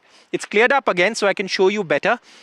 Just look at this gorge and you can see how deep it is. Now, if someone were to commit a crime here, and you can see, of course, this area. I'll ask my camera person to first pan and show you this area as well. Absolutely isolated. Right now, in fact, we are just the only people here. So, if you come here, it's so isolated that you can, obviously, you can, if you have a criminal mind, if you have a criminal intention, then you can do something like that. And if you dump the body here, and the body we believe was found somewhere in this gorge. We don't know what the exact location was, but we know somewhere in this gorge. You cannot even see the bottom of the gorge. It's so deep, like from where I'm standing, because it's deep and it's almost, a 90-degree cliff. So very, very difficult to figure out where the body would be. The police had to, actually lower drones.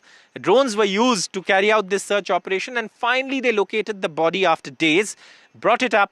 And once they had the body, they knew that, this was a murder case. And they also found, the other pieces of evidence, including what we call is the weapon of the crime, the weapon used in the crime. And that again was, like I said, we've been reporting that it was not a local weapon. So obviously the police kept their focus on the investigation, followed the clues, followed up on every lead, and finally led to these arrests. But just look at the surroundings. They are beautiful hills. These places are frequented by tourists. These places are frequented by trekkers as well.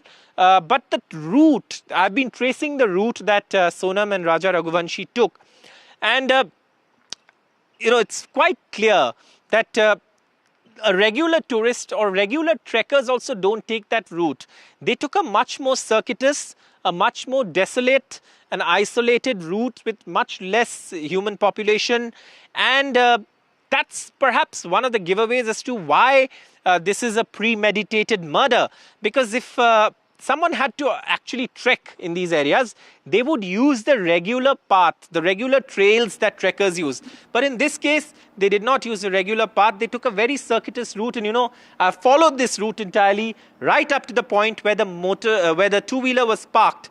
And it's a very, very remote area. There's no mobile network. There's no mobile connectivity. It's a place that doesn't even exist on, the maps that we use for navigation. That's how remote it is. Mm-hmm. So obviously, it's a very, very difficult place to locate a body. And that gave crucial time to the accused to escape.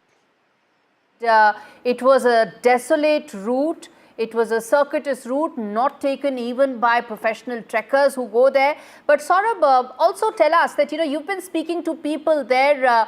At that location, I'm sure some tourists, some trekkers would have been there, because though it may be remote, it is a frequently visited area, isn't it? So what is it that the police are saying about how they identified the body? Because you're exactly at that crime scene, isn't it? So tell us, what is it that when you spoke to the police, they said about whether anybody saw the entire sequence of events unfolding, whether they saw anything there?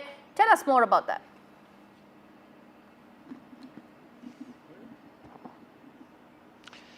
The accused obviously planned it, premeditated. So if let's say they took the crime took place somewhere around this area. We don't know where the exact place where the murder happened.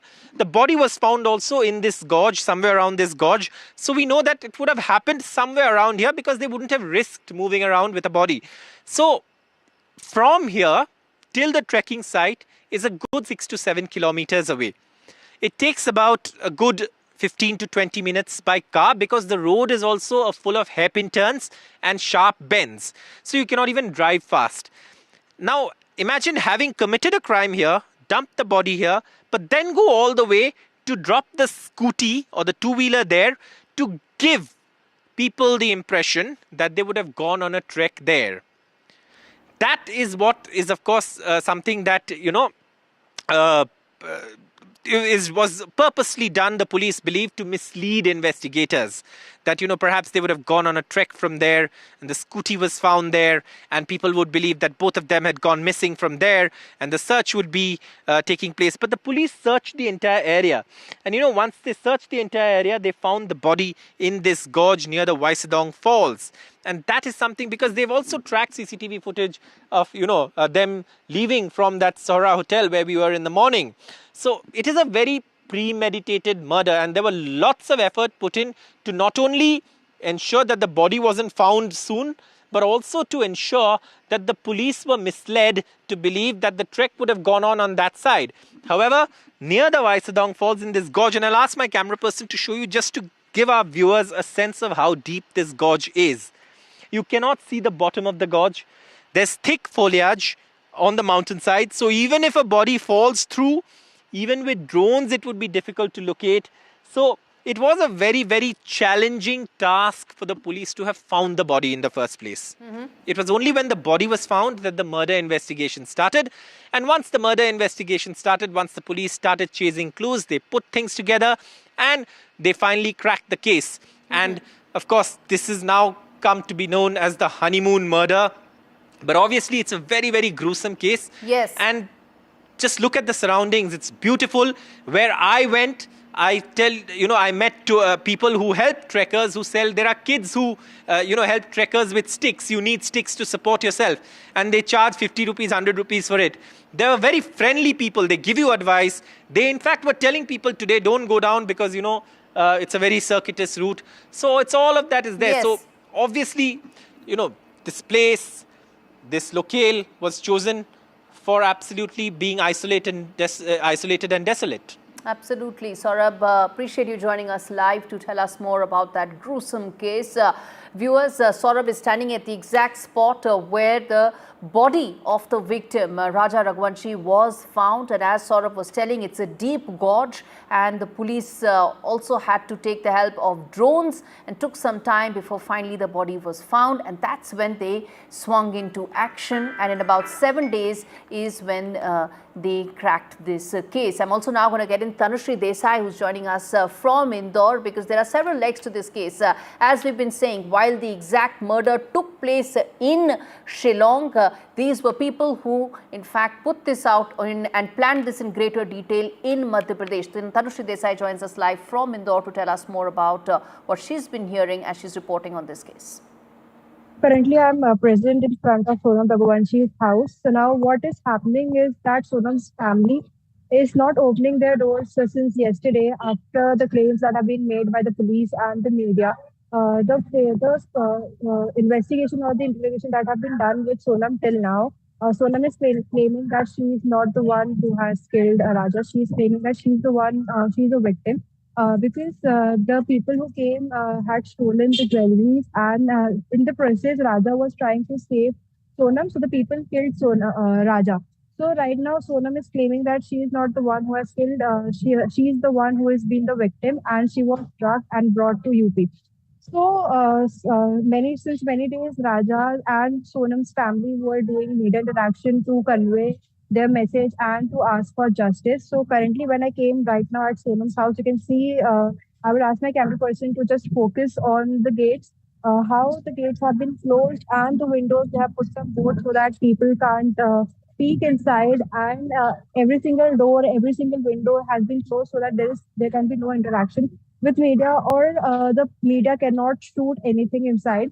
I had a phone call with Sonam's mother right now to ask for a conversation, to ask so that she can have her opinion on this matter. But she strictly said that she don't want, or her family don't want to talk with the media right now. Talking about the family, so Sonam's mama, the brother to her mother, has left for Shillong, and Sonam's brother, who was already in Shillong, went to UP where Sonam was arrested, and now he would be traveling with her to Shillong. So there are many things happening in Indore. The people who have been arrested from Indore, their houses are also closed. No one is coming outside.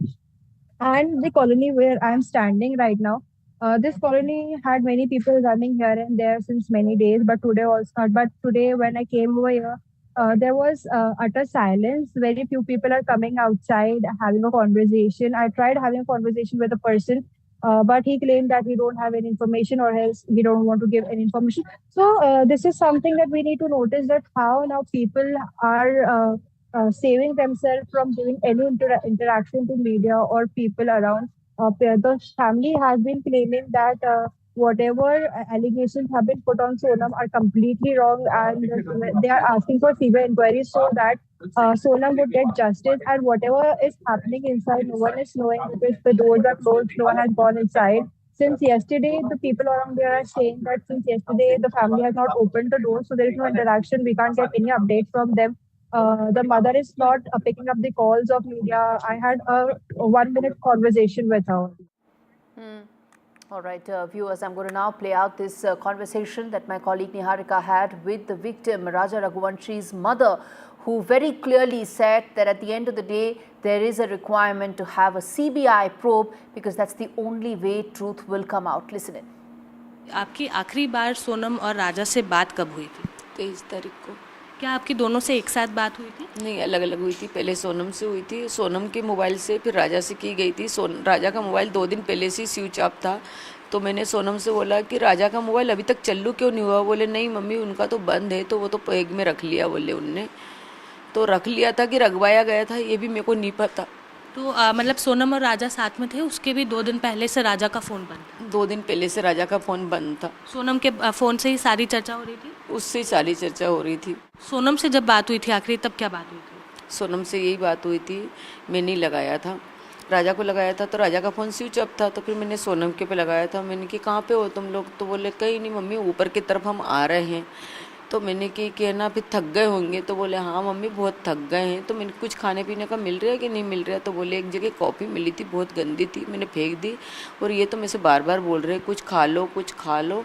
तो मैंने बोला कि नहीं, मैं है ना घूमने के चक्कर में मेरा व्रत खराब नहीं कर सकती। उस दिन 11 थी। उसके बाद में राजा से बात हुई थी, जो सोनम हाँप रही थी ना, इसके बाद में फिर राजा से बात हुई थी। वो भी उसके मोबाइल से उसने लगा के दिया था उधर से कि लो मम्मी से बात करो। तो उसने यूँ नहीं बोला था कि लो बात करो, बस डायरेक्ट फ़ोन दे दिया था लगा के। तो राजा ने बोला हेलो। तो मैंने कि बेटा क्या कर रहा? तो बोले कुछ नहीं मम्मी, हम ऊपर पहुंच गए हैं, केले खा रहा हूँ। उसने यूँ बोला था। बस आखिरी बार वही बात हुई थी? बस वही बात हुई थी, इसके अलावा मेरी कोई बात नहीं। फिर मैंने शाम को भी ट्राई करे, फिर दोनों फ़ोन स्विच ऑफ आ गए थे, और सुबह से लगा रही थी। फिर शनिवार के दिन 7 बजे से उठ के तो कोई फ़ोन नहीं लगा। तो मेरा जी खूब घबराया। मैंने उसके भाई उनसे बोला, वो संडे के दिन ही चले गए। फिर उनने उसके वहाँ बोला कि दोनों बच्चे के फ़ोन बंद आ रहा है, राजा का तो आ ही रहा था। तो उनके भाई ने बोला राजा के सोनम के पास 2 नंबर हैं, 2 फ़ोन लेके गई है, तो एक नंबर तो शायद उसके ऑफिस का है, किसका है। तो क्या आपको पता था कि वो 2 फ़ोन लेकर गई? मेरे को नहीं पता था, बाद में उनके भाई ने बताया, जब वहाँ जांच हो रही थी ना, तब पता चला कि वो 2 फ़ोन लेके गई है। वहाँ जांच के वक्त खुलासा हुआ था? हाँ, जब खुलासा हुआ था, मगर अभी ऐसा सुनने में आ रहा है कि वो एक फ़ोन चालू था उनका। जी। क्या वो नंबर आप लोगों के पास था? नहीं, हमारे पास नहीं था, एक ही नंबर है मेरे पास। तो जी, आप लोगों की जब राजा से बात हुई थी, तब कभी ऐसा लगा कि उनका मन घबरा रहा है, वो किसी तरह से परेशान है? कोई ऐसा तो कुछ एहसास नहीं हुआ। जब वो खा रहा था ना, तभी थोड़ा सा ऐसा डाउट सा जा रहा था। तो मैं पूछने वाली थी, मेरे मन में जो था, तो मैंने ये तो नहीं पूछ पाया कि बेटा कोई आसपास है। मैंने बस इतना पूछा था कि बेटा तुम ऊपर की तरफ क्यों आए हो? हैं ऊपर ज़रूरी देखना, ऊपर से इतने ऊंचे पे से खाई देखोगे तो खतरा है ना, डर लगता है। तो बोले नहीं मम्मी, बहुत अच्छा नज़ारा दिख रहा है, उसने ये बोला था बस। जब अब सोनम के बारे में इतनी सारी चीज़ें निकल कर सामने आ रही है, तो क्या आपका दिल मान रहा है कि वो इस तरह की कोई हरकत कर सकती है? इतनी सारी बातें आ रही हैं तो कर भी सकती हैं। आजकल तो लड़कियों ने ऐसा कर रही हैं, कितने ही सुनने में आ रहा है। शादी जब हुई थी तब सोनम खुश थी? क्या दोनों की राजी मंजूरी से शादी हुई? राजी मंजूरी से हुई थी, परिवार भी राजी मंजूरी थे, बच्चे भी राजी मंजूरी थे। उस टाइम पे तो उसने कुछ ऐसा दिखाया नहीं था।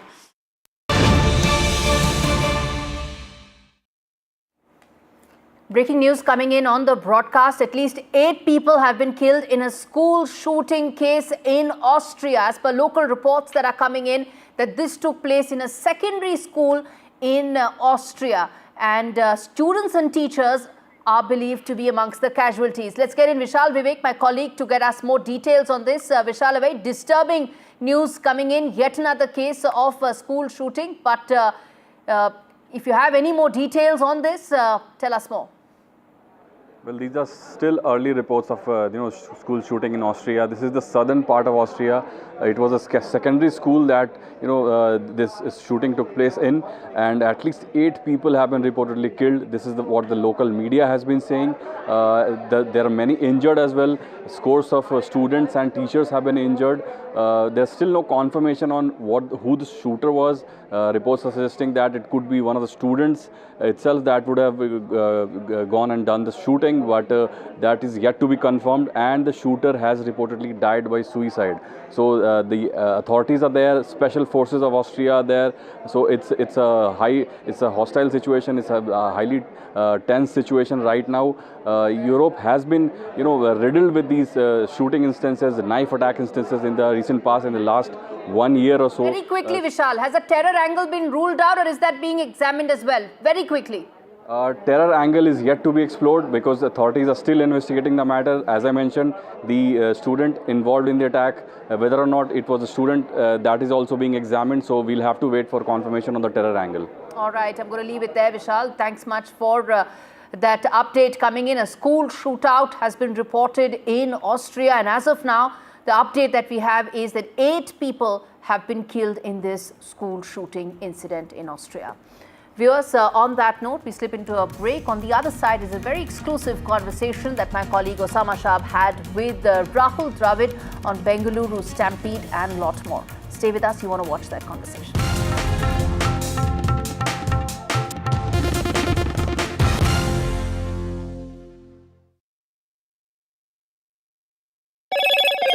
Hello, Moto.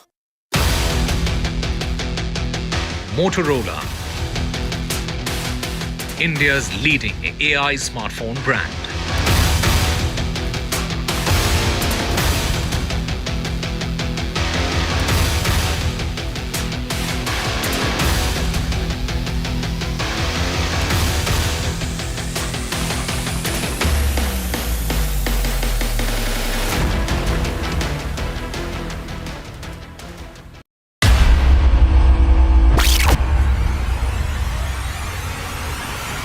The last 1 month, if you see, the share prices of Denzol Engineering has fallen more than 58%. Why are the rating firms calling the debt payments as default? We have 2 credible credit rating agencies on March 4th coming and downgrading the stock to D. Statements are consistently being proven wrong, and transactions are being taken place which are different from what they were originally pictured to be. The company claimed it would roll out 6,400 electric vehicles. But what it has rolled out is a shocking scam. Funds meant for the project were funneled allegedly back to the promoters, the Jaggi brothers. What did the money buy? Not EVs, of course, but a lavish flat in Gurgaon's luxurious DLF Carmelias.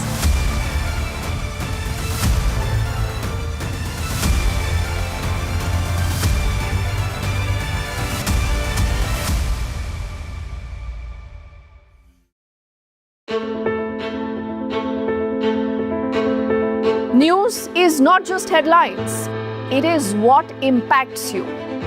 And news should never be mistaken for noise. What matters is the reality. Accurate, in-depth, and with the right perspective. For over 20 years, I have been a journalist, and never has clarity mattered more than now. At Newsnight, we go beyond the surface. We dissect the details, challenge the narratives, and bring you the unparalleled clarity you deserve in a world clouded by misinformation. We are bold, we are direct. Newsnight, for the news in your interest. Only on NDTV 24x7. After 2 years of the India-Canada tensions, it's the big relationship reboot. Indian Prime Minister heads to the G7 summit. Indispensable India on the global stage. Modi's multilateral momentum. NDTV live from the G7 summit in Canada.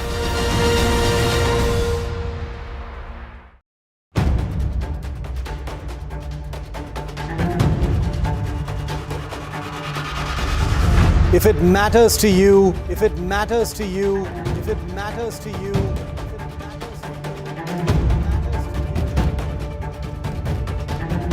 it matters to India. It matters to India. It matters to India.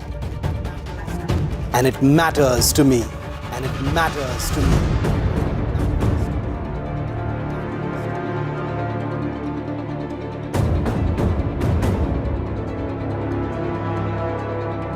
India Matters with Shivaru. Only on NDTV 24x7. Why was there a hurry? Was it the government that was in a hurry? I don't want to blame anyone. Joining us today here in the NDTV newsroom. Government cannot walk away from this responsibility. Cricket is region of sort in this country. Would you like to comment on what happened? What is the condition of the injured at this point? How many people died? What exactly happened? You have lost your daughter.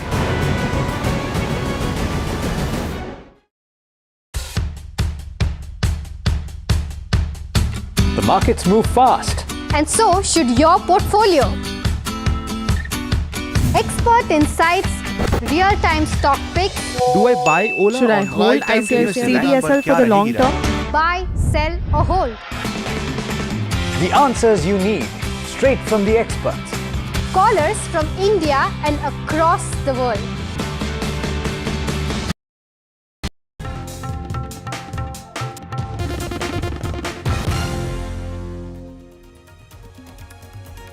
Welcome back, viewers. You're watching NDTV.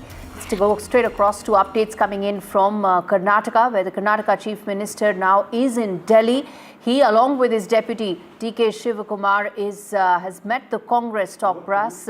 It's a key huddle of the Congress party in Delhi as the Karnataka leadership is in the capital in the aftermath of the Bengaluru stampede that took 11 lives. The Congress top brass briefed by both the Chief Minister and his deputy, TK Shivakumar. In fact, sources tell us that the caste census was also discussed at this crucial meeting. Let's first play out some of these reactions, then we're going to get Sunil Prabhu, my colleague who's been tracking this story with more details. But first up, political reactions.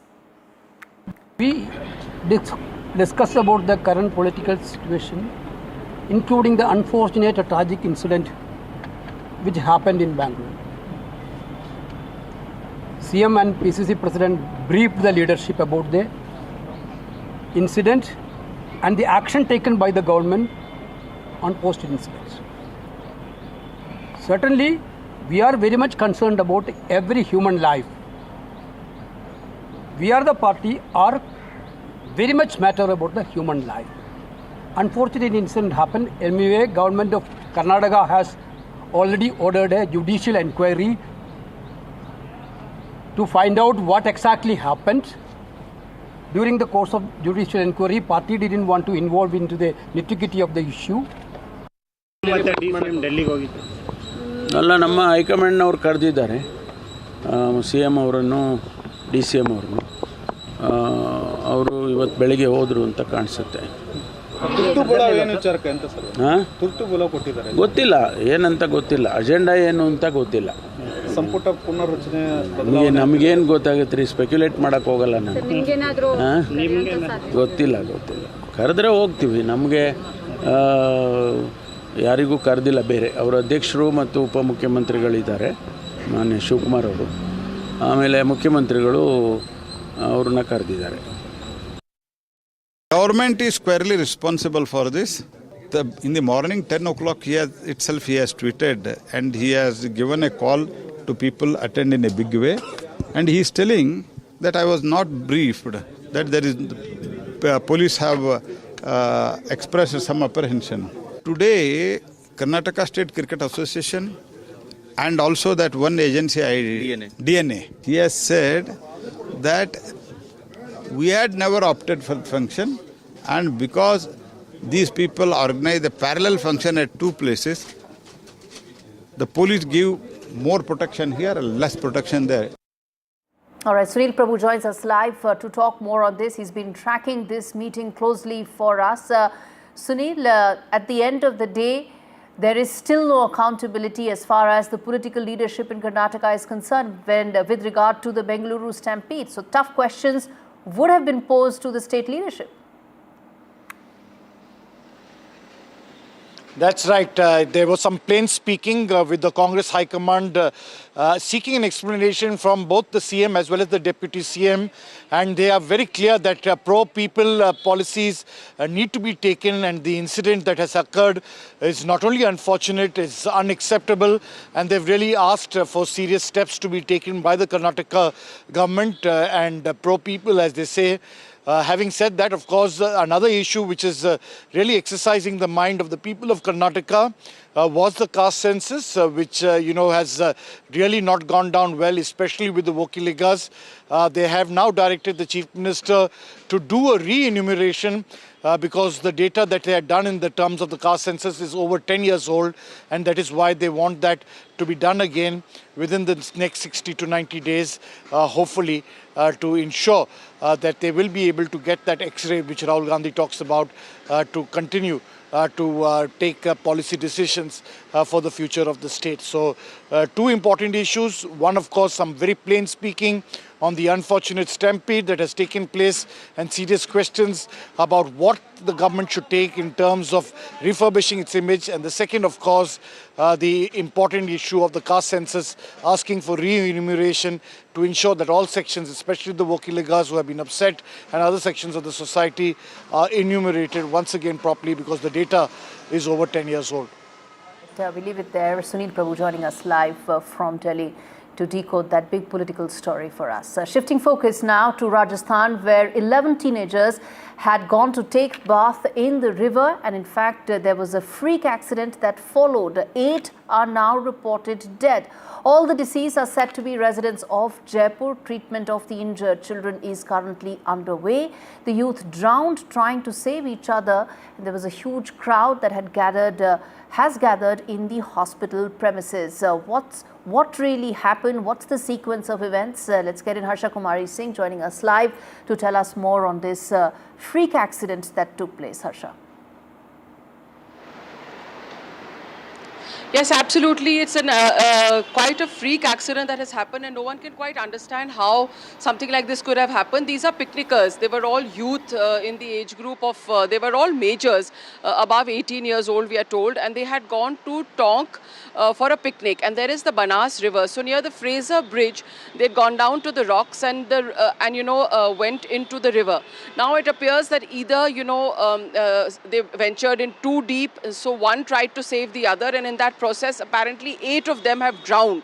Of these 11 youth, 3 were rescued by local people. They've been rushed to the hospital. The district administration, the police are all there. The Chief Minister has expressed shock and grief at this incident. So have other leaders, former Chief Minister Ashok Gehlot. The youth are believed to be from Jaipur in Hasanpura. They'd gone for a picnic, in the Banas River. Again, the river is not in full spate. This is the height of summer. So the river is also not fast flowing or in full spate. So how this accident exactly happened is actually quite perplexing. The police is still trying to get to the bottom of it. But yes, a death due to drowning. 11 people had gone there, of which 8 have drowned and 3 have been rescued. We leave it there. Harsha Kumari Singh joining us from Jaipur to tell us more about that freak accident which took place there. On that note, shifting gears, viewers, and getting you that exclusive conversation that's flashing on the bottom of your screens. Rahul Dravid in conversation with my colleague Osama Shab on everything related from the Bengaluru stampede to how he feels strongly about Bangalore as a city, which is a cricket-loving city. Listen in.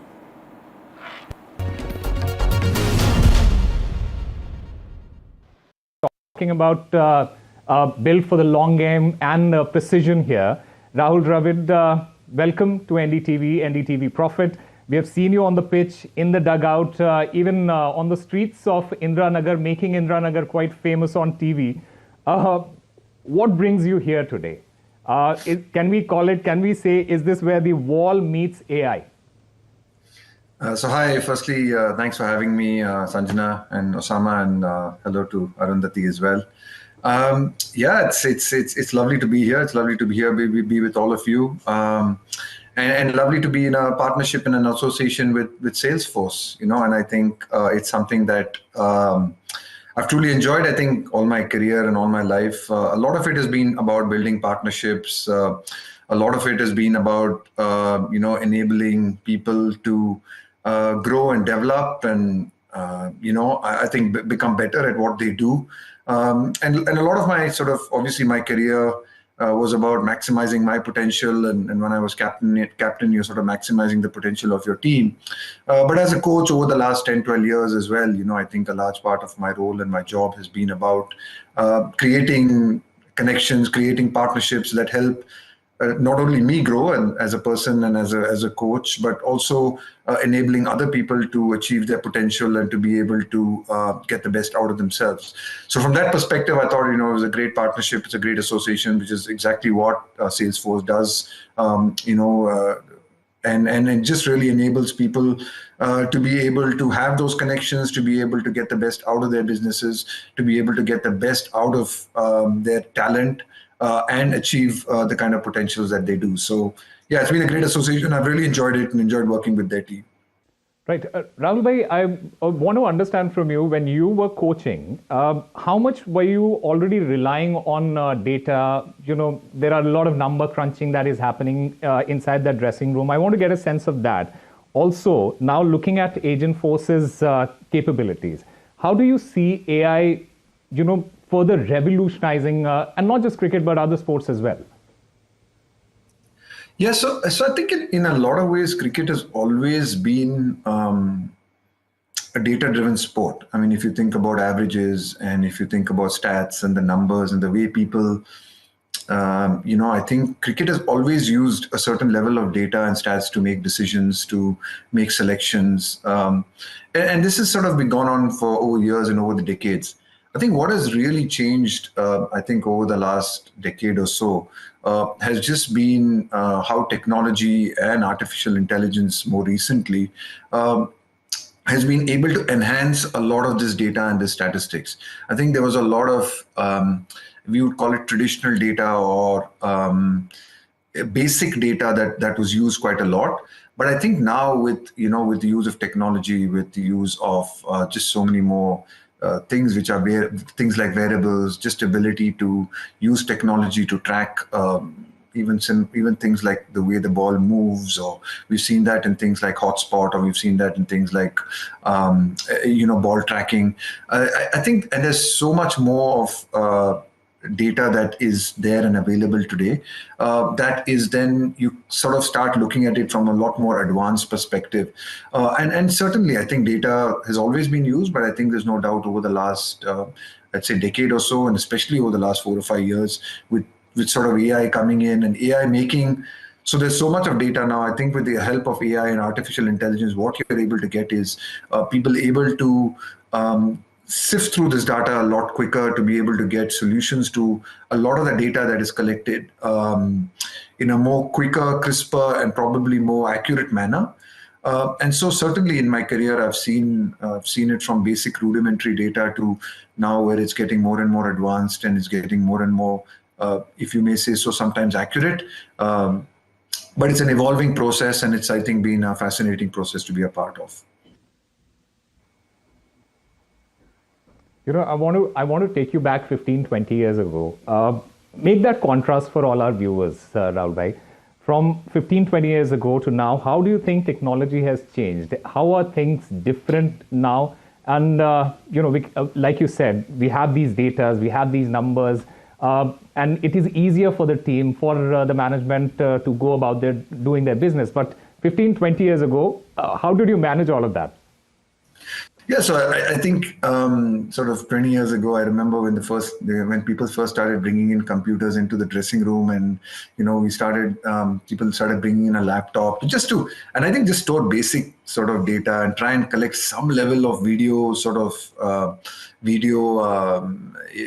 sort of just collect some level of video, you'd have the comments where people were saying things like, how is a computer going to teach us to play cricket, and what can a computer do? To the point where today, I think there are laptops and there are things in every dressing room. There are sometimes more than one analyst, a video analyst who's a part and a very integral part of teams now. So I think over the years, people have realized the value of sort of using technology, recognize that, today the data that is being collected is actually enhancing performance. It can help you get better as an individual. It can help you get better as a team. Of course, I mean, in the end of the day, a lot of it is data, and what you do with that data is critically important, right? I think knowing a lot of data and knowing what, how sort of, to give you an example, say, you may know that I am not particularly good against certain kinds of fast bowling, right? Data might be able to tell you that. But then you have to go out there and actually work on it and practice it. So what you do with a lot of that data is very, very important. But access to that, I think, is getting more and more accurate, is getting more and more sharper. And the more and more, I think, technology improves and things like AI improve. And it's fascinating for me to see it on both sides. I see it on the cricketing side, I see it on the business side as well, through Agent Force and through Salesforce, and what a big impact it can make. And I think as teams and people like Salesforce are getting smarter and smarter at doing what they're doing and analyzing a lot of this data, I think you'll start getting better and better results, and people will have to start using it a lot more than they ever have actually done. And you're already seeing that. Speaking about the cricketing side of things, player management is one term that we have been hearing for a very long time, and especially in the context of, say, for example, Jasprit Bumrah. Now, Jasprit Bumrah is a machine himself. He's completely different from the rest of the players. But this wasn't really a concept, 10 years ago. How do you see the use of AI then when it comes to managing the health of the players and the workload on these players? Yeah, so I think that's a really good point. I think it's one of those fields where sort of technology and artificial intelligence will definitely be used a lot more. So I think when you look at sort of player management and workload management of these players, and especially when you have incredible assets like someone like a Jasprit Bumrah, you really want to manage and you want to look after those assets as long as you possibly can. And a lot of that, then I guess you're always looking to learn and you're always looking to grow and develop, right? And I think in the case of, say, someone like Jasprit Bumrah or any of these fast bowlers, right, in the past, where you would get, I guess you would learn from your own experiences and sort of the management would learn from the experiences of those bowlers.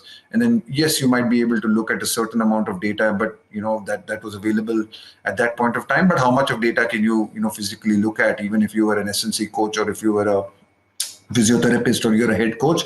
There's only certain limited amount of data that you yourself physically can actually look at or read or get access to. But I think now with the access of sort of using AI and using technology, what you can do is that there's so much of data being collected, and it's not only just relevant to your bowlers, but there's data being collected of bowlers and of cricketers all over the world. And the more and more that data is getting collected, and the quality of that data is obviously getting better and better, it allows and it enables AI then to be able to look at that data, learn from that data, and to come up with better and smarter and maybe more accurate solutions to be able to manage players and to be able to manage player workload. How much of rest is required, how much is a maximum limit you can push players up to.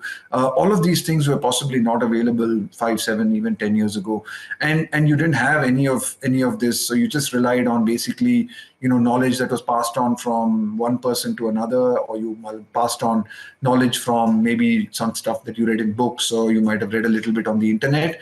But there was only a limited amount that you could access. I think what AI and technology is allowing you to do slowly is that allowing you to access a lot more information, which then gives you better results, which then gives you better maybe solutions to things like player management and what is the right way about going about these things. So with just the value of the way the sport is growing, just the importance of these players being able to play more and more matches, just a consequence of these games, right? I think each and every game now has so much of value, so much of the consequences are great, both for the individual player and for the team and sometimes even for the country in terms of wanting that success and wanting to get the right results.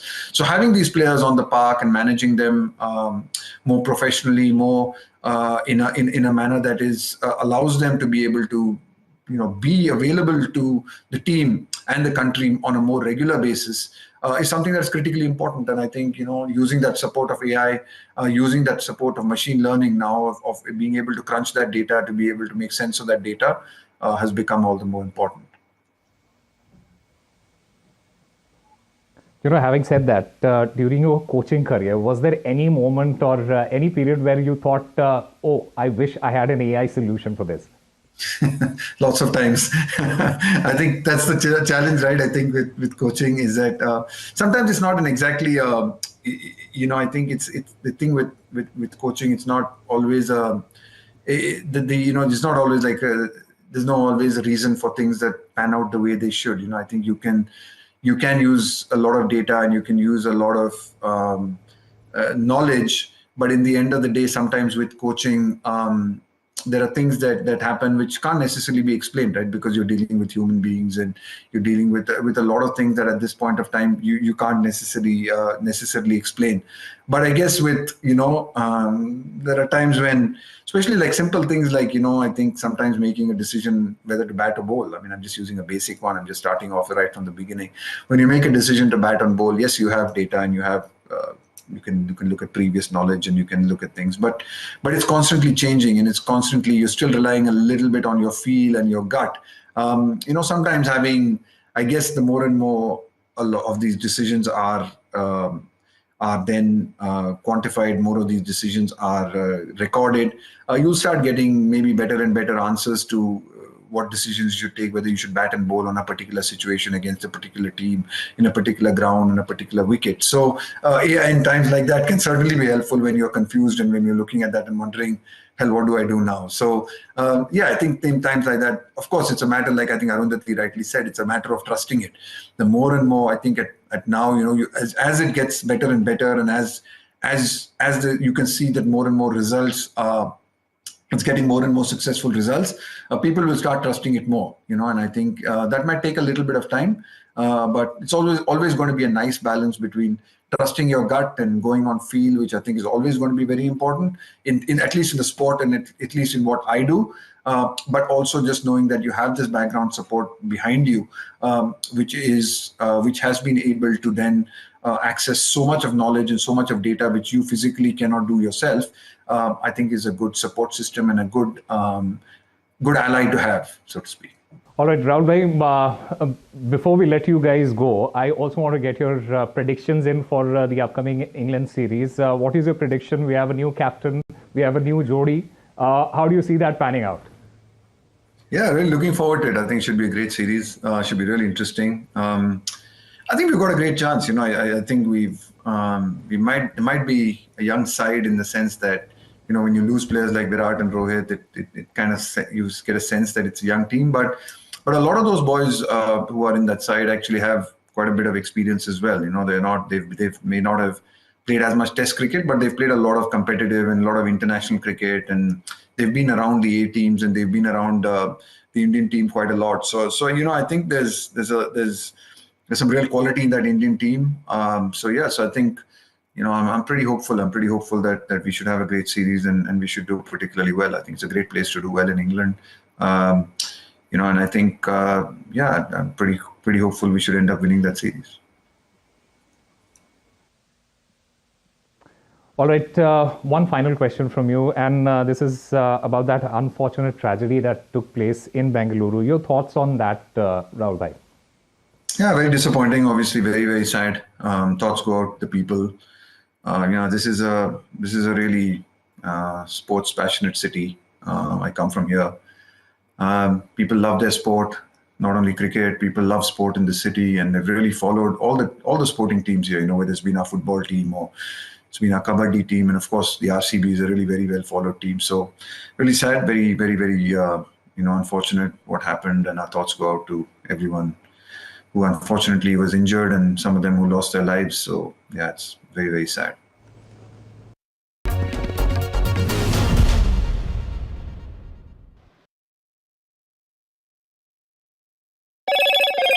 Hello, Moto. Motorola, India's leading AI smartphone brand.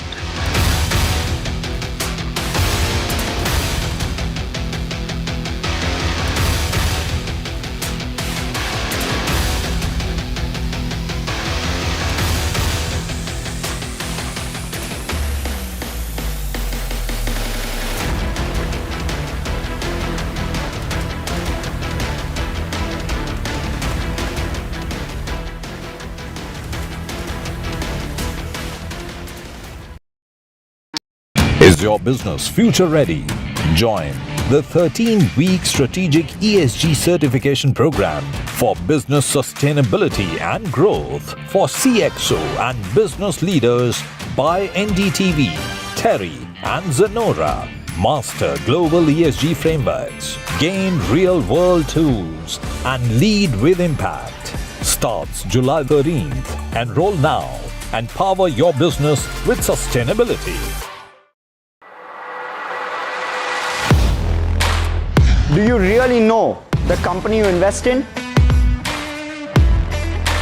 What is the real picture behind presentations and claims? Is the outlook as rosy as the company claims? Know Your Company, powered by NDTV Profit Research, shines a light on the biggest stock market movers.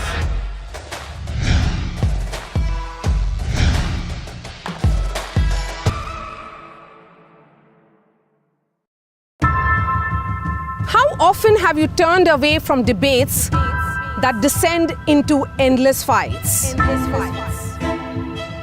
We bring you a show where every question is answered, where every debate finds its resolution, where every story finds its conclusion, where opinions collide but facts prevail, where stories unfold with insights and trust. When the noise ends, the last word begins.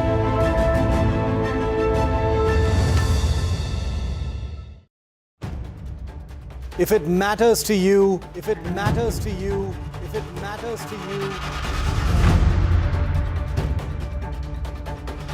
it matters to India. It matters to India. And it matters to me. And it matters to me. India Matters with Shivaru. Only on NDTV 24/7. The ultimate price.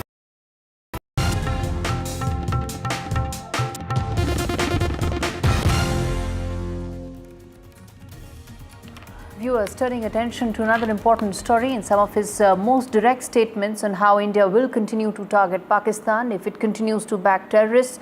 External Affairs Minister Dr. Jaishankar has said that we will go deep into Pakistan. We do not care where they are. If they are deep in Pakistan, we will go there.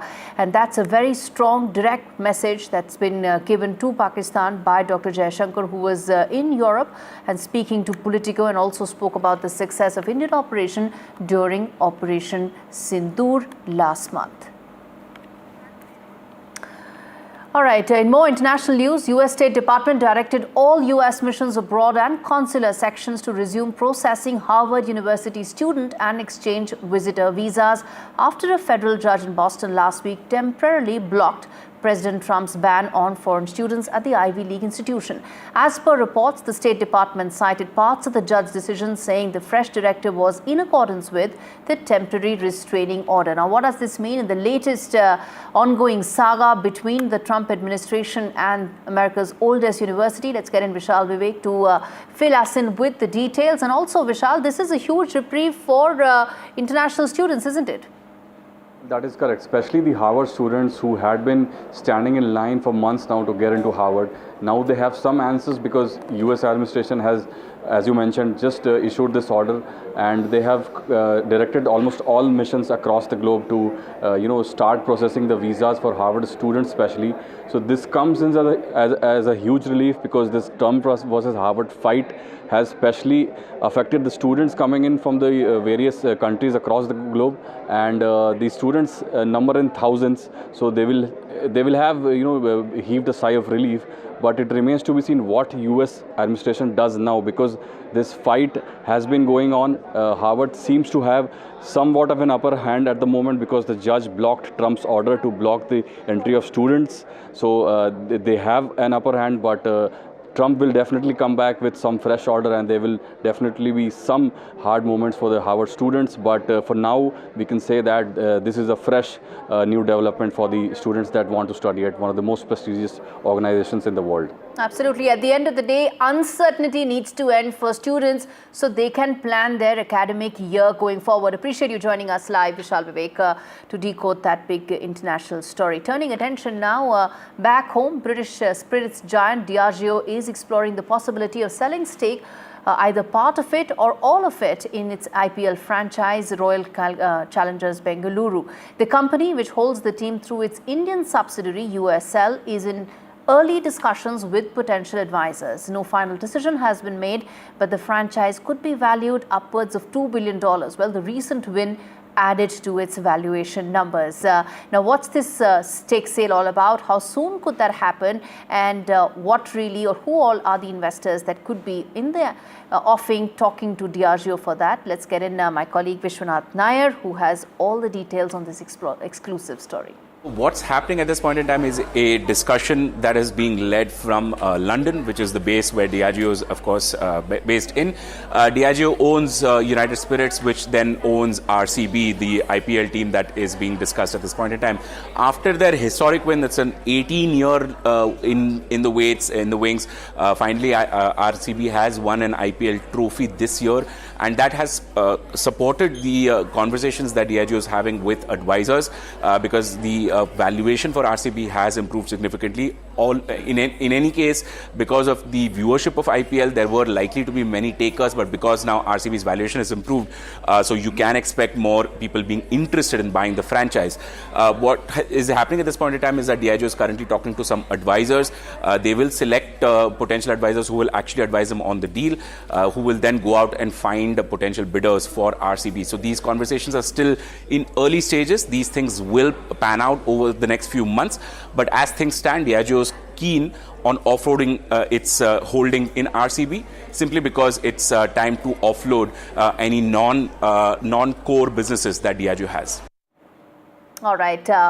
Viewers, with that, it's a wrap on this show. Thanks so much for watching. Up ahead, more news and updates continue.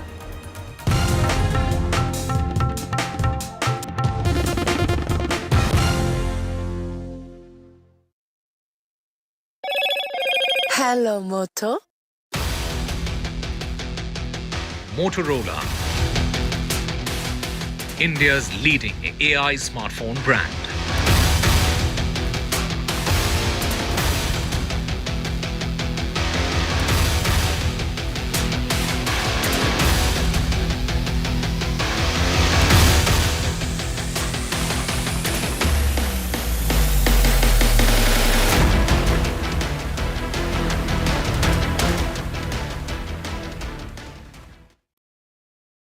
I've been reporting on all issues big and small from Andhra Pradesh, Telangana, rest of South India, bringing you all the action, all that you need to know, all that you want to know. The energy of Maximum City is infectious. I'm bringing that energy in our news coverage from financial capital Mumbai. Covering from the southernmost part of India over the last 23 years, I bring in-depth and 360-degree coverage from the Dravidian heartland. The land of Mishti, also known for its bitter politics. I have seen much water flow under the Howrah Bridge, covering Bengal in all its vivid colors. India's IT capital is always bustling, a city full of startups, stories and surprises. And I keep you ahead on all the Bengaluru buzz.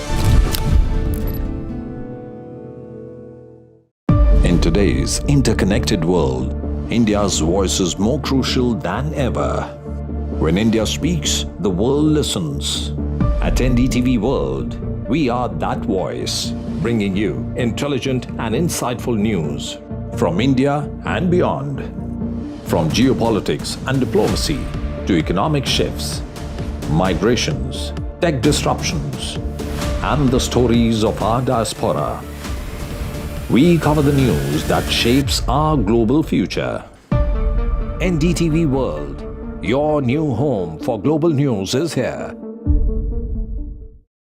मैं नरेंद्र दामोदर दास मोदी ईश्वर की शपथ लेता हूं कि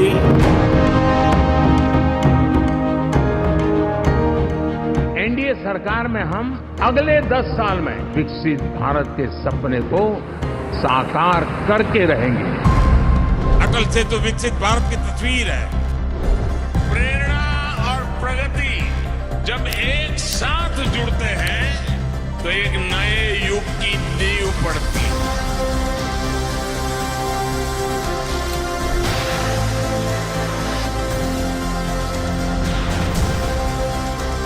भारत माता की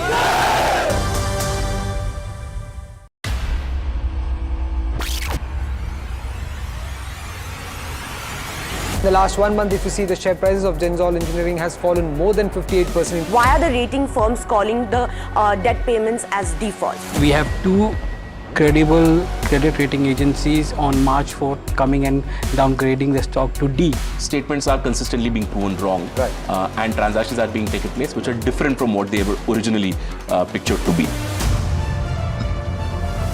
The company claimed it would roll out 6,400 electric vehicles.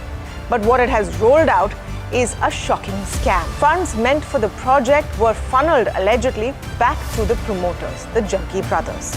What did the money buy? Not EVs, of course, but a lavish flat in Gurgaon's luxurious DLF Carmelias.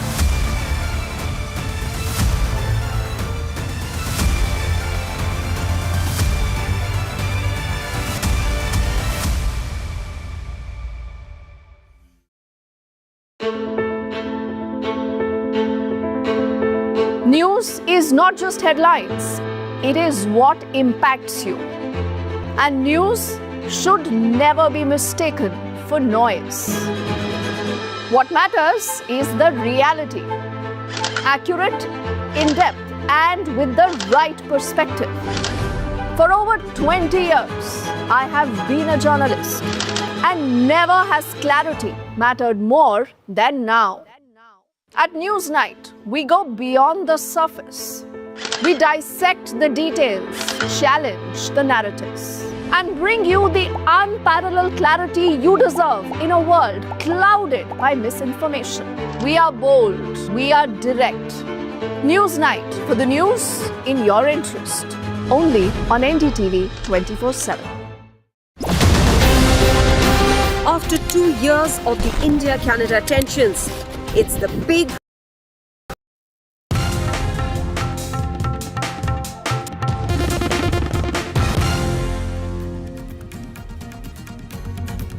Ladies and gentlemen, a very good evening and thank you for tuning in here to NDTV. Love, affair, lies and murder. That is going to be our top focus in this edition of the news. We are the only channel reporting live from Meghalaya, where the crime took place. But who really are the key characters? Where has the story moved? Where is the investigation headed? All that and much more in the next few minutes as you stay tuned to NDTV. First up, as always, a quick check of our headlines. There are big revelations in the honeymoon murder case. Sources say Sonam is seen with 3 accused, walked behind Raja on the fateful day, yelled out, quote unquote, kill him. She returned to Indore post that murder. We are also getting you inside scoop on the honeymoon murder case. Sources say Sonam planned that trip to murder him. Sources also say the murder plot spun about 10 days post the wedding. It is a big Rahul Dravid exclusive on NDTV. Dravid condemns what happened in Bengaluru.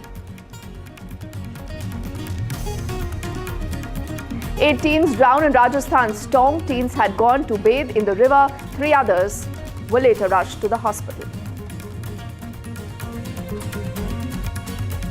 This is the External Affairs Minister's stern, unequivocal message to Pakistan. He says if provoked, will strike deep inside Pakistan yet again.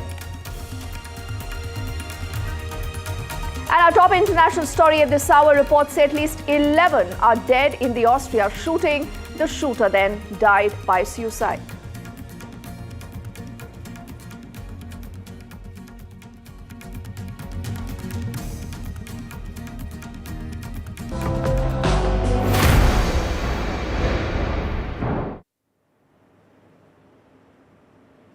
Ladies and gentlemen, this is a story that has shocked the entire country. It's a story that makes us ask so many questions and loud enough. So we decided to reach the crime scene. NDTV, as we speak, our team is on ground zero. They've tracked a lot more people. We've spoken to key eyewitnesses trying to piece together the entire sequence of event. And even as all this is happening, remember Sonam Raghuvanshi is at the Patna airport where she's going to be taken from Patna to Kolkata on a flight that will later take her to Guwahati. And then from Guwahati, she's going to take another 2 hours to get to Shillong. But before all that happens, let's quickly cut across to our team that is tracking the story from Meghalaya. Saurabh is with us. Well, the police had a suspicion that once they found that CCTV footage that, this was a murder and that perhaps Sonam Raghuvanshi was involved, given the fact that she was seen, which is very important, this crucial piece of CCTV footage with the other men who they believe to be the contract killers. Now, let me just give you an idea of where the body was found. It's cleared up again so I can show you better. Just look at this gorge. And you can see how deep it is. Now, if someone were to commit a crime here, and you can see, of course, this area. I'll ask my camera person to first pan and show you this area as well. Absolutely isolated. Right now, in fact, we are just the only people here. So, if you come here, it's so isolated that you can, obviously, you can, if you have a criminal mind, if you have a criminal intention, then you can do something like that. And if you dump the body here, and the body, we believe, was found somewhere in this gorge. We don't know what the exact location was, but we know somewhere in this gorge. You cannot even see the bottom of the gorge. It's so deep, like from where I'm standing, because it's deep and it's almost, a 90-degree cliff. So very, very difficult to figure out where the body would be. The police had to, actually lower drones. Drones were used to carry out this search operation, and finally they located the body after days, brought it up. And once they had the body, they knew that, this was a murder case. And they also found, the other pieces of evidence, including what we call is the weapon of the crime, the weapon used in the crime. And that, again, was, like I said, we've been reporting that it was not a local weapon. So obviously the police kept their focus on the investigation, followed the clues, followed up on every lead, and finally led to these arrests. But just look at the surroundings. They are beautiful hills. These places are frequented by tourists. These places are frequented by trekkers as well. But the route, I've been tracing the route that Sonam and Raja Raghuvanshi took. And, it's quite clear that a regular tourist or regular trekkers also don't take that route. They took a much more circuitous, a much more desolate, an isolated route with much less human population. And that's perhaps one of the giveaways as to why this is a premeditated murder. Because if someone had to actually trek in these areas, they would use the regular path, the regular trails that trekkers use. But in this case, they did not use the regular path. They took a very circuitous route, and I've followed this route entirely right up to the point where the two-wheeler was parked. And it's a very, very remote area. There's no mobile network. There's no mobile connectivity. It's a place that doesn't even exist on, the maps that we use for navigation. That's how remote it is. So obviously, it's a very, very difficult place to locate a body. And that gave crucial time to the accused to escape. All right, Saurabh, they're getting us the latest. We'll keep going back to him. In the meantime, let's also tell you more about how the story has moved in the last few hours. Now, the mother of Raja claims that there were some people who apparently saw Raj Kushwaha at the very funeral of her son Raja. And this along with Sonam's father. In fact, that is the picture that I'm referring to, a picture a lot of you have already seen. And this is when the newly married couple were on their honeymoon in Meghalaya. What really started as a probe to find the couple who go missing on May the 23rd turns out to be a murder investigation when you have Raja's body that is found in a gorge. And this was June the 2nd. Then the search continued for Sonam, claiming that she was drugged. Then she says, I was brought to Ghazipur. Now she later informs her family about this, knowing that the police would eventually reach her. Then later we know that she told her family that she was at a dhaba on the Ghazipur-Varanasi road. But clearly a lot in this story does not add up. Before we move ahead, I want you to listen in to what Raja's mother has to say. आपकी आखिरी बार सोनम और राजा से बात कब हुई थी? 23 तारीख को। क्या आपकी दोनों से एक साथ बात हुई थी? नहीं, अलग अलग हुई थी। पहले सोनम से हुई थी, सोनम के मोबाइल से, फिर राजा से की गई थी। राजा का मोबाइल 2 दिन पहले से स्विच ऑफ था, तो मैंने सोनम से बोला कि राजा का मोबाइल अभी तक चालू क्यों नहीं हुआ? बोले नहीं मम्मी उनका तो बंद है, तो वो तो बैग में रख लिया बोले उनने। तो रख लिया था कि रखवाया गया था ये भी मेरे को नहीं पता। तो मतलब सोनम और राजा साथ में थे, उसके भी 2 दिन पहले से राजा का फ़ोन बंद था? 2 दिन पहले से राजा का फ़ोन बंद था। सोनम के फ़ोन से ही सारी चर्चा हो रही थी? उससे ही सारी चर्चा हो रही थी। सोनम से जब बात हुई थी आखिरी, तब क्या बात हुई थी? सोनम से यही बात हुई थी, मैंने लगाया था, राजा को लगाया था, तो राजा का फ़ोन स्विच ऑफ था, तो फिर मैंने सोनम के पे लगाया था। मैंने कि कहाँ पे हो तुम लोग? तो बोले कहीं नहीं मम्मी, ऊपर की तरफ हम आ रहे हैं। तो मैंने कि ना फिर थक गए होंगे? तो बोले हाँ मम्मी बहुत थक गए हैं। तो मैंने कुछ खाने पीने का मिल रहा है कि नहीं मिल रहा है? तो बोले एक जगह कॉफ़ी मिली थी, बहुत गंदी थी, मैंने फेंक दी, और ये तो मेरे से बार बार बोल रहे कुछ खा लो कुछ खा लो। तो मैंने बोला कि नहीं, मैं है ना घूमने के चक्कर में मेरा व्रत खराब नहीं कर सकती, उस दिन 11 थी। उसके बाद में राजा से बात हुई थी, जो सोनम हाँप रही थी ना, इसके बाद में फिर राजा से बात हुई थी। वो भी उसके मोबाइल से उसने लगा के दिया था उधर से कि लो मम्मी से बात करो। तो उसने यूँ नहीं बोला था कि लो बात करो, ऐसे डायरेक्ट फ़ोन दे दिया था लगा के। तो राजा ने बोला हेलो, तो मैंने कि बेटा क्या कर रहा? तो बोले कुछ नहीं मम्मी, हम ऊपर पहुंच गए हैं, केले खा रहा हूँ। उसने यूँ बोला था। बस आखिरी बार वही बात हुई थी? बस वही बात हुई थी, इसके अलावा मेरी कोई बात नहीं। फिर मैंने शाम को भी ट्राई करे, फिर दोनों फ़ोन स्विच ऑफ आ गए थे, और सुबह से लगा रही थी। फिर शनिवार के दिन 7 बजे से उठ के तो कोई फ़ोन नहीं लगा, तो मेरा जी खूब घबराया। मैंने उसके भाई उनसे बोला, वो संडे के दिन ही चले गए। फिर उनने उसके वहाँ बोला कि दोनों बच्चे के फ़ोन बंद आ रहा है, राजा का तो आ ही रहा था। तो उनके भाई ने बोला राजा के सोनम के पास 2 नंबर हैं, 2 फ़ोन लेके गई है, तो एक नंबर तो शायद उसके ऑफिस का है, किसका है। तो क्या आपको पता था कि वो 2 फ़ोन लेकर गई? मेरे को नहीं पता था, बाद में उनके भाई ने बताया, जब वहाँ जांच हो रही थी ना, तब पता चला कि वो 2 फ़ोन लेके गई है। वहाँ जांच के वक्त खुलासा हुआ था? हाँ, जब खुलासा हुआ था, मगर अभी ऐसा सुनने में आ रहा है कि वो एक फ़ोन चालू था उनका। जी। क्या वो नंबर आप लोगों के पास था? नहीं, हमारे पास नहीं था, एक ही नंबर है मेरे पास। तो जी, आप लोगों की जब राजा से बात हुई थी, तब कभी ऐसा लगा कि उनका मन घबरा रहा है, वो किसी तरह से परेशान है?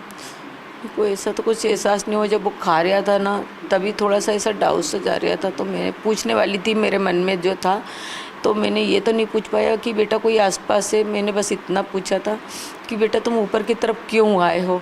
हैं ऊपर ज़रूरी देखना, ऊपर से इतने ऊंचे पे से खाई देखोगे तो खतरा है ना, डर लगता है। तो बोले नहीं मम्मी बहुत अच्छा नज़ारा दिख रहा है, उसने ये बोला था बस।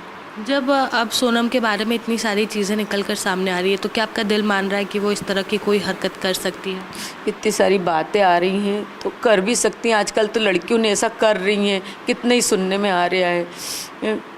शादी जब हुई थी तब सोनम खुश थी क्या? दोनों की राजी मंजूरी से शादी हुई? राजी मंजूरी से हुई थी, परिवार भी राजी मंजूरी थे, बच्चे भी राजी मंजूरी थे। उस टाइम पे तो उसने कुछ ऐसा दिखाया नहीं था। So that is the devastated mother also asking for a CBI probe in the entire case. Now, who's the alleged mastermind? The alleged mastermind in this case is Raj Kushwaha, and he interestingly already has worked with Sonam. Now, he lived near her home. We also spoke to Raj's sister, who denies that Sonam and Raj were involved beyond work. They insist that this was just a professional relationship, and how he does not know the other 3 accused in the case at all. राज कुशवाहा की छोटी बहन सुहानी इस वक्त हमारे साथ मौजूद है। सुहानी बेटा, आप कितने छोटे हो राज भैया से? 2 साल 2.5 साल का गैप है हम दोनों में। जी, आप कैसे हैं? आपके भाई आपको क्या कभी ऐसा कुछ लगा? ऐसा कुछ नहीं, ऐसा वो कभी नहीं कर सकते, ऐसा वो सोच भी नहीं सकते किसी के बारे में, हम उनको इतना जानते हैं। और वो राजा भैया, उनकी क्या गलती थी? वो ऐसा उनके साथ, वो उनको तो जानते भी नहीं होंगे, शादी से ही जाना होगा, वो ऐसा कभी नहीं कर सकते उनके साथ। जी, आपके भाई ये प्लाईवुड फैक्ट्री में कब से काम कर रहे हैं? 2 से 2.5 साल हो गया उनको। गोविंद भैया के यहाँ पे काम करते हैं। कोविड से यहाँ पर काम कर रहे हैं? गोविंद भैया के यहाँ पे काम करते कोविड से नहीं कर रहे। 2.5 साल से यहाँ पे काम करते हैं। उससे पहले कहाँ थे? उसके पहले से भैया 10th क्लास में थे जब हमारे पापा के साथ ऐसा हो गया था, तो फिर भैया ने 10th के एग्ज़ाम दी। उसके बाद वो कपड़ा मार्केट में काम करते थे, पढ़ाई छोड़ दी थी। फिर वो 3 साल तक वहाँ पे काम करते थे।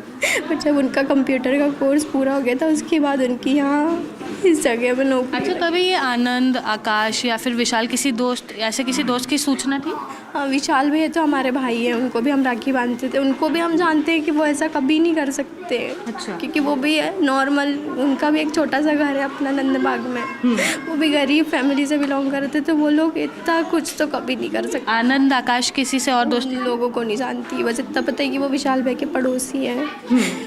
विशाल को आप जानते थे? हाँ, उनको जानते, वो हमारे भाई है जी। अच्छा, कभी आपने सोनम का नाम सुना था? उनका फ़ोन आता था काम के सिलसिले में कि हाँ कहाँ है, टाइम हो गया बेटा, तू कब तक आ रहा है, 11 बज गई है, गाड़ी भरवानी है, बिल बनाया कि बनाया, ऐसे ही फ़ोन आता था उनका। कभी घर आती थी सोनम? नहीं, कभी नहीं आई वो 2.5 सालों में। कभी आप लोग उनके घर गए? नहीं, हम भी कभी उनके घर नहीं गए। जी। हमेशा फ़ोन पर बात होती थी? नहीं, हमारी तो उनसे कभी बात। हाँ, ऐसे काम के उसमें फ़ोन आता था तो हम इतना ही, वही तो हम लोगों ने इतना ही देखा है, तो हम कैसे बोल सकते हैं कुछ भी। Let's move on now to get you our next important piece in this entire investigation. Now, there is this phone call that happens between Sonam and Raja's mom. This is a phone call that takes place hours before his murder. And Raja's mom apparently called Sonam during the trek, and that apparent phone call, many say, could hold the key to the way that you heard Sonam speaking. Sit back and watch what we've got for you. Hello hello, हाँ मैं राजा का phone चल नहीं हुआ अभी नहीं हुआ, बस हम चढ़ाई कर रहे हैं, हम ऊपर चढ़ गए फिर फोन लगाते हैं। और आज तो उपास होगा फिर? मेरा तो उपास है ना, मेरे को 2-3 बार बोल दिया। हाँ। मैं घूमने के चक्कर में अपनी ग्यारस थोड़ी तोड़ूंगी। वही तो कह रही, मैं अभी खरियार बना रही तो मेरे को एकदम से याद आ गई कि आज तो मेरे बहू का उपास वापस। हाँ, खिचड़ी बना रही। सुबह फोन आ गया था कि उपास है, तो मैं नहाई। हाँ, तो कहीं दूध लस्सी जो भी मिल रहा हो उपास का सामान वो खा लो। अब पहले ऊपर तो चढ़े, जंगल में है, यहाँ से आज कुछ मिलेगा। बाप रे, मैंने कही थी कुछ ड्राई फ्रूट रख के ले जाओ, तो बोले हाँ क्या करेंगे हम, दो तो ये जंगल है, पता, घोर जंगल है, एकदम खड़ी चढ़ाई है, चढ़ना मतलब उतरना भी खड़ा ही है और चढ़ना भी खड़ा ही है। तो वहाँ ऊपर देखने के लिए क्या गए? वो अंदर है, वो पहाड़ के अंदर माना करी थी मैंने, तो सुनते नहीं है। हाँ, चलो वही तो कह रही, वहाँ क्या देखने पहुँच गए तुम? ये नीचे से देख लेते, झरना देखने गए थे। हाँ, बड़ा वाला। हाँ, नीचे से देखने तो हालत खराब हो गई तो चढ़ के मैंने कुछ नहीं हुआ। वही तो कह रही, अब मैं तो खाना भी ढंग का नहीं है। कॉफी बुलवाई तो आधा मग्गा दूध होगा और उसमें है ना 2 गिलास पानी में और कॉफी डाल के दे दी। मैंने बोला घर से रख के ले जाओ, रास्ता में ना कुछ भी अपनी जरूरत पड़ेगी, नहीं ले गए दोनों को भी। ठीक है। अच्छा लगा कि पता नहीं क्या पी रहे, तो मैंने तो फेंक दी उसको तुरंत। वहाँ तो ऐसे ही खाने के नाम पे कुछ भी नहीं है वहाँ पे। हाँ, नहीं मिल रही होगा, है ना, सांस फूल रही। हाँ, फूल रही तो लगाती हूँ ऊपर पहुँच के। हाँ, कोई दिक्कत नहीं, लग गया ना फोन बस। जाती गई खूब पहाड़ पे, जंगल में। So that is a brief conversation, but again, that gives away a lot more details. Let's now take you to Indore, because this is where, in the entire case, you have the Shillong police along with the Indore's crime branch that have earlier conducted a search operation, this at the residence of one of the 4 accused in the case. Remember, his name is Vishal Singh Chauhan. Now, the ACP of the Indore crime branch, in fact, has later said that they've recovered the clothes that he, as in Vishal, was wearing while he was in Shillong on the day of the incident. And they also say that he has perhaps accepted that yes, they all committed this murder. जो घटना दिनांक को जो कपड़े पहने हुए थे शिलोंग में, वो कपड़े जब्त किए हैं पुलिस ने यहाँ से। और क्या जब्त? उसके अलावा जो बता रहा है और दूसरी जगह पर भी सर्चिंग की जा रही है। नहीं, अभी विशाल के पास ने जो बताया उसके आधार पे हम सर्च कर रहे हैं। अंदर क्या जब्त हुए? कपड़े जब्त हुए हैं। सोनम ने एक्सेप्ट किया है, इन लोगों ने एक्सेप्ट किया कि हत्या में शामिल थे। इन लोगों ने किया है कि इन्होंने ही हत्या की है। सर, सोनम यहाँ आई थी क्या?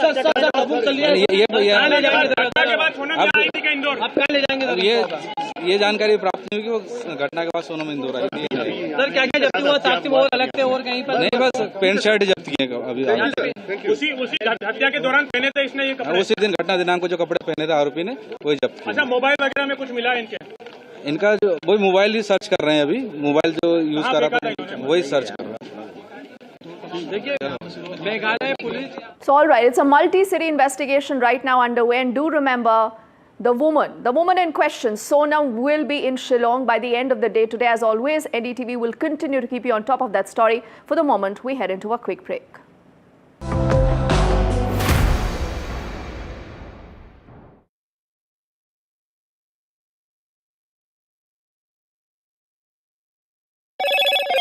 Hello, Moto.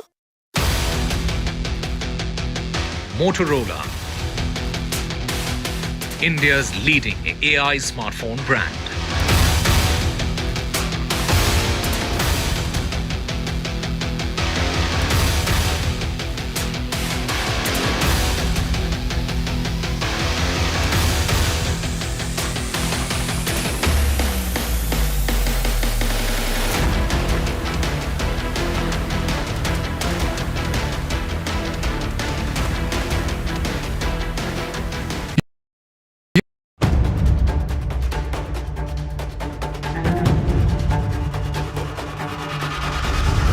If it matters to you, if it matters to you, if it matters to you,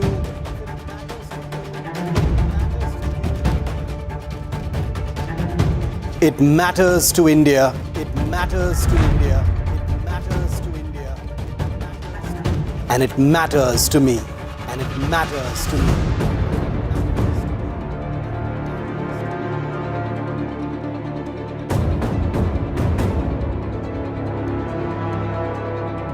India Matters with Shivaru, only on NDTV 24x7.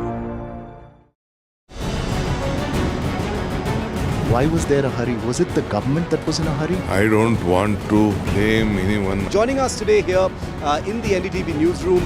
Government cannot walk away from this responsibility. Cricket is region of sort in this country. Would you like to comment on what happened? What is the condition of the injured at this point? How many people died? What exactly happened? You have lost your daughter.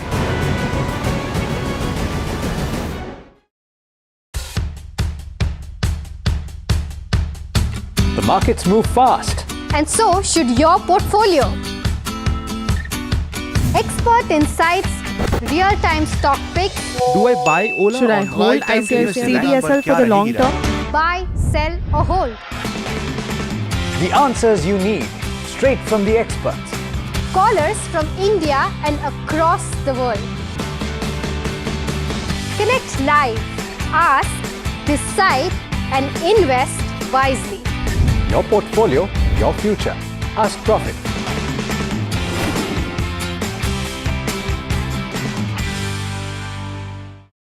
Is your business future ready? Join the 13-week strategic ESG certification program for business sustainability and growth for CXO and business leaders by NDTV, Terry and Zenora. Master global ESG frameworks, gain real-world tools, and lead with impact. Starts July 13th. Enroll now and power your business with sustainability. Do you really know the company you invest in? What is the real picture behind presentations and claims? Is the outlook as rosy as the company claims? Know Your Company, powered by NDTV Profit Research, shines a light on the biggest stock market movers.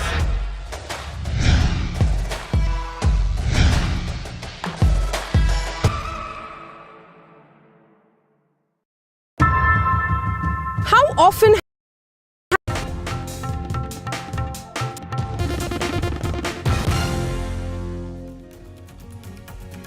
Welcome back. Let's get you more updates, and this one is coming in from Karnataka, where you have the Karnataka Chief Minister and DKS earlier who've met the Congress brass in Delhi. So this is an all-important key Congress huddle that took place earlier about the Karnataka leadership in the capital. We do know that the Bengaluru stampede possibly has all been discussed, and you have the Congress government there obviously fighting with its back against the wall, because multiple questions have been raised. The Congress's top brass has been briefed by both the CM and the Deputy Chief Minister. Also, interestingly, another thing that we've learned is that the caste census possibly has also been discussed at that meet. We discussed about the current political situation, including the unfortunate or tragic incident which happened in Bangalore. CM and PCC President briefed the leadership about the incident and the action taken by the government on post-incident. Certainly, we are very much concerned about every human life. We are the party are very much matter about the human life. Unfortunate incident happened. Anyway, government of Karnataka has already ordered a judicial inquiry to find out what exactly happened. During the course of judicial inquiry, party didn't want to involve into the nitty-gritty of the issue. ಅಲ್ಲ, ನಮ್ಮ ಹೈಕಮಾಂಡ್ನವ್ರು ಕರೆದಿದ್ದಾರೆ, C M ಅವರನ್ನು, D C M ಅವರನ್ನು. ಅವರು ಇವತ್ತು ಬೆಳಿಗ್ಗೆ ಹೋದರು ಅಂತ ಕಾಣಿಸುತ್ತೆ. ಗೊತ್ತಿಲ್ಲ ಏನಂತ, ಗೊತ್ತಿಲ್ಲ ಅಜೆಂಡಾ ಏನು ಅಂತ ಗೊತ್ತಿಲ್ಲ. ಸಂಪುಟ ಪುನರ್ರಚನೆ ನಮಗೇನು ಗೊತ್ತಾಗುತ್ತೆ ರೀ, ಸ್ಪೆಕ್ಯುಲೇಟ್ ಮಾಡೋಕ್ಕೆ ಹೋಗಲ್ಲ ನಾನು. ಗೊತ್ತಿಲ್ಲ. ಕರೆದ್ರೆ ಹೋಗ್ತೀವಿ. ನಮಗೆ ಯಾರಿಗೂ ಕರೆದಿಲ್ಲ. ಬೇರೆ ಅವರ ಅಧ್ಯಕ್ಷರು ಮತ್ತು ಉಪಮುಖ್ಯಮಂತ್ರಿಗಳಿದ್ದಾರೆ, ಮಾನ್ಯ ಶಿವಕುಮಾರ್ ಅವರು. ಆಮೇಲೆ ಮುಖ್ಯಮಂತ್ರಿಗಳು ಅವ್ರನ್ನ ಕರೆದಿದ್ದಾರೆ. Government is squarely responsible for this. In the morning 10 o'clock he has tweeted, and he has given a call to people attend in a big way, and he is telling that I was not briefed, that there is police have expressed some apprehension. Today Karnataka State Cricket Association and also that one agency DNA, he has said that we had never opted for function, and because these people organize a parallel function at two places, the police give more protection here and less protection there. That's right. There was some plain speaking with the Congress High Command seeking an explanation from both the CM as well as the Deputy CM, and they are very clear that pro-people policies need to be taken, and the incident that has occurred is not only unfortunate, it's unacceptable, and they've really asked for serious steps to be taken by the Karnataka government and pro-people, as they say. Having said that, of course, another issue which is really exercising the mind of the people of Karnataka was the caste census, which has really not gone down well, especially with the Vokiligas.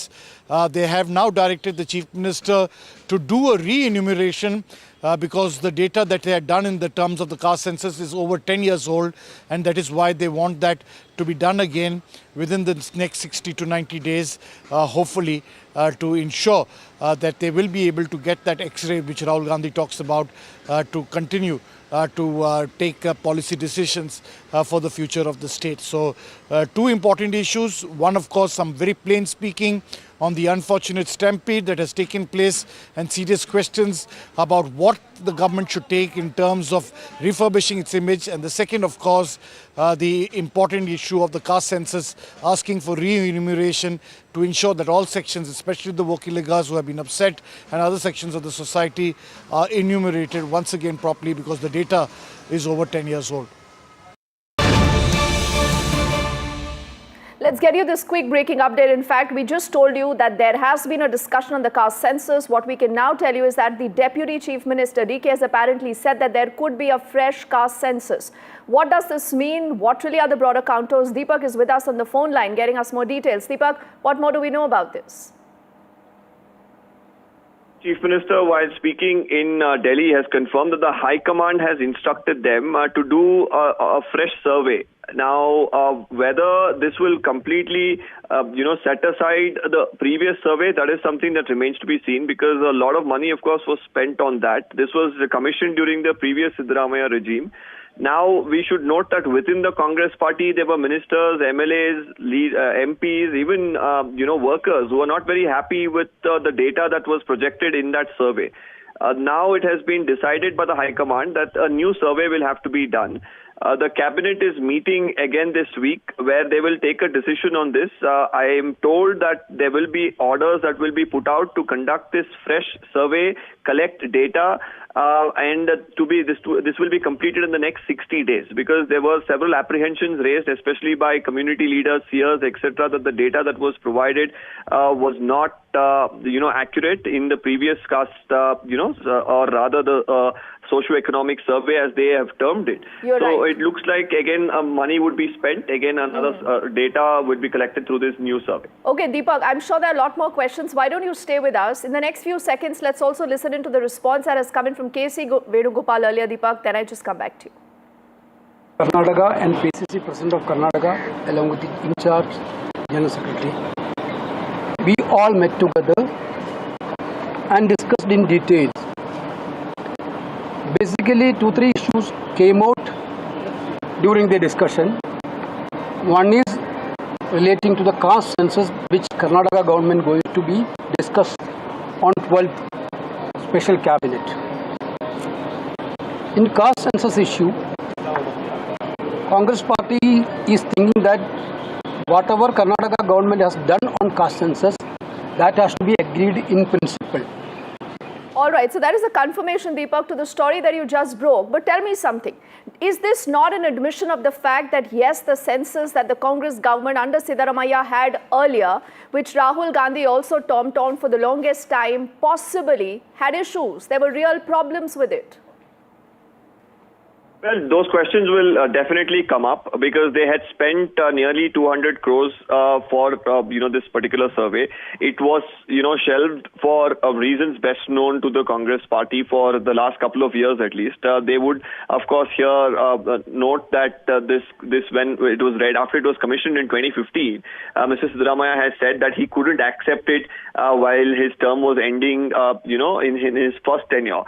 Now it's not very clear why they waited for a couple of years, but they did accept it. It was placed before the cabinet. Multiple rounds of discussions were held, but there was no consensus within the cabinet itself. Some of them have given written objections to this data that was given through this survey. Now the High Command taking cognizance of those letters and the issues that were pointed out and instructing that there should be fresh data that would be collected. Now they are planning that they will go door to door, because many Congress MLAs themselves had said that this survey, when it was conducted, nobody entered even their house to collect the data. So how could it be accurate were some of the questions that were raised.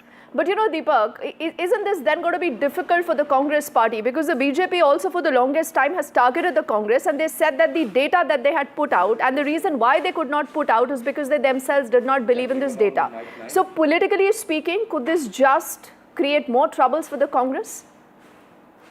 Well, more importantly, the centre very recently has announced that they will be conducting a survey. So is there a need really to do another parallel survey, considering, they are not very happy themselves with the survey that was initiated in 2015 and concluded later on, and this is something that is being discussed in the cabinet. Now, if they want to initiate a fresh survey, what really happens to the survey that has been ordered by the centre? So many confusions really, and a lot of answering to do for the Congress party, which until now has been backing the data. Now it's very clear that the High Command itself is not very happy with the data that has been presented through the previous survey, and this is something that has been echoed by Congress leaders themselves, and that's the reason this instruction has trickled down from the top to the state leadership. Okay, Deepak, I know it's a story still developing. It's a story that has multiple layers, but a story that has also had a lot of politics. At a point, like you said, the centre already has announced that we will go ahead with the caste census. Now, clearly, if this is a survey that happens in Karnataka, people will ask the government that why are you doing this? If this is not about playing politics, I mean, you're wasting taxpayers' money, you're wasting time. When you had this earlier, you do not believe in that data. Yes, and this is something that has been asked time and again, that, while within the Congress there have been issues, while they have, of course, had the opportunity to make it public, they haven't. It's at the end of the day, the taxpayer that has paid for the survey that was conducted earlier. It's the taxpayer that will once again pay for another survey that's going to be conducted if in the next 60 days or 90 days. And there will be a whole lot of government staff, again, whose salaries are paid out of the taxpayers' money, who will be employed to conduct these surveys. Now, if anybody within the party, within the leadership is unhappy about their community not being represented well and again does not agree to this data, it again puts the situation in the same limbo that it has been with the previous data, and especially now with the center themselves calling for a census. Is this survey even required right now? Is it becoming more political than anything else? Issue again of the state versus center is what remains to be seen. Oh yes, but it's a big story, Deepak, and thank you for breaking that for us. You see those first images of both Siddaramaiah and DKS earlier here. The Congress now says we will have a new census when it comes to Karnataka. Clearly, they've opened a can of worms. We'll continue to track that story as we thank him on the show.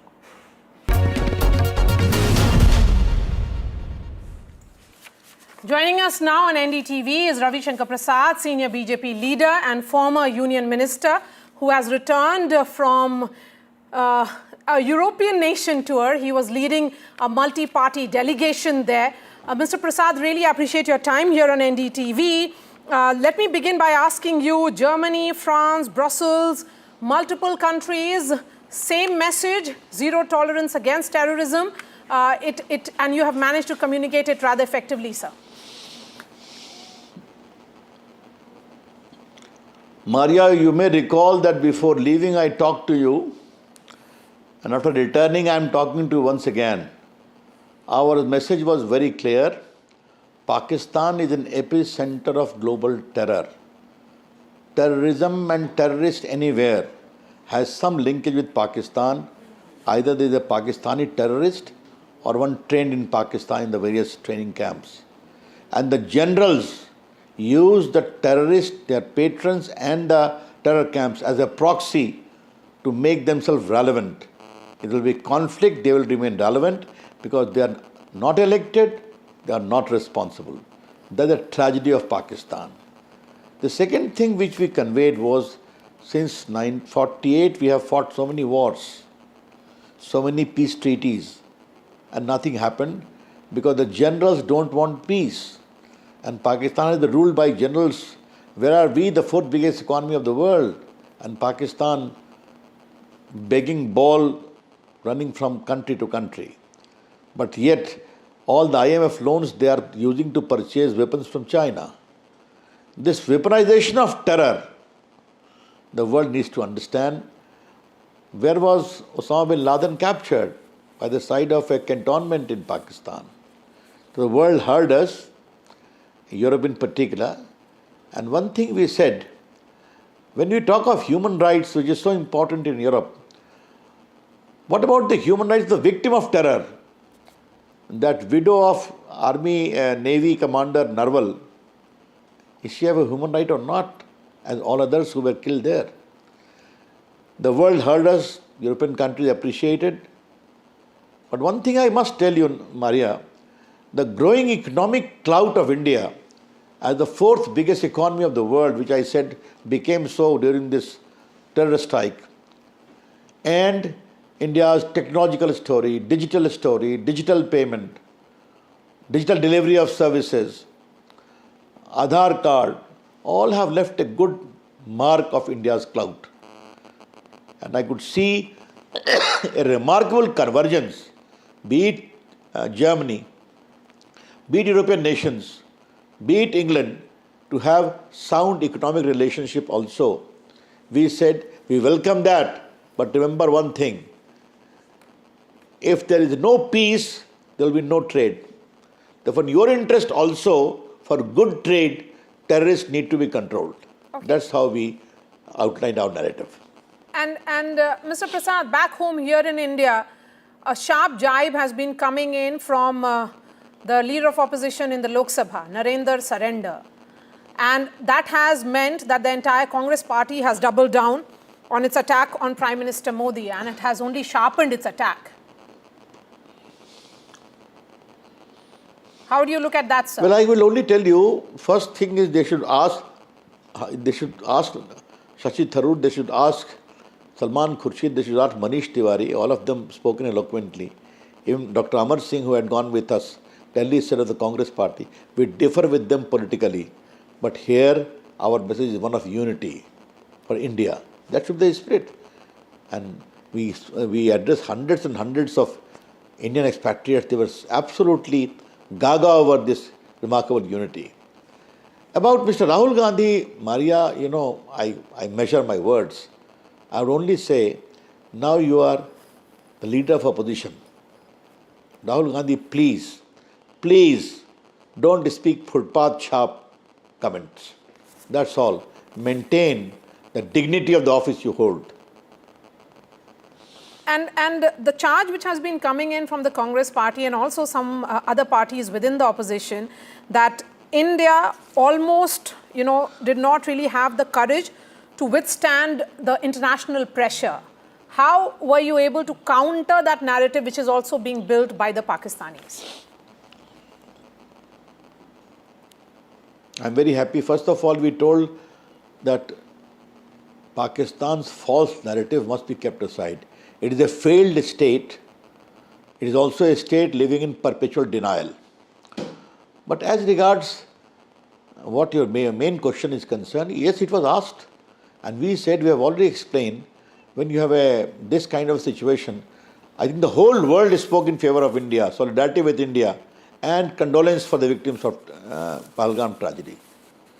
The Europe in particular, Germany in particular, it was very different. European Commission in particular, we went there also. But what is important is that we clearly said that friends do call America or England or Europe, but we conveyed to all of them, Pakistan-India problem is a bilateral problem. If they want to talk, let them talk directly to our Director General Military Operations. And when they were given a merciless beating by us on the 10th, all their Air Force facilities were destroyed. Then they came on their knees. Then they were asking everyone, please ensure that we are able to talk to us directly. Then they talked. It was conveyed very clearly. You stop war, we stop war. You fire, we'll fire bigger, more deadly firing on you. And we said very clearly that Operation Sindoor is on a pause, not stopped, subject to good behavior of Pakistan on terrorism. We told them very clearly, we believe in peace, we believe in amity, we have nothing against the people of Pakistan, but the problems of people of Pakistan is the generals of Pakistan. And we also said, see the condition of Kashmir, free election, fair election, 23 million tourists came till one day before Pahalgam, and see the condition of Pak-occupied Kashmir. No democracy, no development. They are crying for help. That is the narrative. If the world is to remain democratic, civilized existence, pro-human right, then these unelected, unresponsive generals must be made to pay heavy cost for terrorism. That's the message we gave. All right, Mr. Ravi Shankar Prasad, thank you so much for your time here on NDTV, sir. And congratulations on a successful visit. Thank you.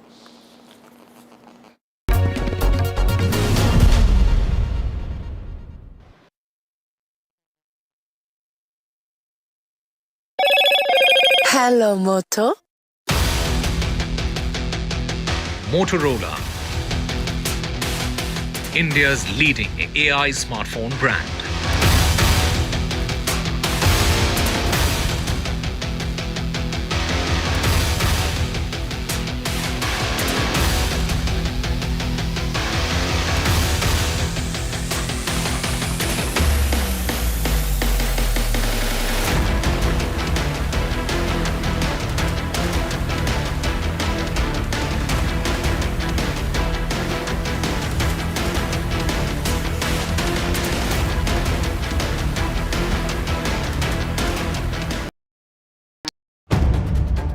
If it matters to you, if it matters to you, if it matters to you, it matters to India, it matters to India, and it matters to me, and it matters to me. India Matters with Shivaru, only on NDTV 24x7. The ultimate price for Pahalgam terror wasn't just Indian airstrikes, but the squeezing of Pakistan's Indus lifeline. Now, for the first time on TV, NDTV reports India's impact firsthand. On camera, Pakistan running dry. India's water weapon. I've been reporting on all issues big and small from Andhra Pradesh, Telangana, rest of South India, bringing you all the action, all that you need to know, all that you want to know. The energy of maximum city is infectious. I'm bringing that energy in our news coverage from financial capital Mumbai. Covering from the southernmost part of India over the last 23 years, I bring in-depth and 360-degree coverage from the Dravidian heartland. The land of Mishti, also known for its bitter politics. I have seen much water flow under the Howrah Bridge, covering Bengal in all its vivid colors. India's IT capital is always bustling, a city full of startups, stories and surprises. And I keep you ahead on all the Bengaluru buzz. In today's interconnected world, India's voice is more crucial than ever. When India speaks, the world listens. At NDTV World, we are that voice, bringing you intelligent and insightful news from India and beyond.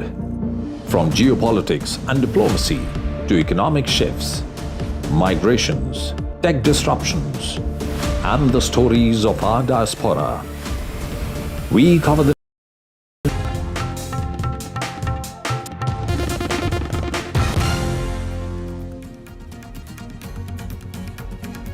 Welcome back. Let's get you our top international story at this hour. At least 11 people have been killed in a school shooting in Austria, according to local media reports. Now, this shooting apparently took place at a secondary school, is what we can tell you, in the Austrian city of Graz. Students and teachers are believed to be amongst the casualties after the gunshots were heard and seen at this high school. On your screens are certain disturbing images that capture the moment when this happened. We also have our colleague Daniela, who's joining us right now, and she's live with us. What can you tell us about the shooters, the incident so far? So this is the school behind me, as you can see. I'm currently in Graz, and today at 10 a.m. there has been an attack at a high school in Graz, and what we currently know is 10 people are killed, also a suspect included, and the attacker included.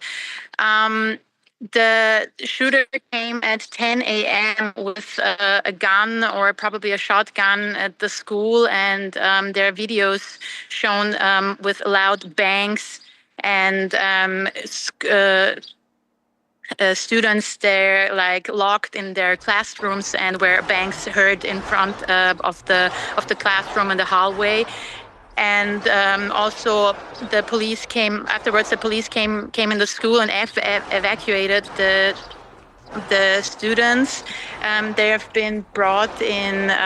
They've been brought in a safe zone in front of the school. We actually do not know how much people were injured right now. There's the helicopter flying above Graz and the drone flying above Graz currently right now. Maybe you can hear it. The police is currently outside the school, and you cannot come closer to the school as I am right now. And there is very much information which which we try to figure out right now. So there's very much ongoing right now, yes. Okay, do we know absolutely anything about how many shooters were involved, the identity of all these, and has anyone taken responsibility so far? The Austrian government said they're talking about like it's one person, one male person, but we do not know many or further information about him. There are also rumors that he was a student at the school like 2 years ago, but this is everything what we know about him right now. So there is, as I said, very much ongoing. Okay, I do appreciate that these are still initial times, so information is sketchy and limited. But anything about the shooter, the profile, what more do we know about this particular shooter? If it is just one, any kind of criminal history, background? Actually, not right now. So some people said, or some students said, that he might have been bullied at school. Others said that he was very that they do not know much about him. So the only thing what we do know is that he was a student at the school, and that he went here like 2 years ago. But there is very much ongoing right now, and because also there is in front of the school, there is or nearby the school, there have been they made a space for the parents, and also parents of the dead students. So I don't know if all the parents are if they're informed what happened here. So there is very much information ongoing, and we do not know. We do not know more right now. All right, Daniel, I appreciate you getting us those details. And she, remember, is just at that particular school where you've seen this shootout take place. And the shooter, apparently one in number, has also died by suicide. We'll continue to track that story. But for the moment, let's switch gears and back home. Let's talk about the all-party delegation. Shashi Tharoor-led delegation already is back home. And they, remember, had visited the US. And the first response that has come in from Shashi Tharoor that says that they fulfilled the purpose of the meet. We were all very pleased with the way in which the 5 countries we went to received us. We thought we had good results everywhere, high quality meetings. There was complete understanding and support for our position, for why this whole thing had been triggered off at Pahalgam, what our reaction had to be. In fact, many of the people we spoke to specifically expressed respect for the restraint we had shown in our reaction.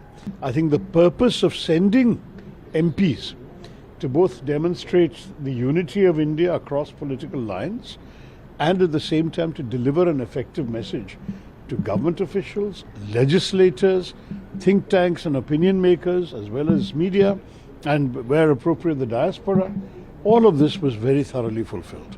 So I would say that, touch wood, we have done what we were asked to do, and we're coming home reasonably exhausted and reasonably happy. Let's move on to the other story we're tracking for you closely. A major fire broke out on board a Singapore flagship after a container explosion off the Kerala coast on Monday. About 18 crew members were rescued, while 4 are still missing. The search operation is underway. Of the 18 rescued so far, 6 were later admitted to the hospital. The doctors say that 2 of them are critically injured. The incident occurred at approximately 9:20 am near Kochi. The containers were being brought to Mangaluru port on the Navy ship, the INS Surat, for disembarkation and further necessary procedures.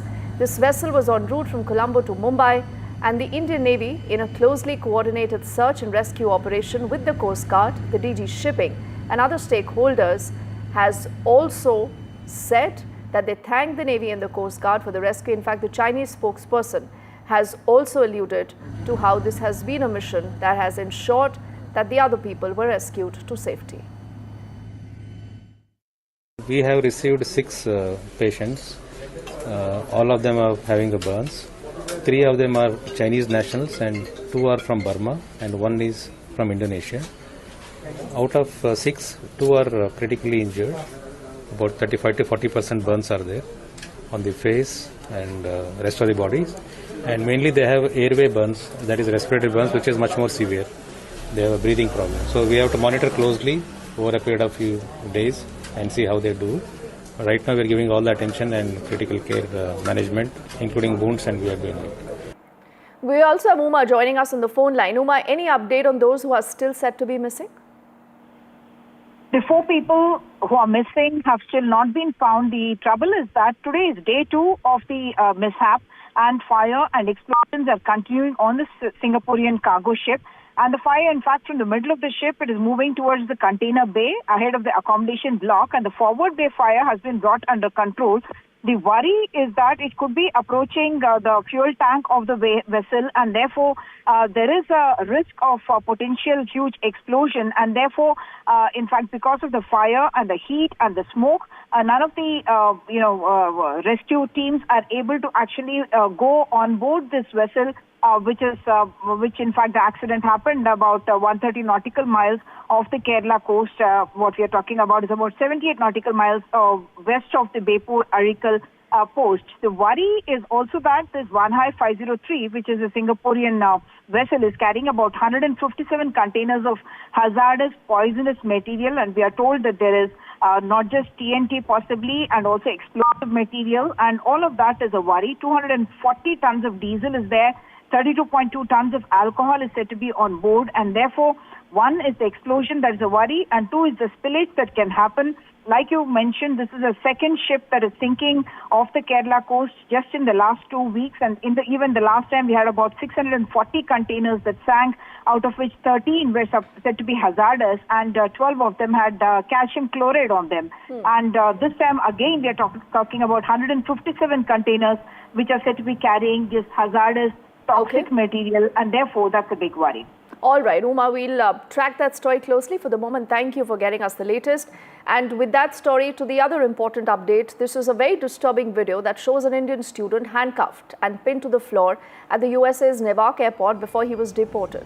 This video was actually shared on the social media by an Indian-American entrepreneur, Kunal Jain, who said that the youngster was crying, was treated like a criminal by the authorities. Now, the US Embassy in India has issued a stark warning to Indians traveling to the US, and in the latest message, the US Embassy says that Washington will not tolerate any abuse of visas or illegal entry into the country. The Congress earlier today has hit out over the treatment of this student.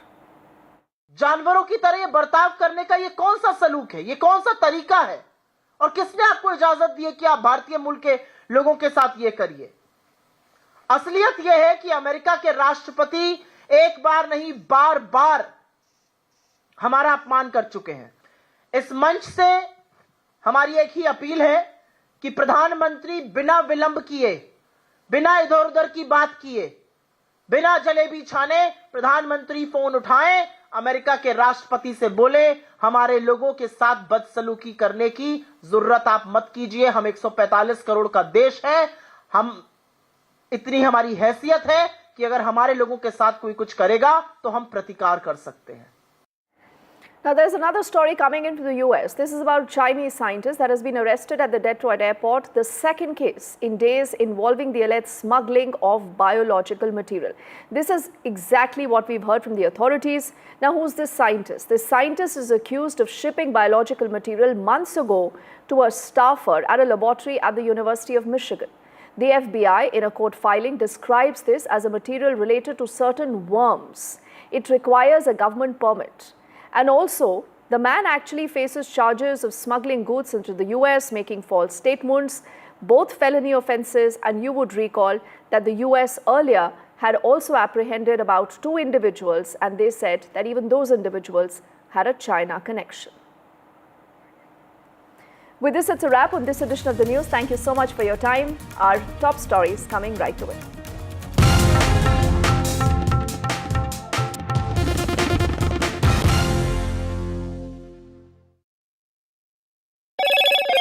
Hello, Moto. Motorola, India's leading AI smartphone brand.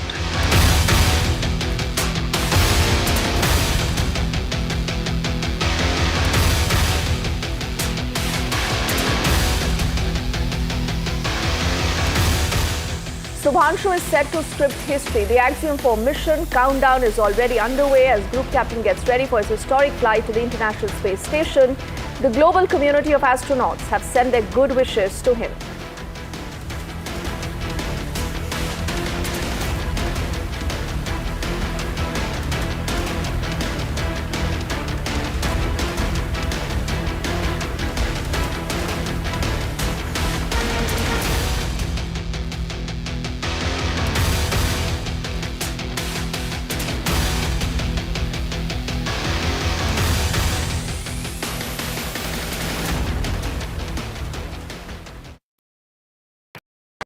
मैं नरेंद्र दामोदर दास मोदी ईश्वर की शपथ लेता हूं कि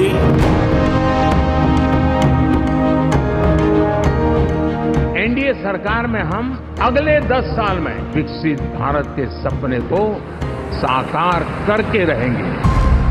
अटल से तो विकसित भारत की तस्वीर है। प्रेरणा और प्रगति जब एक साथ जुड़ते हैं तो एक नए युग की नींव पड़ती है।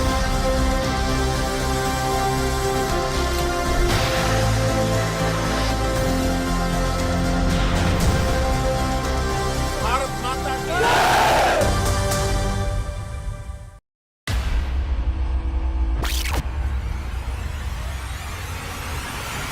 The last 1 month, if you see, the share prices of Genzol Engineering has fallen more than 58%. Why are the rating firms calling the debt payments as default? We have 2 credible credit rating agencies on March 4th coming and downgrading the stock to D. Statements are consistently being proven wrong, and transactions are being taken place which are different from what they were originally pictured to be. The company claimed it would roll out 6,400 electric vehicles. But what it has rolled out is a shocking scam. Funds meant for the project were funneled allegedly back to the promoters, the Junkie brothers. What did the money buy? Not EVs, of course, but a lavish flat in Gurgaon's luxurious DLF Carmelias.